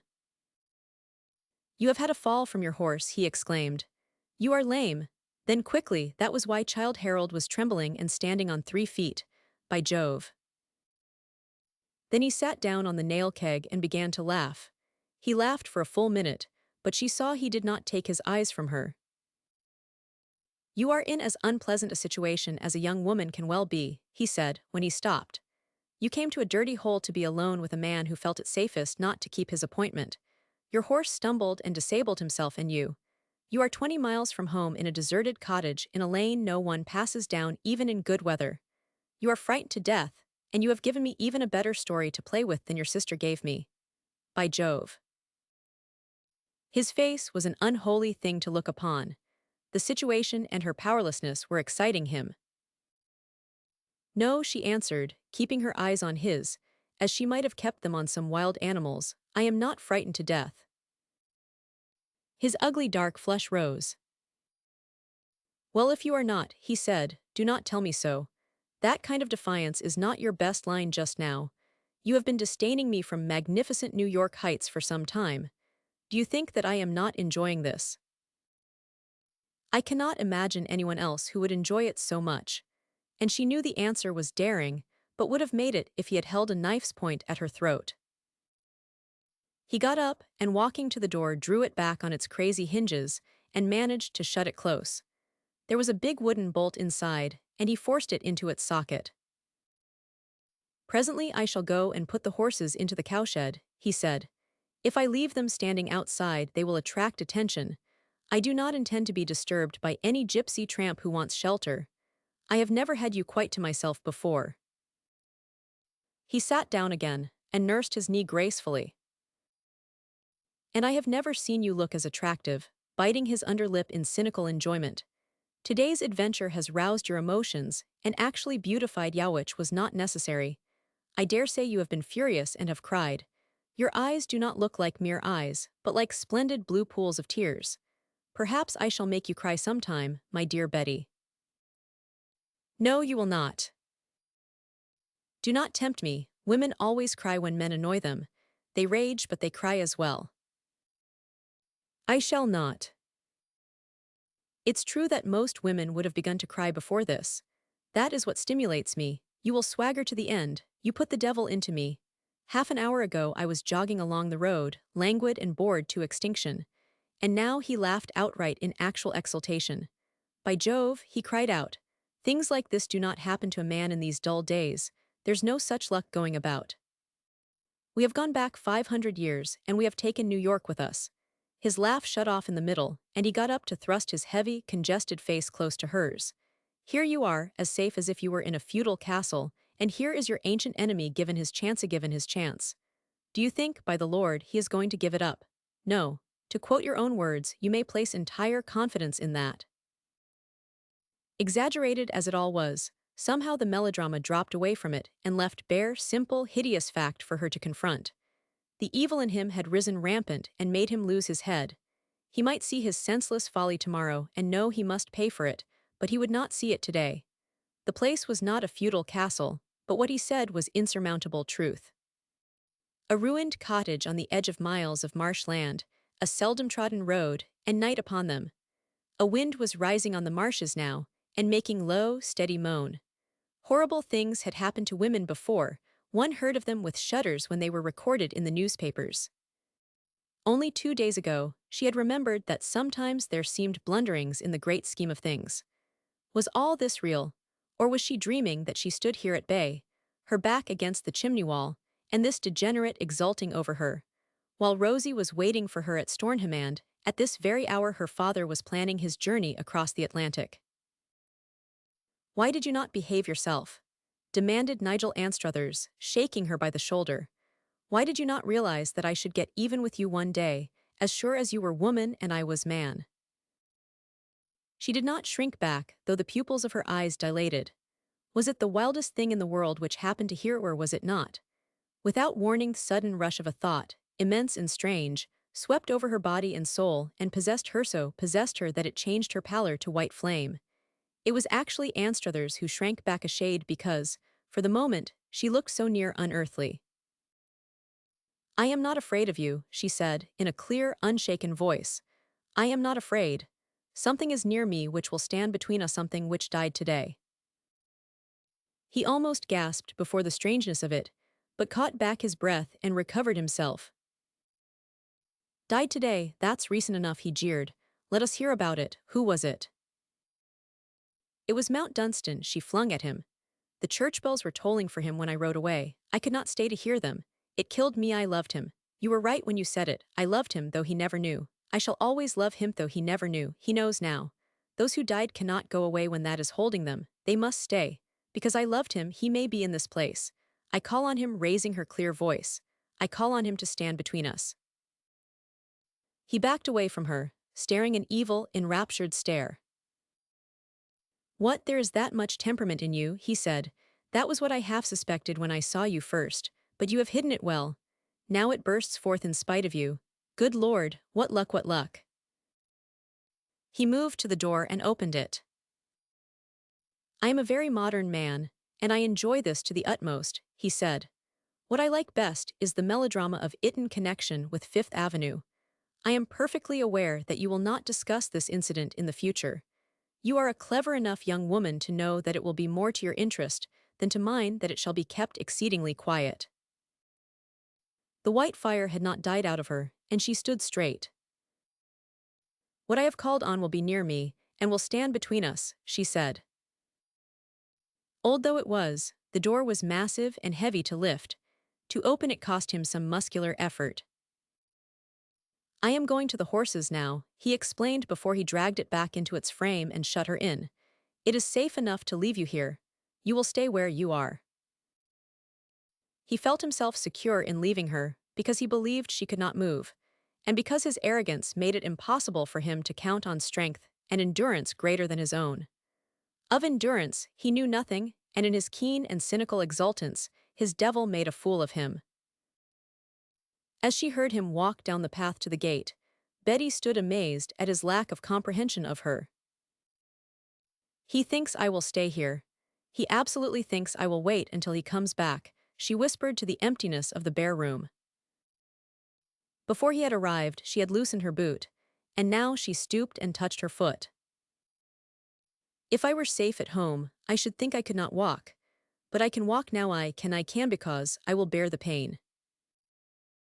In such cottages there is always a door opening outside from the little bricked kitchen, where the copper stands. She would reach that, and passing through, would close it behind her. After that something would tell her what to do, something would lead her. She put her lame foot upon the floor, and rested some of her weight upon it, not all. A jagged pain shot up from it through her whole side it seemed, and for an instant she swayed and ground her teeth. That is because it is the first step, she said. But if I am to be killed, I will die in the open, I will die in the open. The second and third steps brought cold sweat out upon her, but she told herself that the fourth was not quite so unbearable, and she stiffened her whole body, and muttered some words while she took a fifth and sixth which carried her into the tiny back kitchen. Father, she said, Father, think of me now, think of me. Rosie, love Mel of me and pray that I may come home. Yao, you who have died, stand very near. If her father ever held her safe in his arms, again if she ever awoke from this nightmare, it would be a thing never to let one's mind hark back to Againto, shut out of memory with iron doors. The pain had shot up and down, and her forehead was wet by the time she had reached the small back door. Was it locked or bolted, was it? She put her hand gently upon the latch and lifted it without making any sound. Thank God Almighty, it was neither bolted nor locked. The latch lifted, the door opened, and she slid through it into the shadow of the gray which was already almost the darkness of night. Thank God for that too. She flattened herself against the outside wall and listened. He was having difficulty in managing Childe Harold, who snorted and pulled back, offended and made rebellious by his savagely impatient hand. Good Childe Harold, good boy. She could see the massed outline of the trees of the spinney. If she could bear this long enough to get there, even if she crawled part of the way. Then it darted through her mind that he would guess that she would be sure to make for its cover, and that he would go there first to search. Father, think for Mayu were so quick to think. Her brain cried out for her, as if she was speaking to one who could physically hear. She almost feared she had spoken aloud, and the thought which flashed upon her like lightning seemed to be an answer given. He would be convinced that she would at once try to get away from the house. If she kept near it somewhere quite close, and let him search the spinney, she might get away to its cover after he gave up the search and came back. The jagged pain had settled in a sort of impossible anguish, and once or twice she felt sick. But she would die in the open, and she knew Rosalie was frightened by her absence, and was praying for her. Prayers counted, and yet, they had all prayed yesterday.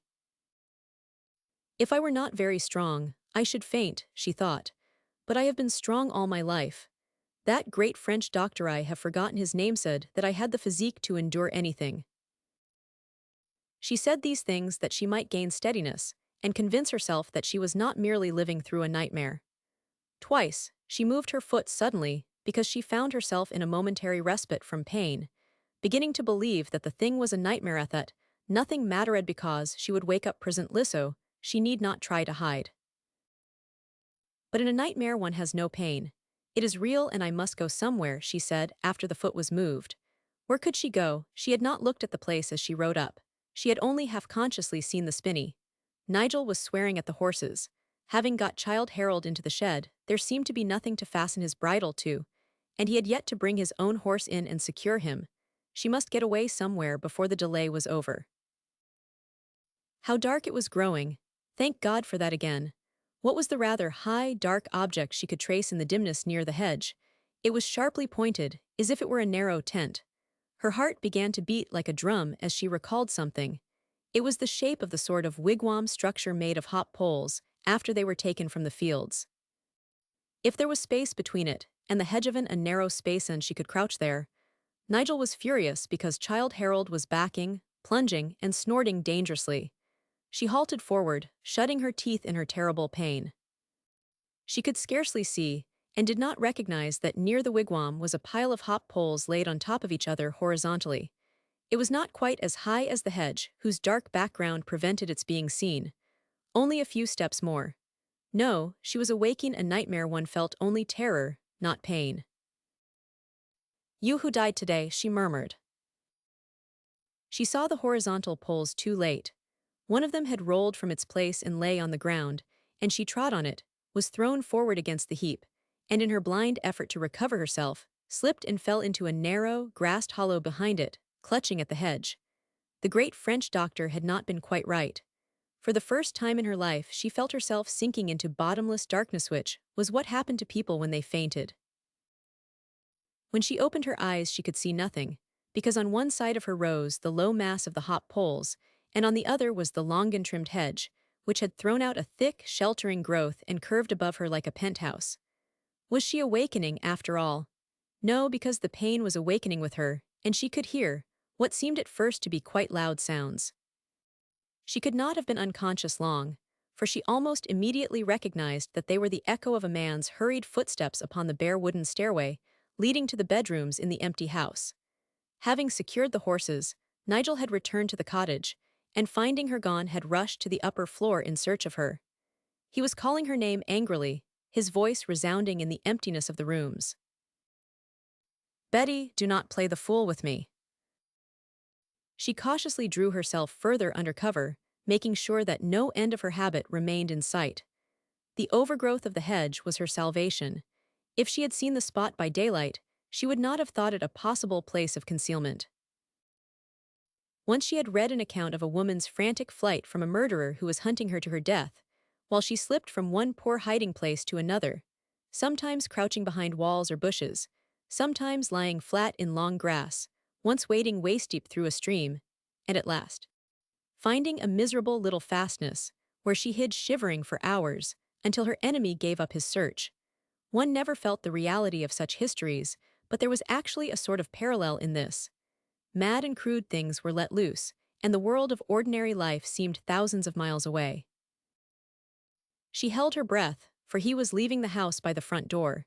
She heard his footsteps on the bricked path and then in the lane. He went to the road, and the sound of his feet died away for a few moments. Then she heard them returning, was back in the lane on the brick path, and stood listening or, perhaps, reflecting.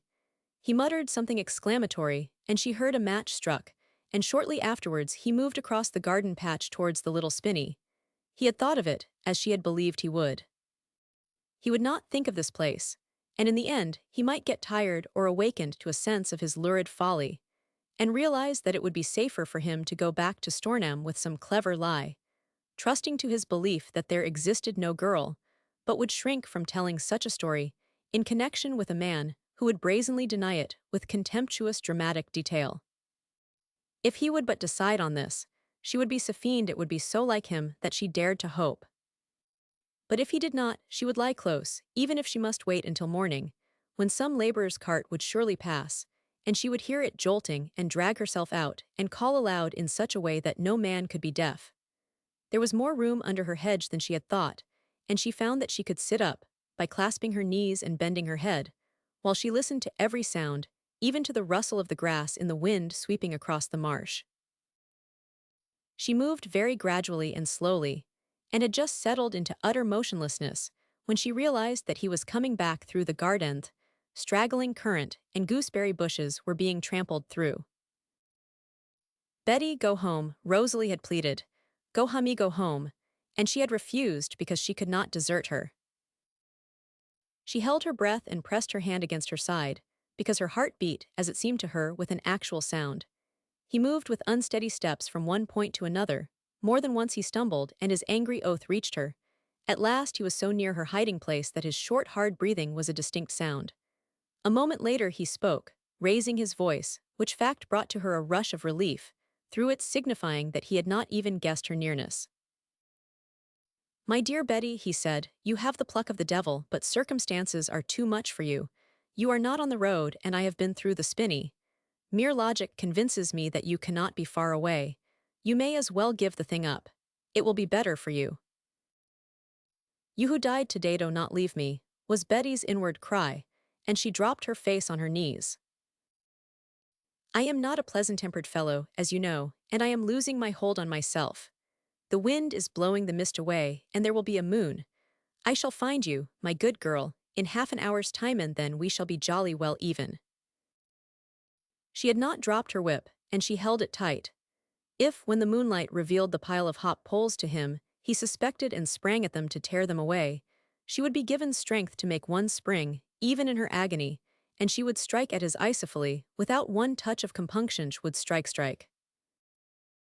There was a brief silence, and then a match was struck again, and almost immediately she inhaled the fragrance of an excellent cigar. "I am going to have a comfortable smoke and stroll about always within sight and hearing. I dare say you are watching me, and wondering what will happen when I discover you. I can tell you what will happen. You are not a hysterical girl, but you will go into hysterics and no one will hear you." All the power of her body and soul in one leap on him, and then a lash that would cut to the bone. And it was not a nightmare. Rosie was at Stornham, and her father looking over steamer lists and choosing his staterooms. He walked about slowly, the scent of his cigar floating behind him. She noticed, as she had done more than once before, that he seemed to slightly drag one foot, and she wondered why. The wind was blowing the mist away, and there was a faint growing of light. The moon was not full but young, and yet it would make a difference. But the upper part of the hedge grew thick and close to the heap of wood, and but for her fall, she would never have dreamed of the refuge. She could only guess at his movements, but his footsteps gave some clue. He was examining the ground in as far as the darkness would allow. He went into the shed and round about it. He opened the door of the tiny coal lodge and looked again into the small back kitchen. He came nearer, so near once that, bending sidewise, she could have put out a hand and touched him. He stood quite still, then made a step or so away, stood still again, and burst into a laugh once more. "Oh, you are here, are you?" he said. "You are a fine big girl to be able to crowd yourself into a place like that." Hot and cold dew stood out on her forehead and made her hair damp as she held her whip hard. "Come out, my dear," alluringly. "It is not too soon, or do you prefer that I should assist you?" Her heart stood quite still. He was standing by the wigwam of hop poles and thought she had hidden herself inside it. Her place under the hedge he had not even glanced at. She knew he bent down and thrust his arm into the wigwam, for his fury at the result expressed itself plainly enough. That he had made a fool of himself was worse to him than all else. He actually wheeled about and strode away to the house. Because minutes seemed hours, she thought he was gone long, but he was not away for 20 minutes. He had, in fact, gone into the bare front room again, and sitting upon the box near the hearth, let his head drop in his hands and remained in this position thinking. In the end he got up and went out to the shed where he had left the horses. Betty was feeling that before long she might find herself making that strange swoop into the darkness of space again, and that it did not matter much, as one apparently lay quite still, when one was unconscious when she heard that one horse was being led out into the lane. What did that mean? Had he got tired of the chase as the other man did, and was he going away, because discomfort and fatigue had cooled and disgusted him, perhaps even made him feel that he was playing the part of a sensational idiot who was laying himself open to derision? That would be like him, too.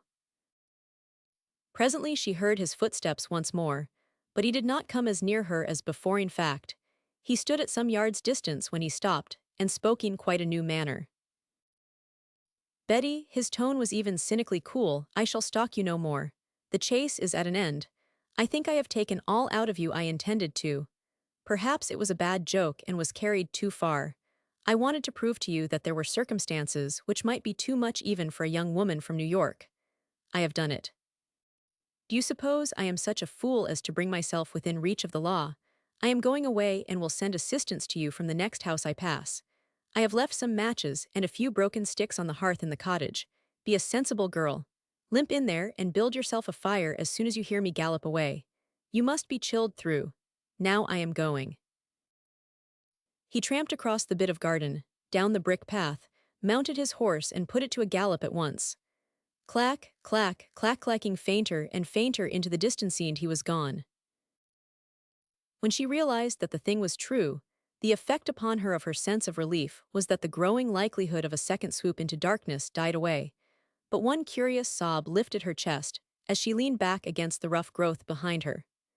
As she changed her position for a better one, she felt the jagged pain again, and knew that in the tenseness of her terror, she had actually for some time felt next to nothing of her hurt. She had not even been cold, for the hedge behind and over her, and the barricade before had protected her from both wind and rain. The grass beneath her was not damp for the same reason. The weary thought rose in her mind that she might even lie down and sleep. But she pulled herself together and told herself that this was like the temptation of believing in the nightmare. He was gone, and she had a respite, but was it to be anything more? She did not make any attempt to leave her place of concealment, remembering the strange things she had learned in watching him, and the strange terror in which Rosalie lived. One never knows what he will do next. I will not stir, she said through her teeth. No, I will not stir from here. And she did not, but sat still, while the pain came back to her body, and the anguish to her heart and, sometimes such heaviness that her head dropped forward upon her knees again, and she fell into a stupefied half-doze. From one such doze she awakened with a start, hearing a slight click of the gate. After it, there were several seconds of dead silence. It was the slightness of the click which was startling if it had not been caused by the wind. It had been caused by someone's having cautiously moved it, and this someone, wishing to make a soundless approach, had immediately stood still and was waiting. There was only one person who would do that. By this time, the mist being blown away, the light of the moon began to make a growing clearness. She lifted her hand and delicately held aside a few twigs that she might look out. She had been quite right in deciding not to move. Nigel Anstruthers had come back, and after his paws turned, and avoiding the brick path, stole over the grass to the cottage door. His going had merely been an inspiration to trap her, and the wood and matches had been intended to make a beacon light for him. That was like him, as well. His horse he had left down the road. But the relief of his absence had been good for her, and she was able to check the shuddering fit which threatened her for a moment. The next, her ears awoke to a new sound. Something was stumbling heavily about the patch of garden, some animal. A cropping of grass, a snorting breath, and more stumbling hoofs, and she knew that Childe Harold had managed to loosen his bridle and limp out of the shed. The mere sense of his nearness seemed a sort of protection. He had limped and stumbled to the front part of the garden before Nigel heard him. When he did hear, he came out of the house in the humor of a man the inflaming of whose mood has been cumulative. Childe Harold's temper also was not to be trifled with. He threw up his head, swinging the bridle out of reach. He snorted, and even reared with an ugly lashing of his forefeet. "Good boy," whispered Betty, "do not let him take Yaudo not." If he remained where he was, he would attract attention if anyone passed by. Fight, Childe Harold, be as vicious as you choose, do not allow yourself to be dragged back. And fight he did, with an ugliness of temper he had never shown before, with snortings and tossed head and lashed out heels, as if he knew he was fighting to gain time and with a purpose. But in the midst of the struggle Nigel Anstruthers stopped suddenly. He had stumbled again, and risen raging and stained with damp earth. Now he stood still, panting for breath, as still as he had stood after the click of the gate. Was Helen listening? What was he listening to? Had she moved in her excitement, and was it possible he had caught the sound? No, he was listening to something else. Far up the road it echoed, but coming nearer every moment and very fast. Another horse, a big one, galloping hard. Whosoever it was would pass this place. It could only be a man-god grant that he would not go by so quickly that his attention would not be arrested by a shriek. Cry out she must, and, if he did not hear, and went galloping on his way, she would have betrayed herself and be lost. She bit off a groan by biting her lip. You who died Tajinono. Nearer and nearer. No human creature could pass by a thing like this, it would not be possible. And Childe Harold, backing and fighting, scented the other horse and neighed fiercely and high. The rider was slackening his pace, he was near the lane. He had turned into it and stopped. Now for her one frantic cry, but before she could gather power to give it forth, the man who had stopped had flung himself from his saddle and was inside the garden speaking. A big voice and a clear one, with a ringing tone of authority. What are you doing here, and what is the matter with Miss Vanderpool's horse? It called out. Now there was danger of the swoop into the darkness, great danger though. She clutched at the hedge that she might feel its thorns, and hold herself to the earth. You, Nigel Anstruthers cried out. You, and flung forth a shout of laughter. Where is she? Fiercely. Lady Anstruthers is terrified. We have been searching for hours. Only just now I heard on the marsh that she had been seen to ride this way. Where is she, I say? A strong, angry, earthly voice, not part of the melodrama, not part of a dream, but a voice she knew, and whose sound caused her heart to leap to her throat, while she trembled from head to foot, and a light, cold dampness broke forth on her skin. Something had been a dream, her wild, desolate rideth slow tolling, for the voice which commanded with such human fierceness was that of the man for whom the heavy bell had struck forth from the church tower. Sir Nigel recovered himself brilliantly. Not that he did not recognize that he had been a fool again and was in a nasty place, but it was not for the first time in his life, and he had learned how to brazen himself out of nasty places. My dear Mount Dunstan, he answered with tolerant irritation, I have been having a devil of a time with female hysterics. She heard the bell toll and ran away with the idea that it was for you, and paid you the compliment of losing her head. I came on her here when she had ridden her horse half to death, and they had both come a cropper. Confound women's hysterics. I could do nothing with her. When I left her for a moment, she ran away and hid herself. She is concealed somewhere on the place, or has limped off on to the marsh. I wish some New York millionairess would work herself into hysteria on my humble account. Those are lies, Mount Dunstan answered, every damned one of them. He wheeled around to look about him, attracted by a sound, and in the clearing moonlight saw a figure approaching which might have risen from the earth, so far as he could guess where it had come from. He strode over to it, and it was Betty Vanderpool, holding her whip in a clenched hand, and showing to his eagerness such hunted face and eyes as were barely human. He caught her unsteadiness to support it, and felt her fingers clutch at the tweed of his coat sleeve, and move there as if the mere feeling of its rough texture brought heavenly comfort to her and gave her strength. Yes, they are lies, Lord Mount Dunstan, she panted. He said that he meant to get what he called even with me. He told me I could not get away from him and that no one would hear me if I cried out for help. I have hidden like some hunted animal. Her shaking voice broke, and she held the cloth of his sleeve tightly. You are alive, Eliv, with a sudden sweet wildness. But it is true the bell tolled. While I was crouching in the dark, I called to Yahoo died to Dato stand between us. The man absolutely shuddered from head to foot. I was alive, and you see I heard you and came, he answered hoarsely. He lifted her in his arms and carried her into the cottage. Her cheek felt the enrapturing roughness of his tweed shoulder as he did it. He laid her down on the couch of hay and turned away. Do not move, he said. I will come back, you are safe. If there had been more light, she would have seen that his jaw was set like a bulldog's, and there was a red spark in his eyes, a fearsome one. But though she did not clearly see, she knew, and the nearness of the last hours swept away all relenting. Nigel Anstruthers, having discreetly waited until the two had passed into the house, and feeling that a man would be an idiot who did not remove himself from an atmosphere so highly charged, was making his way toward the lane, and was, indeed, halfway through the gate when heavy feet were behind him, and a grip of ugly strength wrenched him backward. Your horse is cropping the grass where you left him, but you are not going to him, said a singularly meaning voice. You are coming with me. Anstruthers endeavored to convince himself that he did not at that moment turn deadly sick, and that the brute would not make an ass of himself. "Do not be a bally fool," he cried out, trying to tear himself free. The muscular hand on his shoulder being reinforced by another, which clutched his collar, dragged him back, stumbling ignominiously through the gooseberry bushes towards the cart shed. Betty, lying upon her bed of hay, heard the scuffling, mingled with raging and gasping curses.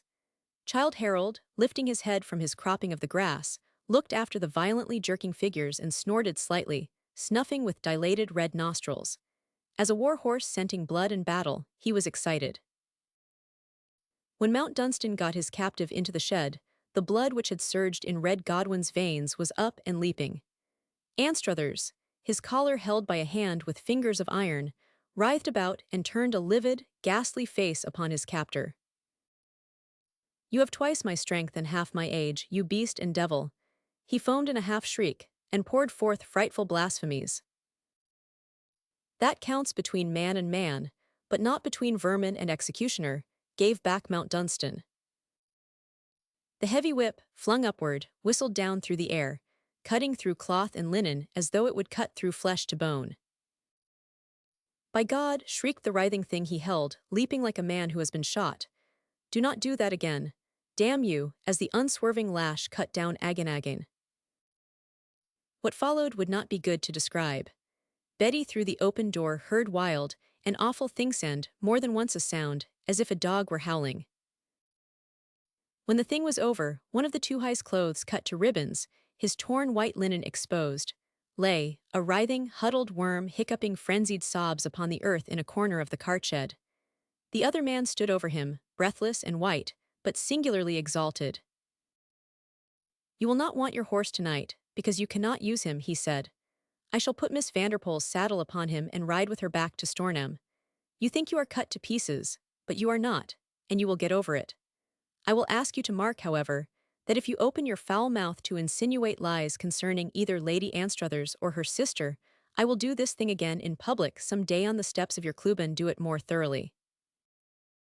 He walked into the cottage soon afterwards looking, to Betty Vanderpoel's eyes, pale and exceptionally big, and also more a man than it is often given even to the most virile male creature to look, and he walked to the side of her resting place, and stood there looking down. "I thought I heard a dog howl," she said. "You did hear a dog howl," he answered. He said no other word, and she asked no further question. She knew what he had done, and he was well aware that she knew it. There was a long, strangely tense silence. The light of the moon was growing. She made at first no effort to rise, but lay still and looked up at him from under splendid lifted lashes, while his own gaze fell into the depth of hers like a plummet into a deep pool. This continued for almost a full minute, when he turned quickly away and walked to the hearth, indrawing a heavy breath. He could not endure that which beset him. It was unbearable, because her eyes had maddeningly seemed to ask him some wistful question. Why did she let her loveliness so call to him? She was not a trifler who could play with meanings. Perhaps she did not know what her power was. Sometimes he could believe that beautiful women did not. In a few moments, almost before he could reach her, she was rising, and when she got up she supported herself against the open door, standing in the moonlight. If he was pale, she was pale also, and her large eyes would not move from his face, so drawing him that he could not keep away from her. "Listen," he broke out suddenly.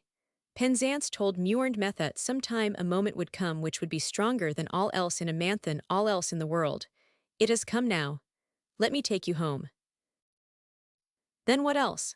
she said slowly, and became even paler than before.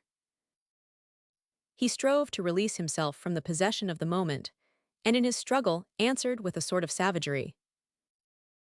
"Then scruplethan powerevan, than a man's determination and decent pride."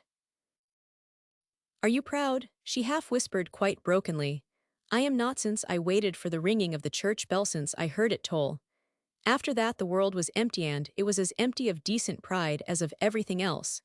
There was nothing left. I was the humblest broken thing on earth." "You," he gasped. "Do you know, I think I shall go mad directly. Perhaps it is happening now. You were humble and broken, your world was empty, because—" "Look at me, Lord Mount Dunstan," and the sweetest voice in the world was a tender, wild little cry to him. "Oh, look at me."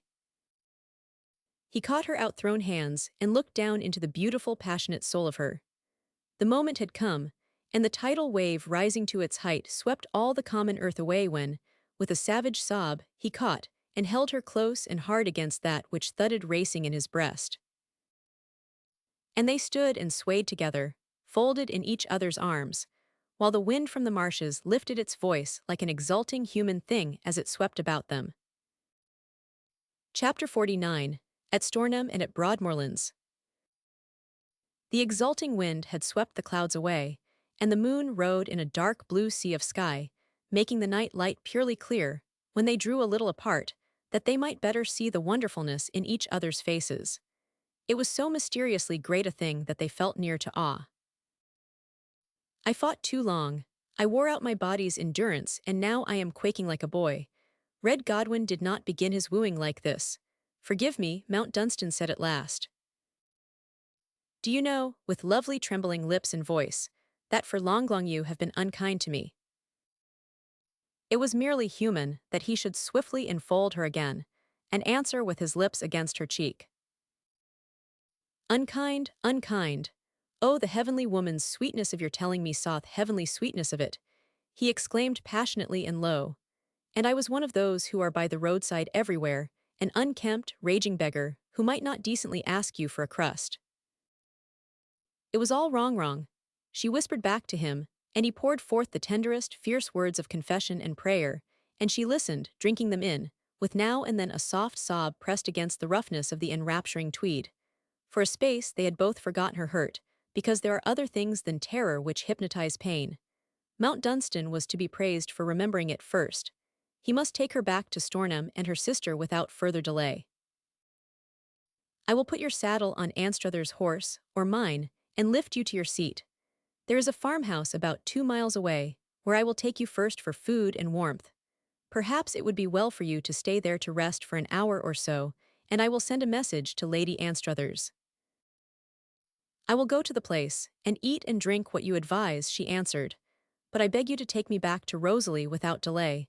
I feel that I must see her. I feel that I must see her too, he said, but for her God bless her, he added after his sudden pause. Betty knew that the exclamation meant strong feeling, and that somehow in the past hours Rosalie had awakened it. But it was only when, after their refreshment at the farm, they had taken horse again and were riding homeward together, that she heard from him what had passed between them. All that has led to this may seem the merest chance, he said, but surely a strange thing has come about. I know that without understanding it. He leaned over and touched her hand. You, who are life without understanding, I ride here beside you, believing that you brought me back. I tried. With all my strength I tried. After I had seen your sister today, I guessed I knew, but not at first. I was not ill of the fever, as excited rumor had it, but I was ill, and the doctors and the vicar were alarmed. I had fought too long, and I was giving up, as I have seen the poor fellows in the ballroom give up. If they were not dragged back, they slipped out of one's hands. If the fever had developed, all would have been over quickly. I knew the doctors feared that, and I am ashamed to say I was glad of it. But yesterday in the morning, when I was letting myself go with a morbid pleasure in the luxurious relief of it, something reached Messum's slow-rising call to effort and life. She turned towards him in her saddle, listening, her lips parted. I did not even ask myself what was happening, but I began to be conscious of being drawn back, and to long intensely to see you again. I was gradually filled with a restless feeling that you were near me, and that, though I could not physically hear your voice, you were surely calling to me. It was the thing which could not but it wasn't, because of it I could not let myself drift. I did call you. I was on my knees in the church asking to be forgiven if I prayed mad prayers, but praying the same thing over and over. The villagers were kneeling there, too. They crowded in, leaving everything else. You are their hero, and they were in deep earnest. His look was gravely pondering. His life had not made a mystic of him, it was Penzance, who was the mystic, but he felt himself perplexed by mysteriously suggestive thought. I was brought back, he said. In the afternoon I fell asleep and slept profoundly until the morning. When I awoke, I realized that I was a remade man. The doctors were almost awed when I first spoke to them. Old Doctor. Fenwick died later, and after I had heard about it, the church bell was tolled. It was heard at Weaver's farmhouse, and as everybody had been excitedly waiting for the sound, it conveyed but one idea to Theman. The boy was sent racing across the fields to Stornham village. "Dearest, dearest," he exclaimed. She had bowed her head and burst into passionate sobbing. Because she was not of the women who wept, her moment's passion was strong and bitter. "It need not have been," she shuddered. "One cannot bear it because it need not have been."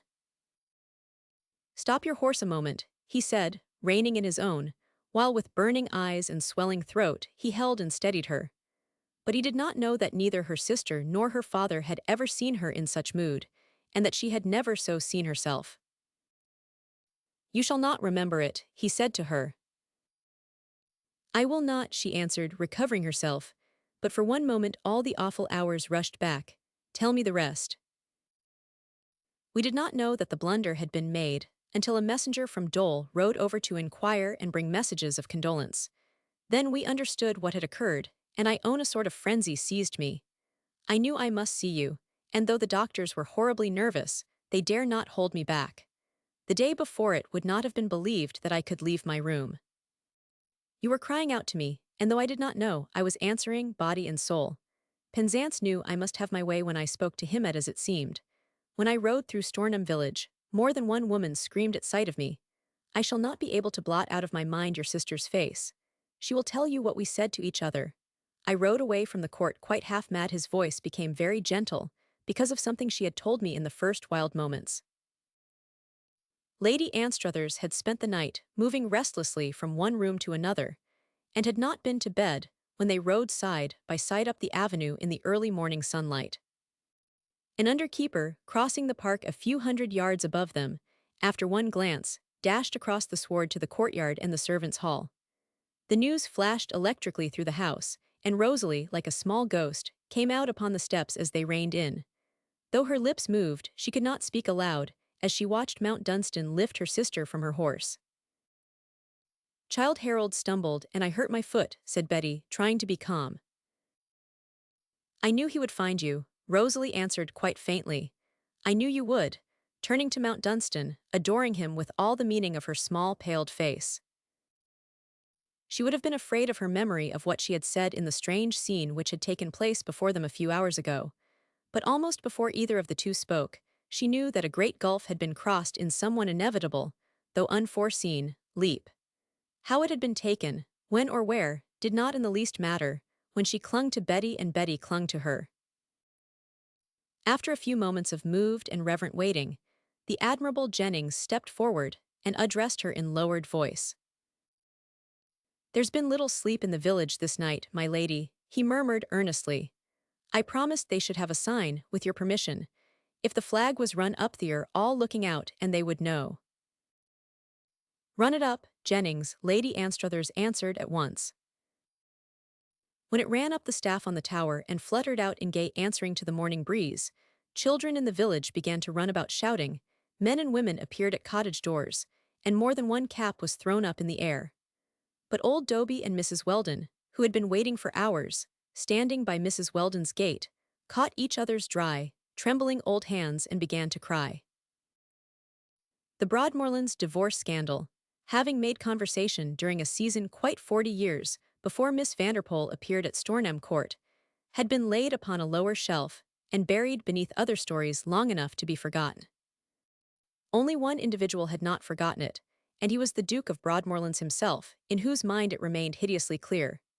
He had been a young man, honestly and much in love when it first revealed itself to him, and for a few months he had even thought it might end by being his death, notwithstanding that he was strong and in first-rate physical condition. He had been a fine, hardy young man of clean and rather dignified life, though he was not understood to be brilliant of mind. Privately, he had ideals connected with his rank and name which he was not fluent enough clearly to express. After he had realized that he should not die of the public humiliation and disgrace, which seemed to point him out as having been the kind of gullible fool it is scarcely possible to avoid laughing at, so it seemed to him in his heart-seared frenzy, thought it not improbable that he should go mad. He was harried so by memories of lovely little soft ways of Edith's. His wife's name was Edith, of the pretty sound of her laugh, and of her innocent, girlish habit of kneeling down by her bedside every night and morning to say her prayers. This had so touched him that he had sometimes knelt down to say his, too, saying to her, with slight awkward boyishness, that a fellow who had a sort of angel for his wife ought to do his best to believe in the things she believed in.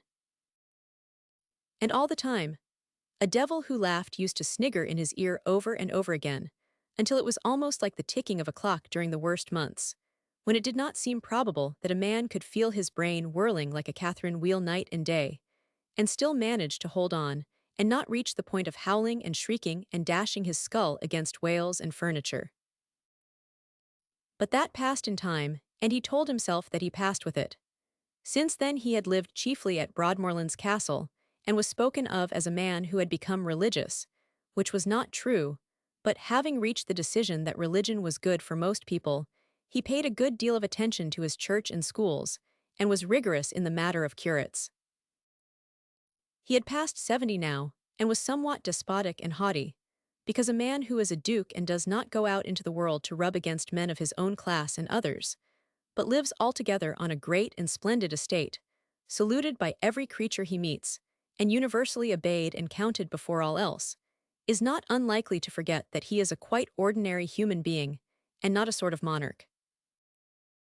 He had done his best to forget Edith, who had soon died of being a shady curate's wife in Australia, but he had not been able to encompass it.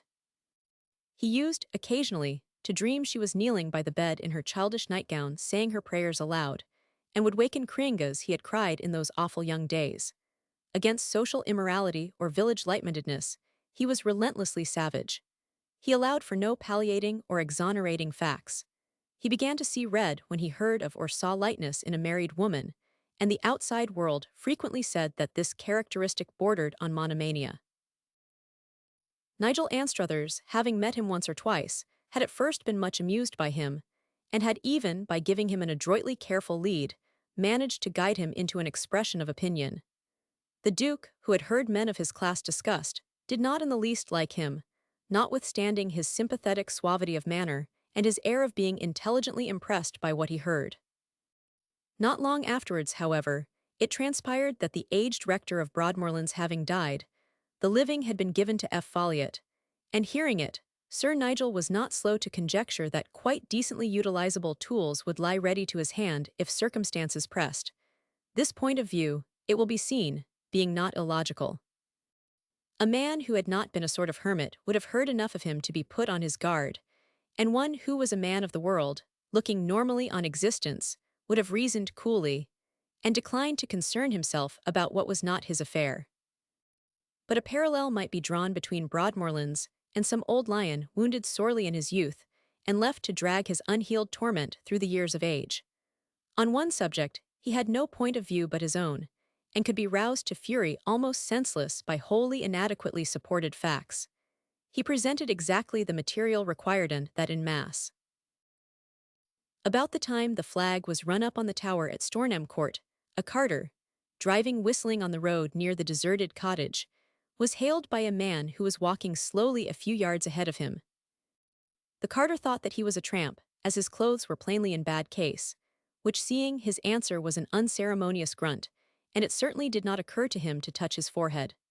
A minute later, however, he got a start, as he related afterwards. The tramp was a gentleman whose riding costume was torn and mudded, and who looked gashly, though he spoke with the manner and authority which Binns, the carter, recognized as that of one of the gentry addressing a day-labourer.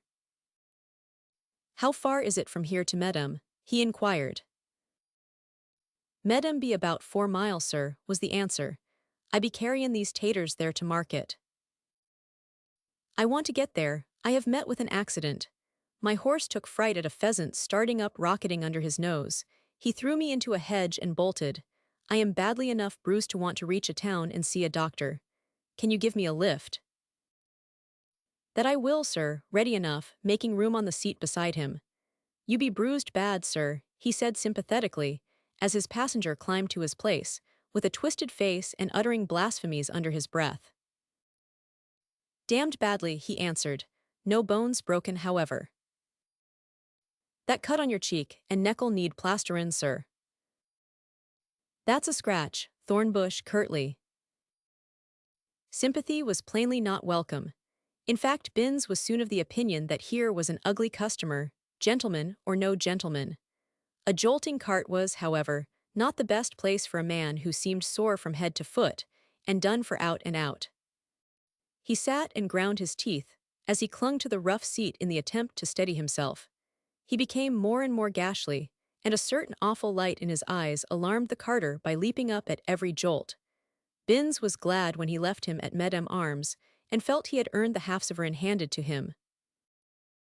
4 days Anstruthers lay in bed in a room at the inn. No one saw him but the man who brought him food. He did not send for a doctor, because he did not wish to see one. He sent for such remedies as were needed by a man who had been bruised by a fall from his horse. He made no remark which could be considered explanatory, after he had said irritably that a man was a fool to go loitering along on a nervous brute who needed watching. Whatsoever happened was his own damned fault. Through hours of day and night, he lay staring at the whitewashed beams or the blue roses on the wall paper. They were long hours, and filled with things not pleasant enough to dwell on in detail. Physical misery, which made a man writhe at times, was not the worst part of them. There were 1,000 things less endurable. More than once he foamed at the mouth, and recognized that he gibbered like a madman. There was but one memory which saved him from feeling that this was the very end of things. That was the memory of Broadmorlands. While a man had a weapon left, even though it could not save him, he might pay up with Itget almost even. The whole Vanderpoel lot could be plunged neck-deep in a morass which would leave mud enough sticking to them, even if their money helped them to prevent its entirely closing over their heads. He could attend to that, and after he had set it well going, he could get out. There were India, South Africa, Australia, a dozen places that would do. And then he would remember Betty Vanderpoel and curse horribly under the bedclothes. It was the memory of Betty which outdid all others in its power to torment. On the morning of the 5th day, the Duke of Broadmorlands received a note, which he read with somewhat annoyed curiosity. A certain Sir Nigel Anstruthers, whom it appeared he ought to be able to recall, was in the neighborhood, and wished to see him on a parochial matter of interest. Parochial matter was vague, and so was the Duke's recollection of the man who addressed him. If his memory served him rightly, he had met him in a country house in Somersetshire, and had heard that he was the acquaintance of the disreputable eldest son. What could a person of that sort have to say of parochial matters? The Duke considered, and then, in obedience to a rigorous conscience, decided that one ought, perhaps, to give him half an hour. There was that in the intruder's aspect, when he arrived in the afternoon, which produced somewhat the effect of shock. In the first place, a man in his unconcealable physical condition had no right to be out of his bed. Though he plainly refused to admit the fact, his manner of bearing himself erect, and even with a certain touch of cool swagger, was, it was evident, achieved only by determined effort. He looked like a man who had not yet recovered from some evil fever. Since the meeting in Somersetshire, he had aged more than the year warranted. Despite his obstinate fight with himself, it was obvious that he was horribly shaky. A disagreeable scratch or cut, running from cheek to neck, did not improve his personal appearance. He pleased his host no more than he had pleased him at their first encounter. He, in fact, repelled him strongly, by suggesting a degree of abnormality of mood which was smoothed over by an attempt at entire normality of manner. The Duke did not present an approachable front, as after Anstruthers had taken a chair, he sat and examined him with bright blue old eyes set deep on either side of a dominant nose, and framed over by white eyebrows. No, Nigel Anstruthers summed him up. It would not be easy to open the matter with the old fool. He held himself magnificently aloof, with that lack of modernity in his sense of place which, even at this late day, sometimes expressed itself here and there in the manner of the feudal survival. "I am afraid you have been ill," with rigid civility. A man feels rather an outsider in confessing he has let his horse throw him into a hedge. It was my own fault entirely. I allowed myself to forget that I was riding a dangerously nervous brute. I was thinking of a painful and absorbing subject. I was badly bruised and scratched, but that was all. "What did your doctor say?" "That I was in luck not to have broken my neck." "You had better have a glass of wine," touching a bell. You do not look equal to any exertion. In gathering himself together, Sir Nigel felt he was forced to use enormous effort. It had cost him a gruesome physical struggle to endure the drive over to Broadmoorlands, though it was only a few miles from Medam. There had been something unnatural in the exertion necessary to sit upright and keep his mind decently clear. That was the worst of it. The fever and raging hours of the past days and nights had so shaken him that he had become exhausted, and his brain was not alert. He was not thinking rapidly, and several times he had lost sight of a point it was important to remember. He grew hot and cold, and knew his hands and voice shook as he answered, but perhaps felt desperate signs of emotion were not bad. I am not quite equal to exertion, he began slowly, but a man cannot lie on his bed while some things are undone a man cannot. As the old Duke sat upright, the blue eyes under his bent brows were startled, as well as curious. Was the man going out of his mind about something? He looked rather like it, with the dampness starting out on his haggard face and the ugly look suddenly stamped there. The fact was that the insensate fury which had possessed and torn Anstruthers as he had writhed in his inn bedroom had sprung upon him again in full force, and his weakness could not control it, though it would have been wiser to hold it in check. He also felt frightfully ill, which filled him with despair, and through this fact, he lost sight of the effect he produced, as he stood up, shaking all over. I come to you because you are the one man who can most easily understand the thing I have been concealing for a good many years. The Duke was irritated. Confound the objectionable idiot, what did he mean by taking that intimate tone with a man who was not prepared to concern himself in his affairs? Excuse me, he said, holding up an authoritative hand, are you going to make a confession? I do not like such things, I prefer to be excused. Personal confidences are not parochial matters. This one is, and Sir Nigel was sickeningly conscious that he was putting the statement rashly, while at the same time all better words escaped him. It is as much a parochial matter, losing all hold on his wits in stammering, as wasses was the fair off your wife. It was the Duke who stood up now, scarlet with anger. He sprang from his chair as if he had been a young man in whom some insult had struck blazing fire. "Yow you dare," he shouted, "you insolent blackguard, you force your way in here and dare," and he clenched his fist, wildly shaking it. Nigel Anstruthers, staggering on his uncertain feet, would have shouted also, but could not though he tried, and he heard his own voice come forth brokenly. "Yes, I dare, hear me own me." Swaying and tottering, he swung round to the chair he had left, and fell into it, even while the old Duke, who stood raging before him, started back in outraged amazement. What was the fellow doing? Was he making faces at him? The drawn, malignant mouth and muscles suggested it. Was he a lunatic, indeed? But the sense of disgusted outrage changed all at once to horror, as, with a countenance still more hideously livid and twisted, his visitor slid helplessly from his seat and lay a huddling heap of clothes on the floor. Chapter 50, The Primeval Thing. When Mr. Vanderpoel landed in England, his wife was with him. This quiet-faced woman, who was known to be on her way to join her daughter in England, was much discussed, envied, and glanced at when she promenaded the deck with her husband, or sat in her chair softly wrapped in wonderful furs. Gradually, during the past months, she had been told certain modified truths connected with her elder daughter's marriage. They had been painful truths, but had been so softened and expurgated of their worst features that it had been possible to bear them, when one realized that they did not, at least, mean that Rosie had forgotten or ceased to love her mother and father, or wished to visit her home. The steady clearness of foresight and readiness of resource which were often spoken of as being specially characteristic of Reuben S. Vanderpoel were all required, and employed with great tenderness, in the management of this situation. As little as it was possible that his wife should know was the utmost she must hear and be hurt by. Unless ensuing events compelled further revelations, the rest of it should be kept from her. As further protection, her husband had frankly asked her to content herself with a degree of limited information. "I have meant all our lives, Annie, to keep from you the unpleasant things a woman need not be troubled with," he had said. "I promised myself I would when you were a girl. I knew you would face things if I needed your help, but you were a gentle little soul like Rosie, and I never intended that you should bear what was useless. Anstruthers was a blackguard, and girls of all nations have married blackguards before. When you have Rosie safe at home, and know nothing can hurt her again, you both may feel you would like to talk it over. Till then we will not go into detail. You trust me, I know, when I tell you that you shall hold Rosie in your arms very soon.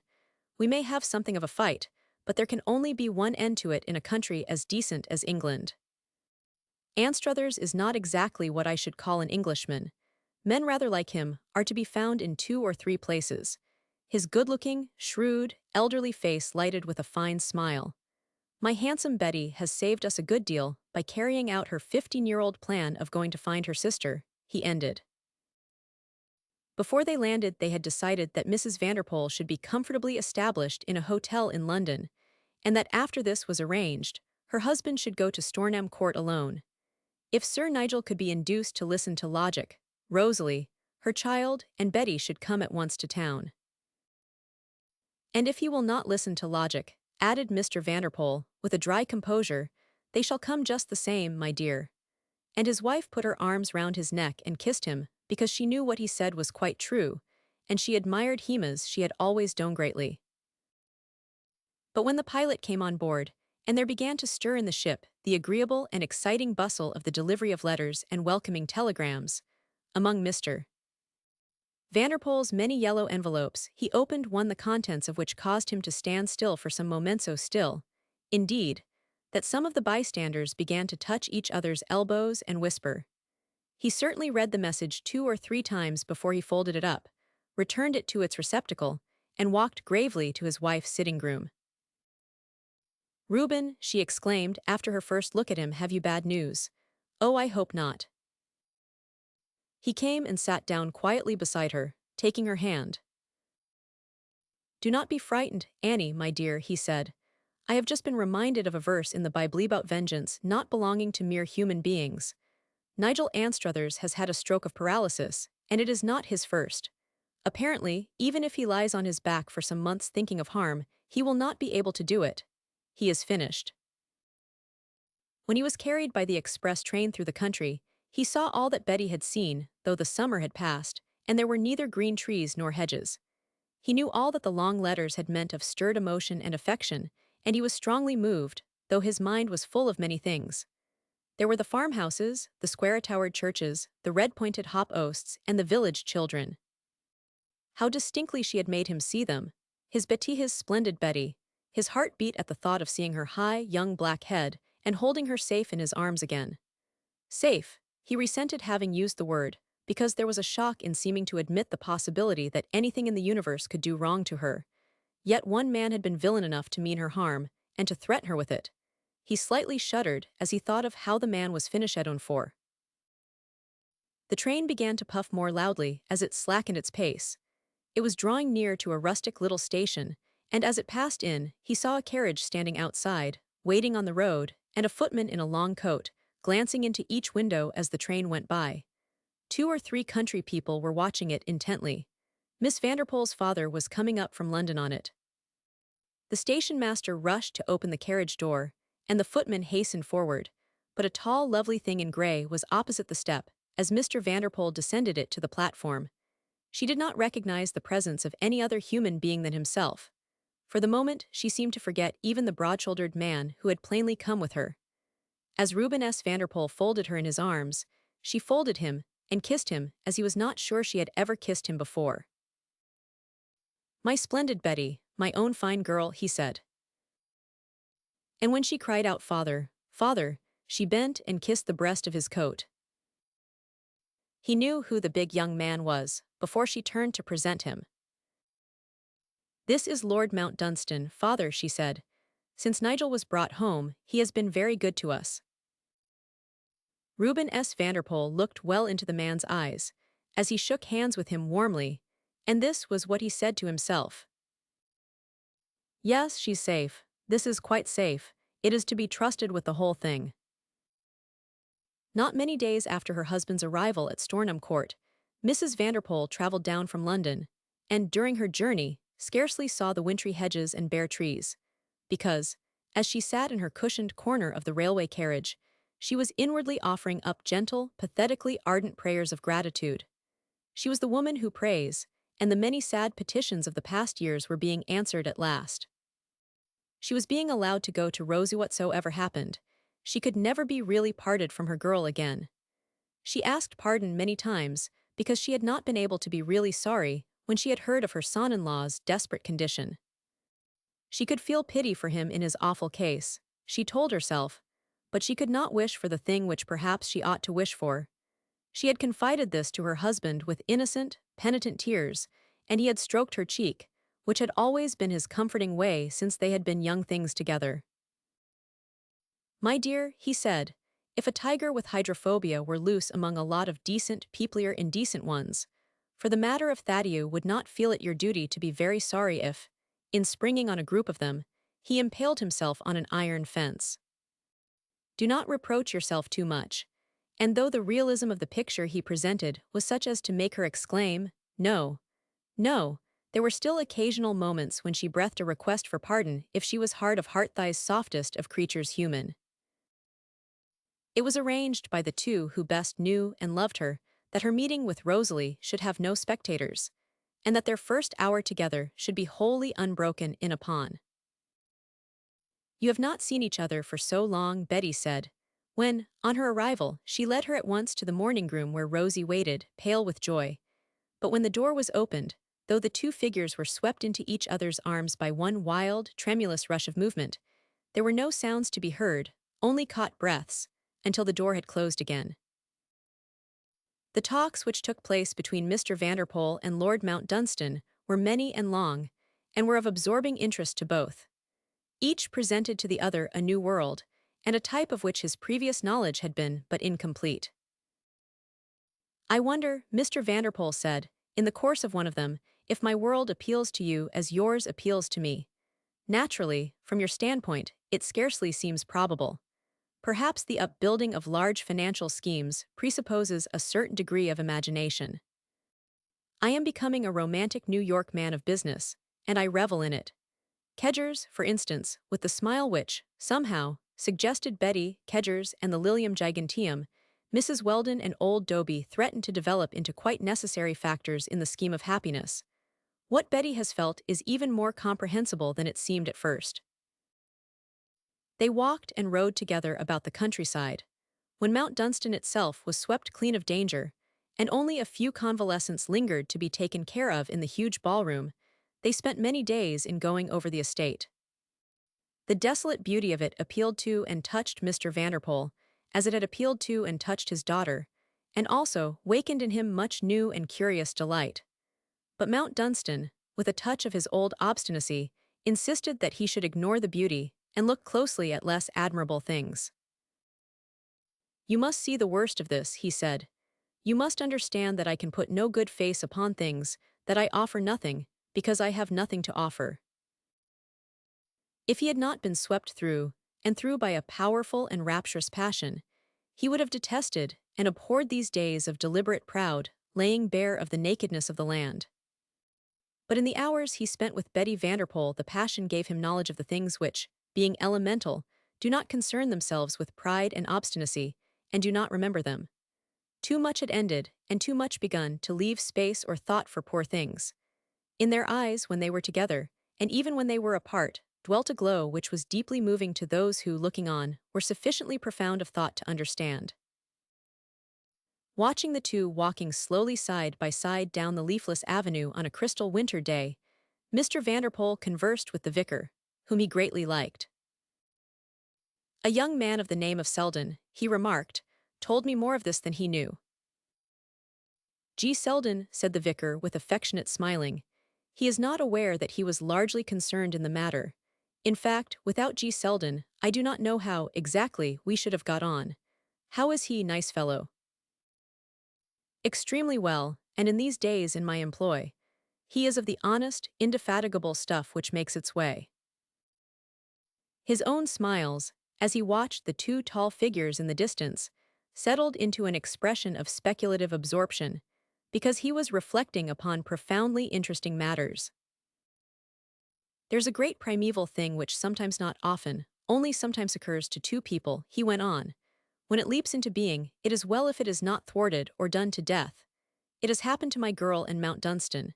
If they had been two young tinkers by the roadside, they would have come together and defied their beggary. As it is, I recognize, as I sit here, that the outcome of what is to be may reach far and open up broad new ways. Yes, said the vicar.